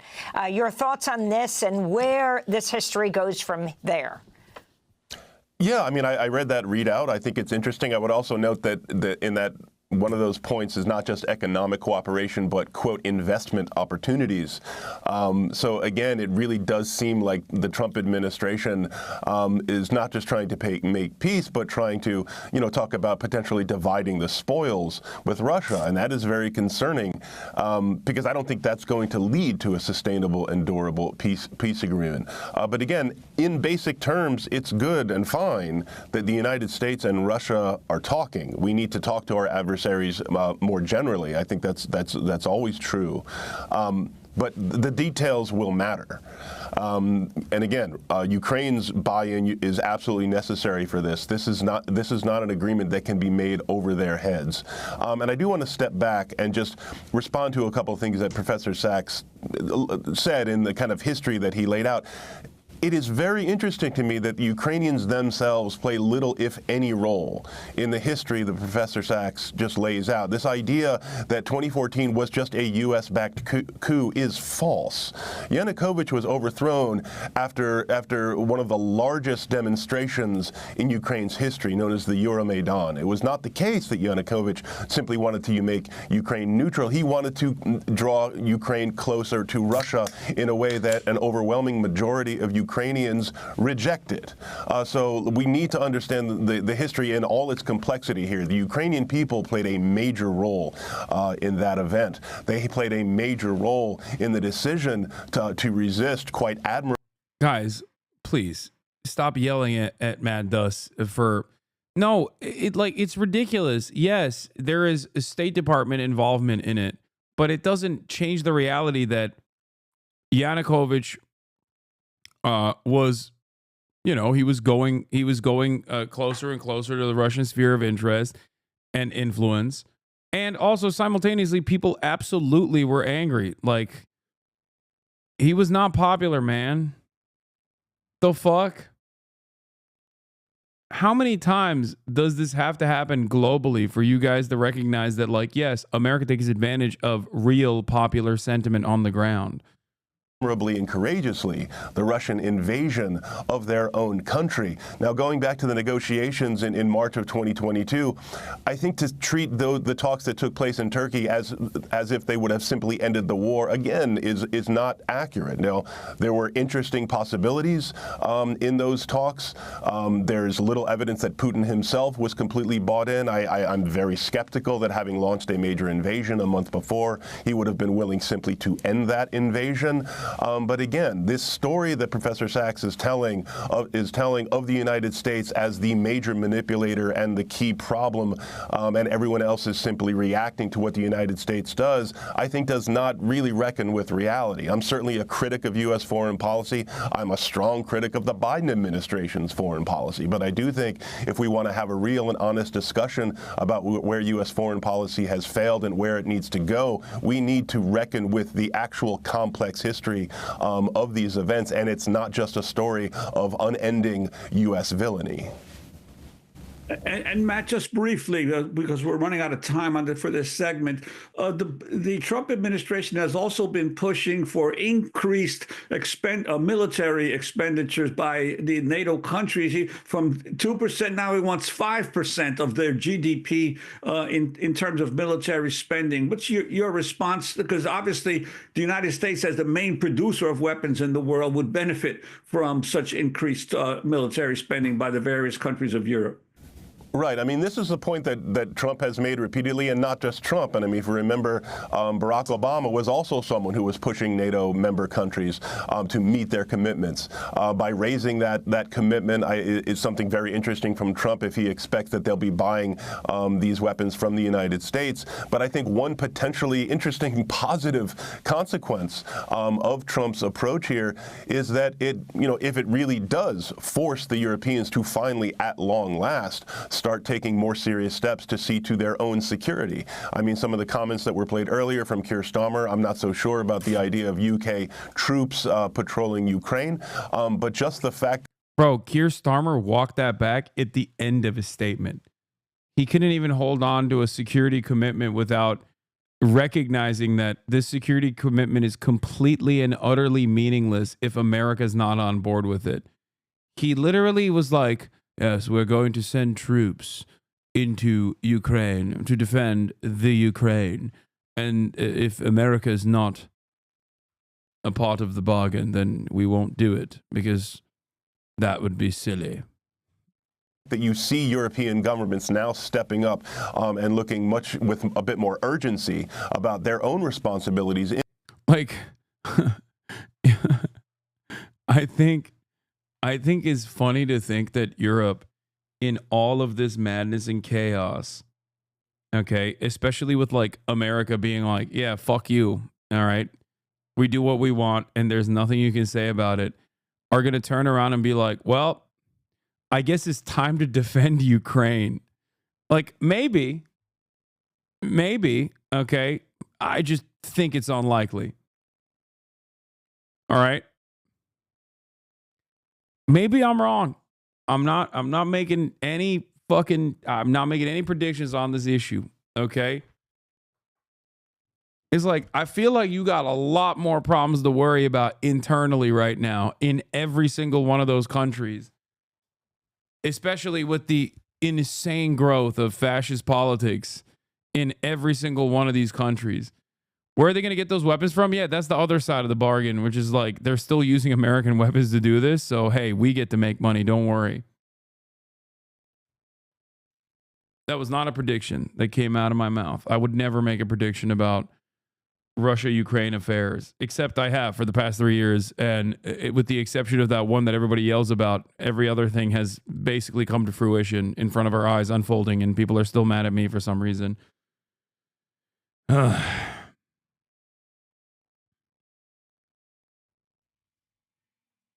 In their own neighborhood. I do think that could have potential, positive consequences for the United States, given the way that, the U.S. Security architecture in Europe is something that helps buttress our own military-industrial complex and diminishes and, I think, really corrupts our own democracy. So anything that weakens the military-industrial. I think one of the funniest arguments I remember at the time was because people were trying to turn this into like a fuck Hassan thing, like Russia's invasion of Ukraine.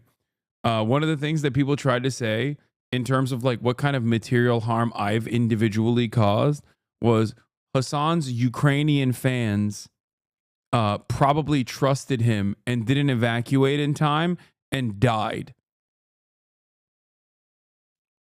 Yeah, my Ukrainian fans were listening to me and trusting me more than they were trusting their own fucking state, which was saying the exact same thing I was saying. Yeah, they tried to say I have blood on my hands.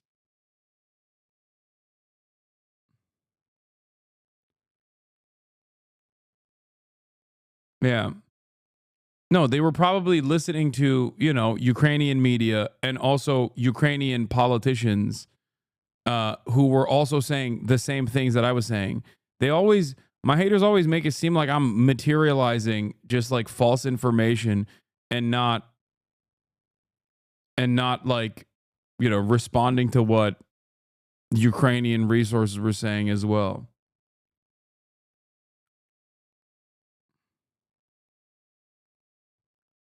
Complex, I would say, is all to the good.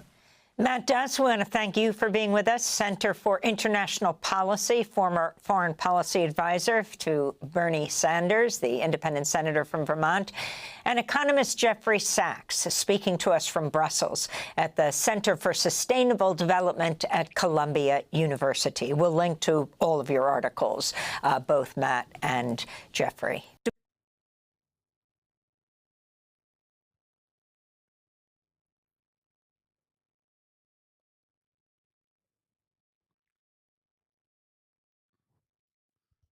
The last thing found on thousands of Ukrainian screens was the HasanAbi broadcast. I mean, there were Ukrainian chatters, and there still are Ukrainian chatters of this fucking community. They like, what the fuck? And they all now know the truth about Vladimir Putin opening up the world's oldest vault to uncover the truth about Jesus. Parts of West Africa. Subsequently, they were sold as slave individuals mentioned in the Bible. But this video is so awesome. What the fuck is Money Johnson? It's just a Facebook post from Money Johnson. Because black people were in the Bible, that the Americans turned white men, that they told the stories to us, but Russians didn't get the memo. They went off the real story. Songs of Solomon. But when the stories were conveyed to Americans, they were whitewashed. However, Russians seem to have disregarded this alteration and pursued genuine historical accuracy.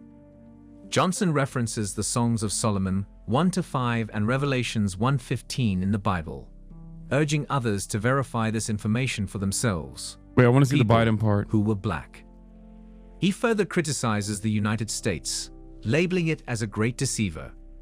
Many people inherit incorrect narratives from their ancestors, which become deeply ingrained, turning lies into perceived truths. However, Johnson asserts that the real answers are right in front of us. Who is Money Johnson? What do you mean Johnson asserts? Wait, what is this? Depictions of black people in biblical scenes, which is knowledge that is not taught in the American educational system. However, debates concerning the authenticity of these... Okay, we're done with this. We're done with this. Anyway, yeah. Trump tells Ukraine you should have never started the war. You could have given up land. Yeah. Trump's statements today were pretty fucking insane. Especially considering, like, you know, you're the president of America. You can't say that. It's like, that is an insane thing to say. Trump has said that he believes he has the power to end the war in Ukraine. He was speaking after talks were held today in Saudi Arabia, where Russian and American diplomats discussed ending Russia's 3-year campaign. More on those talks in a moment. But first, let's go straight to Washington and to our North America editor, Sarah Smith. Sarah, what more did the president say?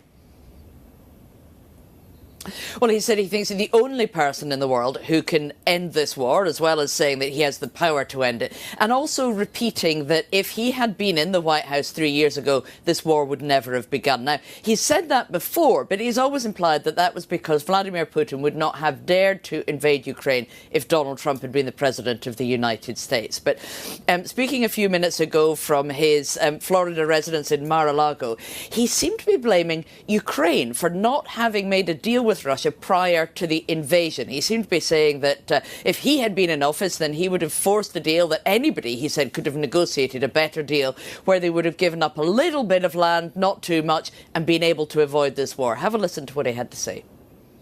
I think I have the power to end this war, and I think it's going very well.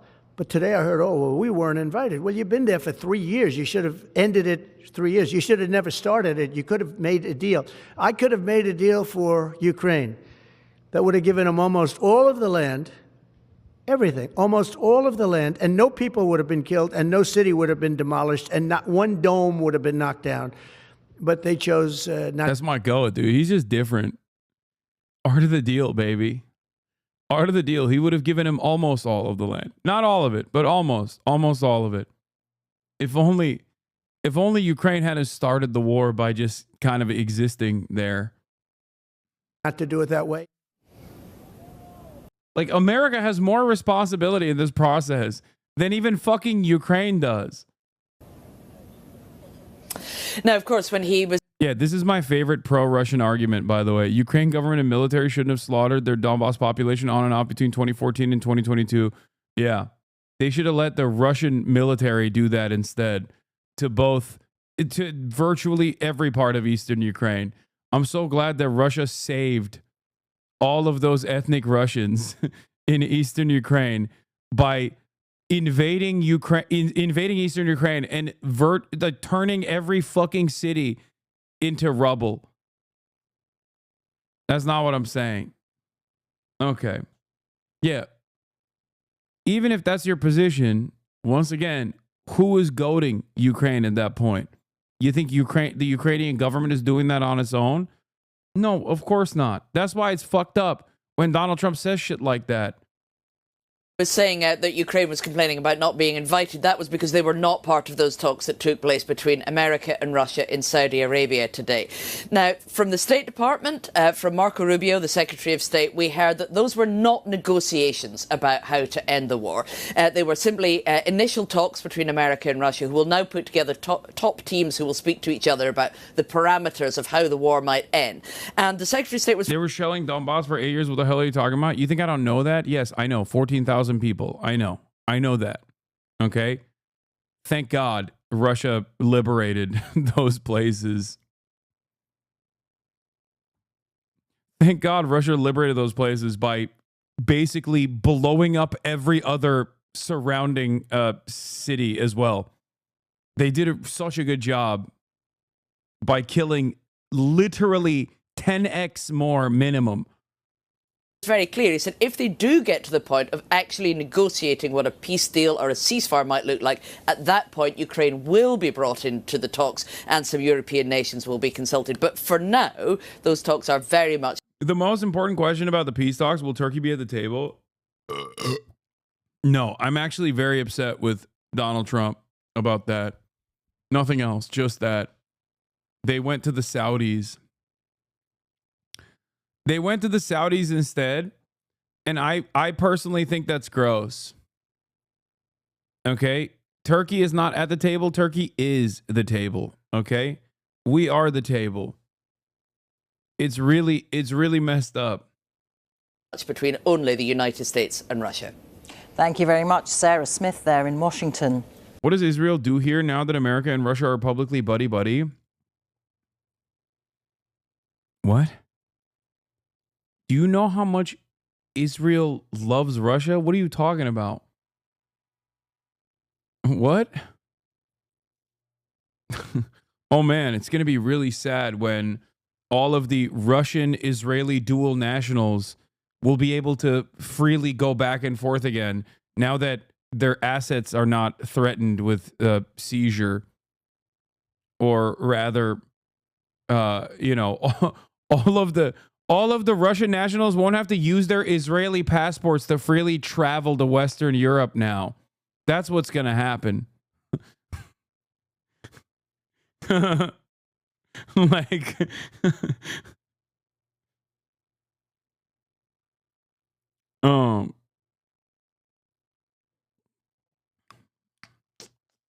Israel aids Ukraine versus Iran and Russia in Ukraine. Yeah.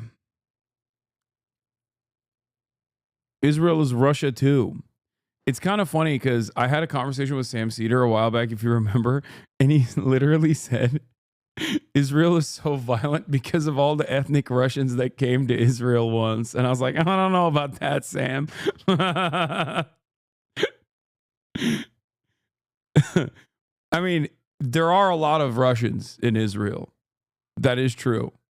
This part is correct. But I don't think it was the ethnic Russians that made Israel more aggressive towards Palestinians. Well, there were extraordinary scenes in Saudi Arabia where Russian and American diplomats on opposite sides for so many years held 4 hours of talks aimed at ending the war in Ukraine. One of those at the table, the Russian foreign minister, is even under US sanctions for the part he's played in the war. The two countries agreed to press ahead with negotiations. The talks are part of a flurry of diplomacy focused on Ukraine this week. Crucially, as you heard, neither Ukraine nor Europe were invited to the talks with US and Russian officials, which took place in Riyadh this morning. Instead, the US envoy Keith Kellogg is being dispatched to meet Ukrainian officials separately in Kyiv. And while Russia and the US were talking, Ukraine's President Zelensky was in Turkey with President Erdogan. We're at the table. We're still at the table. Let's go. That's really fucked up. That is really fucked up that they just basically sent Zelensky to Turkey. Like, Saudi Arabia gets to be the table where you're talking to fucking Vladimir Putin, and then Turkey gets fucking Zelensky. What kind of shit is this? This man literally facilitated the demise of the Assad regime, and this is how the Trump administration pays him back. Okay, they're like, here's a consolation prize. We don't want him anymore. You go play with Zelensky. Make yourself feel cool. It's fucking bullshit, man. It's bullshit. I mean, seriously, the fuck? One of the greatest W's for the American foreign policy came as a consequence of that fucking dipshit right there, okay? He gave it to you. Major W, okay? Major fucking W. And instead of doing another plan in Turkey, you go to Saudi Arabia? The fuck did they do? They just have oil. What did they do? We have the best watermelon salesman, okay? It's actually racist. It's actually anti-Turkish discrimination. Once again, the goddamn Angloids betray the Turks and think that the House of Saud is going to be more helpful in their desires for the region. Constantly fucking undermine. I don't know that an ex-ISIS guy is a major W. No, it's not a major W for me or for the Syrian population, potentially long term. I'm just saying for American foreign policy, that was a major W. Donald Trump, the loyal servant of the West, unironically handed that to them. And what did he get? Oh, great. He gets to kill some more Kurds. Oh, wonderful consolation prize for him. You know what I mean? He doesn't even get he doesn't get a seat at the table? Really? Fucked up. That's fucked up. Yeah, also, he wasn't ex-ISIS. He was ex-Al-Qaeda. Get it right, okay?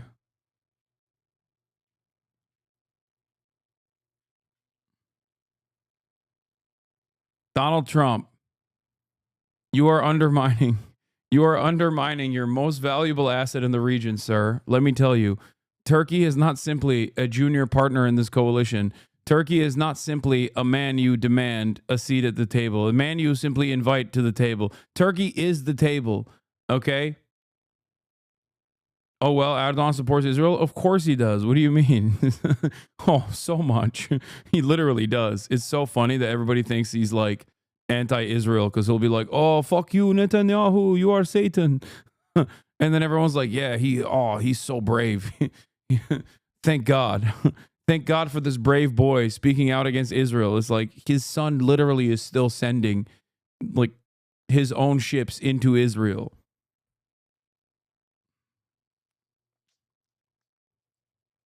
Anyway, everything I just said was a joke, for the record, about, well, not the Israel stuff, that was real, but the other stuff about Turkey being undermined and not being at the seat, not getting a seat at the table. Yesterday, European leaders held an emergency summit in Paris to discuss Ukraine and European security, underlining the unease being felt about President Trump's plans to resolve the war. Our State Department correspondent Tom Bateman is travelling with the American delegation and has been covering the meeting in Riyadh. Weren't you also in support of ISIS while the Kurds were fighting them off? What? No. What are you saying? No, I'm in support of the Kurds, you fucking idiot. What are you saying?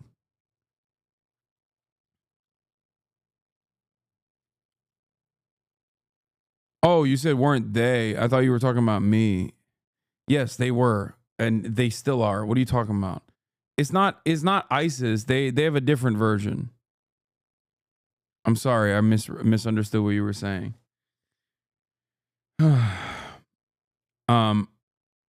But no, Turkey wasn't openly in support of ISIS. Turkey has his own Salafist brigades.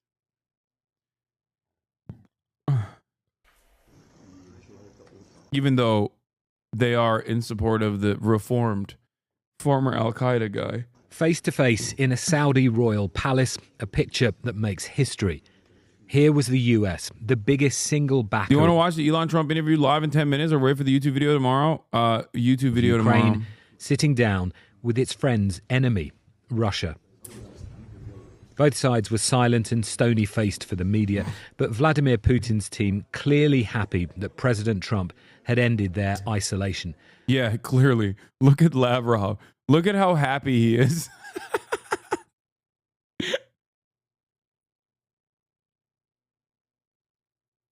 Yeah.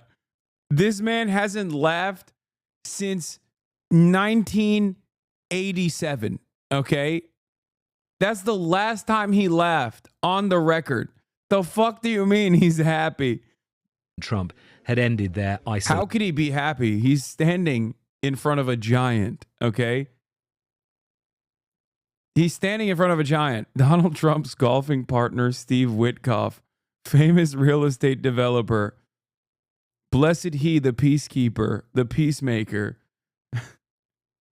And the world was about to be shown it. We were brought in for a short amount of time at the very start of the meeting. So the doors opened, the press brought in, and then we saw that extraordinary scene. The first time any such face-to-face meeting has taken place at that level in 3 years. Amid the surging anxiety in Europe over these talks, I shouted questions for Marco Rubio.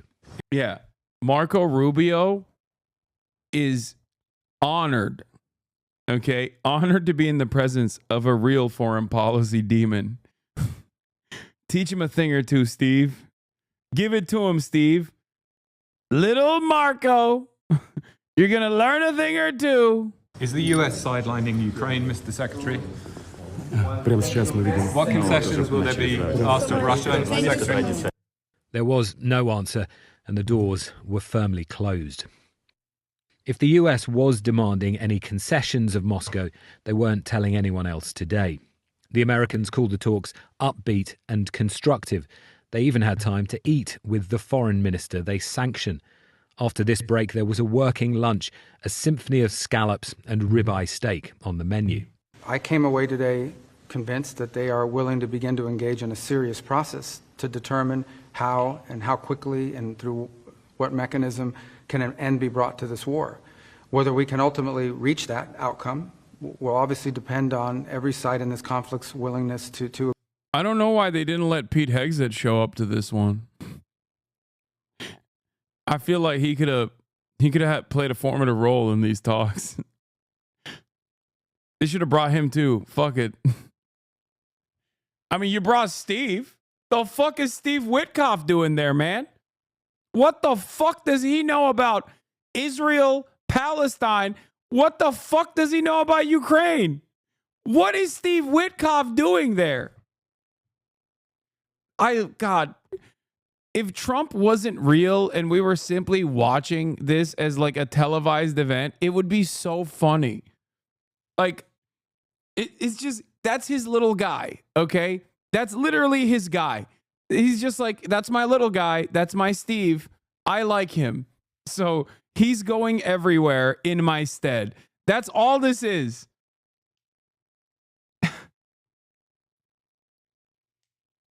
That's it. That's what it is. He just trusts Steve because they play golf and he doesn't cheat, I think. I suspect. That's probably what it is.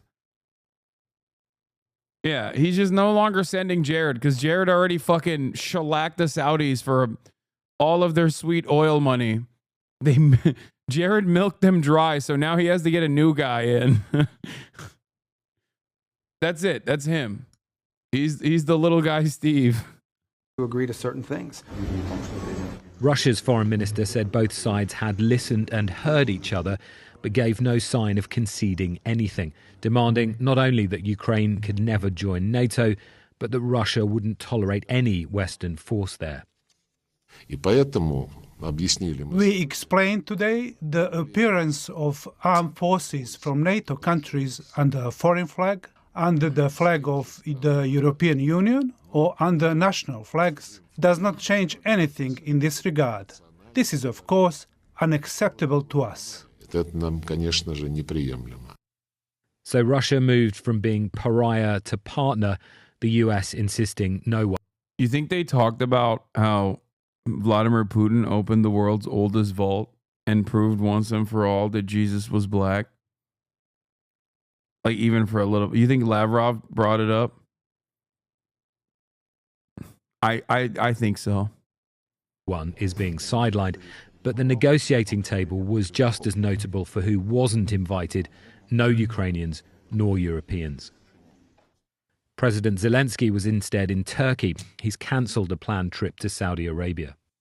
I am convinced that for Ukraine and for our region, for Europe, that it is critical that any negotiations to end the war are not happening behind the backs of the key parties affected by the Russian aggression. A stark reminder of that before the talks as Russia launched another mass drone attack on Kyiv and elsewhere overnight. Today's events have so far done nothing to allay the biggest fears in Ukraine. That's crazy, dude. That's crazy. They made him sit at the kids' table. That's crazy. Ukraine of being forced to accept an end to war on Russia's terms, with the peace being carved up between Moscow and Washington. Tom Bateman, BBC News, Riyadh. Well, in a moment, we'll speak to our Russia editor, Steve Rosenberg. But first, let's go to our Ukraine correspondent, James Waterhouse, who's in Kyiv for us. And James, how are President Trump's latest comments likely to be received there? Well, to give you an idea, 3 years ago, it was very difficult for Ukrainians to hear Vladimir Putin announce that he was... Isn't it just USA and NATO losing, basically? Yeah. The United States lost so much, dude. It's crazy. They were able to shut off a massive competitor and its pipeline project to more efficiently deal energy into the European market and force the Europeans to either purchase it with an upmark from other countries in the region or directly get it from the United States of America. The American military-industrial complex was able to dump a shit ton of older weapons and equipment to Ukraine and is now going to basically pick apart Ukrainian natural resources, aside from, purchasing all of the other state-owned enterprises at pennies on the dollar for for Western capital. Is really, really devastating for America. No, America made out like a fucking bandit. it's new. Russia's military suffered 530,000 casualties in 2024, a NATO official said. That's nearly two-thirds of the two-thirds of Russian troops killed or wounded in Ukraine since 2022. Russia's casualty count is now 837,000 killed or wounded, nearly 3 years since the Kremlin's full-scale invasion.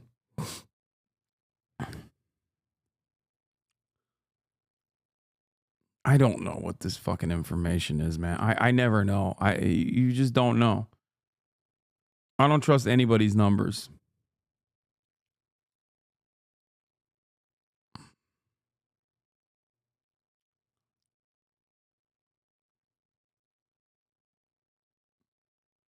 Does this mean that Biden was actually the go to the American military industrial petro complex? No, because he wouldn't have had any of this shit if Vladimir Putin wasn't a fucking dumbass who turned around and invaded Ukraine. Like, that's why I kept saying Vladimir Putin handed a fucking gift to America, like a major gift.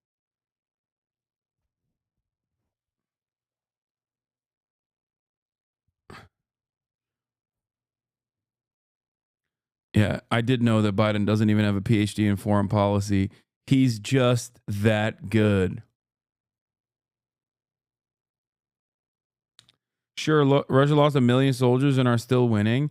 I mean, I don't know if they actually fucking lost 1 million soldiers, okay, wounded or dead. I don't know if that's the truth or not, but it doesn't matter. Of course, Russia fucking lost a shit ton of soldiers. Like, regardless of whether it's 1 million or not. They did.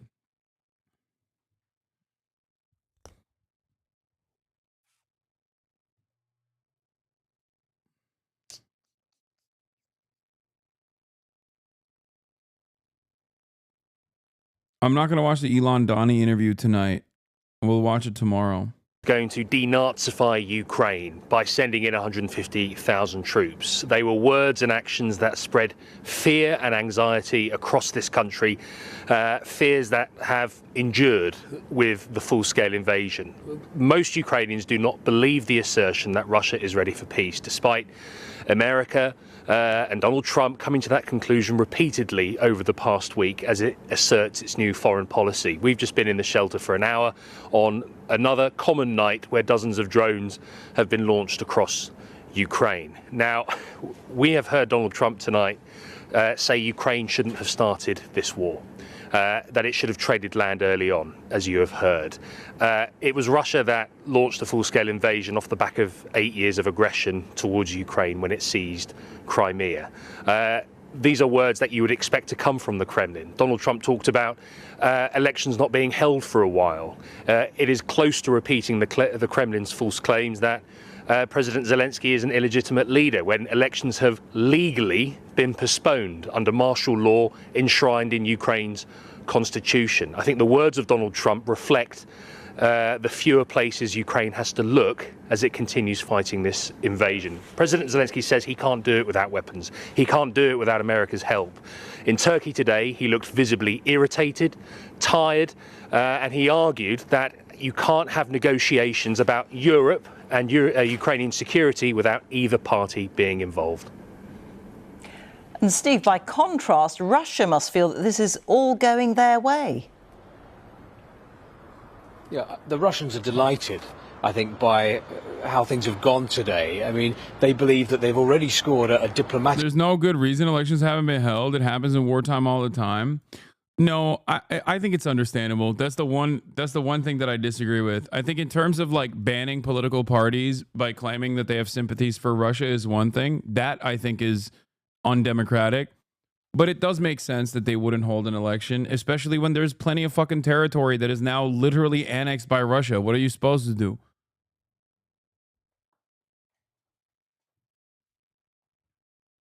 I don't think it's that. Yeah, there's also so many Ukrainians that are literally not in Ukraine either. You hold elections is what you do. I think that's a weird thing that people constantly push for.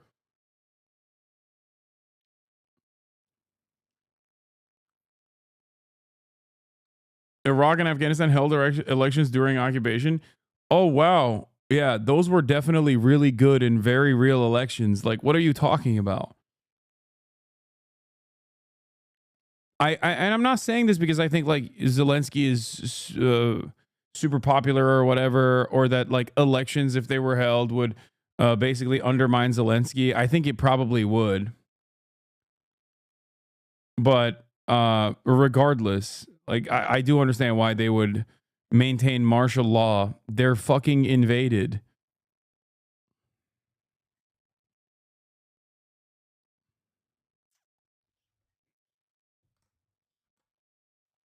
Having a fair election seems democratic. I think it's really funny that a lot of these people say like, a lot of these people are like, oh, why didn't they have an election? But I don't know what the current Ukrainian politics looks like, but I don't think that like the process of democratic elections in this instance would bring forth a figurehead that is better for Russian interests or better for anyone really. Like, I just don't think that it would be a fair election regardless, especially when you have half the goddamn population not in Ukrainian borders at this point, and a decent chunk of the population that is under Russian annexation. Like, that's the one thing that I don't agree with, where I'm like, come on, it's an understandable predicament to not hold elections in this situation. Victory, the fact that US I think that's just the talking point.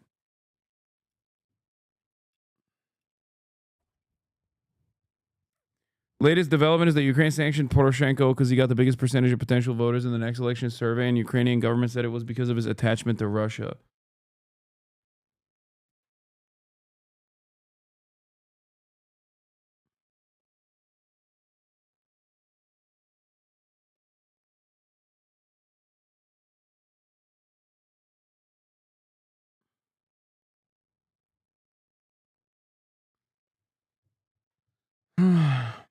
I think the country is not in a state to hold elections is correct.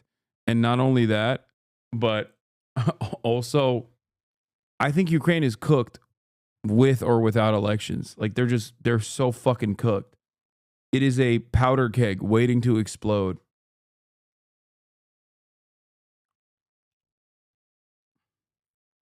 You're just against democracy? No, I'm not. US officials sat down with senior Russian officials while Russia was still waging a war against Ukraine. That is a sign that Western attempts to isolate Russia have failed, and that Russia has come back onto the global stage with its leader. I was watching one of the main political talk shows on Russian state television tonight, and one of the guests stood up and said this. He said, "The events in Riyadh are a triumph for Putin's foreign policy. I congratulate all Russians on having such a president." Well, it was state television. But what about the war in Ukraine? Russia continues to push for an end to the war on Russia's terms, and those terms basically amount to Ukraine giving everything up. And today, the day of the talks, Russia hardened its demands. So now, not only does Russia say no Ukraine in NATO, it's demanding that NATO disavow its promise from 2008 that Ukraine could one day join the NATO alliance. Steve in Moscow and James in Kiev. Thank you both very much. Well, the issue of how to keep the peace in Ukraine in the event of an agreement has been preoccupying European leaders. Sir Keir Starmer has said he would consider deploying UK troops to Ukraine, although, as you heard, Russia's foreign minister said his country wouldn't accept having peacekeeping forces from NATO countries in Ukraine under any peace deal. Our defence correspondent Jonathan Beale has been with British troops in Romania, which borders Ukraine, where they're training for all eventualities. These troops know they may be sent into danger. Part of Britain's High Readiness Force training with European NATO allies in Romania. The border with Ukraine is just 16 miles away. they're already learning the lessons, the return of trench warfare. But they also know they could be called on to help secure a peace in Ukraine. This brigade is absolutely ready. My brigade back in the UK is ready, but clearly what that force package would look like would be dependent upon what the Prime Minister and the Minister of Defence would like. But we are ready. But you couldn't do it on your own? Absolutely not. I think the Prime Minister has been very clear that the UK would contribute to efforts, but absolutely not doing it on our own. From training in trenches... What are you laughing about, Lamau? Dude, I'm looking at the brave and bold 75,000 men strong British forces, okay?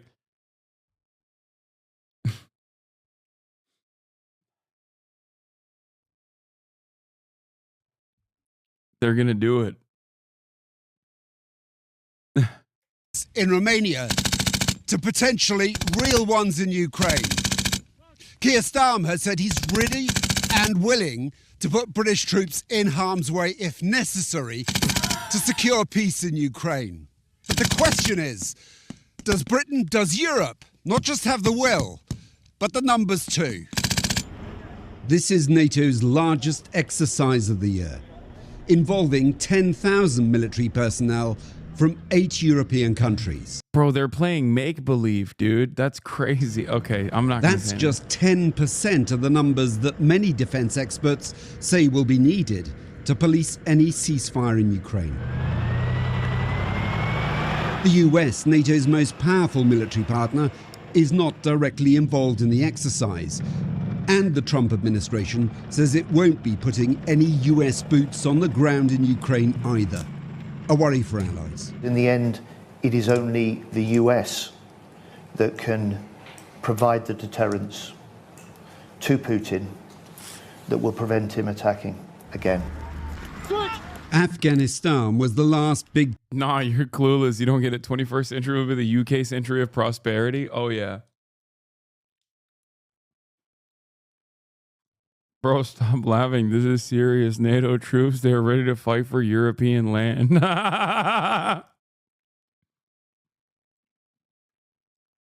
Yeah. I'm going to be 100% for real with all of you. And I think many of you are going to get mad at me for saying this, especially the Europeans. Without the Turkish military force, this is nothing. Okay? There's a reason why Turkey gets to do whatever the fuck it wants in the region. Okay? Part of that is because it has nukes, American nukes. The other part of that is because it has the second largest standing military force in the in NATO, with a lot more experience, a lot more combat experience. Okay? These guys, on the other hand, are constantly just like fucking running around. Second largest after the United States of America, of course. Like, conscript armies are trash. Yeah, it doesn't matter. It's a conscript army that actually sees active combat.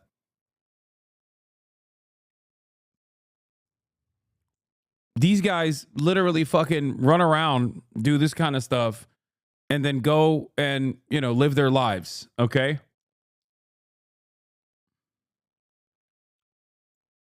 Bro, I love you, but you're coping hard, Amok.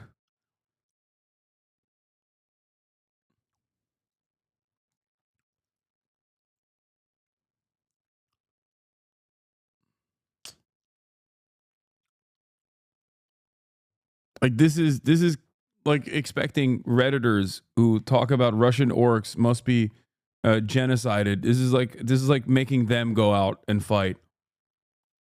Test for the British Army.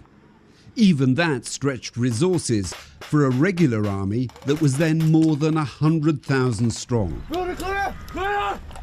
Now it's down to just over 70,000.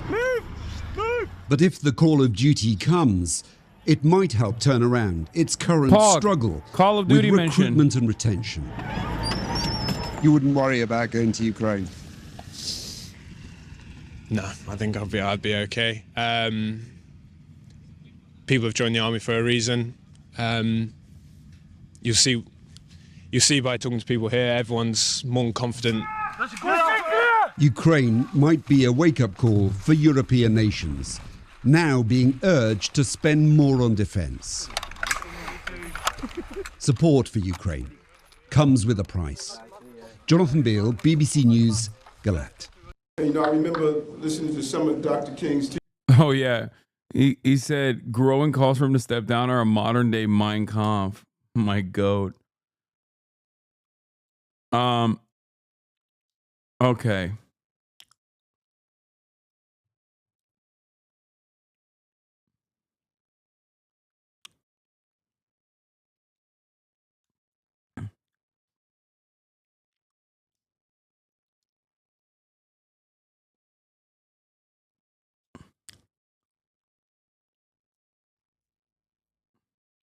Is NATO weak? No, of course NATO's not weak. With America, NATO is not weak. Without America, NATO doesn't exist. That's simply it. That was why I was laughing. They weren't a part of these combat readiness operations, and there's a reason for that.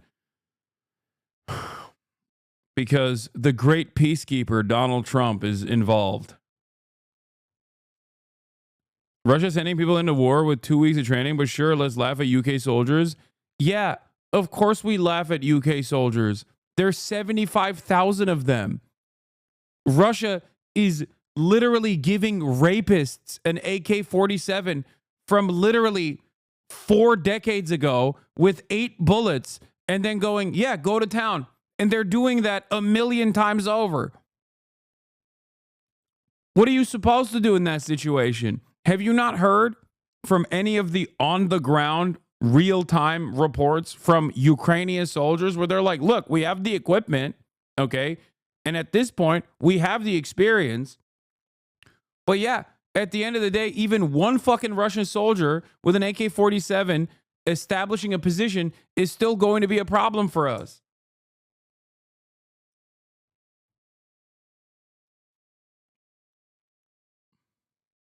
It doesn't matter how advanced your tech is. At the end of the day, it's clear that the side that has more fucking people to send, British Armed Services, 135,000 strong active persons. They literally just said it's 70,000 people.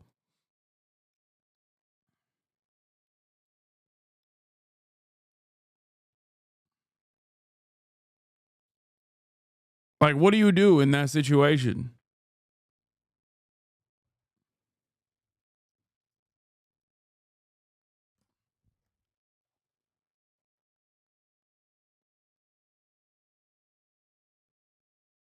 Oh, combat versus, okay. Combatants versus non-combatants. 135,000 with non-combat included.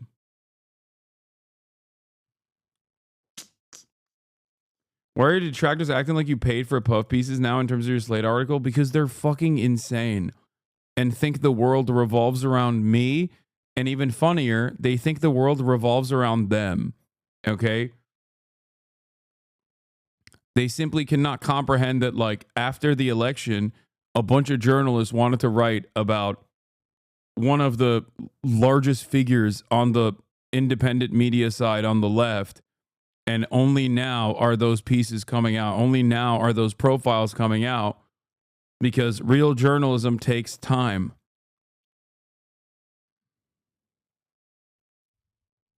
Speaking of which, let's cover that real quick because I got a Slate article.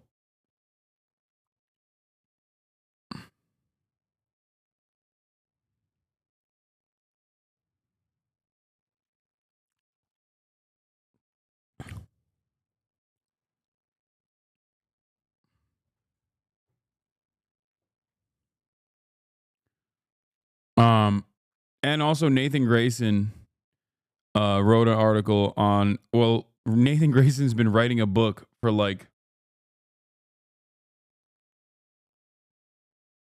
5 years. What is this? I'm against Piker working with the Democrats, but I'm strongly for Brianna Wu quitting whatever she does. Dilemma. Hey, just being honest, if our party works with this freak show, Jew-hating, terrorist-loving piece of shit, I will literally quit my job because the Democratic Party would be too lost to bother with.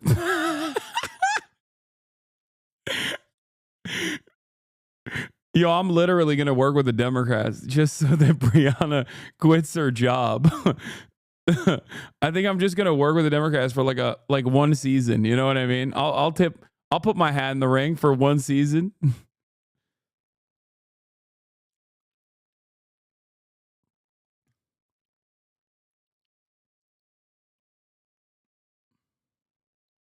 Here's the Slate article.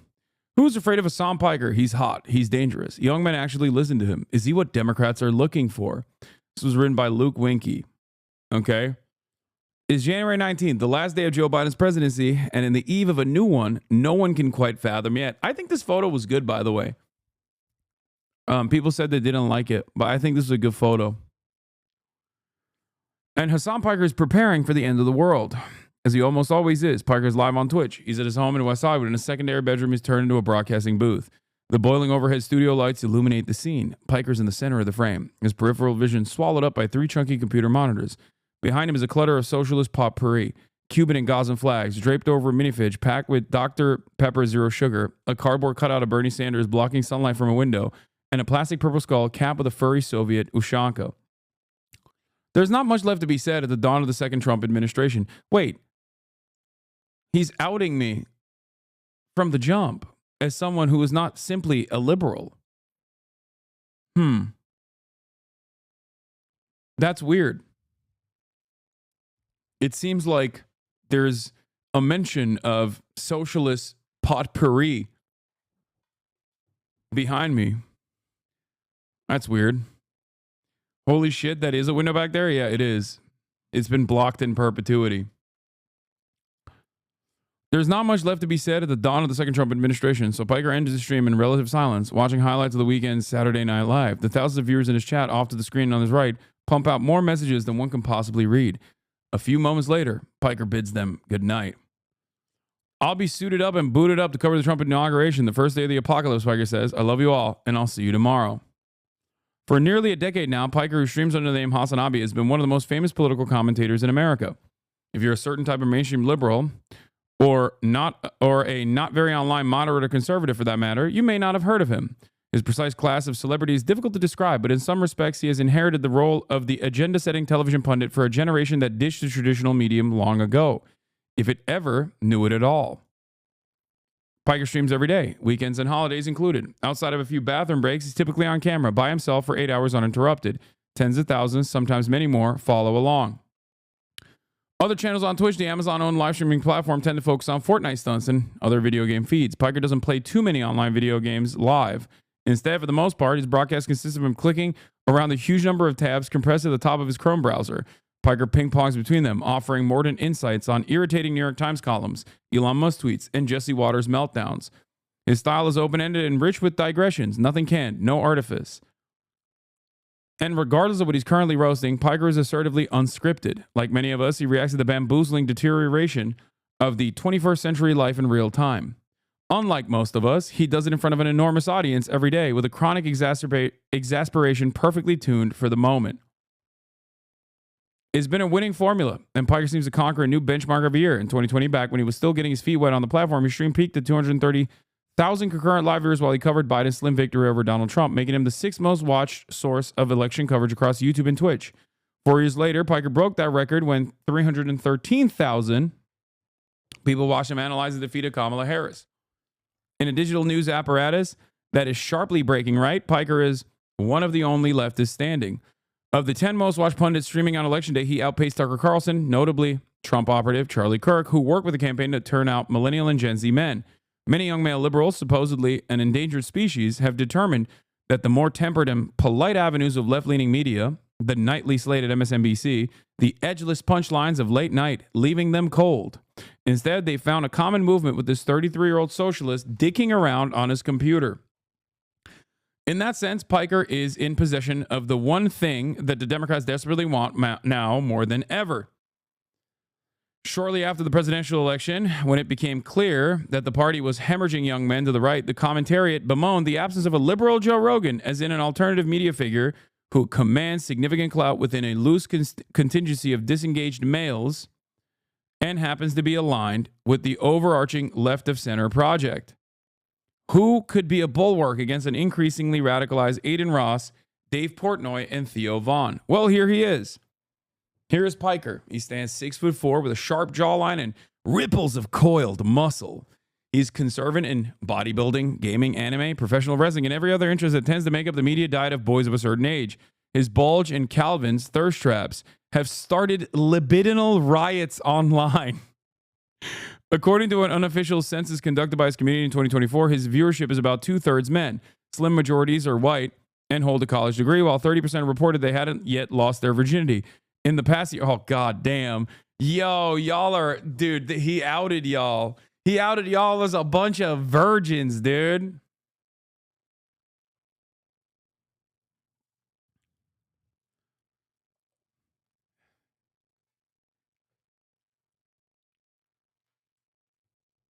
Libidinal rage is great. Libidinal riot is even better.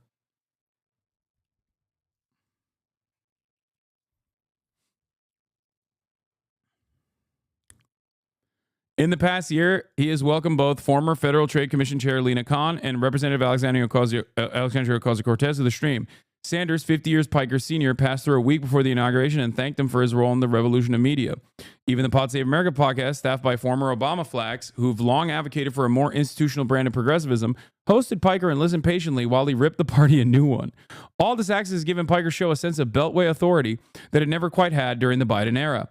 Evidence of a fledgling support to make him more central to the Democratic messaging. The Democrats, it seems, have found their man. Just one little problem with that. Piker didn't endorse Biden at the dawn of the 2024 cycle. Then he didn't endorse Kamala Harris either. Resting on the sheath samurai sword near the rear of his streaming setup is a MAGA hat.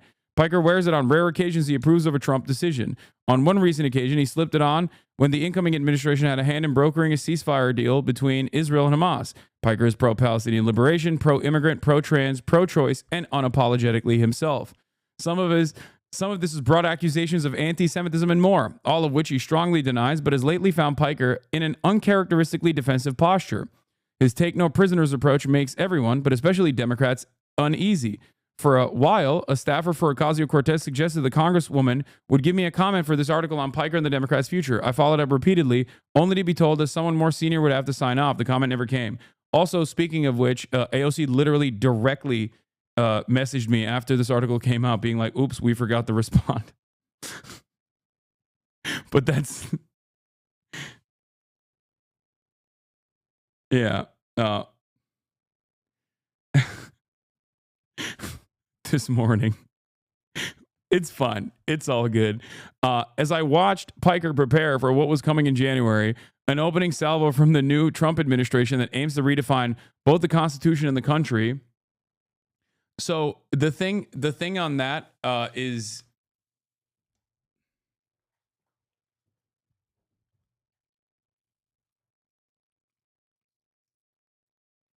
I think they also messaged Ryan Grimm. He deleted his tweet about this. Oh. Yeah. Listen, she's got a lot going on right now.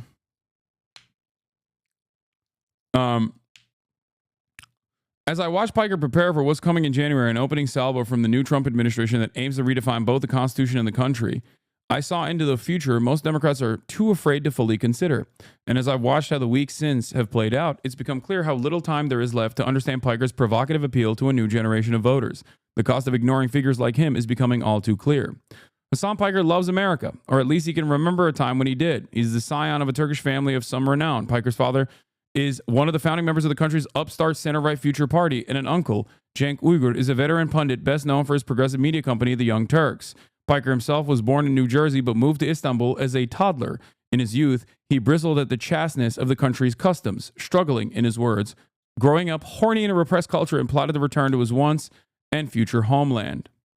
At 18, he got his wish. Piker enrolled at the notoriously debauched University of Miami and chased his very own American dream. His education came second to intoxicating taste indulgences. A few weeks into his college career, Piker started working at a nightclub promoter, one of his first jobs in the U.S., hustling tourists in the strobing bacchanals of the city's nightlife district. Hasan knew exactly what was going on. He could get 100 to a club as a freshman, Uygur told me. Wherever he went, he instantly became the coolest person on campus. Like so many other millennials, Piker experienced his first brush with left-wing politics via The Daily Show and other Bush-era satire, but he does not exactly remember himself as civically engaged. I was a dumb college kid. I was just happy to be in America.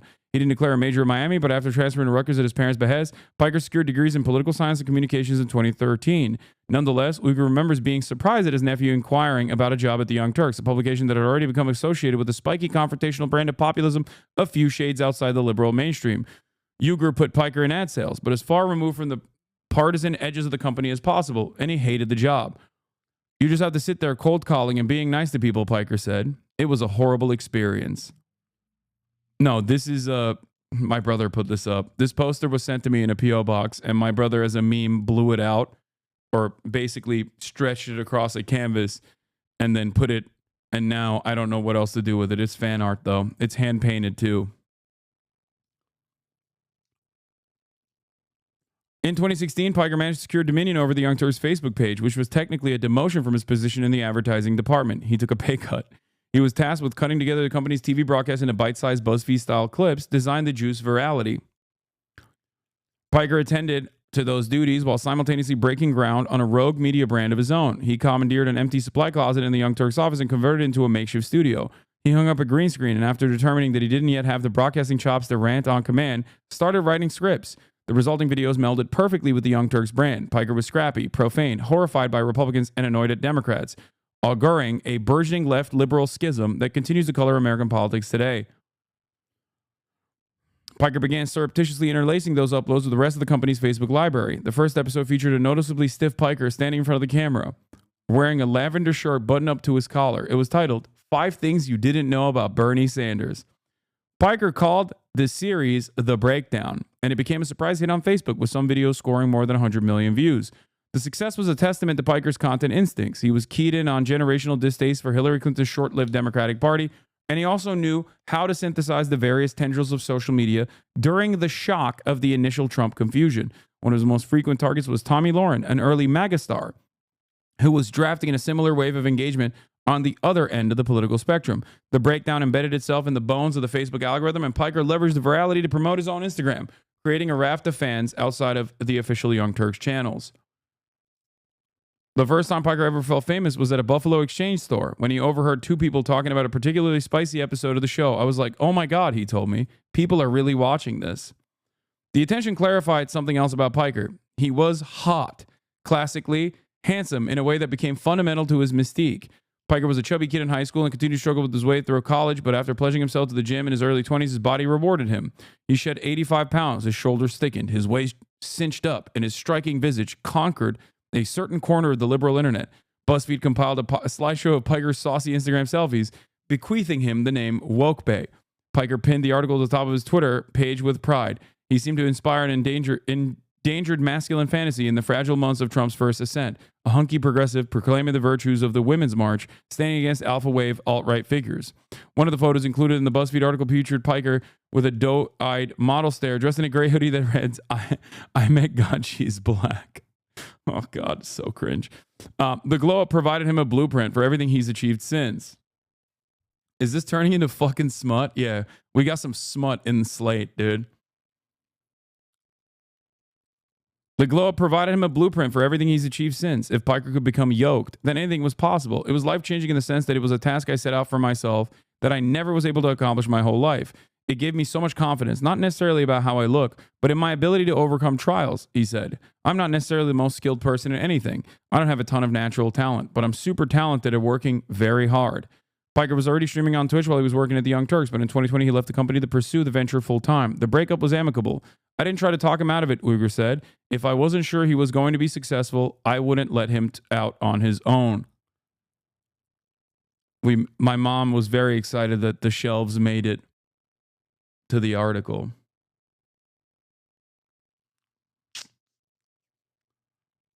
Piker regards his Twitch broadcast as a natural extension of the work he did on Facebook. Online leftism, especially since Biden secured the Democratic nomination in 2020, has earned a reputation for being dour and nihilistic, eager to cheer on the pratfalls of the Democratic Party. But since his move 4 years ago, Piker has shown a willingness to be a team player.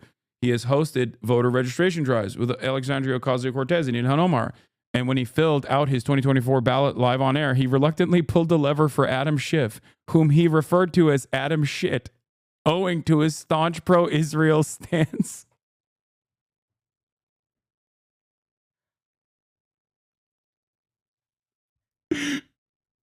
Wait, I thought I didn't vote and told my fans not to vote. What happened? I thought I actively told people to never go out and vote. That's so strange that...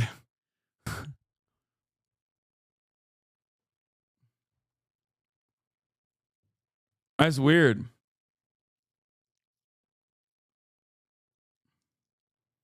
Felix Biederman, a friend of Piker's and one of the hosts of the notoriously ribald leftist podcast Chapo Trap House, compared his influence to something like The Daily Show's cultural apex, which, tellingly, occurred when the Democratic Party was adrift following Bush's defeat of Kerry in 2004.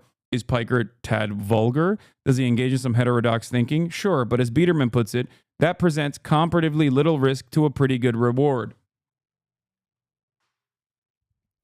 Piker's house is oddly quiet when he's not streaming. He's made the place into a palatial bachelor pad, all honoring his unique strain of bro-friendly progressivism. Bookcases pack Naruto manga next to revolutionary scholarship. An oil painting of Bernie Sanders depicted as leather-clad punk.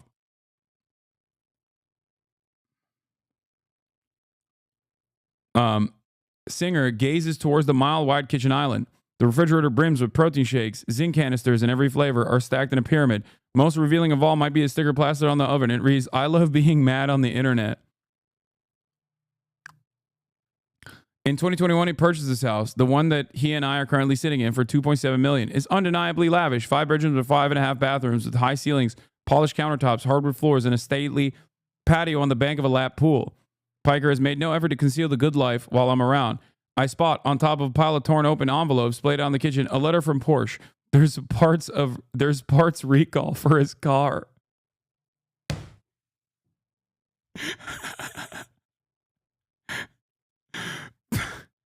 Some 50,000 people pay a monthly fee of $5 to subscribe to Piker's Twitch channel, allowing them to tune into Piker's stream ad-free. Extrapolate those numbers that NBC did last September. Piker's estimated to be raking $2 million annually, a significant upgrade from the $65,000 a year he was making at his uncle's company. He has taken full advantage of that sizable bounty, which has ruffled more than a few feathers on both sides of the aisle. Conservative media loves to fetishize the material discrepancies of progressivism, so when a vow socialist buying up prime California real estate was manna from heaven. When news broke of Piker's new abode, Fox News opined about the hypocrisy of a leftist living in upper-class luxury, while Ben Shapiro took Piker to task on YouTube. $2.7 million is a lot of money. I don't see you handing that out to all the immiserated workers in the Marxist social construct, he said. You can get yourself a tiny little shack and live yourself the Henry David Thoreau lifestyle for probably $30,000 somewhere. Isn't that funny that so many people make the Ben Shapiro argument? Liberals.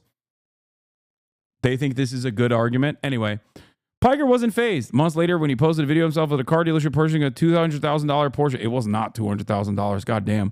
Wait till they find out that I'm never going to fucking drive it, he said, as a fresh wave of outraged MAGA acolytes filled his mentions. Does a socialist reveling in his abundance expose a political contradiction? Perhaps. But Piker has also correctly identified that in 2025, when Trump of the Manhattan penthouse can be twice enshrined as a working class hero, those contradictions are not nearly as relevant as they used to be. Also, I didn't purchase it. I leased it, but that's besides the point. Piker is a young man responding to his enormous windfall in a way that is extremely relatable to other young men. That, more than anything else, has proven to be invaluable to his cause. Hasan lives a super aspirational life. A lot of other men on the left don't have that same aspirational aesthetic to them. Taylor Lorenz, an author and journalist who covers internet culture, told me, there's a generation of young people who want to consume media from someone they look up to. They want to improve their lives. They want to imagine a better world for themselves. And a lot of people are selling that better future in a package that is hateful. I think Hasan sells them on a progressive future. Piker is happy to meet MAGA men where they are. I give a lot of leeway to people for having somewhat bigoted views, he said, without hesitation. It's a radically different strategy from liberal orthodoxy that, for years, balked at the idea of courting people who were too retrograde, too brain-rotted by conspiracy, simply too far gone to be marbled into a larger political project. It recalls an incident in early 2020 when Sanders was excoriated for accepting the endorsement of Rogan, someone who indeed has shown that he has held those bigoted views Piker speaks of. What did that liberal purity earn? Voters under 30 dramatically swung to the right in November's election. young men in particular, have been conquered by the Republican Party. 56% of them voted for Trump in 2024, compared with just 41% in 2020. Piker argues for a different approach.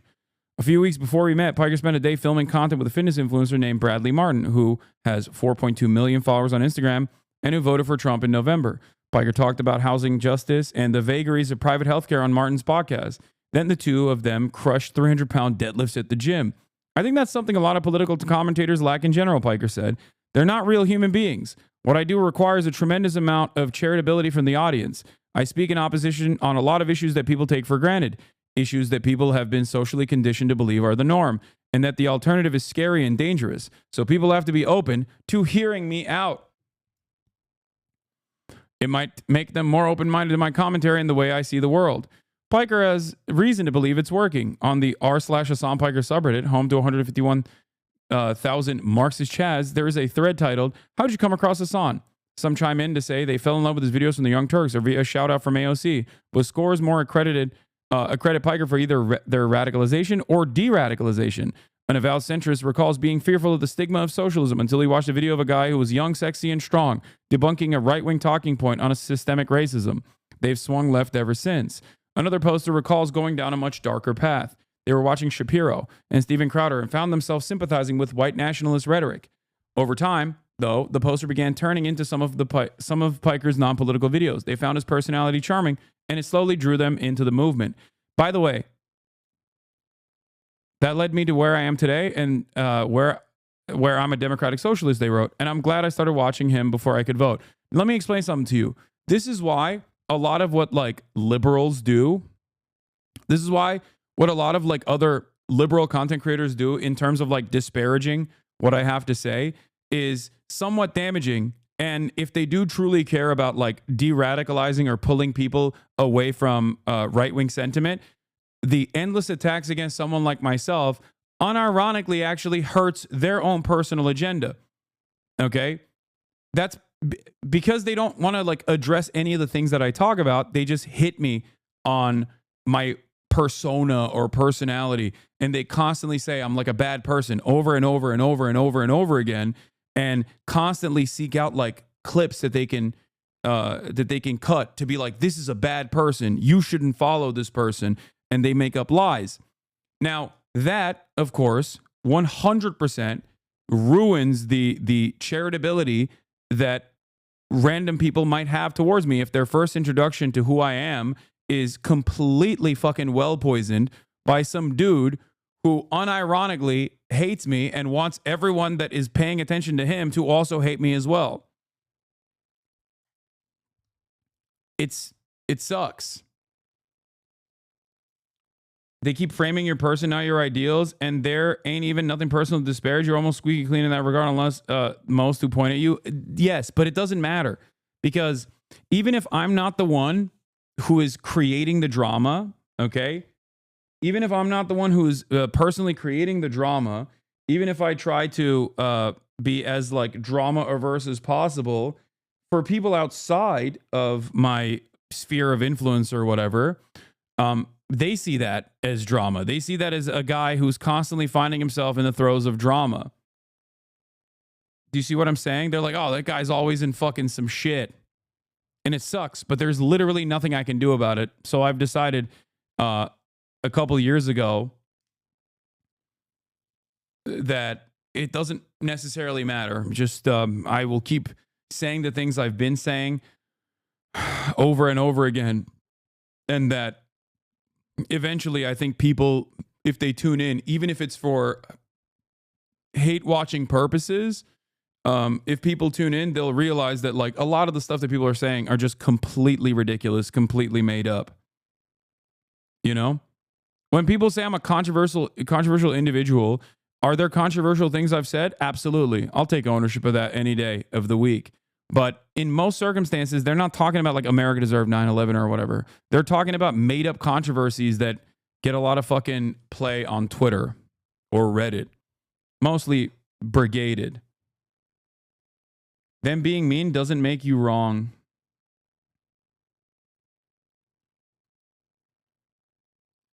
With the Democrats so thoroughly out of answers, the party's approval ratings are hovering in the low 30s. After ceding so much digital ground to the conservative movement, Piker offers an alternative. The only question left is if the establishment can accept the type of coalition Piker wants to create. What? I thought you were like a Sargon of Akkad type guy until I saw you say you would drink the Liver King's urine to gain powers like his, and I was like, maybe this guy isn't so bad. So I tuned in and I was like, oh, this guy's politics are kind of the same as mine. Yeah. I think that's precisely the reason why there's a lot of people who come in initially as hate watchers and over time basically realize like, okay, maybe this guy's not a fucking piece of shit. Maybe I was lied. Maybe I was lied to.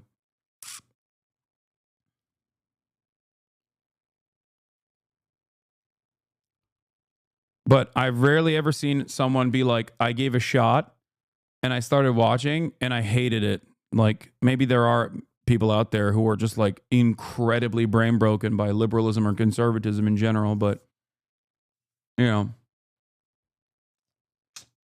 Piker likes seeing government employees lose jobs. Yes, Robert J. Christ, definitely. That's why I've spent the past month talking about how devastating and damaging and insane that is.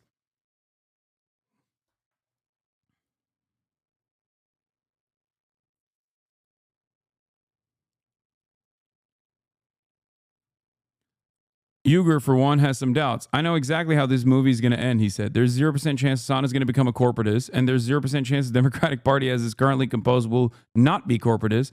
So they will have an inconvenient marriage for a while, and then they'll fall out of love with him. At the end of the day, he's not going to give the message that they want. I mean, he's right. I will not change. Some signs suggest otherwise. At his house, Piker told me virtually everyone running for the head of DNC has reached out to me, but I haven't had time to interview them. We were sitting in a studio while Kaya, his enormous debate, a massive weave through our legs. Well, except for Martin O'Malley, I think, or whichever one is the most corporate. Ken Martin eventually won the job.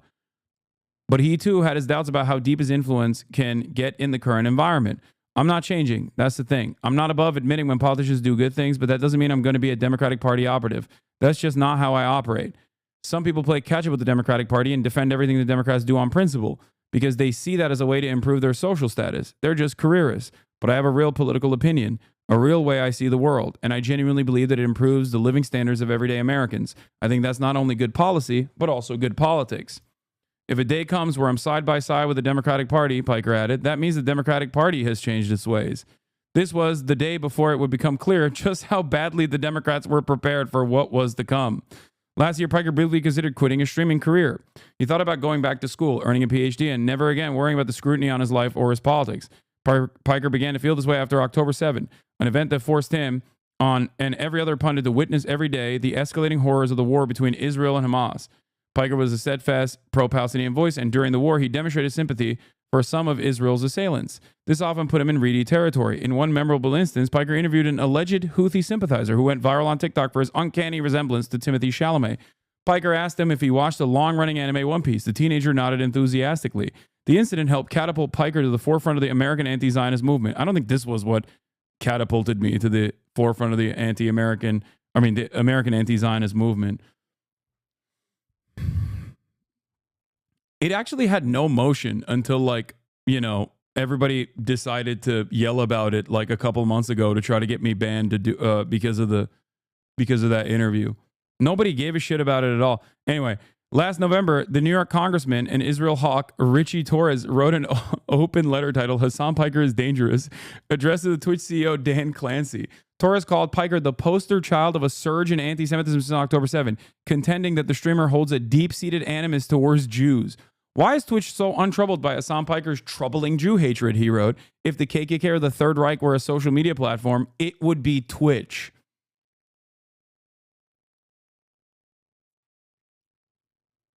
Piker was used to the routine drama of internet fame, but censure from an elected official was a different beast. Fox News, in a story published after the letter, outlined a lengthy taxonomy on Piker's takes on Gaza. Among them, that sexual violence that occurred on October 7 didn't change the dynamic of the conflict for him, that Hamas was a lesser evil than the Israeli military. Meanwhile, Jonathan Greenblatt, head of the Anti-Defamation League, took to X and claimed that Piker's toxic screeds against the Jewish state normalized bigotry and launder terror, imploring media companies to deplatform him.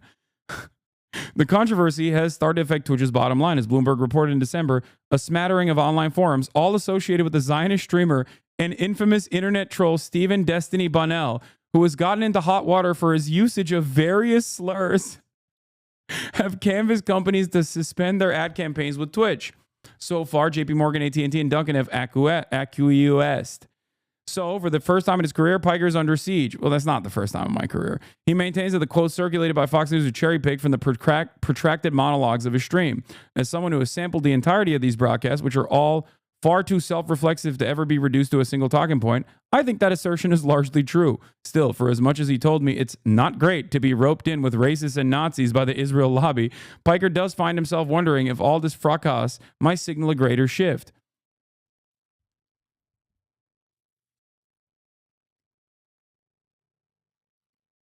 If his presence is being taken as a threat, then perhaps the right people are feeling the heat.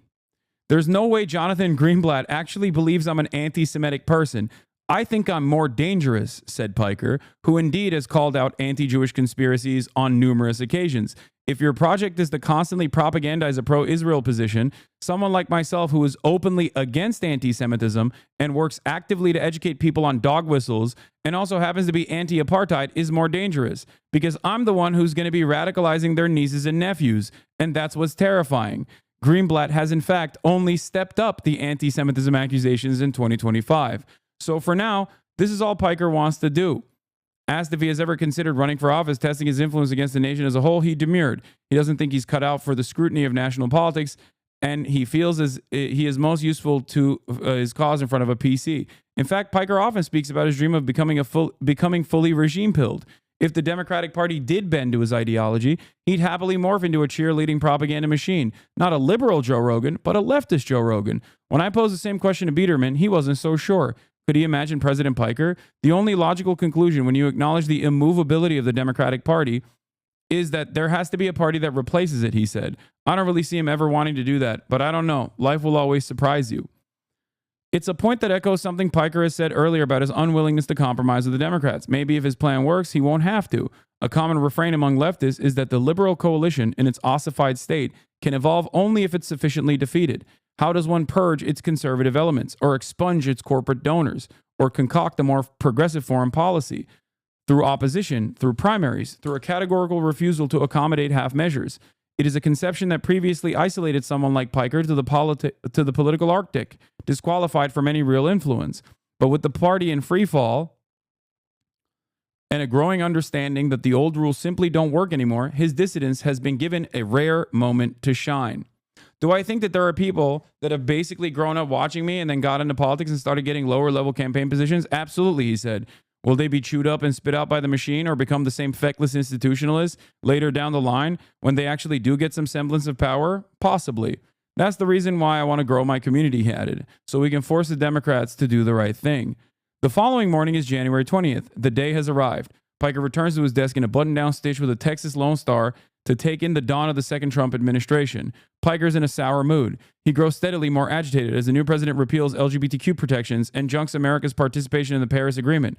He can hardly believe his eyes when Elon Musk makes conspicuously Nazi-looking gesture towards a crowd of MAGA partisans. He watches Hulk Hogan rip off his blazer, revealing a shirt that reads Trumpomania.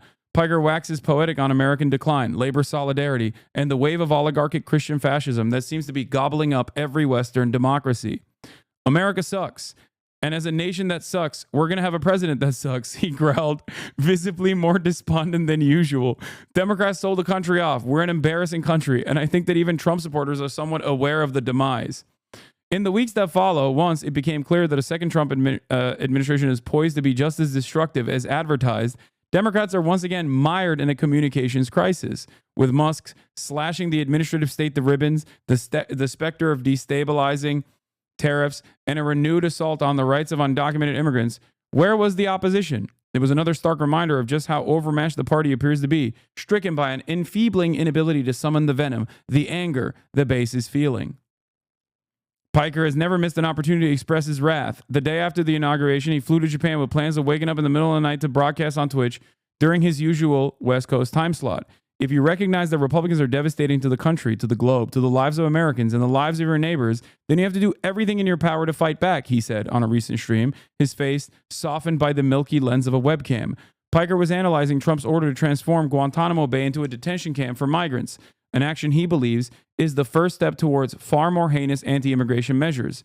It's a Classic Piker fixation, the sort of thing that innervates his fury for the inert center of the Democratic Party. To him, ceding any policy territory to the conservative elements of your coalition is death. It only provides cover for the Republicans to push further, to savor more cruelty, to inflict more pain. I wonder how people that read this article like contend with the takeaway where they try to like present me as a radical terrorism supporter or someone who is not like actively trying to do right by marginalized communities. Like, it's got to suck real bad. I guess nobody really reads, so they don't really care. But it's got to suck really bad if your entire project is to be like, Hasan is a bad guy. Please don't listen to him. I'm the actual true liberator of the marginalized populations. Like, please listen to me instead. I promise you. And what are my politics? Well, my politics are whatever the fuck Hasan isn't. If you read an article like this, you probably arrive at the exact opposite conclusion. So how does that work? Well, I'll tell you how that works. They don't fucking read the article, and I'm sure they'll say this was a puff piece that I paid for or something, which is insane. And once again, demonstrates an inability to understand how media works, but it doesn't really matter. Anyway.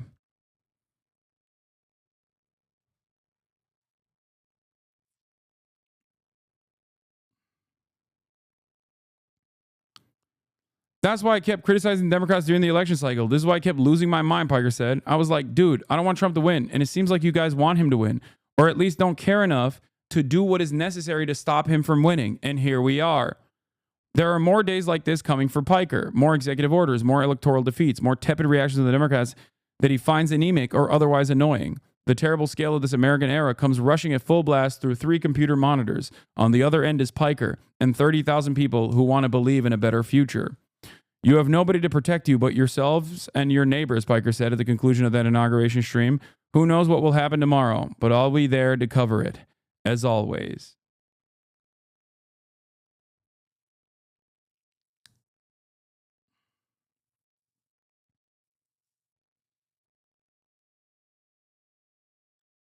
Anyway.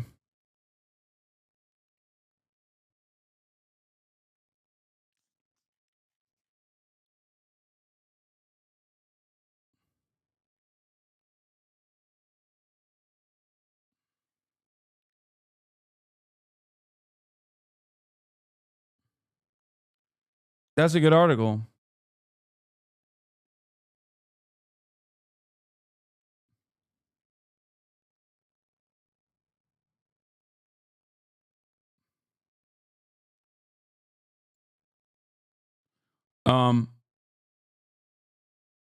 There was another one as well that I didn't even know was coming out. I didn't know this one was coming out either.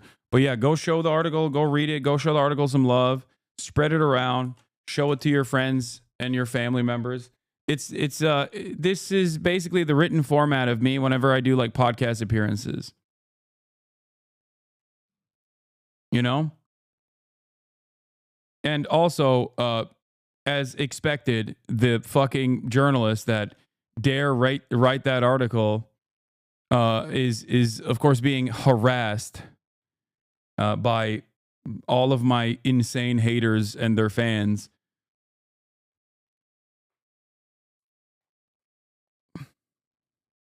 This article pissed me off, but I see now it was mostly glaze.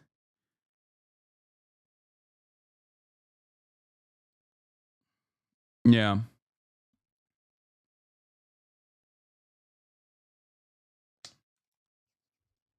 They do that every time. They literally brigade the comment section of every social media platform. How do certain fans not realize that they're coming across as MAGA loyalists when they attack journos like that? I don't think they think.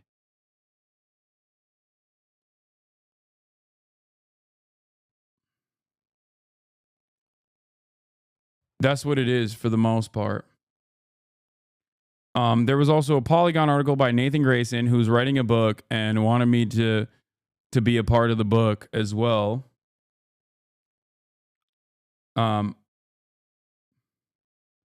This tweet is a minefield, Jesus. Give you a 5,000 profile of Hasan Piker, who's the only lefty media personality with any cultural salience among young men. Will Piker be marbled in the Democratic messaging machine for that to happen? One of the two entities, Piker or the party, would need to change. Yeah. It's like literally immediate brigading. Why label him a liberal? He hates liberals. What is this account that I muted? Glug, glug, glug. Yeah. When extremely online weirdos, I didn't realize you love anti-Semitism and terrorism. Are you going to call babies valid military targets too? He really hates America. And even the young Turks avoid him. Really embarrassing puff piece. This is what I mean. Like, all of the weird, like, sex pestiny brigades come full throttle. Every time a single article is written about Hassan and Destiny, Ethan's fans swarm the replies after being told to brigade. Just some of the most pathetic behavior you're ever going to see. It is pretty crazy that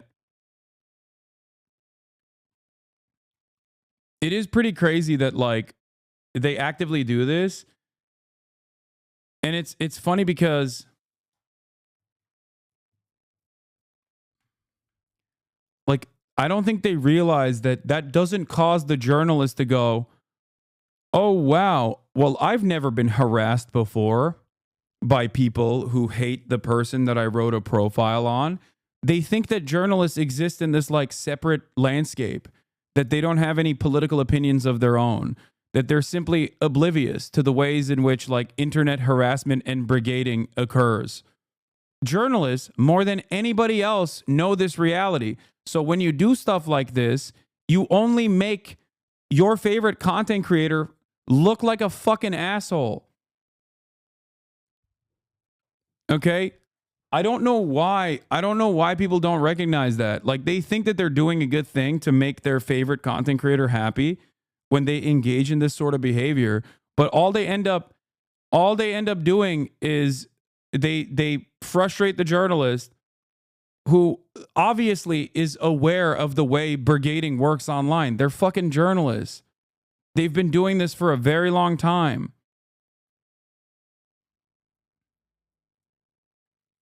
Yeah. They still think they're holding you accountable. I think that's just a lie that they told themselves a long time ago, that they basically believe, or at least they must maintain believing. Yeah, Nathan got popped too, unfortunately, because the timing of his article. To be honest, when I saw the Slate ran a profile on Hassan today, I too was like, what are the odds? And then shit, this might hurt my book sales. This is the opposite of the kind of conspiracy Ethan seems to be suggesting. My book has been in the works for 5 years. It was completed last year. The release date today has been locked in since last year. All publicly available info. Jaeger08 Larson, thank you for the 20 gifted subs. Polygon ran that excerpt today as a rant of a promotional rollout, which I've been planning for months. And of course, I talked to Hassan, in addition to at least 100 other streamers, for the hook, because he's one of the most notable people on the platform. Yeah. My professional opinion on Ethan is that he needs to chill the fuck out. Anyway. Poor Nathan. But yeah, Nathan's book came out today. Twitch's Hasan Piker wants fellow leftists to know having fun isn't bourgeois decadence. A new book excerpt from Stream Big dives deep on Twitch's top stars. Games journalist Nathan Grayson, founder of Aftermath, where he also currently works as a reporter, has a new book out February 18th, which is today, that spotlights 9 different Twitch creators, their fandoms, how they got their start, and the culture of live streaming that surrounds each of them. You can read an excerpt below of Stream Big. The triumphs and turmoils of Twitch and the stars behind the screen, focused on Twitch streamer Hasan Piker, reprinted with permission of Atria Books and Simon & Schuster. All rights reserved.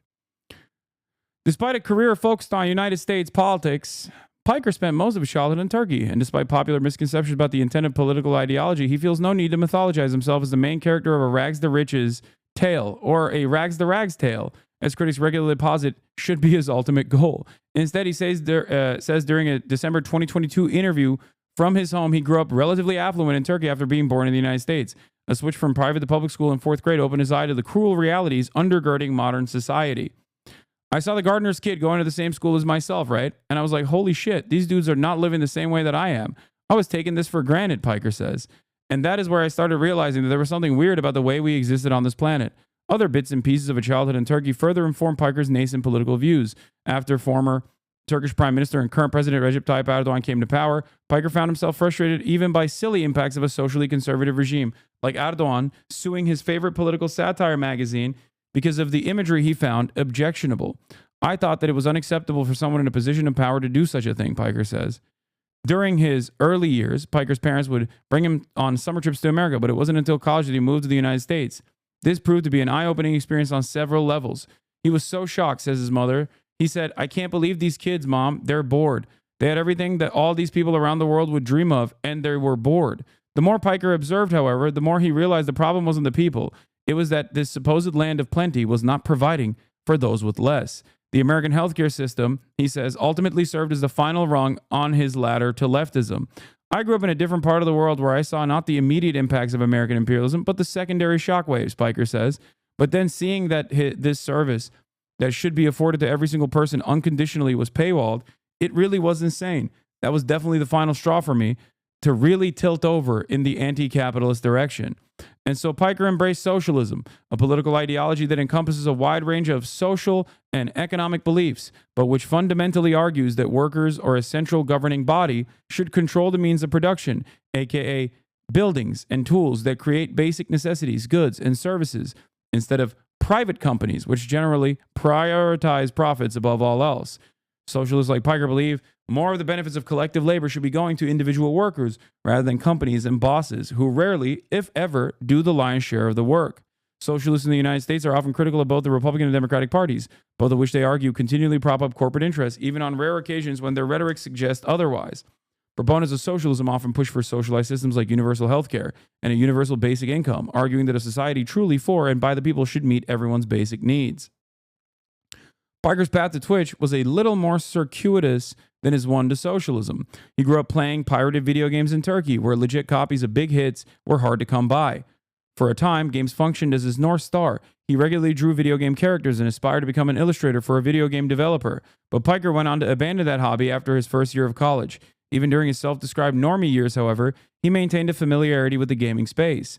After college, Piker ended up getting a job with the Young Turks, a progressive-leaning online news program founded by his uncle Cenk Uygur.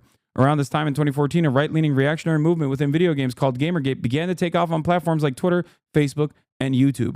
Piker, who was producing leftist commentary videos for the Young Turks, found himself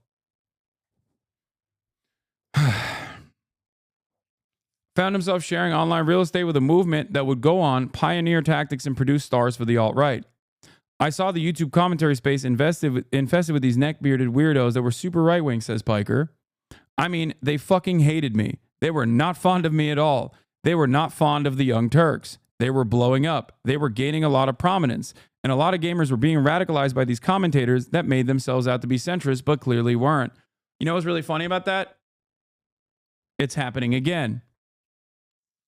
The Biden administration brought it back in a big way, and now it's once again going through that same exact fucking cycle. Also, Jaeger Larson, thank you for the 50 gifted subs.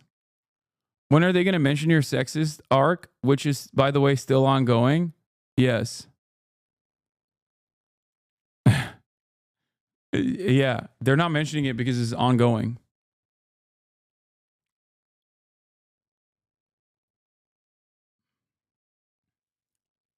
Hype Train, level 5. On the other side of the political spectrum, Piker was finding success with a Facebook show he'd created called Breakdown, in which he took a punchy, crunchy approach to analyzing buzzy topics like millennial entitlement and Trump's Muslim ban. But after a while, he began to feel he was hitting a ceiling. Piker is kind of irrepressible, I think is the right way to describe it, says Uygur, Piker's former boss and current / always uncle. As soon as he's doing great on Facebook, he's thinking, oh, I got to expand to a different thing that will give me a different skill set and bring in new eyes. Piker largely concurs with that characterization of events, with the caveat that his uncle's company wasn't paying him enough. They basically got other hosts on Breakdown instead of giving me more money to work with, says Piker. I had no control over that, and I felt that I was always going to be in my uncle's shadow no matter what if I stayed there. And I wanted to get better at speaking off the cuff because I was horrible at it. Piker wanted to build a living, breathing community, one united around his principles. He felt that in order to accomplish his goals, he'd need to meet people where they were at, not where po-faced political scholars wanted them to be. I wanted to show people authentically that you can be leftist and have fun, says Piker. It doesn't have to be about constantly woke scolding people and appearing as the biggest joy killer, as though having fun is actually bourgeois decadence. Others who followed in Piker's wake, like a smaller leftist Twitch streamer named Mike from PA Buyer, see this as a core element of his appeal. Piker is, in his person, a refutation of a lot of the stereotypes of the left, right? He's large, strong, attractive, funny guy who you want to be friends with. But he also has the values of the left, says Bayer, who was previously collaborated with Piker. He can just refute in himself a lot of the stereotypes about soy boy, blue-haired cringe, you know? The idea that if you vote for the liberals, they won't let you laugh at jokes. He just refutes all of that instantly. Marcus DJ Wheat Graham, a streamer since the earliest days of the medium and a broadcast journalism major before that, sees in Piker a continuation, not just of irreverent political pundits like Jon Stewart, but also shock jocks like Howard Stern. Piker is unafraid. I don't even remember this glazing session. What the fuck? Yeah, it's now in a book. Mike from PA Bayer. Like, it's not just in an article. Understand, chatters, that this glaze is literally written in print in a Simon Schuster publication. Okay? It's literally in print. It's in fucking print.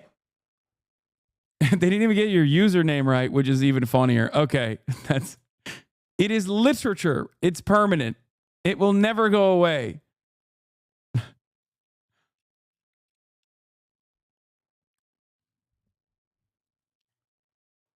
Published glaze.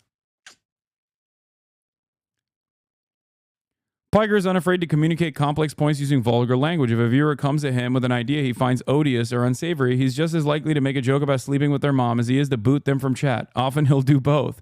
Shock jock humor is always going to be an entertaining style of content, says Graham.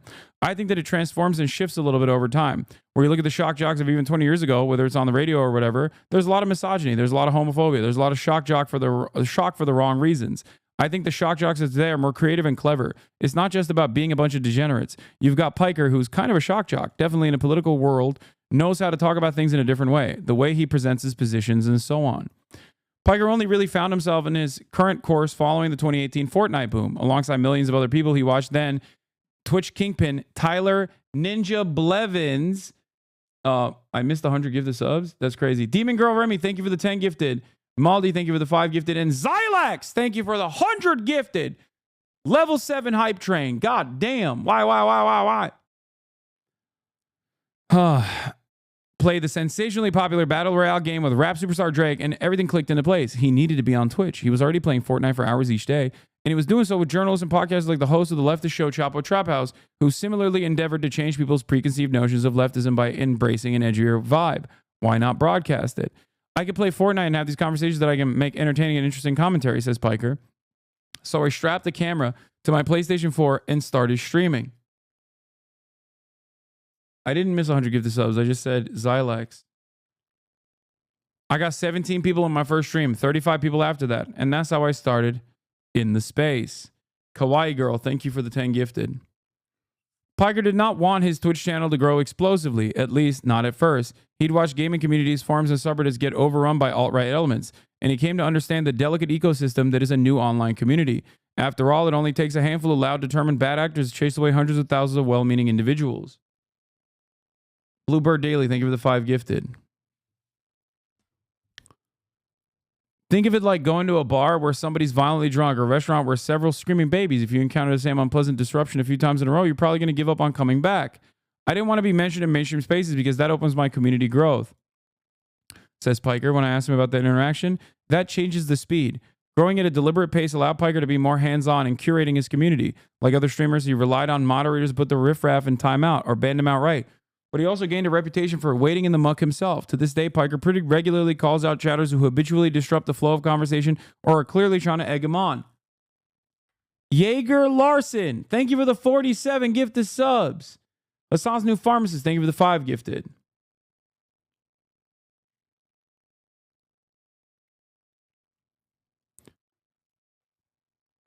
Consistently making examples of the worst, he believes, has allowed him to create an environment in which he's able to actually engage with chat, unlike many other streamers of his size. I think that's why I've been able to navigate through the space and maintain a community of 30 to 40,000, sometimes 150,000 people simultaneously, says Piker, where I can still have a back and forth conversation with anyone and everyone and do that in a productive manner while I'm talking about risky things that most streamers would never even consider talking about. Members of Piker's community agree with this assessment. Jaded Shade, thank you for the 20 gifted. Wi-Fi Till, thank you for the 5 gifted. Even for a Twitch streamer, Piker's intense about keeping up with his chat, says Salem Saberhagen, a fan who runs a popular Piker meme account on Instagram called HasanAbi Posting. HasanAbi posting mention. Also in the news and also in print. That's crazy. Express Exchange, thank you for the 5 gifted. 50,000 people can be watching, chat whizzing by, and it'll catch one of us joking, asking questions, or talking shit. And of course, the odds of him actually going back and forth with chatters makes them even more eager to interact. It tickles this little social need inside of all of us, I think, for better or for worse. By many measures, Piker grew quickly, despite his best efforts to keep everyone from piling into the pool at once. Even in 2019 and early 2020, when he was establishing himself, regular audiences of hundreds grew to audiences of thousands. In early 2019, you are so fucking evil. Why? Gray Ratchet, thank you for the 5 gifted. Are you testing out whether or not I snipe shit even when I'm reading an article? Is that what it is? Is this, did you just want to be the example that you saw in print? Is that what happened? Dummy.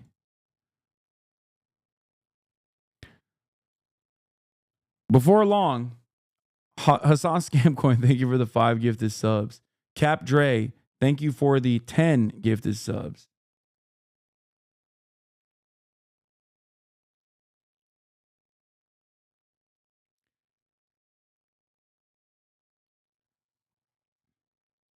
Baird US, thank you for the 5 gifted subs. Before long, Piker and the Young Turks came to what Uyghur calls a mutual decision to separate due to both Piker's desire for independence and the potential for his unconstrained commentary to be associated with the Young Turks. Working outside the bounds of mainstream media, but still running a more traditional network than Piker, Uyghur now believes that his nephew's ascent was inevitable. The Young Turks were not as large as mainstream media, but we don't get the same leeway as Piker because we still have to be cognizant of advertisers generally and other companies. When you're a one-man shop on Twitch, you can say not only the things that are true like we do, but you can say it in an irreverent way that audiences and especially young audiences connect to. And so a guy like Piker was bound to arise. He's just particularly adept at it. So he was the perfect guy for the perfect time. Quick Draw Dan, thank you for the 10 gifted. By the time 2020 rolled around, Twitch audiences began to regard Piker not just as a worthwhile follow, but as indispensable viewing. I did look like a caveman back in the day. It's crazy how I went on for so long looking the way I did.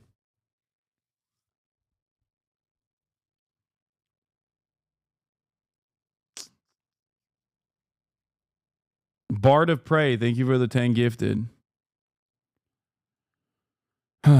This is because in a year of the pandemic and election-born unpredictability, he did not simply report the news. Instead, he cut through the clutter. Catboy Collector, thank you for the 5 gifted subs. Curated the chaos in a distinctly modern fashion. Instead of reading off a teleprompter or arguing, Schwelmer Hefe, thank you for the 5 gifted. Okay, guys, stop gifting. Dual artist, stop gifting. He keeps cutting away from the actual article that I'm reading. Okay. Holy shit. Level 9 hype train. That's crazy.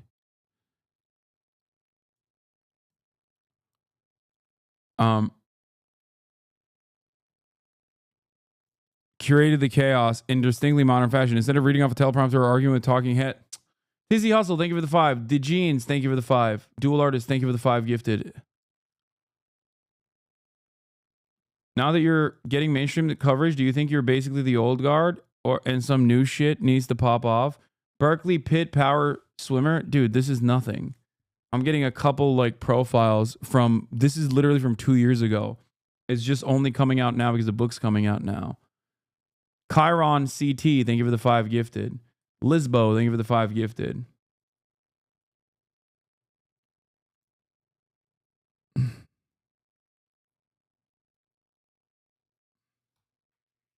The Sov, Cape Sierra, thank you for the 10 gifted. Arania, thank you for the 5 gifted. Demon Girl Lemmy, thank you for the 10 gifted. He's finally thanking you guys. I mean, I always thank like the gifted subs.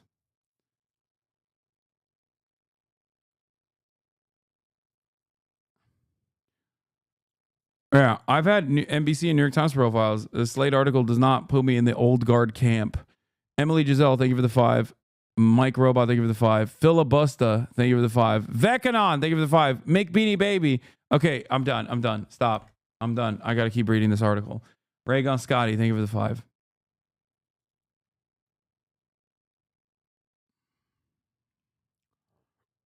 Instead of reading off a teleprompter or arguing with talking heads, he pulled information from a variety of sources, web browser bristling with links to breaking news on Twitter and YouTube, as well as networks like CNN and Fox News. He used the same tools any of us might have access to, and viewers saw what he was, his web browser, a chat panel, and a video feed of Piker himself. There was nothing fancy about it, but that was part of the appeal.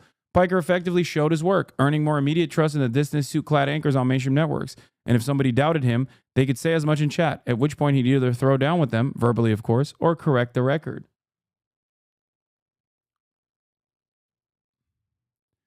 As Vice put in a piece about Piker's coverage of the 2020 presidential election, while your parents were most likely watching CNN's John King tap around the electoral map on a giant touchscreen, Piker sorted through exit polls and early reporting the same way I did, clicking frantically between tabs of different news sites, YouTube streams, and various chats.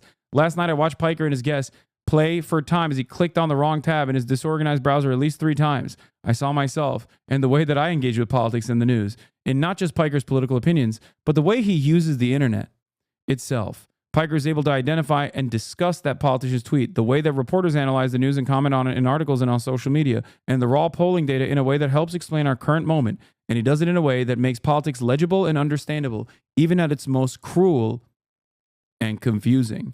Byer believes old news media institutions are crumbling away precisely because they fail to take advantage of the sorts of tools to which Piker and himself have access. If there's breaking news, I have 4,000 people watching in chat, says Byer. Someone could bring me official stuff right away. I can also take that information that people are getting to me and try to teach my audience how to be less susceptible to fake news, to be skeptical, and how to interpret information and look at sources and who's saying things. And so I think the generation gap is the biggest reason that old forms of media are dying, because they don't take advantage of the opportunities and they don't provide the interactivity, which I think the younger generations want from their content. By the way, Michael from Pennsylvania said this again, and I repeat, 2 years ago. Okay? This book was, we were interviewed 2 years ago. Moreover, Piker provided context through a coherent lens. The systems we've relied upon for decades, he posited, are failing us because they're built to turn a quick and dirty profit, not to last. This positioned him as a refreshing alternative to mainstream news in the eyes of fed-up millennials and Zoomers, where even liberal networks were, at most, only willing to tickle at the idea that the capitalist status quo might be failing the broader populace. Piker made that case on no uncertain terms every single day. For viewers, it was like having a doctor finally diagnose a sickness after years of being told nothing was wrong. There was relief in finding someone who could tell them effectively that they were not crazy. This, in part, is why Piker is able to perform the Herculean task of functioning as a hybrid political commentator / news network for 8 hours plus per day. The principal characters might change, but the underlying causes of America's biggest problems remain the same. This is something I say all the time. Anonymous Gifter, thank you for the gift, 6 gifted subs. Aisha Esquire, thank you for the 10. Half Note the Bard, thank you for the 5. Tricks001, thank you for the 10. Dramatic Goldfish, thank you for the 5. Shonda Black, thank you for the 5. About 350, thank you for the 5 gifted subs. Mikester 96, thank you for the 5 gifted subs. Raygun Scotty, thank you for the 5. Mick Beanie Baby, thank you for the 5. Vekanon, thank you for the 5. Filibuster, thank you for the 5. Emily Giselle 23, thank you for the 5. Pooletariat, Leaf Baby, thank you. I have a worldview. What?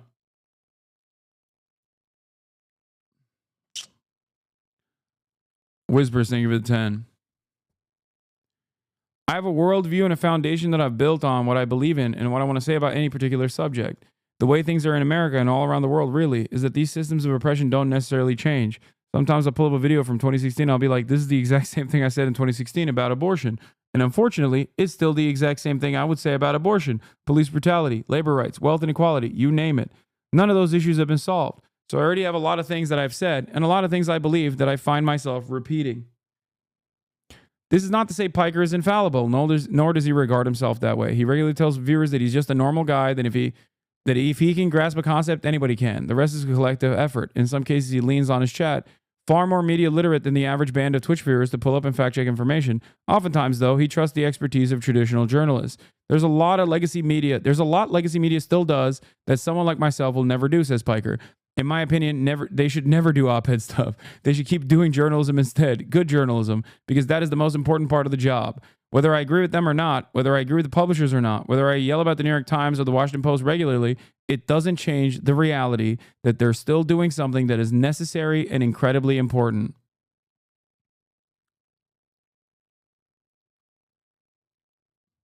The book is called The Triumphs and Turmoils, Twitch, and the Stars Behind the Screen. Longtime games journalist Nathan Grayson sits down with the biggest stars of Twitch, creators who help make the platform into a billion-dollar global business.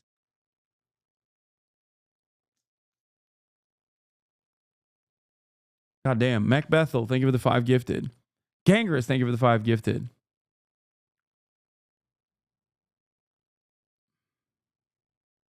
Obligatory Hassan. Glaze, okay. Yeah, buy the book. Glaze like a Christmas ham, but you've earned it. What do you expect? You want Nathan to...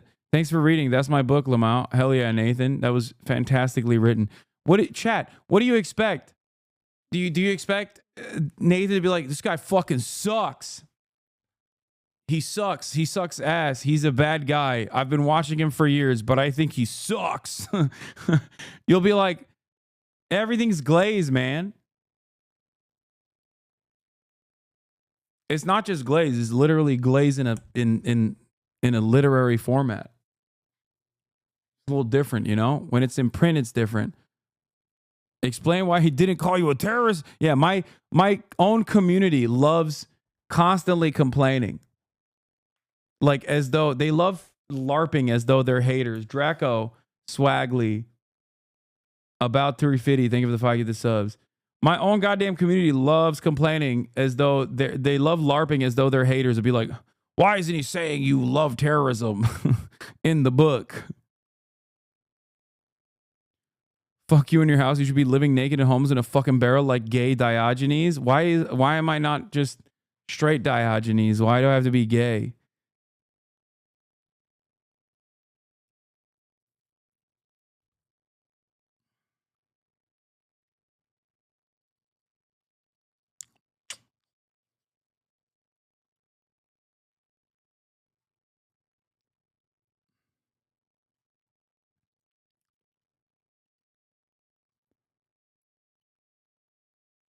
Anyway, I will not be going to Paradise tonight.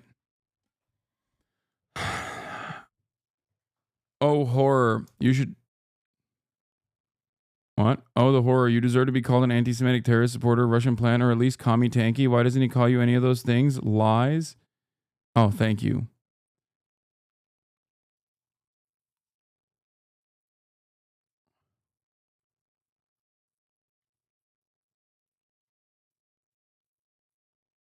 Anyway.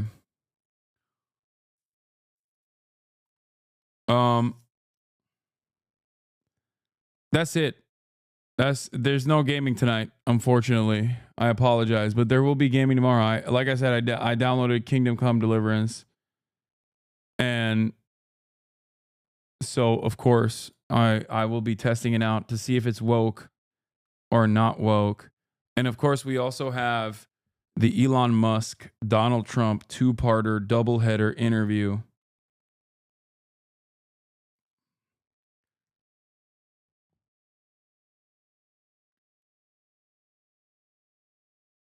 The article said you were a gamer. That was a lie. Yeah.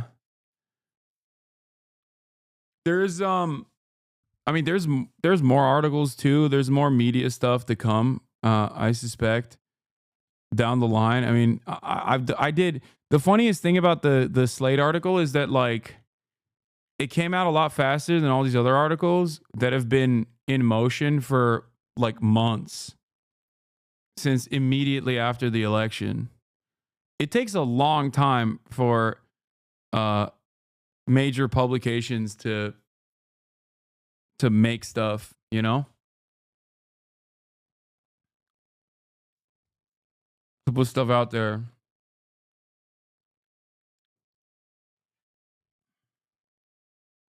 Funniest thing was all the glazing. Chat, I'm going to be honest with you. I'm going to keep it $1.50. Maybe I'm engaging in a little bit of self-glazing. But like, I think these guys are just... I think you're so used to me getting constantly dookied on by incredibly hostile and malicious people that want to portray me in a negative light, that whenever someone writes an article that's like somewhat positive, you're like, this is glaze.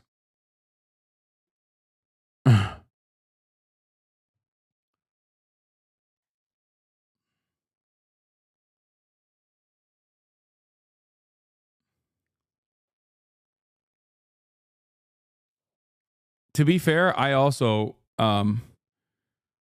with the except, like, this is what keeps me. It's just so funny to see the way you're regarded by real political figures and compared out to the delusional fantasies of your obsessed haters, and they're just crashing out constantly. I know, but look. I will always repeat the same thing over and over again. I wish everybody well. You know, I have no enemies. I just want people to be happy, because I do truly believe that if you achieve happiness, if you achieve fulfillment, if you are truly fulfilled, okay, with what you're doing, you will not be crashing out this much. Like, that's not like a message for any individual person either. It's a universal message.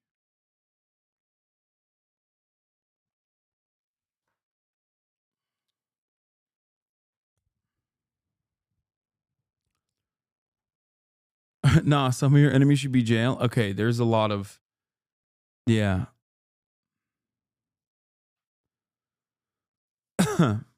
But that's not my fault. You know what I mean? They're doing that to themselves.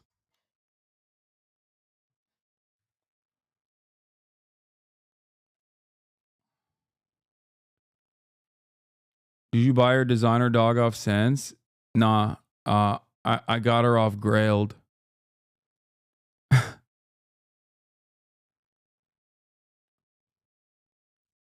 I went to Grailed.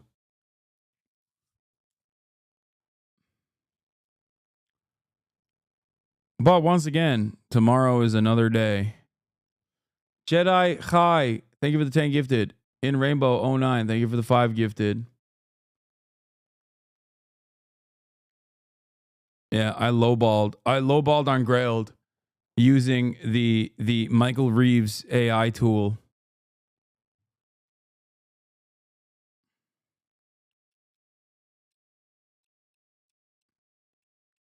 Does more of these articles get you more prominence with normies in the world? Maybe. I don't know. Probably.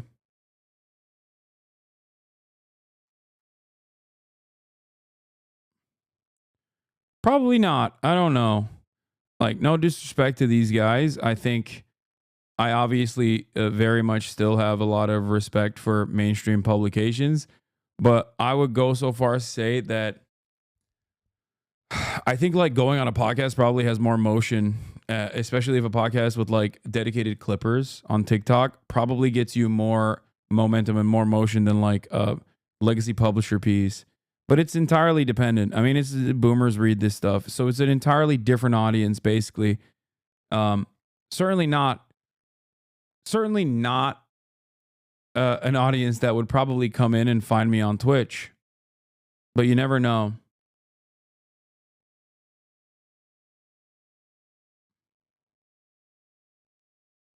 But also, articles like this, including podcast appearances that I make, are good because you can show your friends in a very easy to consume format, like kind of what I'm about.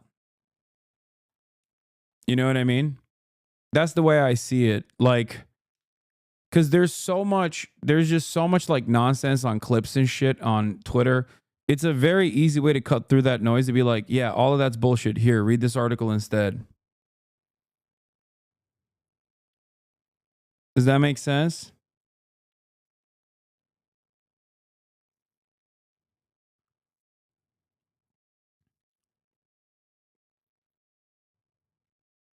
Not gonna lie, was a Brianna Wu fan for a while, but she went off the rails in the last year and a half. Many people did, but it's funny to openly admit that you were a Brianna Wu fan. Like, I respect you for that courage. This is how that goes? What is this? Hey, so I'm a normal, not terminally online person, but even I've noticed that the mainstream media is basically doing nothing but capitulating to the right. So what have you been watching to kind of stay updated and get some analysis? Shit. So there's a Twitch streamer named Hassan Piker. He's openly socialist and left-leaning, has a background from the Young Turks before he started streaming. Hey, I'm swearing off bussy, okay? Dude is on like 8 to 10 hours a day, every day, so you can pretty much always catch him. Okay, you guys. I don't agree with everything he says, but I certainly agree with more than I disagree with, and even if you don't agree with it, you can at least understand his point of view. It's a well-thought-out analysis. Yeah, I am being patronizing. I don't know who the f you are, and you're over here chirping all the way from fucking London. Right after the election, a lot of people were saying that he was going to be the Joe Rogan of the left, and I think he does represent a pretty healthy alternative to traditional masculinity. You go to the gym, you're gay. Sounds good. I'll check it out. Thanks. Yeah, well, let me know how that goes. Come on.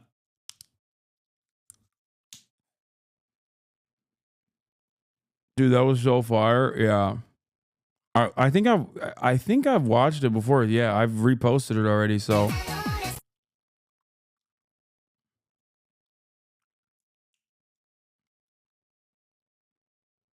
one of the first streams I watched was Chicks with Good Pussy Piss Like They Frying Chicken. Oh my god.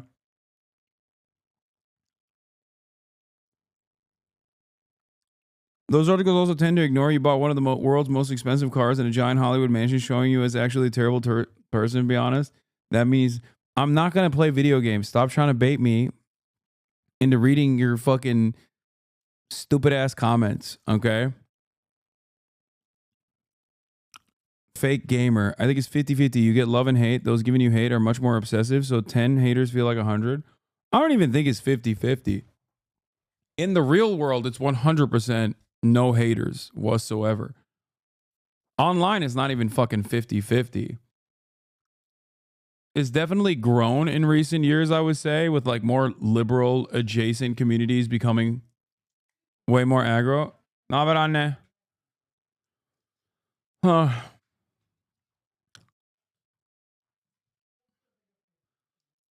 During the first months of the IP war, I sent one of my normie friends who's a model in New York one of your videos to help explain why Israel bad. I think the hate is very astroturf, and a lot of it picks up a lot of like random people, but who cares?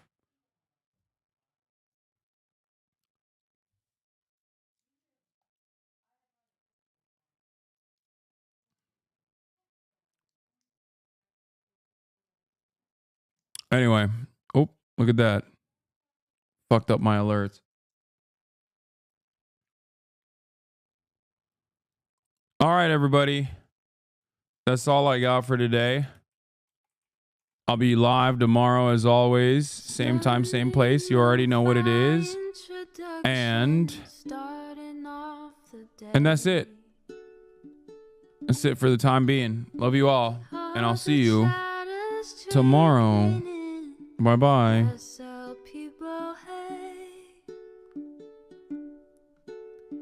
Sunny Los Angeles, California, says Hassan.